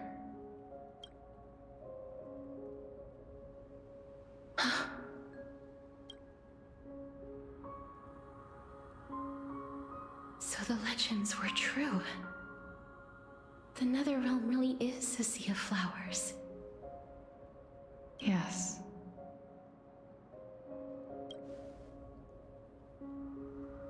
Just like the flower fields we tended to back then. Is that you, Plexia? Do you remember me? I don't have the memories from that time, but I've seen you before during an experiment. I see. Call me Thanatos, then. It'll be easier. However, since you recognize the name, you must already know everything about Thanatos, right? Yes. I'm here to reforge the order of life and death in Amphorius.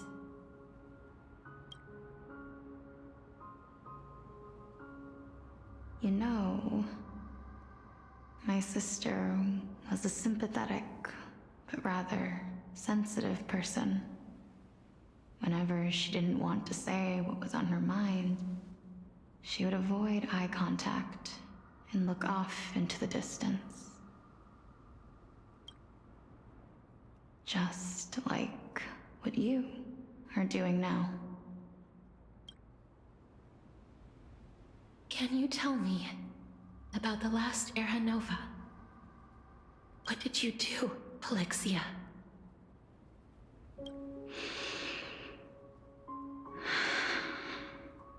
Where should I begin? I suppose... Why is she on a wheelchair? From the beginning.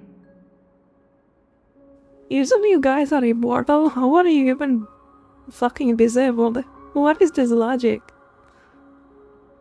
So you were saying this person can literally ascend into godhood and become goddess of death herself, but she can't stand it. What this logic? A long, long time ago. It makes zero sense whatsoever. Like-minded twins, as foretold in the prophecy. Maybe it's her ghost or something. She got cursed. To be successors to the god of death. But fate was cruel. The price of attaining divinity was to take the life of our closest kin with our own hands. That trial was indeed recorded in that memory. Then you should already know that my sister voluntarily gave up her own life, so that I could ascend as the demigod of death. But I couldn't accept that. Why did we have to kill each other for a future she'd never see herself? That's not fair. So, while weaving the laws of the new world,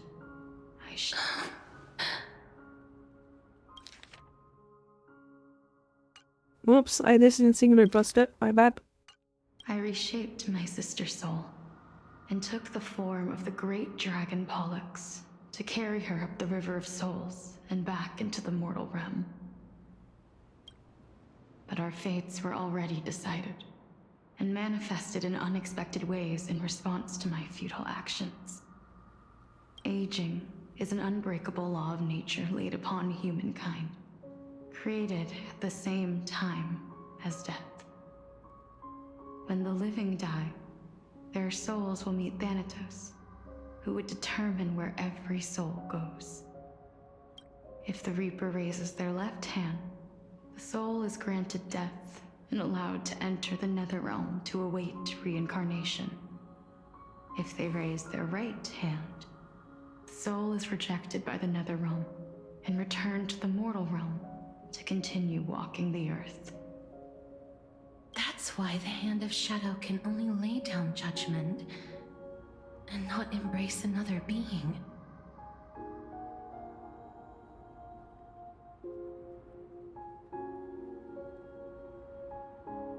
Yes.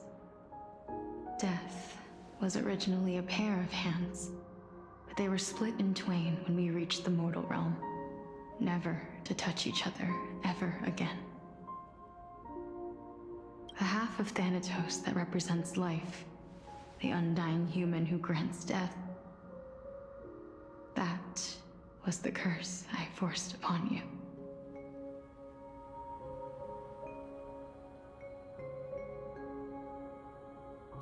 Then, what about you? As the half of Thanatos representing death, I shoulder the fate of defying death. I died the moment I entered the world of the living.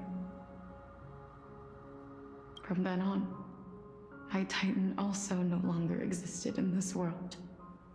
The cycle of life and death stopped.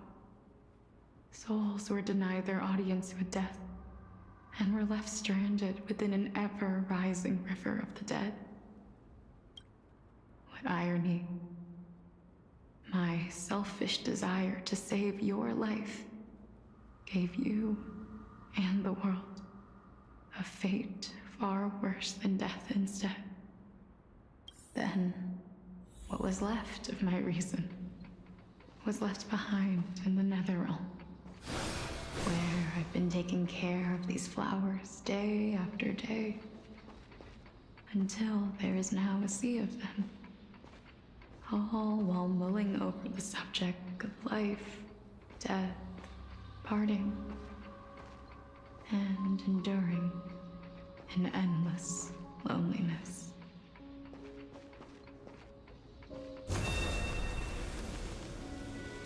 Emerge from your cocoon!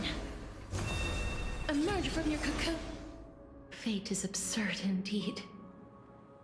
Our lives were a mirrored image of one another, like a pair of hands.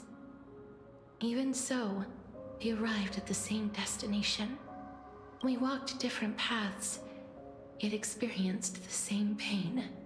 I had hoped that maybe you would at least have a good life in this cycle. I'm sorry.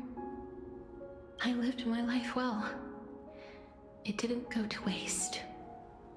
As far as I'm concerned, you did nothing wrong. Even though I forced the authority of granting death to humanity upon you, a total stranger. Too many responsibilities were forced upon me in the course of this long journey. I was once lost, even upset. But I realized recently that if it weren't for your blessing, I wouldn't have understood the source of these emotions, nor would I have realized my purpose. I wouldn't have made it here to reunite with my missing half. And we wouldn't be discussing our past while sharing the same view of this landscape.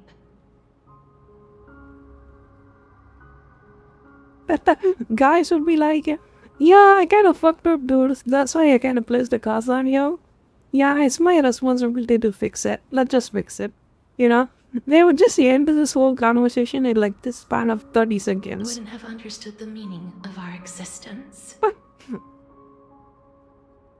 The meaning of our existence. This sea of flowers blooms on dead land, 'cause we sowed it with the seeds of our separation and watered it with our tears of loneliness. Yes, The only thing death is allowed to create are flowers that bloom from blood and tears. That's why Thanatos cannot create living beings at will. Nor can the Hand of Shadow determine a person's remaining days. Because the life and death of mortals should never be dictated by another's will. Are you saying there's no point in Thanatos' existence?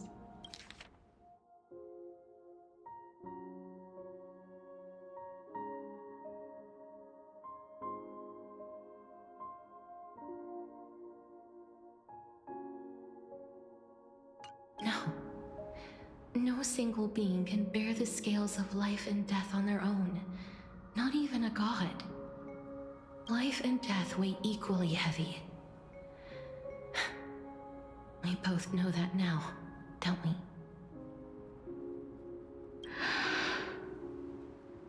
You, too, must have had a difficult life. We've taken quite the ridiculous journey together, haven't we? I had a feeling, even back then, that we would meet again one day. Not to embrace one another after a long separation, but to come in search of retribution. Tell me the answer that's already been written, and let us draw this seemingly endless fate to a close.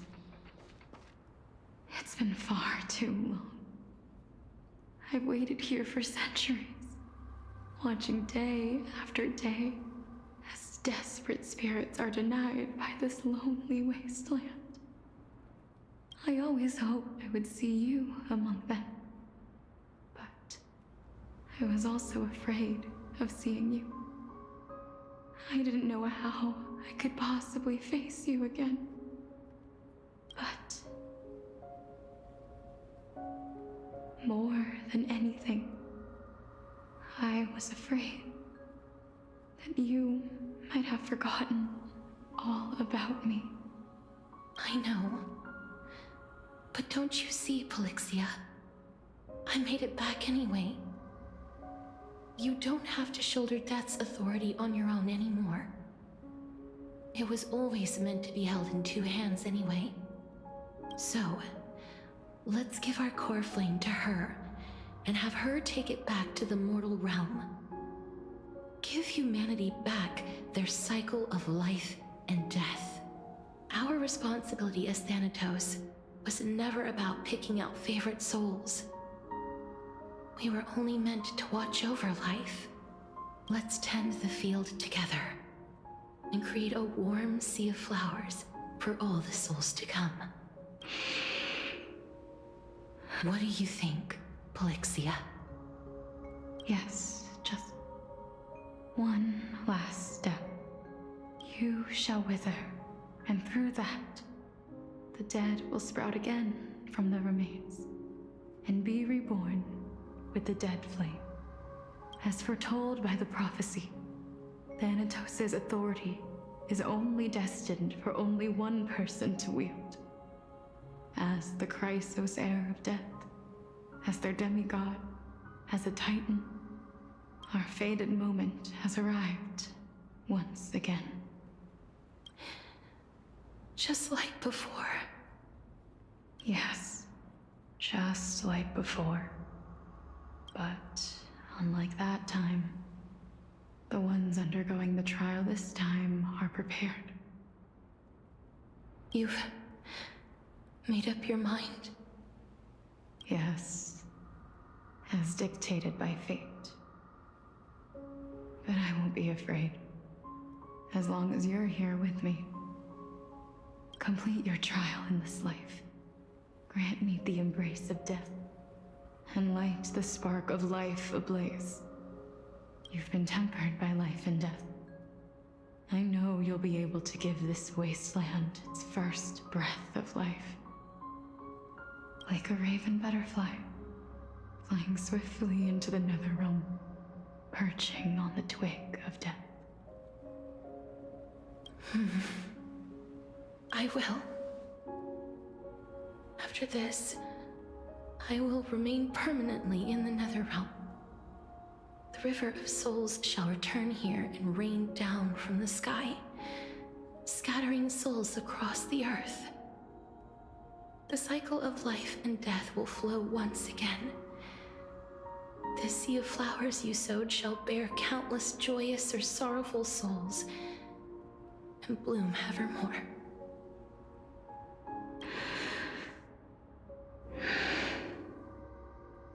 Thank you. Just one last thing. Can you grant me one wish? Of course. What is it? Please, don't forget me. I promise you, when we meet in the next world, even if I have endured another reincarnation, even if we do not know each other's names, I will still hold you tightly in my arms. Just like what I did when we were born.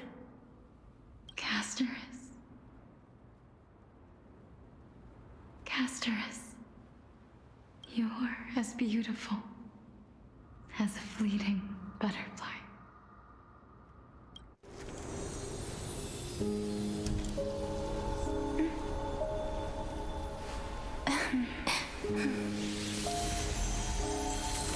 I will bring rest to death. And from now on, stagnant life will once again flow.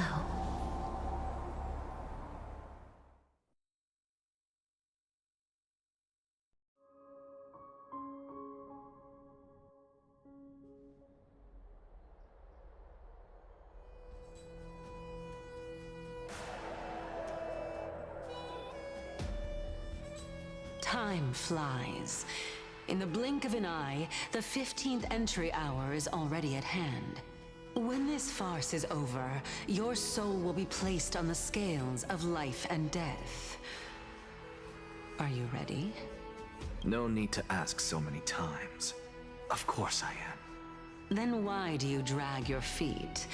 Is your fear of crowds holding you back again? I simply find them too noisy. Paying attention to conceited fools like them would be an utter waste of my time. Such harsh words. As I see it, you are no less arrogant than they are. I couldn't agree more. Oh.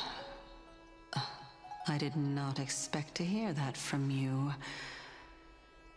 Are you not going to refute me? I know myself better than you think I do. At the very least, better than a stowaway like you. And they say men whose ends are nigh have but kind words. Well, that is exactly why I chose you. Should I thank you for the compliment? The hour of the trial has come. Do you have an answer for me? And how will you prove the veracity of your argument? I suppose there is no point in putting this off any longer. Do you recall where we stopped the last time? You were saying that Amphorius's history is cyclical. Indeed. The demigods that bear the core flames eventually become the new titans at the world's end.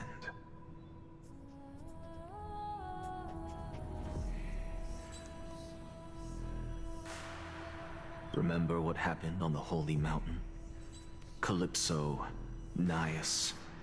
As their destined ends approached, one by one, they left this world, leaving only the twins, who are fated to succeed death. Unfortunately, while their journey is consistent with ours, you and Calypso, as well as Nikador and Naias, act as supporting evidence. I can only come up with a rough sketch for my theory of a cyclical history.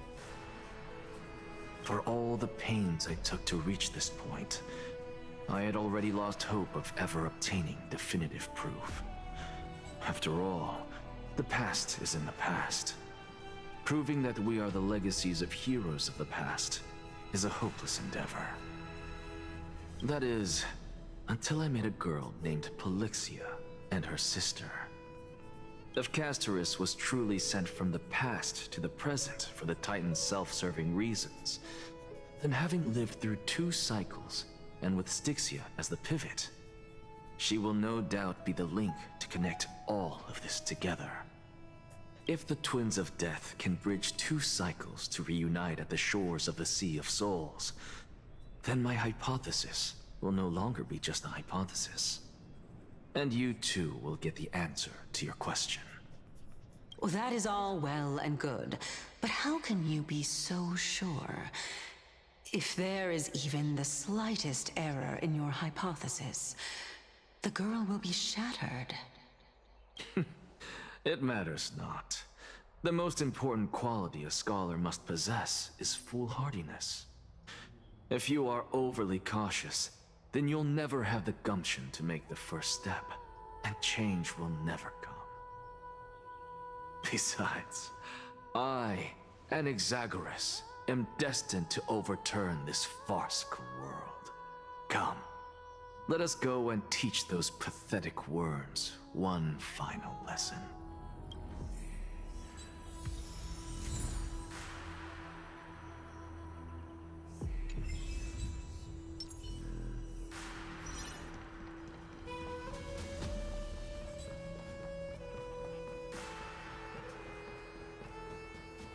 Fine.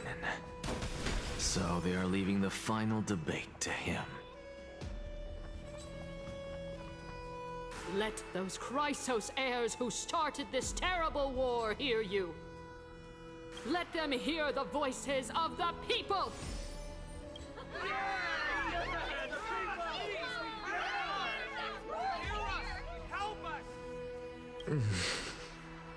As always, that woman knows how to stir up a crowd. Professor Anaxa, I thought you'd pass on this. Everyone must cast their vote, or this assembly would serve no purpose. Prof, do you truly think it's wise to entrust the fate of the world to an assembly like this?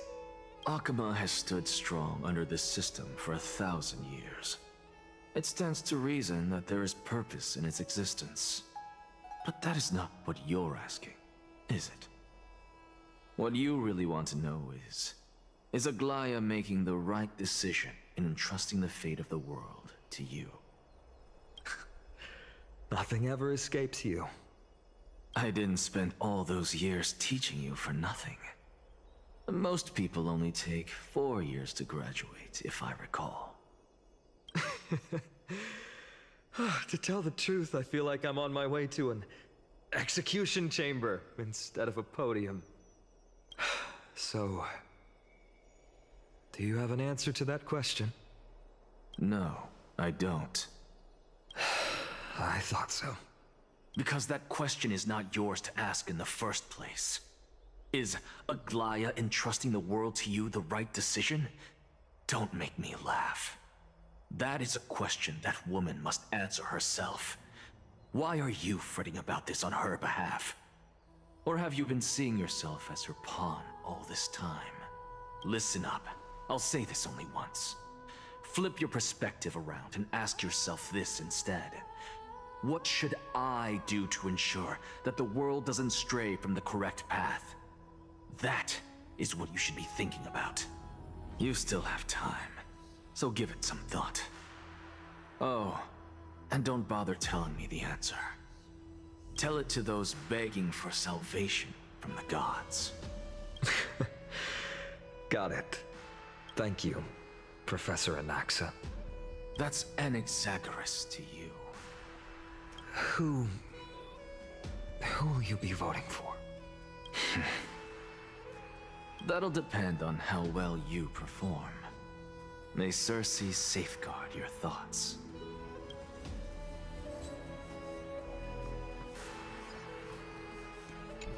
Lord Anaxa, you're finally here. The last speaker for the assembly will be taking the stage soon. The resolution will be passed after that. Lady Kindness has reserved a special seat for you. Shall I show you to it? All right. This way, please.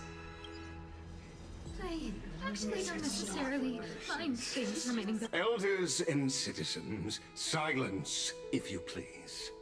As the Theoros, I present to you Finan of Ides Elysiae, virtuous citizen of Akima, and the last speaker of the assembly. Much obliged, Lord Lycus. I remember him. He's the penniless lad working for Aglaya. Where's Lady Goldweaver? Why is she sending this guy to give the last speech? Is this really the end of the Flame Chase journey? Can this dude really face down Kindness? I actually don't necessarily mind things remaining the way they are. By Kefali above. Dear citizens of Akima, as you look upon me, so too do I see you. I see your fear and misgivings, your apprehension about the discord between the Chrysos heirs and the Council of Elders, and your uneasiness about the future of the Holy City. Yet, before you contemplate something as grand as the fate of the world, I ask that you look closer. Look beyond the horizon illuminated by Kefali, at the crisis threatening to overwhelm us. What? Ides Elysiae, my beloved hometown, is a village forgotten by time. It is a place with the most invigorating breeze and wheat fields that spread all the way to the sea. I once thought that there I would enjoy a lifetime of peace and quiet with my friends and family. How I wish I could invite all of you to that paradise, far from the noise and chatter of the world. Alas, I can't, because she and all that she nurtured, all that I loved, they have long been devoured by the black tide. My beloved home is no more. I will never forget the day the black tide struck. My father, Hieronymus, fought with a broken sword to his last breath to protect his child. My mother, Aldada, she was ripped apart by monsters. Also, I might live to stand before you here and now. Galba, he was a hunter. But in the end, those arms that once drew a bow instead embraced Piso, his beloved son, as they both breathed their last. Pythias, the teacher, risked her life to save her students, but a burning beam fell on her, crushing her. And what of Livia, her daughter? Did she make it out alive? No, she didn't. Livia, Piso, and so many other children, my childhood friends, they were all swallowed by the black tide and turned into monsters. They kept saying the same thing over and over. Even up until the final moment, I finally steeled my heart and granted them eternal peace with my sword. Why, Finan? Aren't we the best of friends?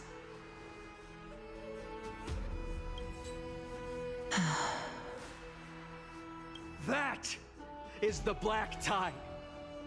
A looming threat that can bring Akima to its knees any time. Kindness may have promised that with the 3 Titans of Calamity Con, Akima will return to an era Chrysia once more, but much as it pains me, I must disappoint you. While the demigod of strife has done everything in his power to hold them back, they are still coming. By now, the name of that black-robed swordmaster, the Flame Reaper, has likely echoed throughout the city already. The roaring thunder is a message from the strife demigod. The Flame Reaper has risen from death, and they hunger for the core flames of the gods.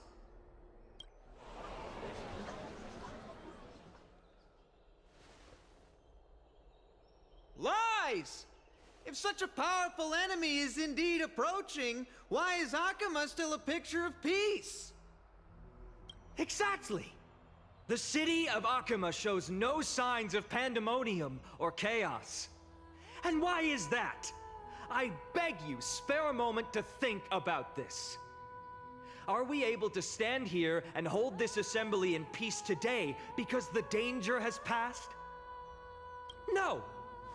This peace we enjoy is no gift of fate. We are able to stand here today only because the Chrysos heirs have stepped up and shielded Akuma from calamity. With her golden threads, Aglaya has preserved and continues to preserve these idyllic days that all of you hold dear.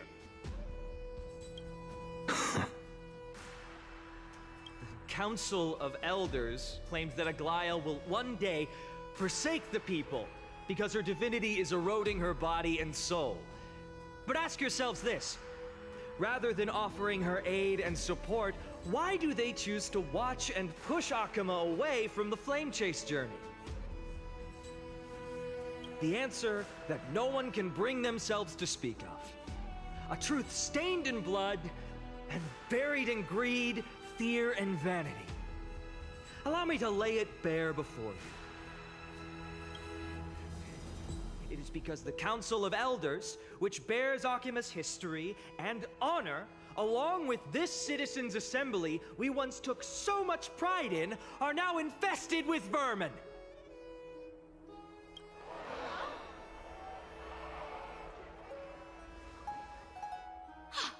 You insolent whelp! How dare you! It is true that Aglaya has reached her limit. Why? Because she has been working tirelessly to weave the defenses of our holy city against the encroaching evil. All while these vermin are making up baseless accusations about her and scheming in the shadows. Not once has she ever failed Akuma. Yet these vermin attempt to tear her apart, tarnishing her name with unfounded allegations. She may have been blessed by divinity, but hasn't her heart always stayed true to humanity? They attempt to mislead you and reduce this assembly to a crude standoff between gods and humans, but citizens of Akuma. Once more, I implore you to open your eyes and look at those around you. Examine them closely. Beneath all that finery, do you see the good heart of a human or the poisonous glands of a pest? Make your judgment, then turn your gaze to the demigods whom so many of you regard as cold and merciless. Do you not see the light of humanity in them? And those who wear the mask of humanity yet utter only hurtful, slanderous words. Can you not see that their souls have been corrupted by power?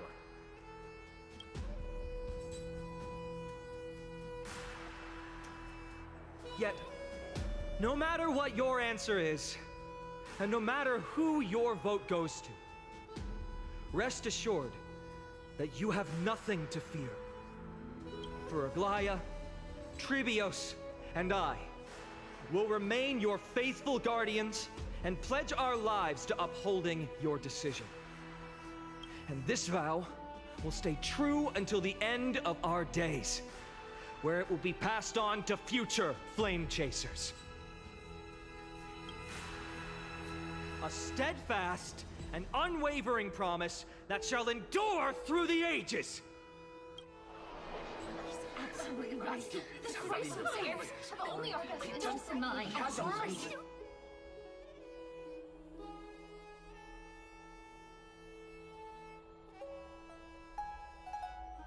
At the present time, on the scales of Talentum, those who call for the continuation of the Flame Chase journey, and those who demand its suspension. Each faction holds an equal share of votes, resulting in a perfect balance. As expected.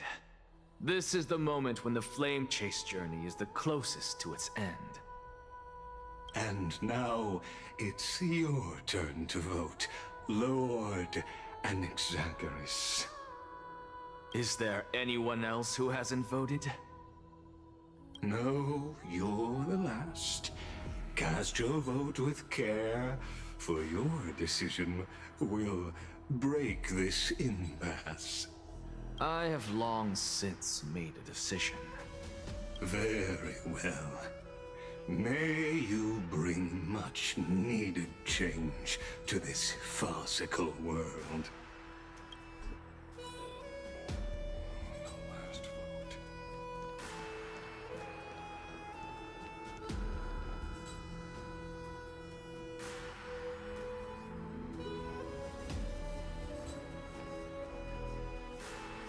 You've done well, Finan. Given the circumstances, delivering a rousing speech to stir up emotions was a prudent move.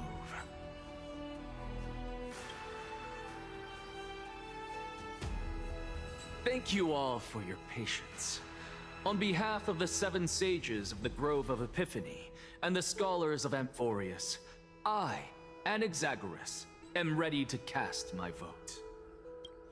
But before that, in the interest of fairness, Lady Goldweaver, I pose a question to you before all who are gathered here.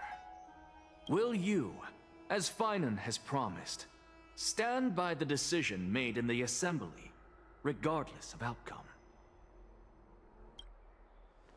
In the interest of fairness, I make no promises, lest it should influence your decision. Very well. I thank you for your honesty.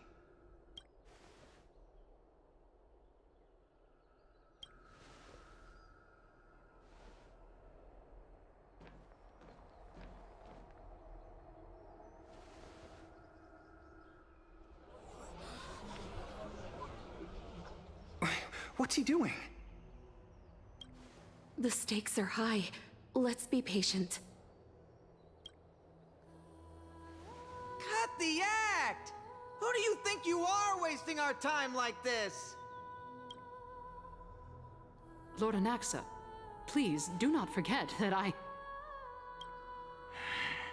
Rule number 1, do not call me Anaxa. Rule number 2, never interrupt me. Silence is golden. There, he is my kind of guy. I do not like to be interrupted. Super annoying.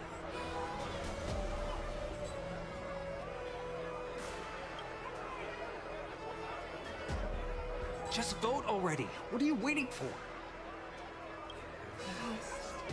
Your vote. Cast your vote. Cast your vote.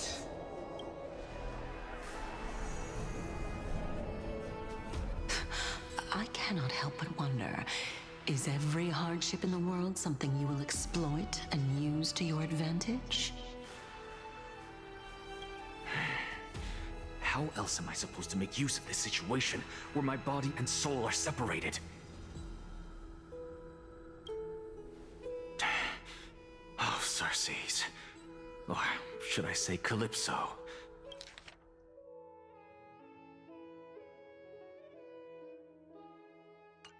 Accompany me. Let us journey to the Netherrealm and see how she will substantiate the answer to your question and validate my decision. We need only to follow the sound of the tides.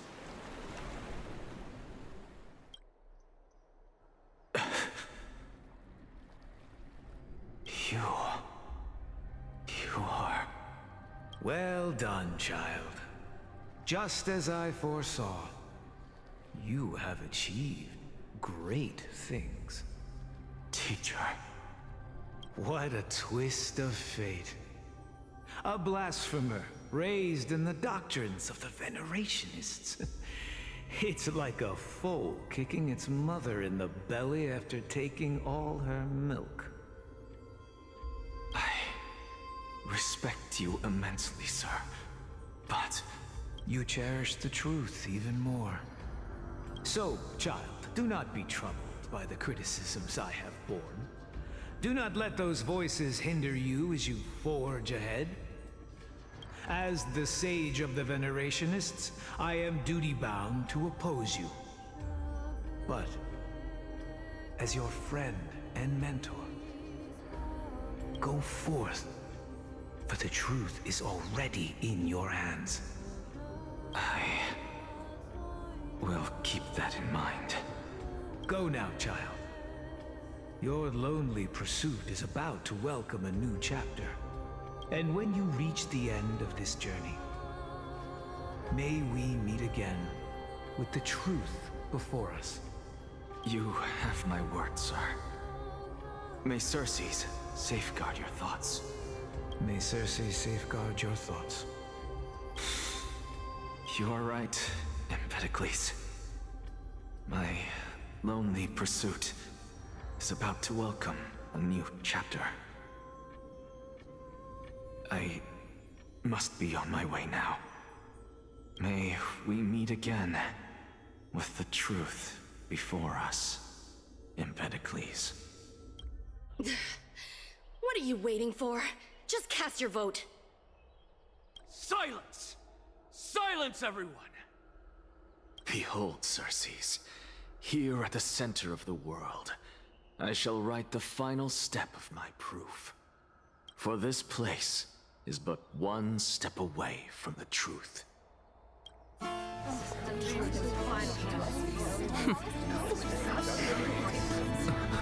Professor, I completed the proof you wanted.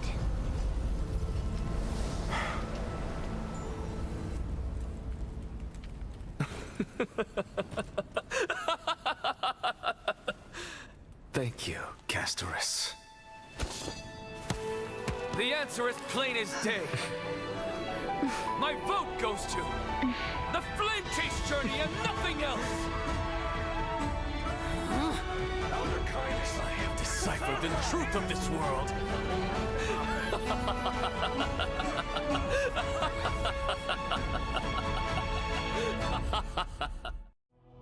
With the balance shattered, the result is clear. Buy carefully and to Lenten above, as the Theoros I have observed. No! Ligus, you can't! Onyxa, what have you done? Have you lost your mind? I hope you are prepared for the harsh punishment awaiting you. Mark my words, I will make sure that clever head of yours never forgets the price of betrayal! Have you forgotten? I told you that happens to be one of my rare talents. You put on such a grand performance, just to aid their preposterous flame chase journey? Performance? No, you are quite mistaken. I may be paranoid by nature, but I've always been known for my honesty. If you really understood me, Lady Kindness, you'd realize that I never had any interest in your pathetic little game of politics. Factions, standpoints, they are jokes in my eyes. I have never once switched sides, because I, and I alone, am the truth. Lady Kindness, with all the citizens here as witnesses, we should honor the spirit of democracy and respect the decision of this assembly. I have observed that Akama has chosen her destiny. This citizens' assembly has resolved to continue the flame chase journey. This resolution shall be put up on the wall of heroes, such that all citizens are aware of the city's way forward. You! It seems not everyone is ready for the assembly to end. Very well.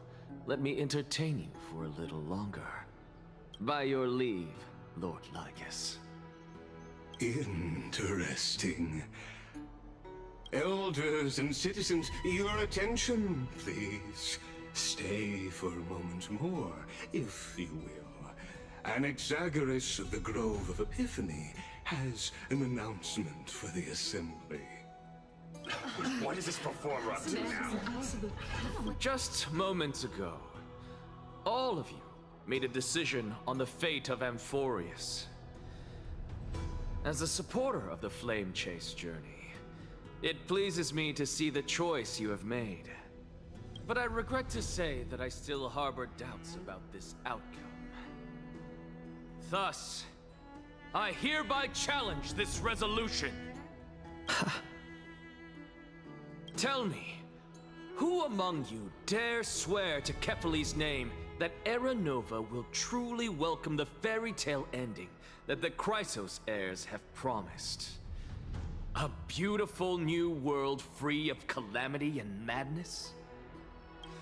Nonsense! That's impossible! What is he getting at? Of course No? Okay.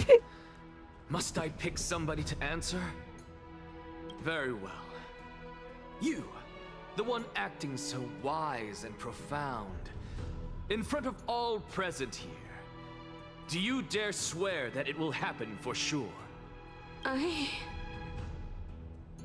No? Fine. Next. You, the one with ignorance written all over your face. Yes, you. Do you dare swear by it in front of the Titan? What are you trying to do? Useless. Your turn, then. With that smug look of yours, you must be confident that the Flame Chase journey is the best course to take, right? Hey! Mind your tongue! So, no one? I see. In that case, Finan, answer me this. Your speech was filled with such passion just now. How confident, then, are you in making this promise? Professor, what are you doing? Let him continue with his performance.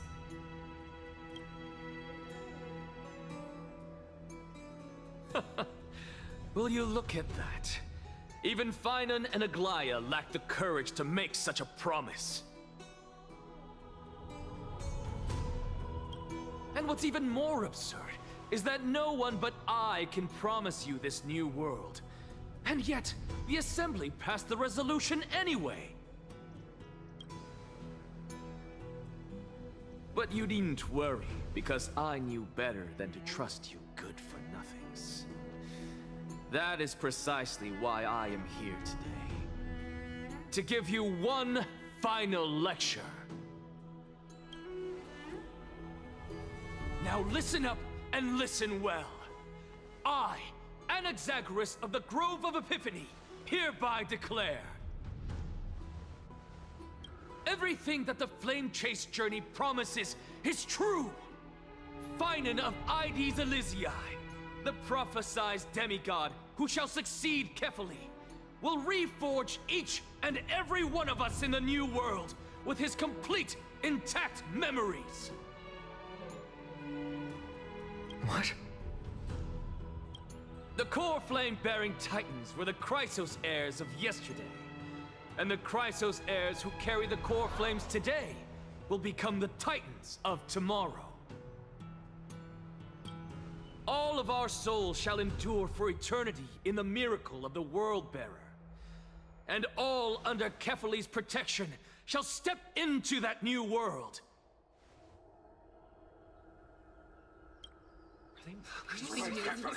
This is pure blasphemy! It's impossible.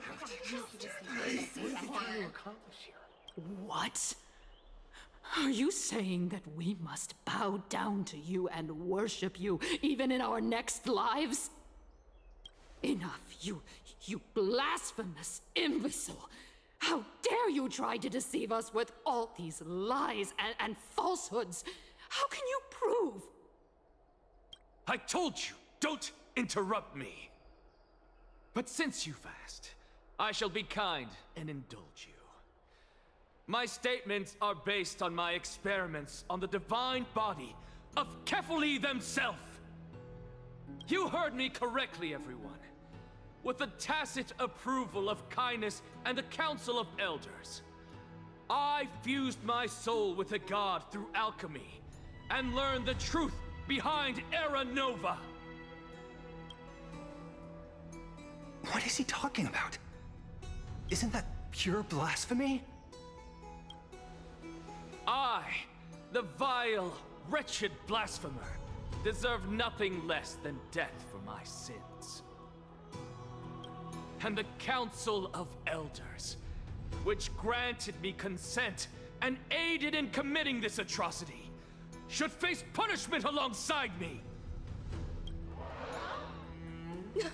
Uh-oh. By the gods, even Kindness has betrayed Akuma. That goes that.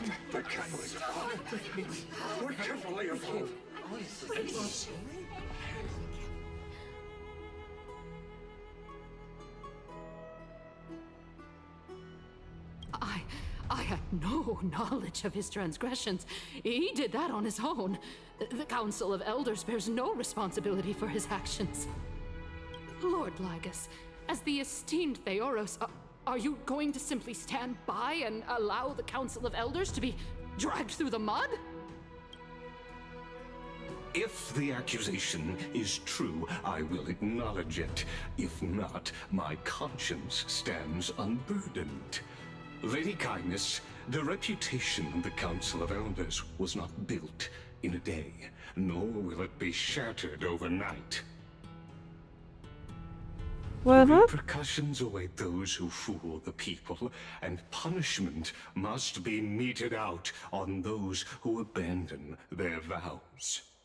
We should respect this beautiful city and her people.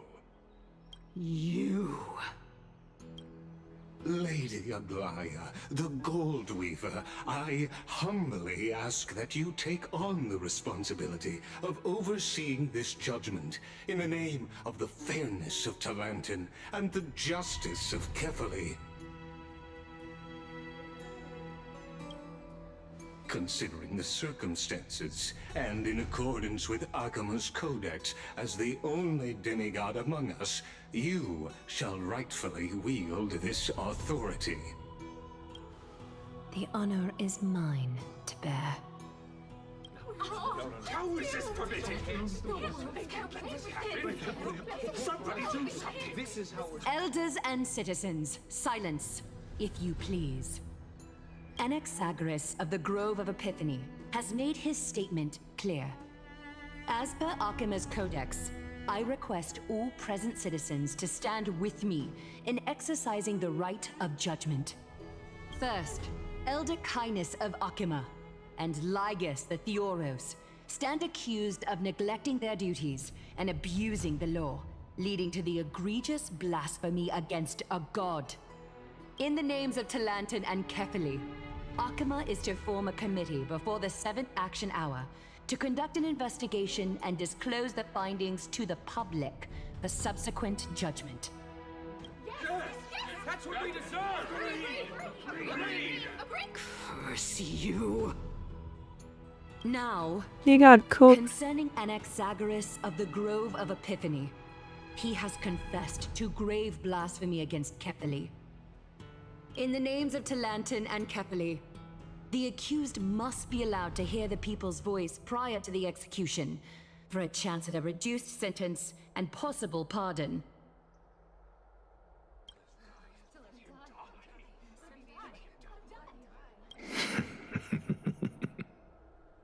Professor.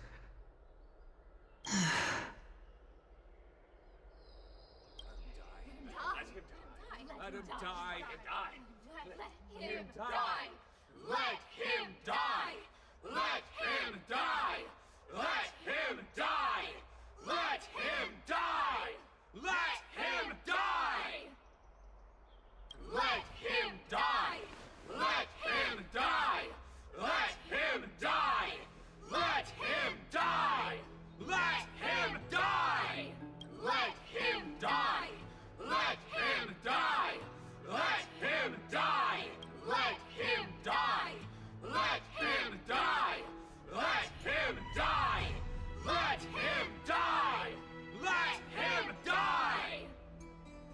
What decision will you make, Lady Goldweaver?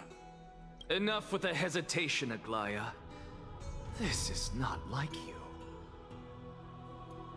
Let him die! Let him die! Let him die! Let him die!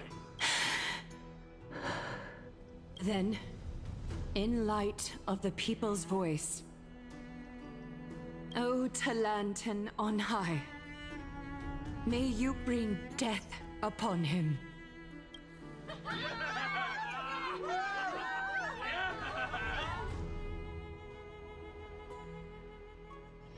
Hell, what the fuck?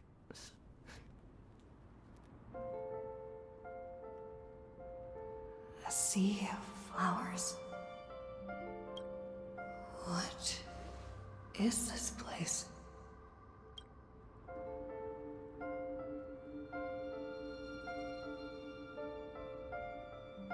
Allow me to reintroduce myself. I bore the name of Castris while walking among the mortals. And now, I stand as the demigod of death, the living side of Thanatos. Welcome to my realm, where the west wind ends.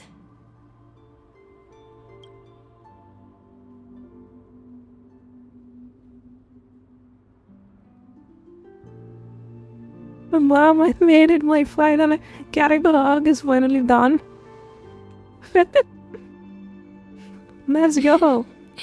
You're still as energetic as always. Did you know?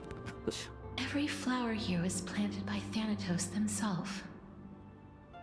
These flowers were originally both lifeless and immortal, but in the first rain brought by the River of Souls, they were given new life, flourishing as the bearers of countless souls. And it is my duty as the Master of Death to tend to their well-being and foster their growth in this serene haven. Similar to the structured cycle of life and death in the mortal world, these flowers too shall wither and fade, returning to the earth and then ascending to the sky with mist and tides. Eventually, they will descend to the mortal land as gentle rain. Every soul undergoes the perpetual cycle of reincarnation, albeit in varied forms, until the world meets its end. Yet, sadly, there's no time left for Emporius to wait for when the flowers bloom again.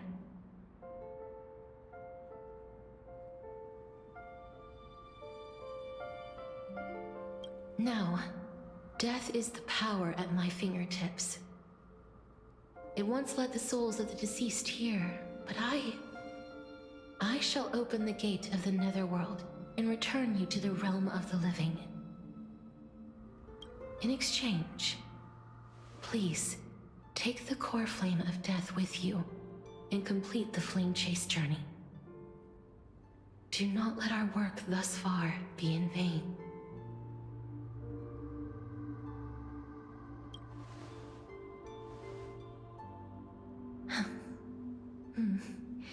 Just like the other demigods, I will stay here and embrace my destiny. Yes, please kill me. Jesus. Calm down. That being said, it is not easy to guide a lost soul back to the mortal realm. The whispers of death are sweet and alluring. If your determination wavers, you will succumb and be forever ensnared by the netherworld's Just kidding. grasp. It's fine. Please consider this a one-time exception. I will do everything in my power for the flame chase journey. And for your life, the only life I can save. I am glad to hear that.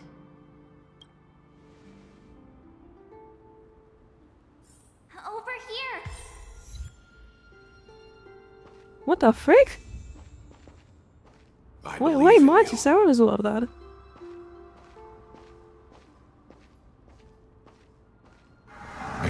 feeling about this.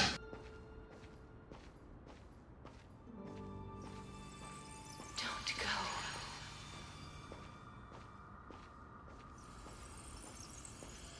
Just forget about all the hardships. Lift your chin up high and step forward with us toward tomorrow!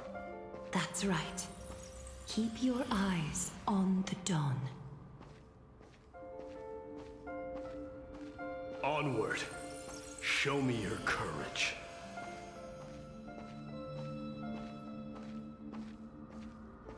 Partner, we shall become heroes together. Almost there.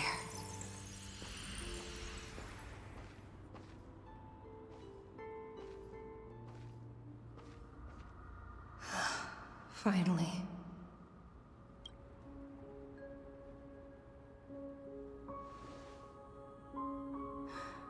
Thank you, Castris. Since I've already made it to the end, maybe I can have one last glance at that sea of flowers.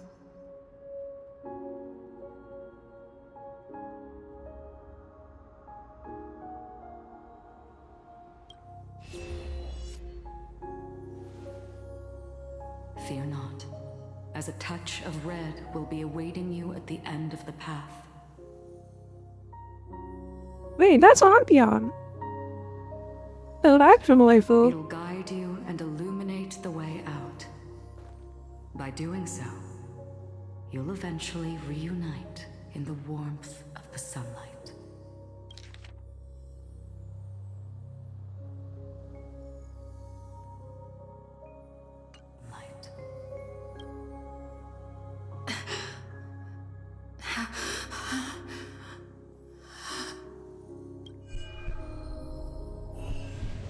What's this? What in the world are these shadows and voices? All of this is proof that you once lived.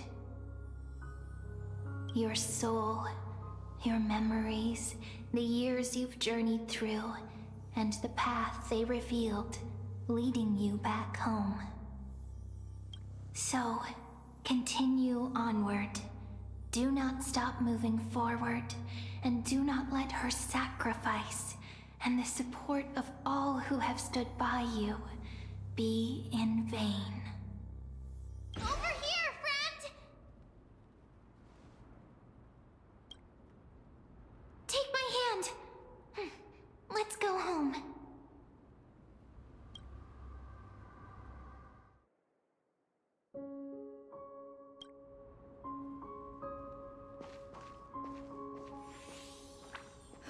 Let the trailblazing continue.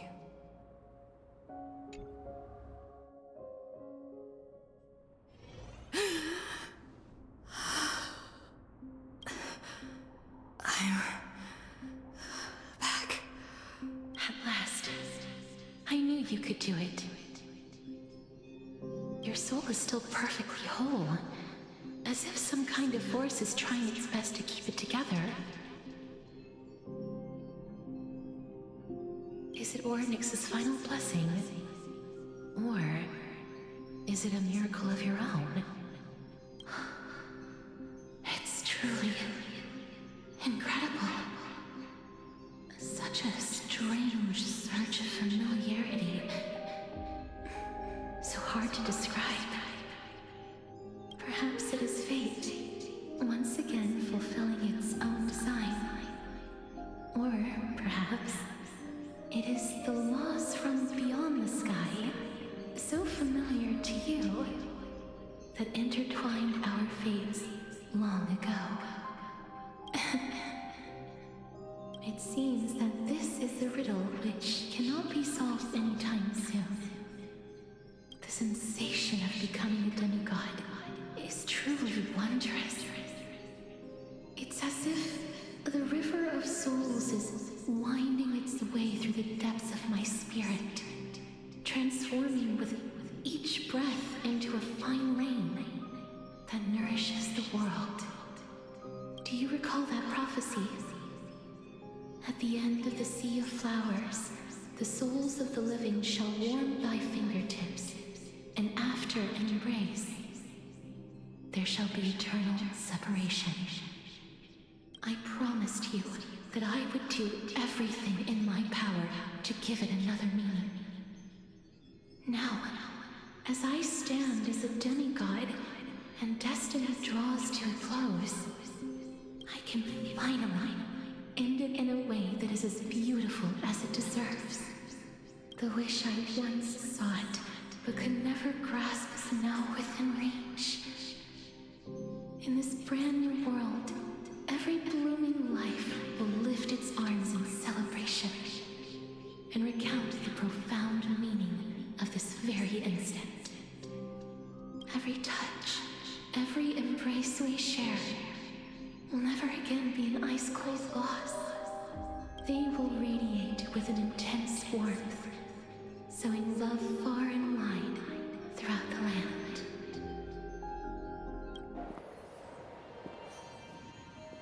The other shore is very cold.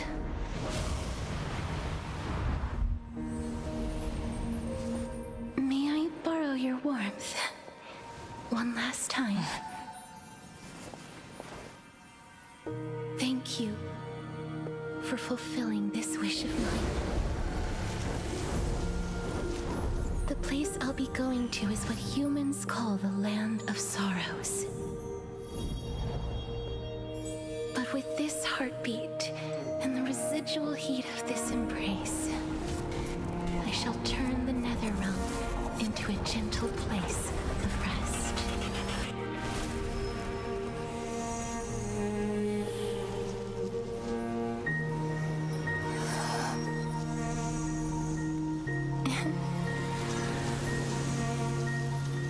This embrace may be brief, but it's the proof that I once lived. Farewell, then. May we reunite in the new world.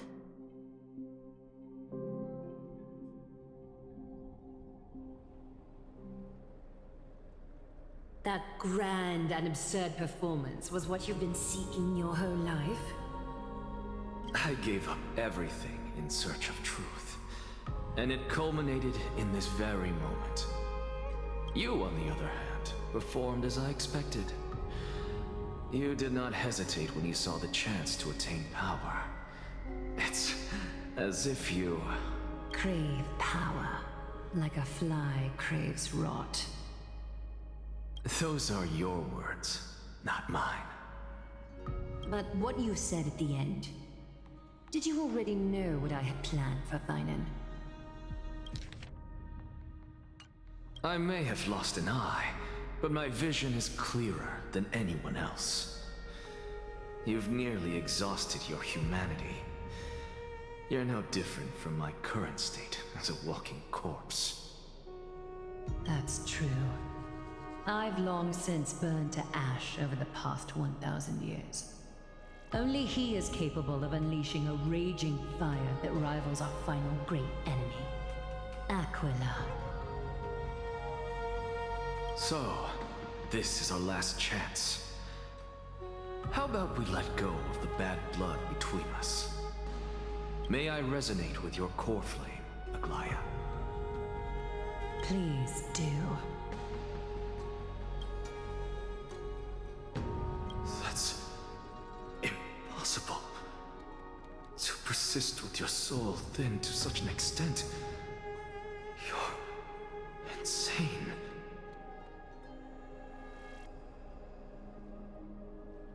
Just as you fight to lug your corpse onward to complete your unfinished goals, I have my own reasons for doing this. Until Finan grows into his position as the prophesied leader, I must continue to lead everyone on the flame chase journey. I must keep inching forward, even if only as an empty shell. I've long predicted this was the case. But I didn't think you'd already lost so much. How ironic. We would have avoided so many misunderstandings if you and I had just spoken this candidly before. But casting aside our ideological differences, there is one thing you and I agree on. Finan. Yes. He was born to be a hero. He understands the hearts of the people, and I can confidently say he is a far better leader than you. Only he is capable of fulfilling your mission. Sadly, he is a man cursed by Nestia. But by my estimates, his horribly elaborate sense of style should not impede Aranova. Congratulations are in order. We found common ground at the very end of our destined paths. When you put it that way, it makes me want to take back what I said. Glaya, we're back. Come welcome our great hero reborn from the ashes. I hope he didn't hear your earlier assessment. It wouldn't be the first time I criticized him. A man should be aware of his own shortcomings.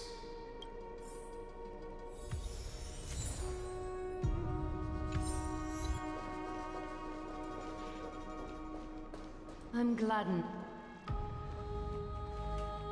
But I don't see Castris among your number. And it looks like she not only helped me prove my theory, but helped you fulfill your mission as well.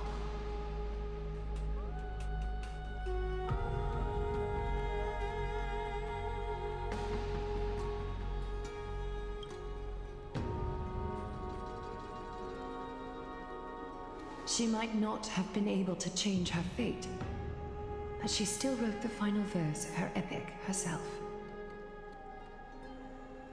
Trinan, please recite the prophecy for us.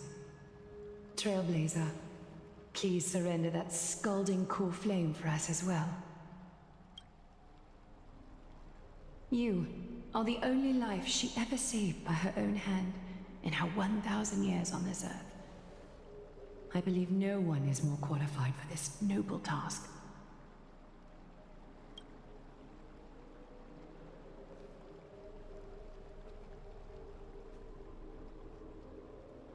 O gods who have returned, and gods who are still watching, today we bring you a soul laid bare. The Hand of Shadow, Thanatos, remembered their name from the past. From daylight they came, and to their fragrant dwelling they return, to walk now among your ranks. And there was one who joined hands with the Titan. It's just a really figure into this. From the dead, and reborn among mortal kind. She is the everlasting night, and shall now proclaim in her good name. The line looks like this. What does this mean? O Majesty of the 12 Titans, pillars of the world, we seek your divinity to mend the rifts of the world. Fill our bodies with blood of gold, till we wither in willing service to the prophecy. Step forward, trailblazer from beyond the sky, and together with us, surrender the core flame and carve their star into the sky.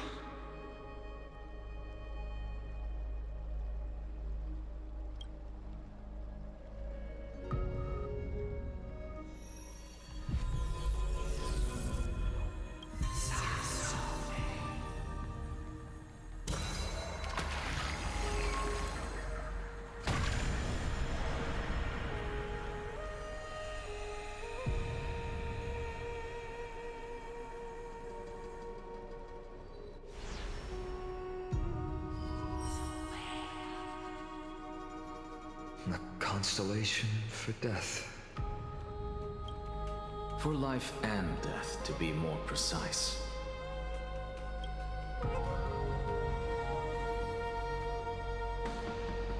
Look! It's...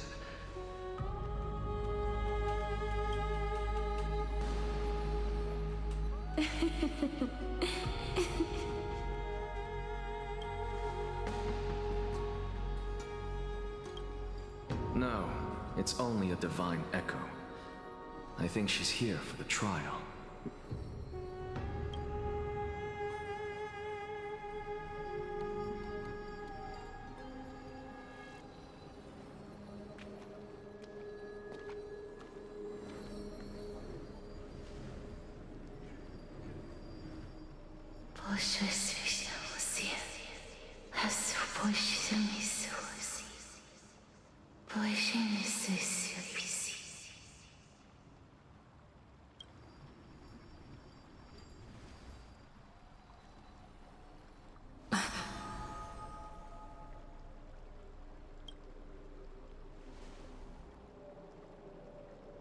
What did she say? That's the language of the Titans. Casterus... No. The Titan. They said... I have illuminated the cold shadow of death. Onwards. For your path to the future is bright and its flame eternal.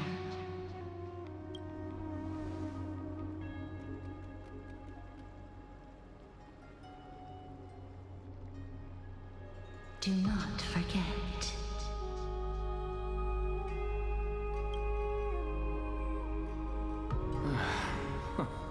She made quite a scene. I suppose it's my turn now. I won't stop you. Professor, you... What's with that look? You were present. So, let's get this execution over with. We wouldn't want to bring shame to Akuma's divine laws or keep me from creating a new world. You never change, do you, Professor? I don't understand. If your theory is correct, you'll lose all memories of your past life once you become a Titan. So what's the point of becoming a god? Of course there's a point. Even if I forget who I am, I'll still have my brilliant mind. It goes without saying, I'll find a way to retrieve memories of my past life. Besides, I still have you, don't I? I still don't really understand what you said during the assembly. Even if it were true, things reforged from memory could never be the same as the original anyway. Then allow me to tell you right now that you're wrong. What exactly are we? My answer is that the Chrysos heirs are the future Titans and vice versa. Of course, this answer only applies to us. So, what are we when it comes to regular mortals? The very essence of the world, our souls, are tiny invisible seeds that hold records of each person's memories of the world. And we are the buds that sprout from these seeds to grow into great trees. Is that what new sporism means? Correct. Once our physical bodies are born, we become new extensions of the world. From there, we plant our seeds into someone's memories, and then scatter them into the hearts of countless people in the future. Just as seeds are affected by their environment, so too will our appearances differ across memories. But the partial memories we carry will always be the same, because that is just how the world is.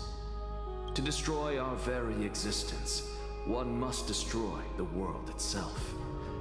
But we have someone who will still live on with his perfect memory. That person is you, child of Kefali. This is what it means to be the world-bearing Titan.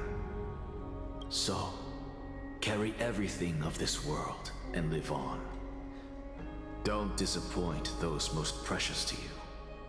Don't disappoint Lady Goldweaver. And especially, don't bring dishonor to my theory. Anaxa, I swear to you, I'll lead everyone to our reunion in the New World.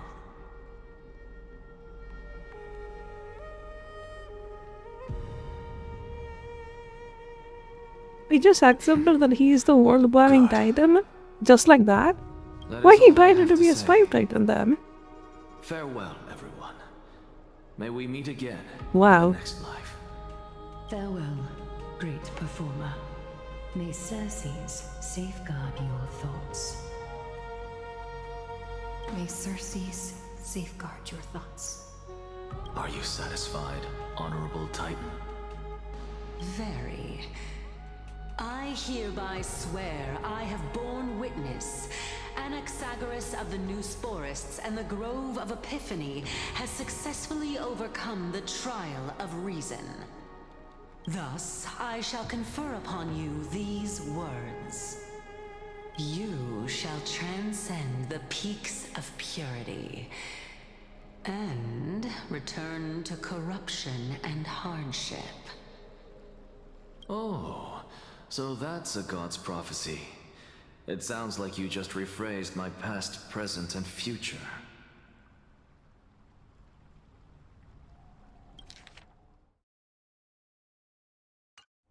Ah, Circes. Hey, what she Is that said? all you've got? Corruption and hardship. Well, the bozo.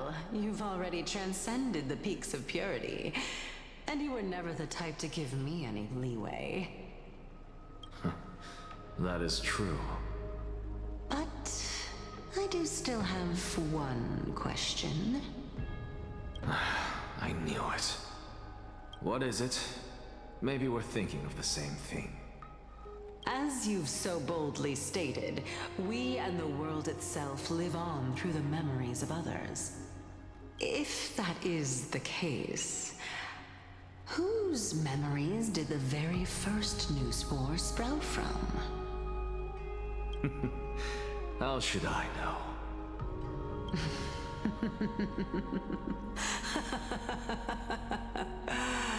Oh my. But since we are both equally curious, we should allow the children of humanity who come after us to investigate in our stead.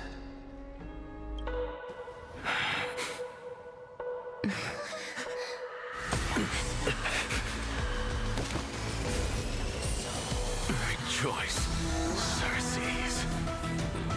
I sow the seeds of suspicion in the new world with your soul! And now, the objective is complete. That is all.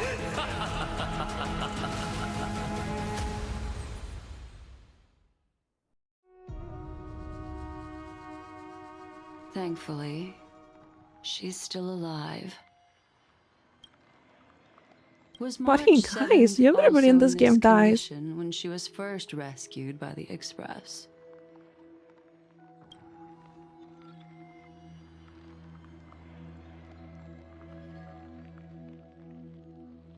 But she still woke up naturally. Looking on the bright side, that might happen this time as well.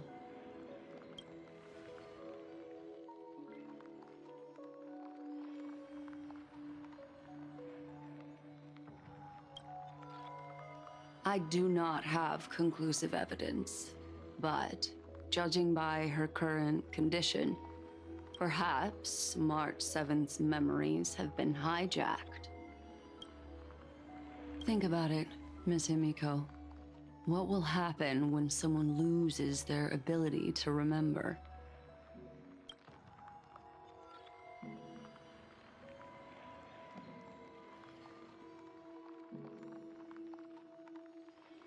Unfortunately, short-term memory is an entirely different concept from the inability to remember. Perhaps it is difficult for you to imagine, but an individual who has lost their ability to remember turns into nothingness.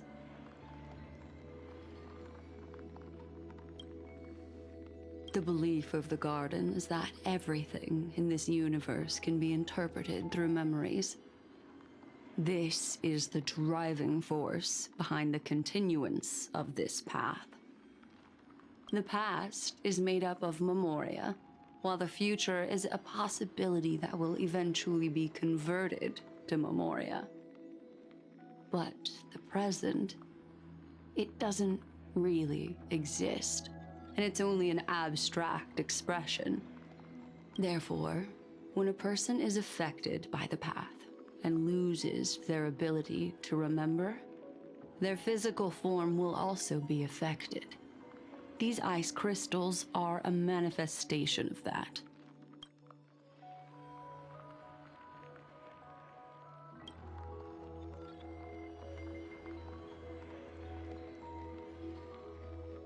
Is Miss Himiko suspicious of me?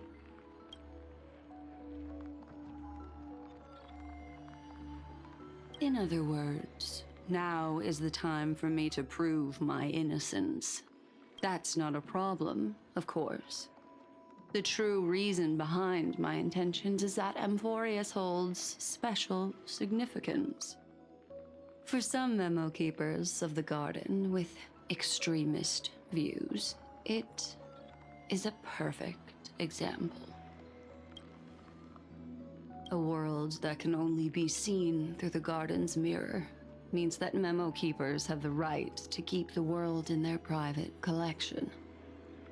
If those pathstriders of remembrance were to uncover the secrets of Amphorius first, they might unleash their wild ambitions and remodel more worlds into a similar form.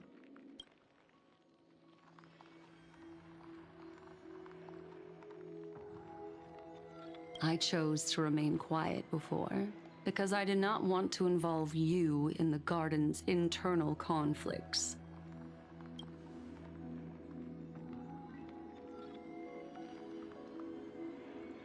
You can be even bolder with your guesses. The people that I'm talking about, they aren't just individuals. They are an organization that has already attached itself to the pinky finger of Fu Li. I cannot be certain, but at the very least, they are capable of doing so. I am deeply sorry about what has happened to March 7th, but the deal that I propose still remains a fair one. Amphorius is still an excellent destination, and investigating further might allow us to uncover the truth behind the accident. Miss Himiko, the wisest choice right now is for us to continue cooperating.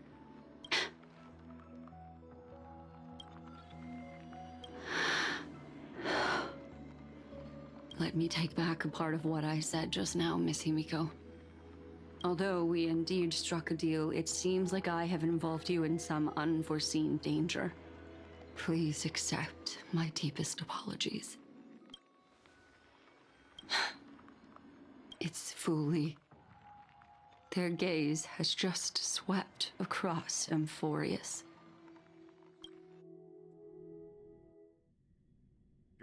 Oh, how interesting. I never expected a mere memo snatcher to be actually hiding so much inside her head. What's even more interesting is that the word Amphorius has appeared in her subconscious. This lady seems to be having fun. Is she usually like this? It's, hard to explain. What are you two whispering about? Has it not occurred to you that I can hear everything clearly? Please pardon me, Madam Herta. Would you mind sharing with us what you've discovered? The ones who need help are the Astral Express. You will have to put up with my methods, even if they are rather unconventional. Let's get back to the topic. By using the fourth mirror, I rummaged through the brain of this memo snatcher and learned a good deal. Not only does this person know of Amphorius, but there are also many memo keepers who are interested in the place. I searched through her consciousness and found the following terms: the Eternal Land, the Rejected Land, and the private collection of the Garden of Recollection. Seems like Miss Black Swan is indeed hiding some things from us. Since I'm not able to find any useful clues from the outside, why don't I personally visit this mysterious Amphorius? You're planning to head to Amphorius yourself? Yes, but not in the flesh like you all foolishly did.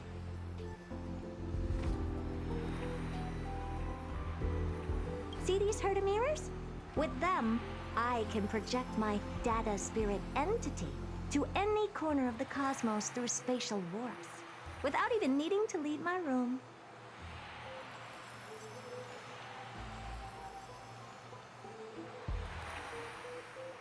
Seriously, she can do that? She is busy now. I'm the president at that Corners point. of the cosmos must What be the within the covered fuck? zone of inter-astral peace communications. After all, this is collaborative technology. I see.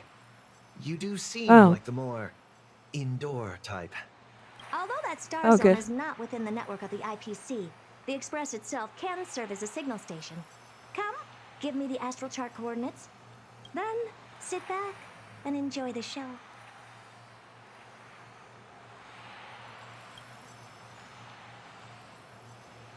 Oh my god, what just happened? I just knocked myself out. All right, now that everything is ready, mirrors, get to work.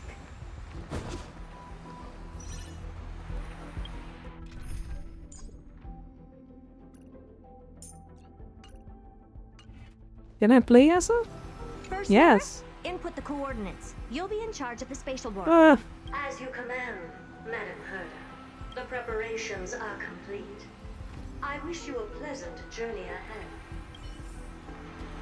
Second mirror, prepare for the thought refraction. There's still some distance from the Astral Express to the Amphorius celestial body. You're in charge of sending me over. This time, raise the power to the maximum. Don't be stingy. Oh, okay. I won't fail the mission, Madam Herda. Third mirror, you're in charge of generating the data spirit entity. This will be interesting if Harada shows up there randomly. That'll be hilarious. What kind of appearance are you planning to use this time? Good question. Let me think. Forget it. Just use my own appearance. There's no one there that'll recognize me anyway. As you wish. Fourth mirror, you'll be in charge of... It seems like I have nothing for you. Just stand by and wait for orders. Ah, standing by again. That's so boring. Next time, can you count down from 4 instead?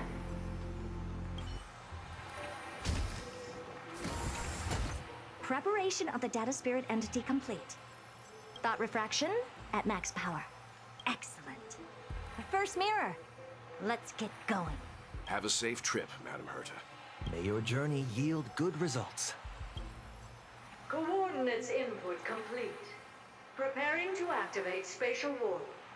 Destination, unknown celestial body. Amphorius. Spatial warp countdown. 5, 4, 3, 2, 1. Warp activated. I am so excited. Is she gonna make it? Oh, so that's Amphorius? Its appearance Make it. Please make it. sure is unique. Second mirror, prepare for thought refraction. It's time to send me in. Alright, please read the safety protocols carefully. Can't you hurry up? Yes, ma'am.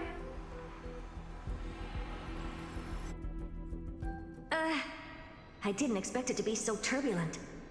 I should have asked the second mirror to use slightly less power. What a magnificent sight! Is this the entrance to Amphorius? Let's see. Perhaps I'll be able to find a way in.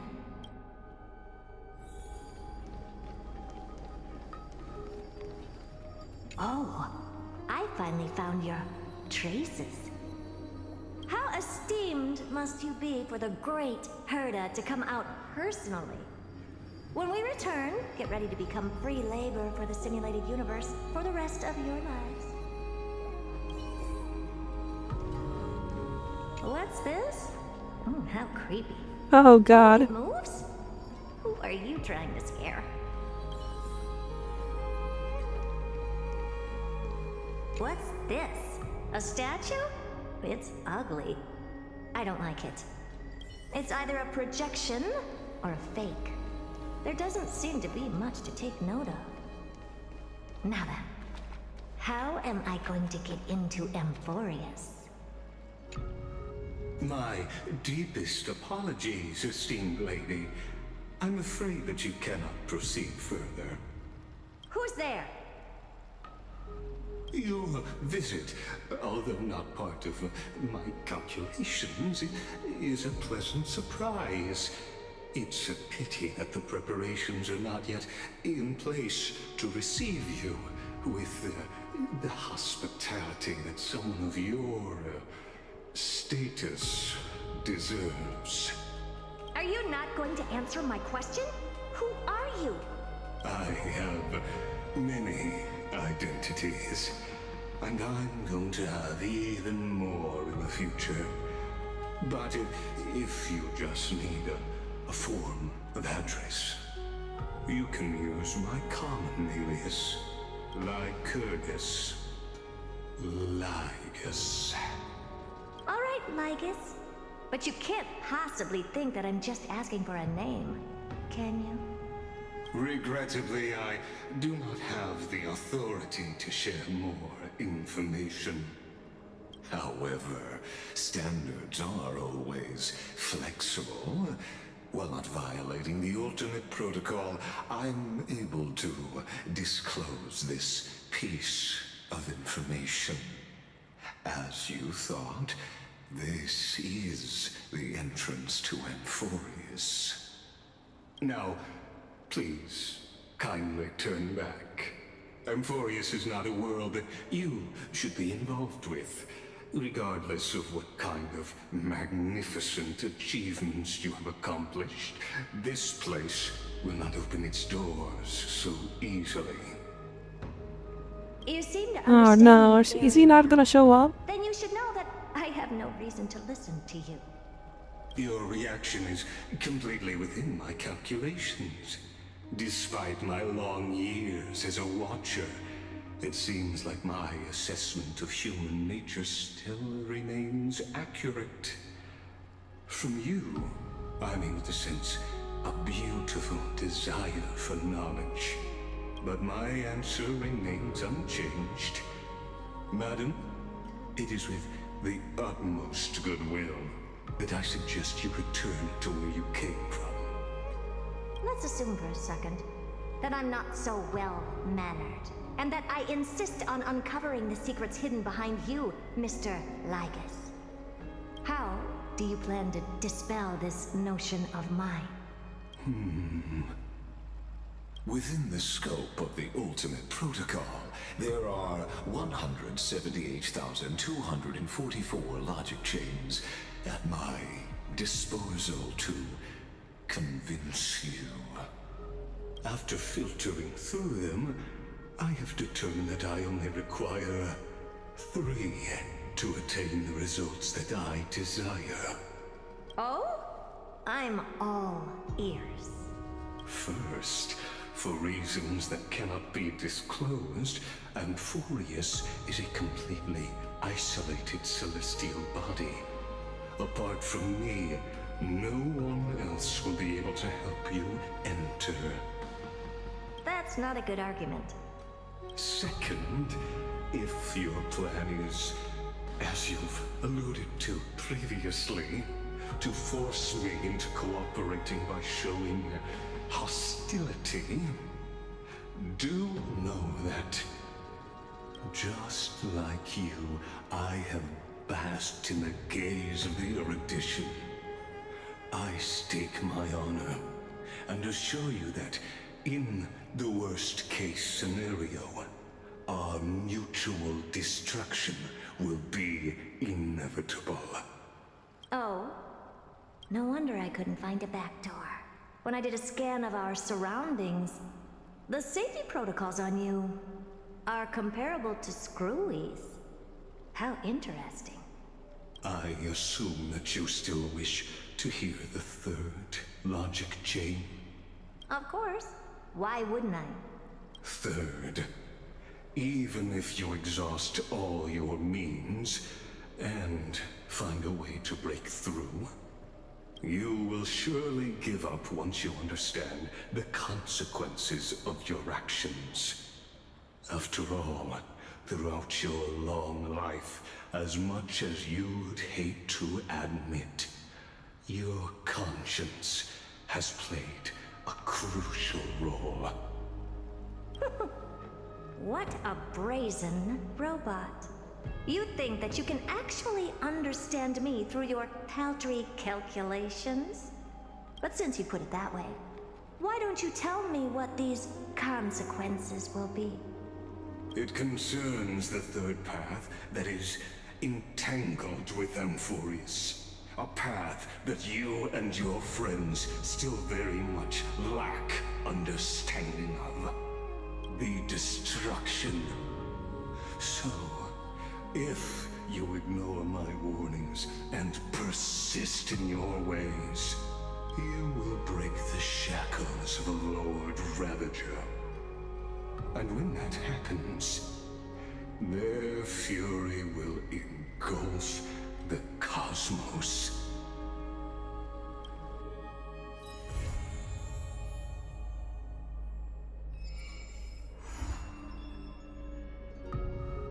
Lord of Kings? Who the fuck is that? So Hilda is out of the question? So lame. I want my all of my friends here and we can have a party.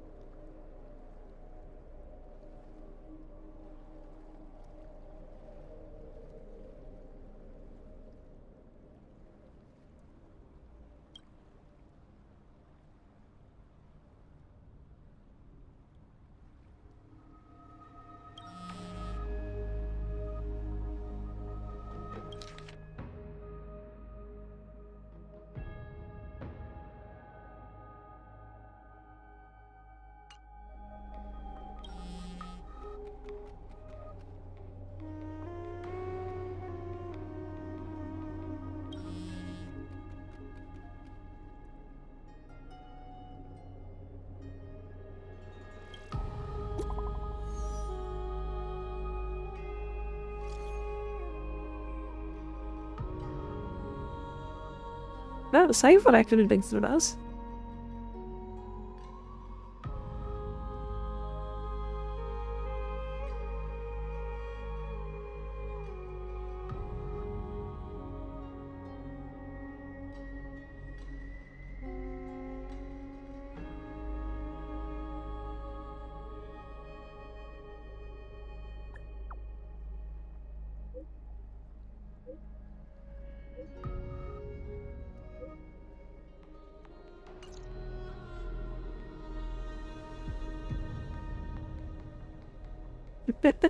Fucking stupid. That cat is stupid.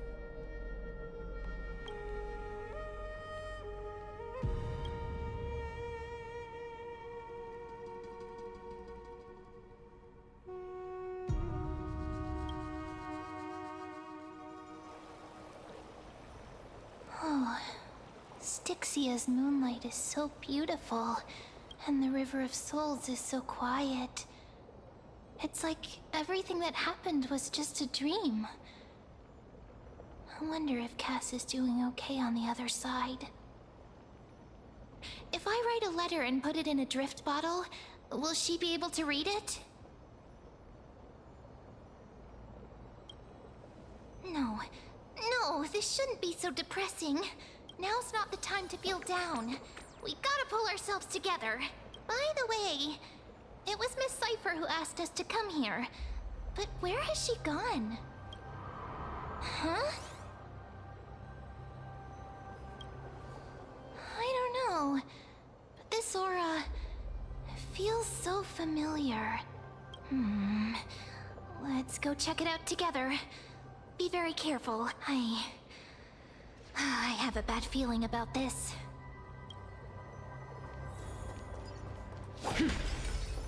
There's a minute out if we're giving a heart attack.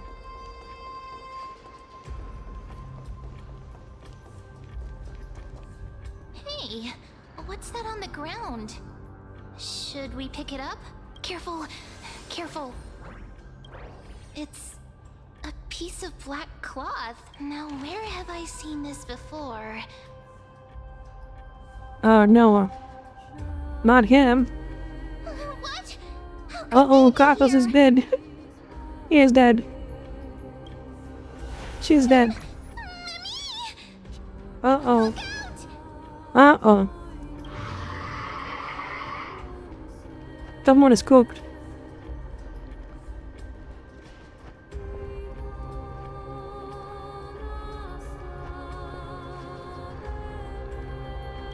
Wait! We both know what this thing can do. Let's try our best to deal with them for now, and we'll slip into the past with Time's power as soon as we can. The River of Souls is full of fish, big and delicious. What? The flame chase journey starts. What the fuck? Meow, meow. Meow? What the fuck? We already knew about the mad part, but are we still in danger? The flames have gone mad at the end.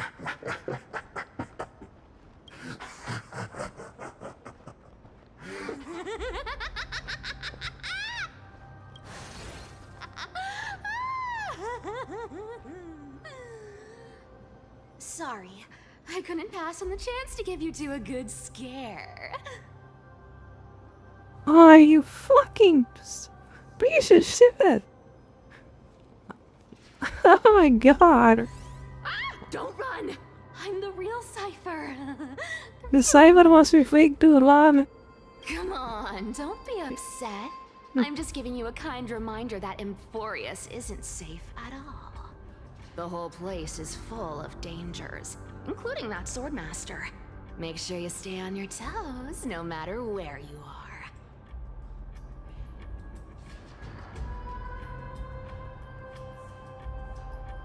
How in the fuck you even know how he looks like? You are not even the story by the time he showed up. How do you even know? Really? But just a minute ago, that gray hair of yours was all standing up. You were so scared. So, was that a Flame Reaver disguise? Or a magic trick? It looked so real. Is that the power of the trickery demigod? Disguise? No. It's not as simple as that.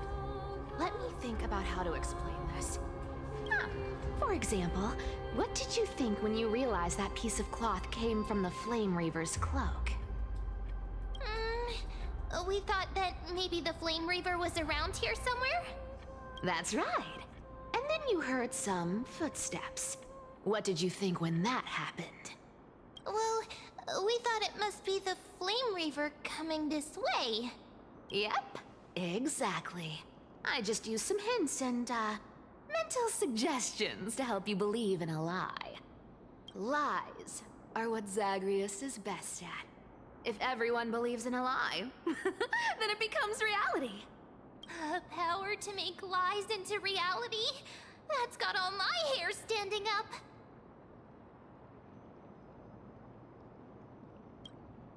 You think I might be lying? No need. The seamstress trusts you for a reason. Someone as honest as you couldn't trick me even if you wanted to. So, there's no harm in telling you. Besides, we still need to team up to go treasure hunting, right? Let's wrap up here. It's time to get going. This sounds like a colossal waste of time just for this character to be, Was that your teleslate? you know, to be shown facilities and profile. Yeah, that's my phone. What do you want with it? Oh, the one guy that has brain, he's actually texting us. What's up? Aren't you a popular one? But I got to you first, so help me with the treasures, and then I'll send you two to the grove.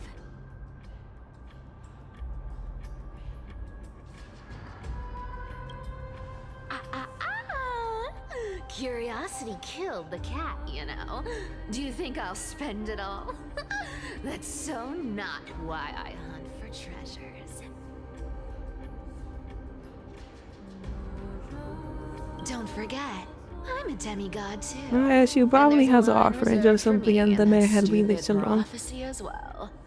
You shall walk with greed Are you? and die over petty change.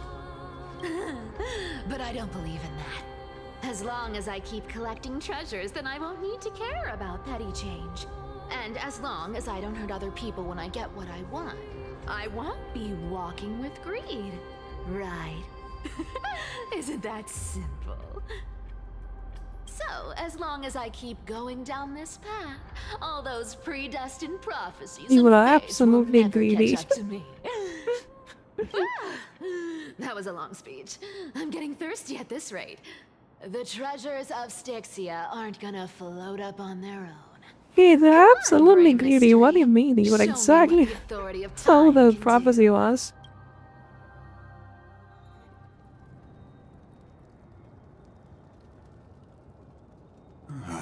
Wait, we actually are that third of your time. This Okay. is the car of the Astral Express you've spoken of. My repository of memories has been enriched with another fascinating piece of information. Thank you for leading me here, Lord Donham.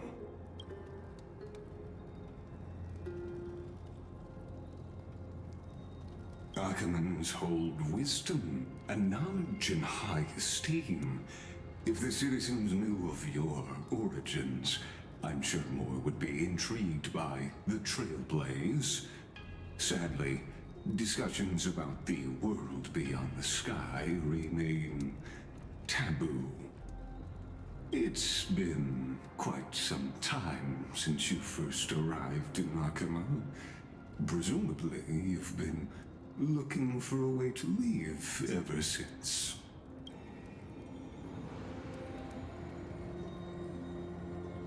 Don't be too hard on yourself, my lord. This puzzle has stumped Amphorius' scholars for centuries. It isn't something you can solve overnight. Even someone as gifted as yourself.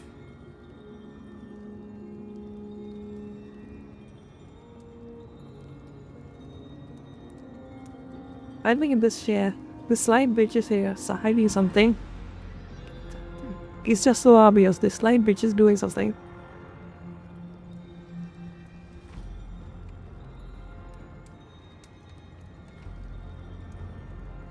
Exactly. Of the 12 titans of Amphorius, Aquila is known for being the most capricious.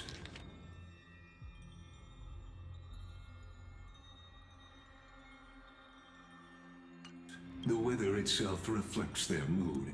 Tranquil sunshine, mournful rain. Aquila's breath is a brisk wind, and their cries resound as thunder in a storm.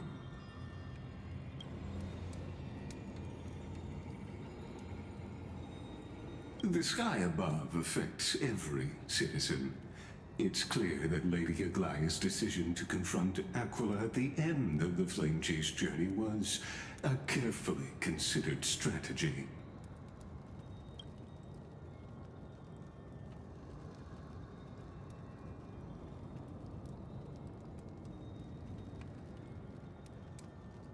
Anti-Catherians have no home to return to, so I understand your concern for your old friends and homeland.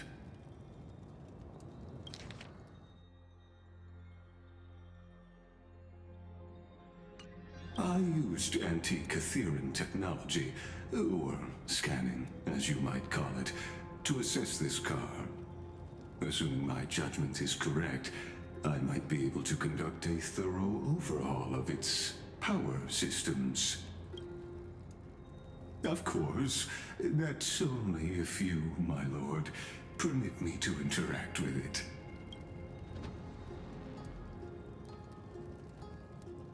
You honor me with your trust. I will be very careful.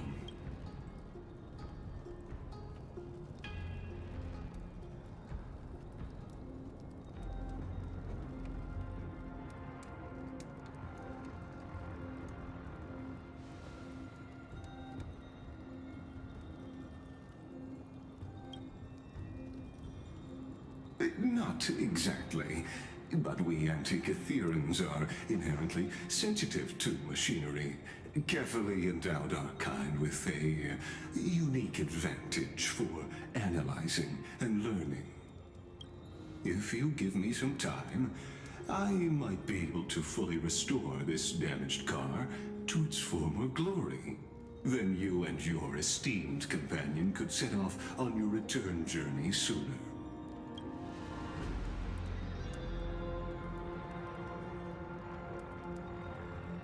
Hypothetically, Lord Donham, if I could open up a path out of Amphorius that circumvents Aquila's divine punishment, would you consider ceasing your support for the Flame Chase journey?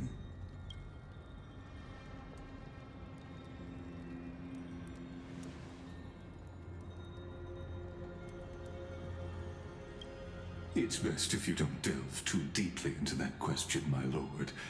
All you need to know is, I can make it happen.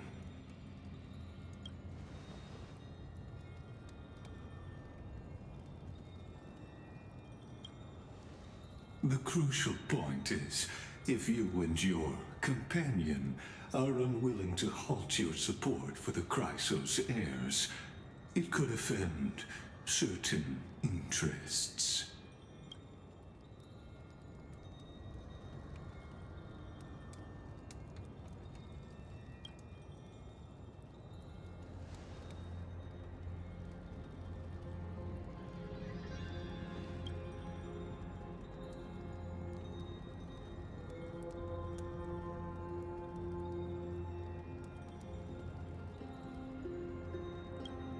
Your prudence impresses me, just as expected.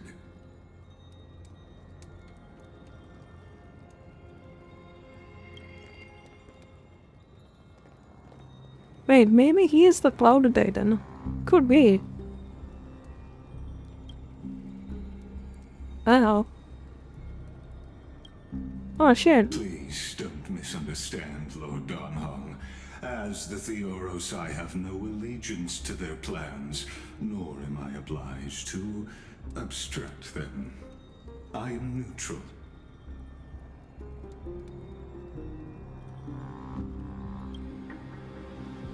Out of respect for you, I hope to offer a peaceful solution to ensure the safety of you and your companion.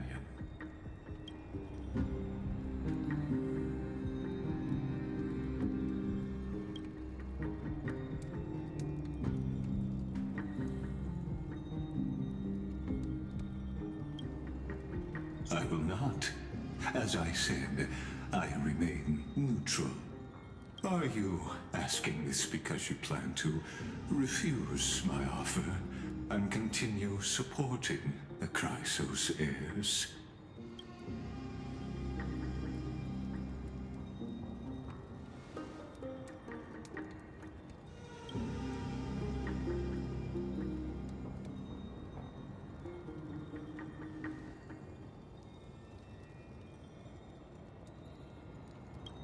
So I see. This is what you call trailblazing.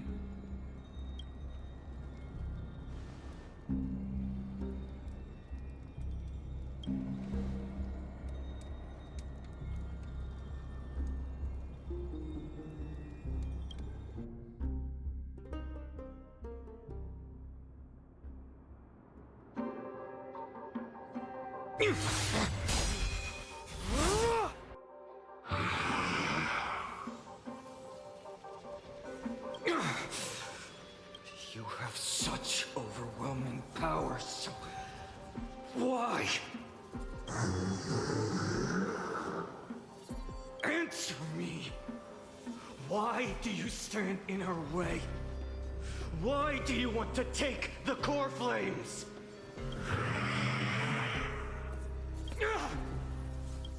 Oh no! He can't hold on anymore! Drag him back here, friend!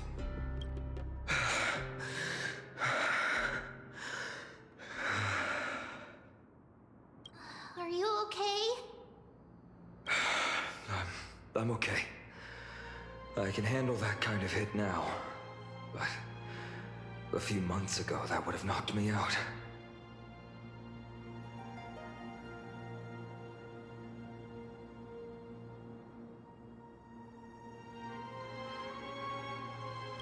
Thanks for worrying, buddy. Thanks for the help.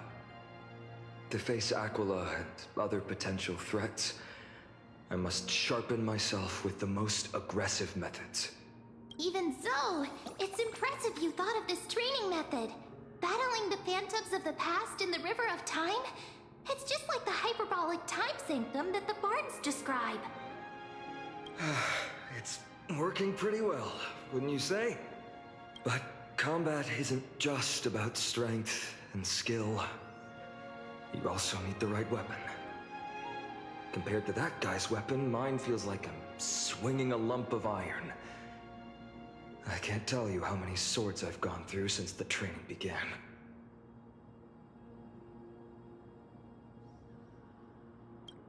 Don't worry, I've already arranged that. Of course I need him. I asked him to make a suitable divine weapon for me. It's a little embarrassing to say this, but in order to help me, he deliberately turned down all other business. Oh, Cartonis is part of this flame chase journey after all. Full of energy. Thinking about how he's been recently, maybe you're right. But, Tvinon, I've been somewhat concerned about you. Lately, you seem more and more fixated on that Swordmaster in black. That's quite the sudden shift in topic. I've been holding this question in for a long time. You're getting stronger, but seeds of unrest are also growing in me. Don't worry. I'm not wielding my sword for revenge. She's been through Nikador's trial and understands. Those who can't walk out of the shadows of their past are ultimately weak. Times have changed. The responsibility I bear is both precious and fragile. I wield my sword for the future of Amphorius. I will not let hatred cloud my judgment again and neglect my duties.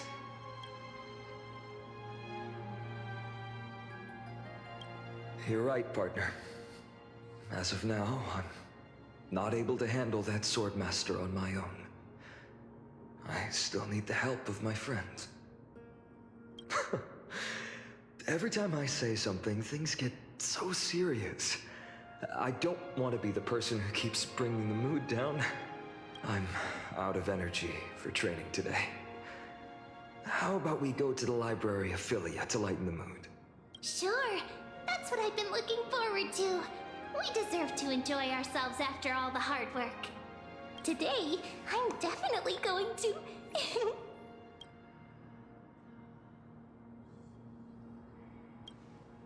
girl's little secret. Don't pry. That's the charm of this place. You can find whatever you're into here. The three That of thing us is a might not goal. be into scholarly books, but we could still spend an entire day at the Library of Philia.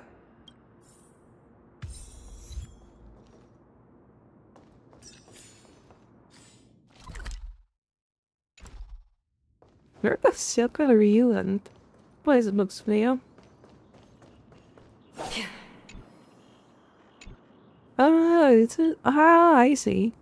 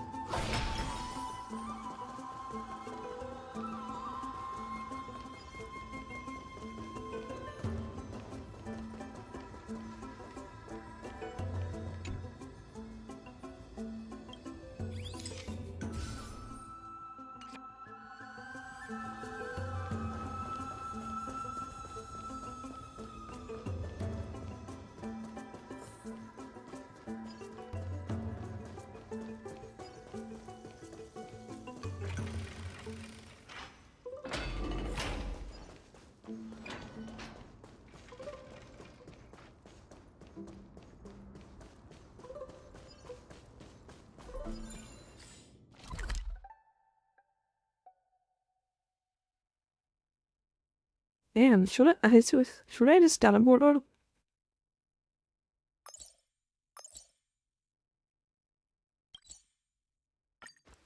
Here we are! Where was that slate last time? Was it here? Or maybe over here?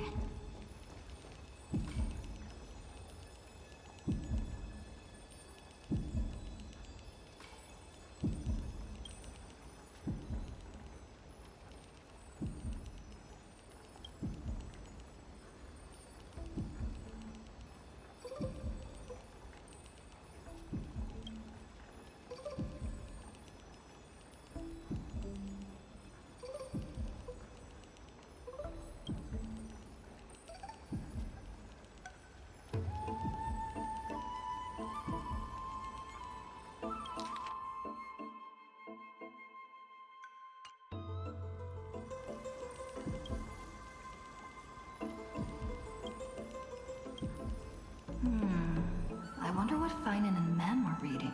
Let's take a closer look.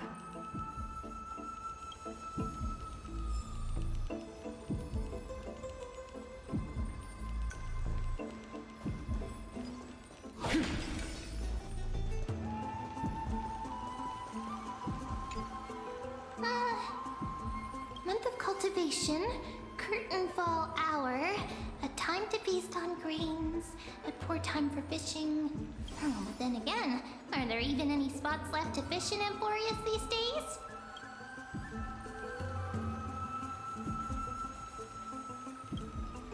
Ah, you scared me! Bursting into someone's world like that can really catch them off guard. Well, no more jokes. There's nothing here. I'll go look elsewhere. Something's odd about Mem. What are they flipping through?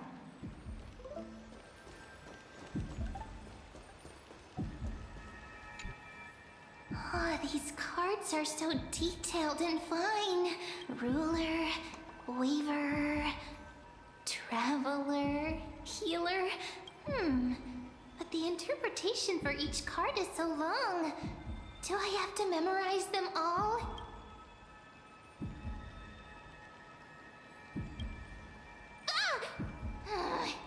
What a coincidence! We meet again. Guess we're fated to be together, huh? But you must be busy, so I won't bother you for now. Hope your day, every day, is joyful. So suspicious. Not like their usual self.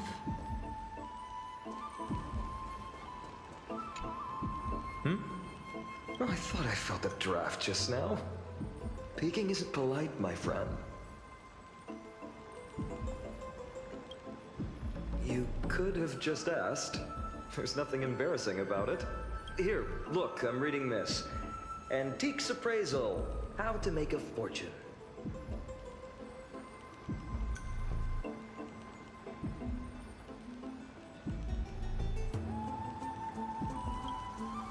No way. I've invested almost all my savings into this hobby. I think maybe it's time to find a different side again. How Goliath became such an effective leader. Beyond the intangible qualities like personality and ethics, a major reason is her family wealth. That's the perk of growing up in a big city, isn't it? For those of us in the sticks, luck doesn't come as easily. It's 30% grind, 70% fate. Oops, I talked too much. As a leader, you need both integrity and integrity and skill.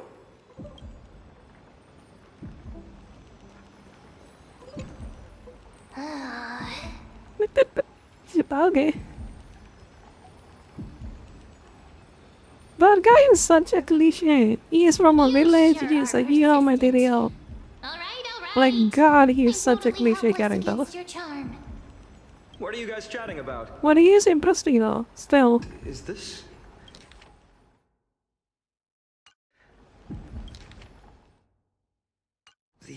Why are you here too? Sorry, seeing you two chasing each other around, I suddenly found my book not that appealing anymore. Never thought Mem would be into divination. But it's not exactly a niche hobby. So why all the secrecy? I wanted to set up a surprise! Master it in secret and give you all a shock. But getting caught halfway through, it's only natural I'd feel shy. A girl's heart is more delicate than Aquila's ever-changing moods. A surprise, huh? Someone else used to tell me the same. She was really good at stargazing and divination, especially with cards. Yeah, just like the ones you're looking at. And you must be pretty familiar with all sorts of divination techniques, with a friend like that. No, I know nothing about it. I've never really believed in using cards or bones to predict the future. If the good omens foretold by divination were true, my hometown, Heidi's Elysia, wouldn't have disappeared. Don't forget, we've got Lady Trina. Every other form of divination is just smoke and mirrors or cleverly rehearsed tricks compared to her flawless prophecies.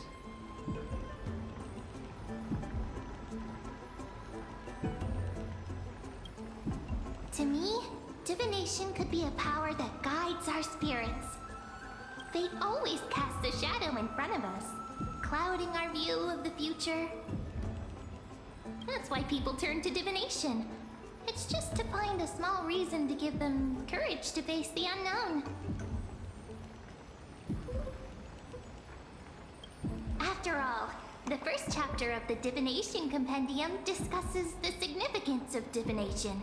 I'm just expanding on that a bit. Strange. That person I knew used to say similar things. Looking back, whenever she interpreted a card for me, I couldn't help but feel uneasy. Even though I never believed in the outcomes. Maybe it was her tone. Cyrene. She could paint a complete fantasy so vividly, it utterly captivated me as a child. Right, I still carry a card she once used. Do you want to see it? Oh, wow! It's so exquisite! I'd love to have a card like that.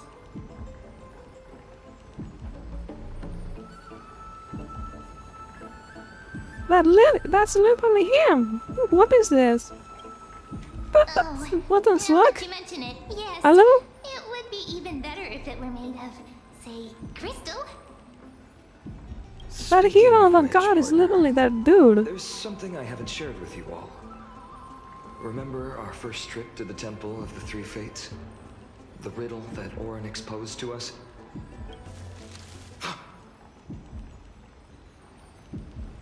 Who's there?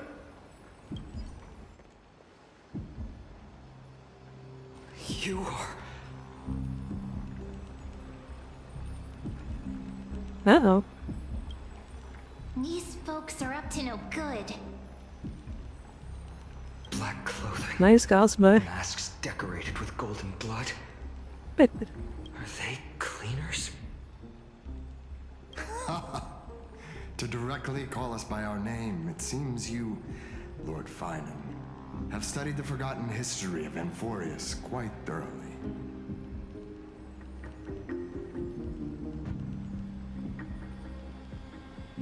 I got a history of what the fuck? Seems quite interested in us. Perhaps you could explain, Lord Finan. What are they? Would be the polite thing. We can't let our esteemed guests pass away without understanding. During the Chrysos War, Yo, player, finally! You just showed up. How you doing? cities formed an underground assassin squad called the Cleaners. Wandering alone hours, dude. Where you at? Where you been?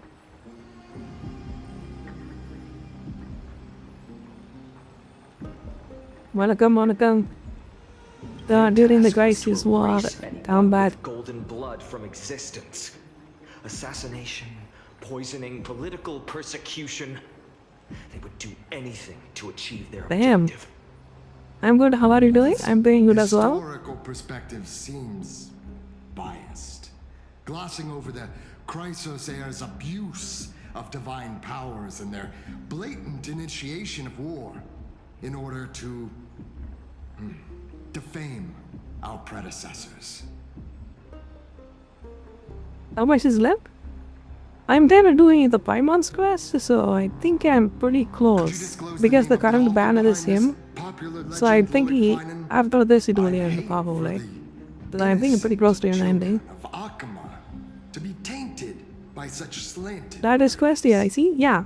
Hold on there we got. You should have stayed buried. Do I gotta so much more or a little bit The more? Citizens' Assembly has once again legitimized the mission of the Chrysos heirs. But as for you, not one citizen would cast their vote for you. Executioners lurking in the shadows. What does it matter? We've long since stopped expecting to be understood. People have become too accustomed to peace, and they've forgotten the disasters that arose from allowing generations of the Chrysos heirs to Literally calling him Paimon? I am calling him Paimon. Complete nonsense. I don't know, his name is Pion or Fion or something.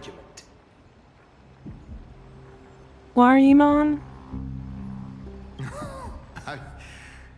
enjoy. Yeah, that's like one letter away from being Paimon. He's Paimon. You've probably figured out why we've come before you.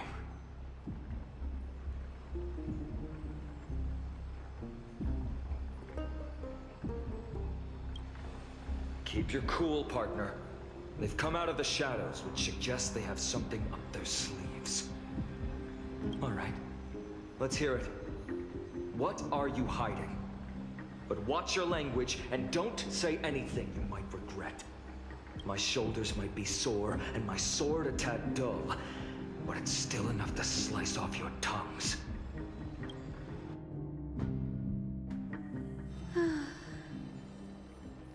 How's it going, Cinny? This place fits, doesn't it? It's a bit small, but the lighting is perfect. Thank you, Lady Treeby. With this, the Twilight Courtyard can be reborn in Akama.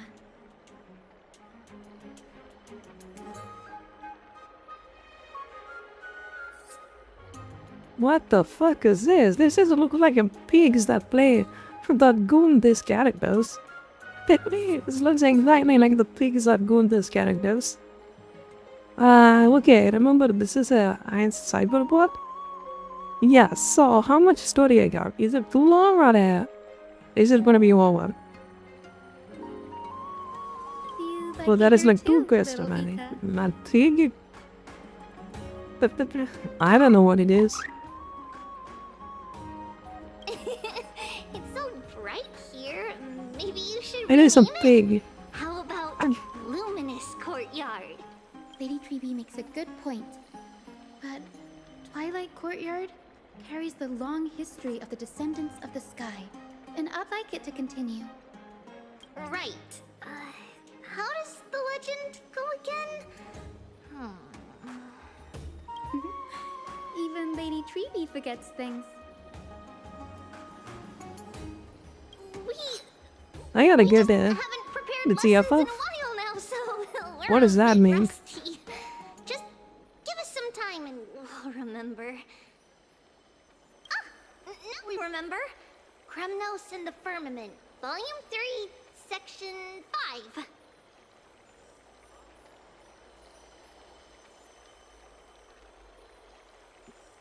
Okay, I'm gonna go start first. Yep.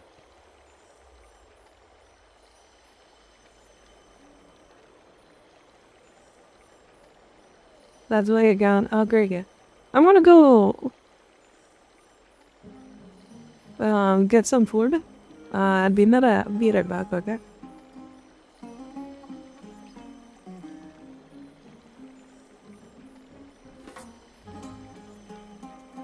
Man, I'm just going to get dinner.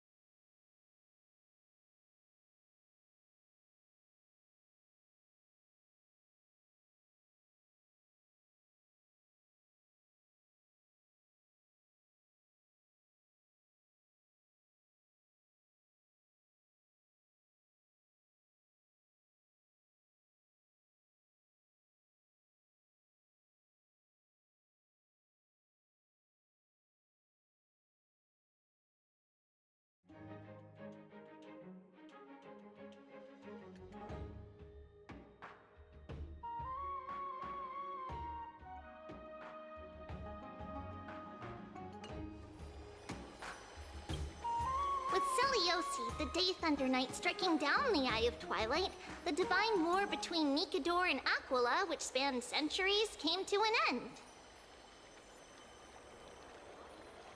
Thereafter, the Skyfolk gradually declined. Numerous sky fortresses were abandoned, and their descendants began to establish themselves on the land.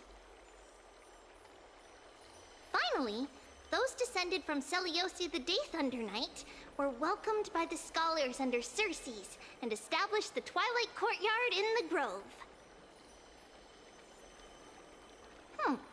The historical records seem slightly at odds with our memories.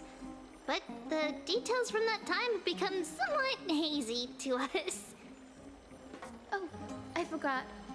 For Lady Treeby, history is more than just words on a page. It's something you've personally lived through.